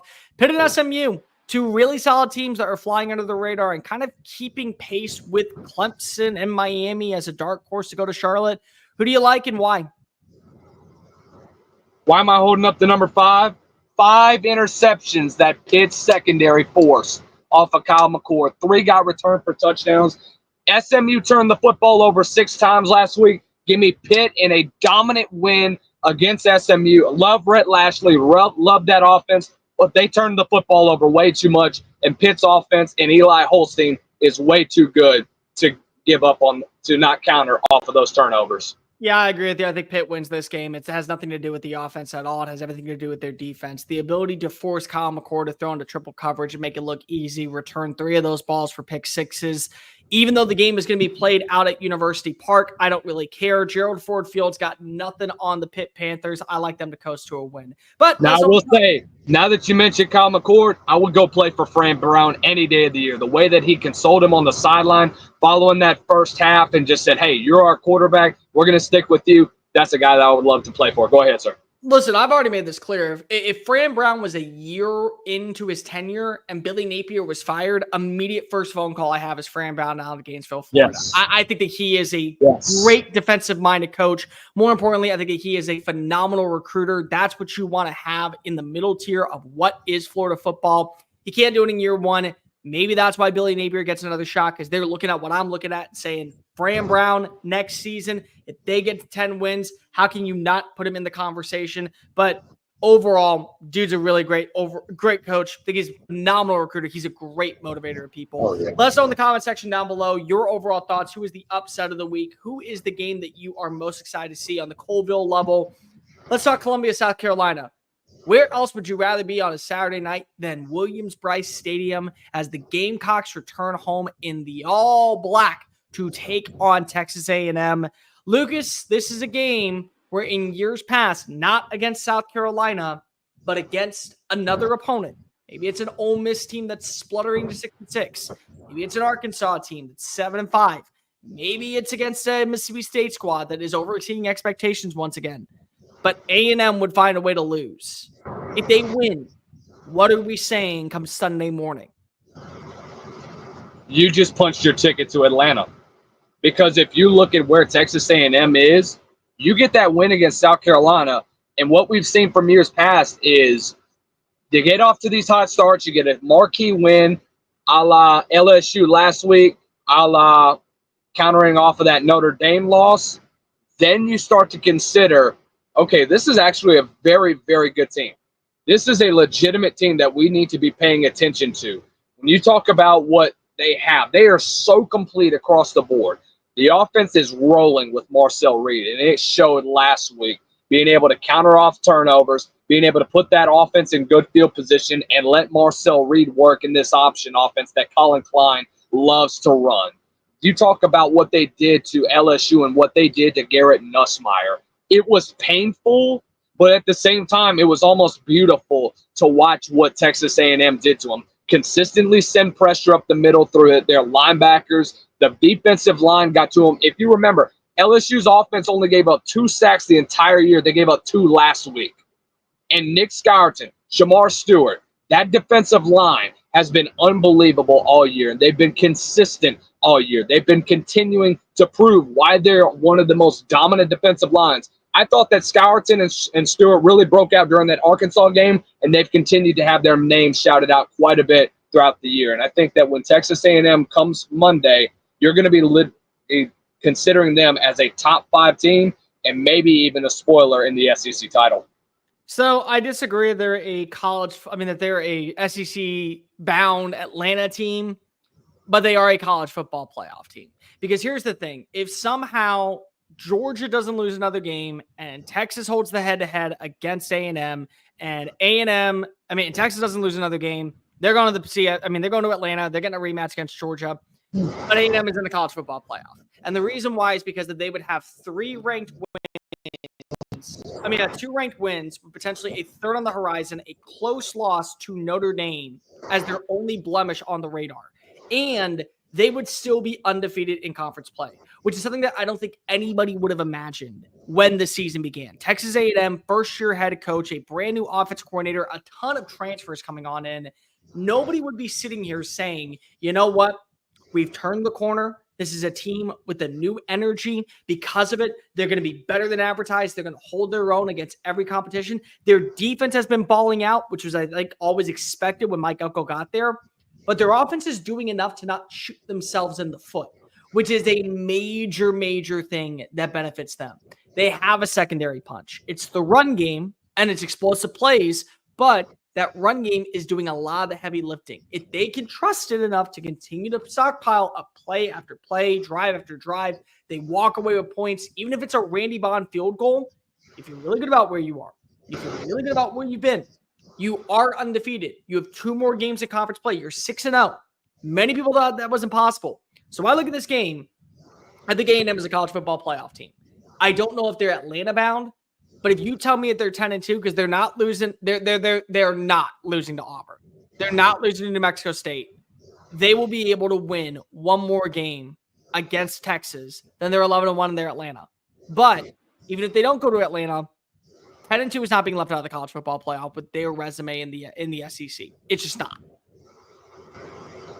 It's going to be a tight SEC race. So let me ask you this. A little bit of a doomsday scenario because I saw this. If a 9-3 Florida, let's say they win out, do they go to the CFP? I say no. There's no way in hell they do. There's no 9-3 team that's going to the playoff this year. And it's nothing to do with Florida. Again, this is a doomsday scenario. This is not even coming close to happening, but crazier things have happened in college football. But it's not about that. The problem is that right now this sport is so topsy-turvy with what they initially thought was going to benefit the SEC, but instead it's hurting the rest of what I would say, quote-unquote, quality wins because of all these other teams are undefeated. I mean, think about this, Lucas. You're going into Week 10, and BYU and Iowa State are still not the favorites to go win the Big 12, yet are undefeated. If both of them stay undefeated all the way through the end of the season, and also they would each have a win over Kansas State, which knocks them out of the CFP conversation, and both have a win against a quality ACC or Big 10 team, you're going to tell me that you're leaving one of them out. You should, but you're not. You're putting both of them in. Pitt runs the table, and they go all the way to the ACC title game, and they lose to Miami. They would have a signature win over Clemson, and that's a top 10 win over Clemson. You're going to tell me right now that we're leaving them out because of they went 12-0 and then played in a game that wasn't promised and lost? You're not leaving them out. And so when you do that, you also look at the other teams in the SEC, teams like Tennessee that is going to have the head-to-head win over Florida, teams like Texas A&M that will have the head-to-head win over Florida. Plus, when you look at the Big Ten, Indiana, Illinois, Penn State, you look at Ohio State, Oregon, you're not leaving them out if they continue to do what they're doing and only 1 loss each. It's hard to say that even in a doomsday scenario, Florida is still in the college football playoff hunt. They may be a better team than half of those rosters. I think that they're a better team right now than BYU is. I think that they're a better team at times than Iowa State is. I think Iowa State's a lot better at the current moment, but peak for peak, I would probably lean Florida has more upside if DJ Liveway lives up to expectations. I think that you can make a case that when you look at teams like Illinois and Pitt and all these dark horses to be in the college football playoff, Florida's better. But unfortunately, we were sold a lie that said, oh, no, it's not about the better team. What it's about is the team that has the most wins. And unfortunately, that's where Florida gets shot in the foot because they have 3 losses. And one is to Tennessee, and one is to Texas A&M, and one is to Miami. And all three of them are going to be in the college football playoff. It's crazy how the ties would have turned if it wasn't for a lackadaisical 2-point conversion that really took the breath out of the air for Florida. Back to your thing about Texas A&M and what they've been able to do this year. I agree wholeheartedly.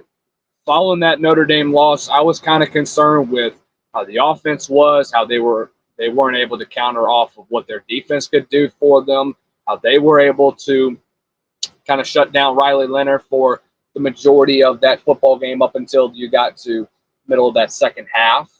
And then following that, I still had my doubts following the Arkansas game, following some games like that.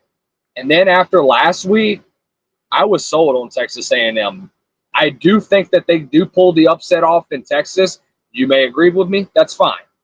But I do think that when you look at that roster, I think with what their defense does and what Marcel Reed can do, not just with his legs, but he's got a hell of an arm too. You saw 2 throws that he made. He only threw the football only a handful of times, but the 2 throws that he made were unbelievable. He only threw it twice. He was 2 for 2. I know. Yeah, I was saying he only threw it. But still, when you looked at those throws, you have playmakers that can make plays like that, and you know that that's a guy that you could potentially trust in. And if that's not the case, you got a very experienced guy in Wigman that you can plug into that offense and can really do some damage as long as he doesn't turn the football over. So that's why I'm so high on A&M right now, is because of what they can do just as a complete team effort. So we'll see what happens during the stretch of the year. My entire premise is just A&M is bound to drop a game. And I don't know if it's going to come to Texas. I don't. Because if you tell me that I have 107 screaming Ags at Kyle Field affecting the outcome of this matchup, it's very hard for me to disagree with it. If you tell me that the way the defense is played against that offensive line, if it's anywhere near the same level as Georgia, then absolutely Quinn Ewers is going to be put in a blender of chaos. Like, it doesn't shock me. But A&M, the way I describe this is, whenever you take over a house, and Lucas, whenever you buy a house, you understand this, or you move into a new apartment, there still is the smell, or there still is a lingering of the last previous resident. Maybe it's their mail still is being delivered in your mailbox. Maybe it is they didn't do great lawn care. And so you have to go ahead and trim the hedges and go ahead and sod the weeds. And you got to go ahead and get on your hands and knees and make sure the grass is finally trimmed. Maybe there's something wrong with the flooring and you want to put in new floors because there's chips everywhere. It's your home. You're paying for it. It's all yours, but there still is a constant reminder of the previous owner. I think for the first year, as much as I want to believe that Texas A&M has completely changed, and they have, and this is now Mike Elko's squad, it is. There still is that lingering element somewhere along the way of Jimbo Fisher. There is. And to me, it is losing a game that you probably should win when you play up to the level of competition against opponents that you could lose to. They could have lost to Florida. They didn't. They could have lost to Mizzou. They didn't. They could have lost to LSU. They didn't. If you told me today that I get Alabama or Texas A&M, I'm taking Texas A&M. But I just feel like that they will drop a game that they shouldn't. They would always lose on the road against Mississippi State. They found a way to lose to Appalachian State in week 2 as being a 28-point favorite. It's just the era that was out in College Station. They drop a game that they shouldn't. I think that's this weekend. And then ultimately we get in that conversation of, well, their resume would say that they belong in the CFP because they have wins over Texas and they have wins over Missouri and they have wins over so-and-so. But that doesn't change the fact that they lost a game that they shouldn't. It's going to happen, and I don't think it happens at Auburn, which means it has to happen this weekend in Columbia, South Carolina. You didn't mention Penn State and Ohio State as an upset, did you? No, because it's not an upset. It's 3 versus 4. If you think about this, really, the only thing that you could really consider as an upset is that Penn State hasn't beaten Ohio State since 2016, and that was, I think, Franklin's either second or third year in the league. That was the year they nearly missed out on the college football playoff, and they had the back and forth with USC. That was that year. So, no, again, if you told me, I think it was 17 actually. Yeah, I think it was 17 actually that year. It was 16. That was the year of that block punt. That's the year that they went to the Big 12 and they had that, like you mentioned, the Rose Bowl with USC. Okay, so anyways, regardless of that, The problem is that it's not an upset because of the game is in Happy Valley. So let's just go ahead and throw that out there. You have the home field behind you. On top of that, you actually have looked better at times than Ohio State this year. And the line is very much kind of even. Like, as much as you would think, oh, well, it's Ohio State. They played more competition. It's only a 3-point line. That's a pickup. Quarterback play, depending on what you have with Drew Aller, if he's able to play in this game, maybe that ends up benefiting you. I don't know what I'm going to see from Will Howard. Yeah, basically at this point, Lucas, when I look at a team like Ohio State, they should be able to win this matchup. But if Penn State does, they have a great defense. They have a veteran roster. The whole entire premise of that recruiting class back in 2021 was to get to this moment where they added in an Abdul Carter, where they added in a Katron Allen, where they added in a Drew Aller, where they added in a Nick Singleton, where they brought in a couple of wide receivers. To me, that's what really stood out about making them a legit threat in the Big Ten, was getting to this year. And they added in some good transfers, and some wide receivers have stepped on up, and the offensive line has played really well. And so when you add all that together, plus you have a great defensive mind in Tom Allen, plus you've upgraded, in my opinion, when it comes to offensive play calling and Andy Kotelnicki, it's not an upset. It's just a game that doesn't feel like you should win because you haven't won it in so long. That makes a bit more sense now, just with everything that you mentioned. Look, either or whoever quarterback plays, whether it be Allar or whether it be the other guy, both came in, were very efficient in that offense. But I think they're going to have to rely on that ground game to see what they do against. I think Ohio State's got a depleted defensive line, or it's either that or their offensive line sucks right now. They're injured. Yeah. It's all hell. I don't know. I mean, like, if you told me that Ohio State loses this game, okay, whatever. Right. Are they going to lose out? Are they going to lose another game? Probably not. Are they going to be 10-2 and go to the college football playoff? Yeah. I mean, because they're not going to look ahead to Indiana. No. I don't know what to make of Indiana just yet in terms of what are they compared to Penn State, Oregon, Ohio State, because they haven't played against anyone of that competition. Though at the same time, was it just a bad performance last week against Nebraska? I mean, because Nebraska found a way to shoot themselves in the foot late in the fourth quarter, but it was with a young quarterback.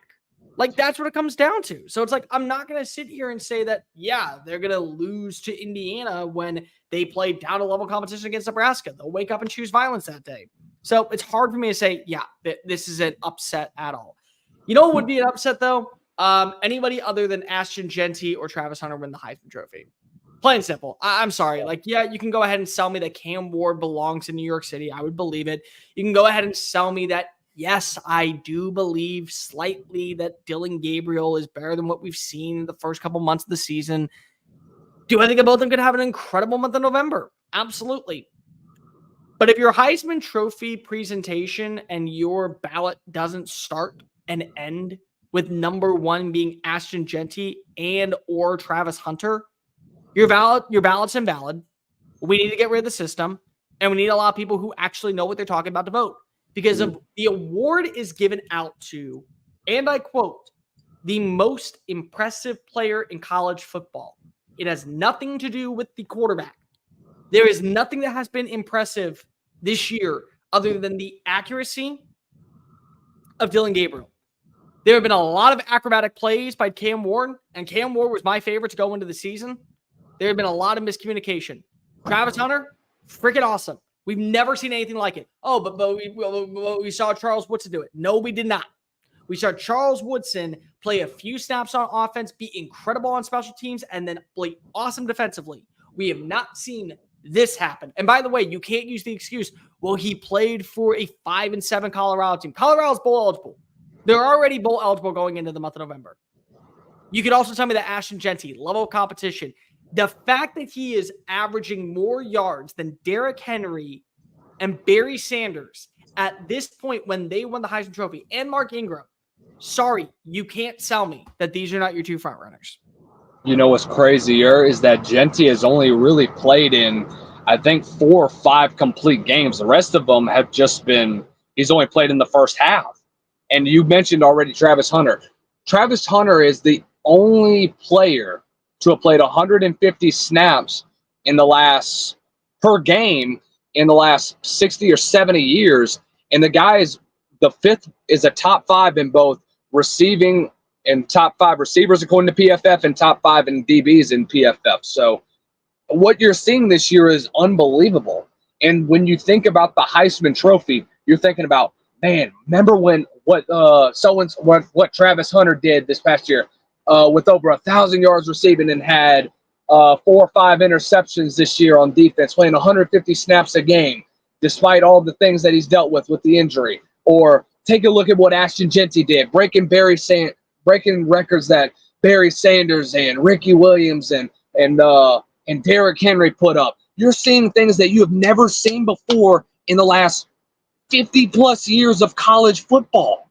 How can you not be amazed by what these two are doing? And that's why it's so close according to the betting odds for the Heisman Trophy. And I think that's what makes this sport so great, is that with the Heisman Trophy race being so close, you've got everything else going on. You might as well just give the Heisman Trophy to your quarterback. Just leave it to the Davey O'Brien Award at this point, because either or, you're seeing things that you've never seen before in the last several decades of college football, and that's what makes this sport so exciting. Is that things like this, whenever they come up, you've yet to have seen a running back like Ashton Jeanty come through college football since Derrick Henry, and even before then, you didn't see anybody that was really running the football as much as he did back when we were still running the I formation in the 80s.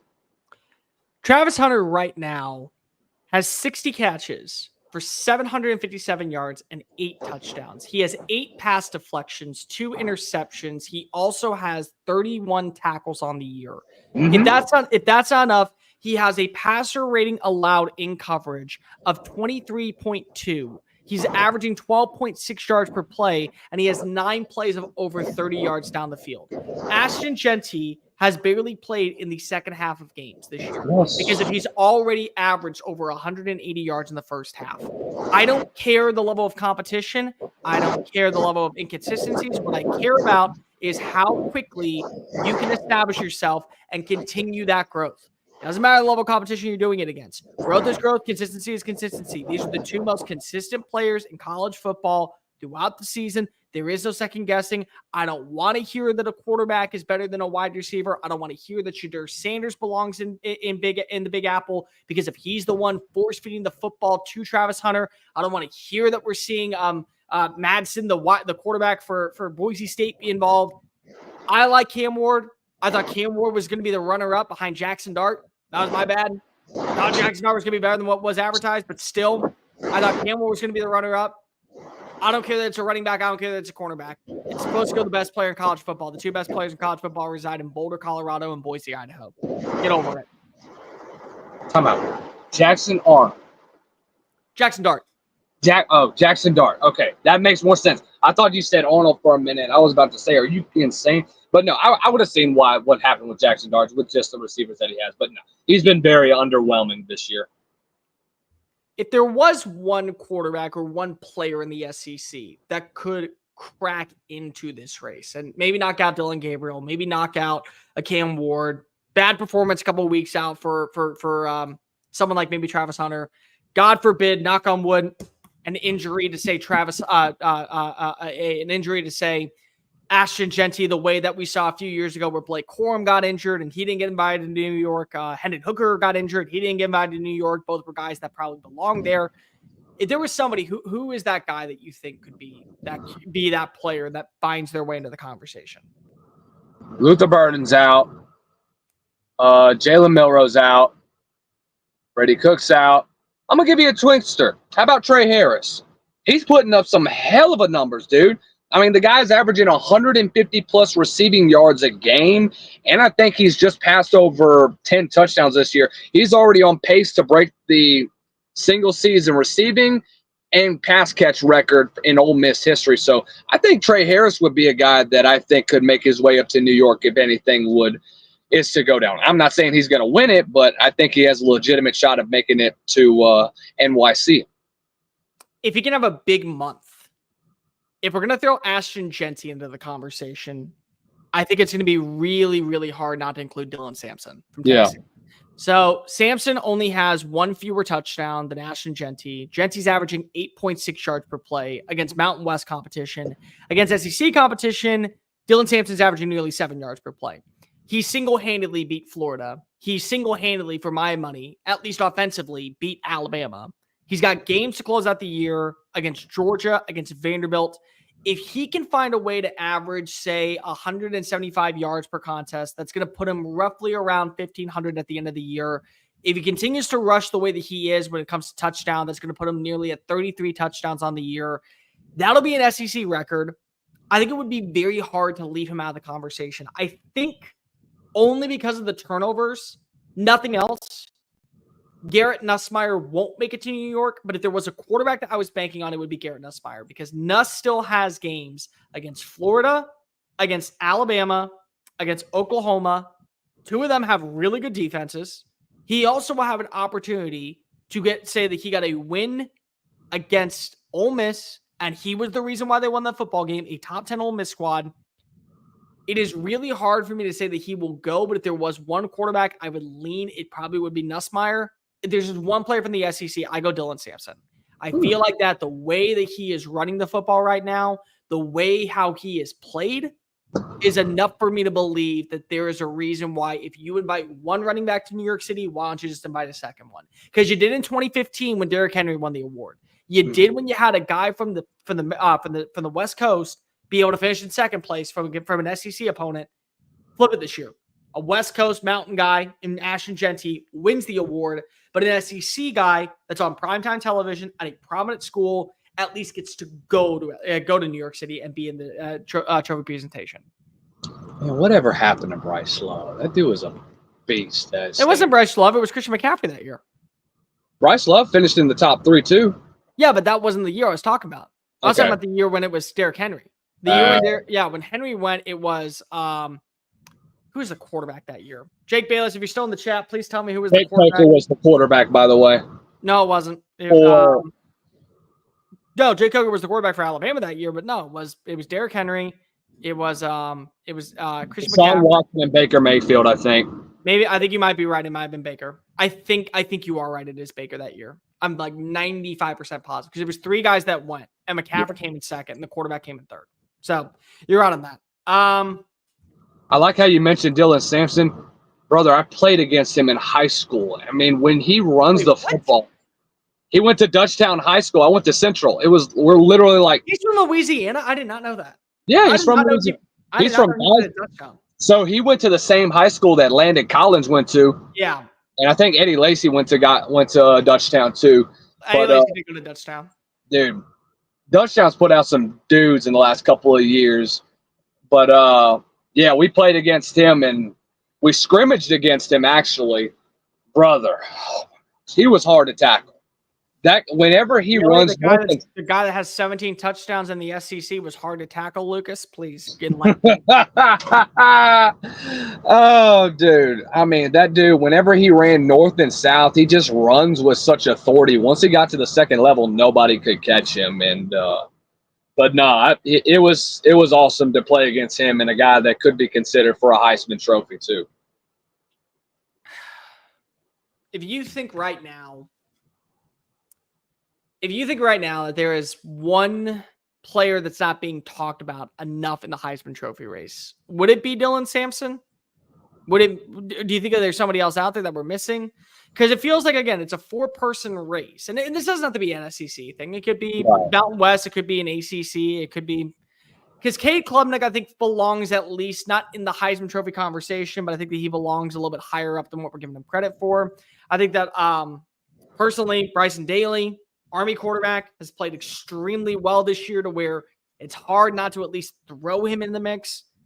But Sampson, again, the reason why Tennessee is ranked in the top 10 has nothing to do with Nico Iamaleava. It has nothing to do with the passing attack. It has nothing to do with the secondary. It has everything to do with Dylan Sampson being the first punch. And usually when you look at teams, the counter punch is the run game. Well, the bread and butter of Tennessee football right now is the ground game. The secondary punch is the passing attack. It's having a quality defense. It's having James Pierce be able to close the gap on you. It's having the ability to play extremely physical in the front seven. It's having the secondary step on up. Everything to me is all about what I've seen so far from this defense. I mean, from Dylan Sampson. That to me is what makes this team great. And you mentioned about another guy that could be. It doesn't have to be in the SEC.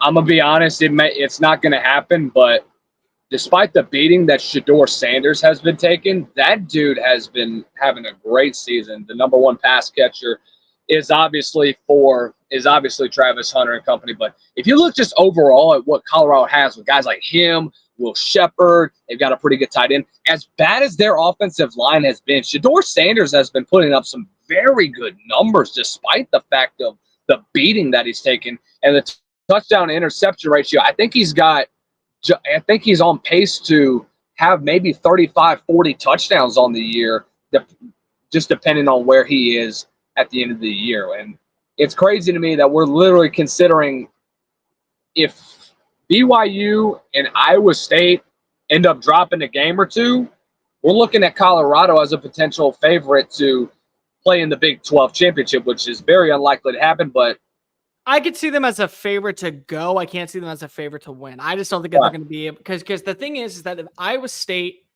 and BYU drop a game and Kansas State doesn't, Kansas State would hold the head-to-head over Colorado to get in. So you would need BYU or Iowa State to drop 2 games, and one likely being to Kansas State for them to be able to get in. And I just don't think that you like as much as I think that Kansas State had that bad performance against BYU on the road. And it was bad. I mean, like don't kid yourself. It was over in the second quarter. I still feel like Kansas State has shown you more as the more prominent team. And this is why I think a lot of people are saying, as much as things will solve themselves out with BYU, with Iowa State, with all these other teams, and then we will only have one Big 12 representative, they're also picking it to be Kansas State because they feel like Kansas State had that one bad performance, but every other game has been great. Yeah, I mean, I will. Let me ask you this before we close out. I know we're getting close to 4. If Kansas State does end up dropping a game, and if Colorado finishes out the year 10-2, but they just barely miss the Big 12, do you think that they potentially may have an opportunity to get to the CFP, or is that going to have to wait for another year? You talking about Colorado? Yep. Yeah, no shot. Okay. I think if the Pac-12 still existed, yes, I would at least say that it's a conversation. If they're 10-2 with losses to Nebraska and Kansas State, and they win out, I'm not going to unrule it.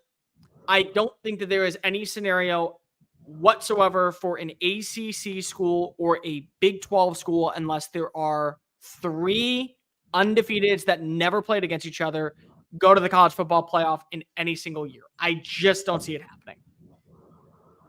Awesome stuff. Good stuff. That does it for us here on Texas Sport Unfiltered, the SEC Unfiltered Hour. Like, rate, review, subscribe. Make sure you're following us on all the social channels, TikTok, Facebook, Instagram, Twitter at SEC Unfiltered. Follow us also at TS Unfiltered on those same networks. Subscribe to the channel here. Go on over to SEC Unfiltered. Subscribe over there. Follow Lucas at Lucas_Hill23, me at Mr. Cole Thompson. Check out all of our great work found at SECUnfiltered.com.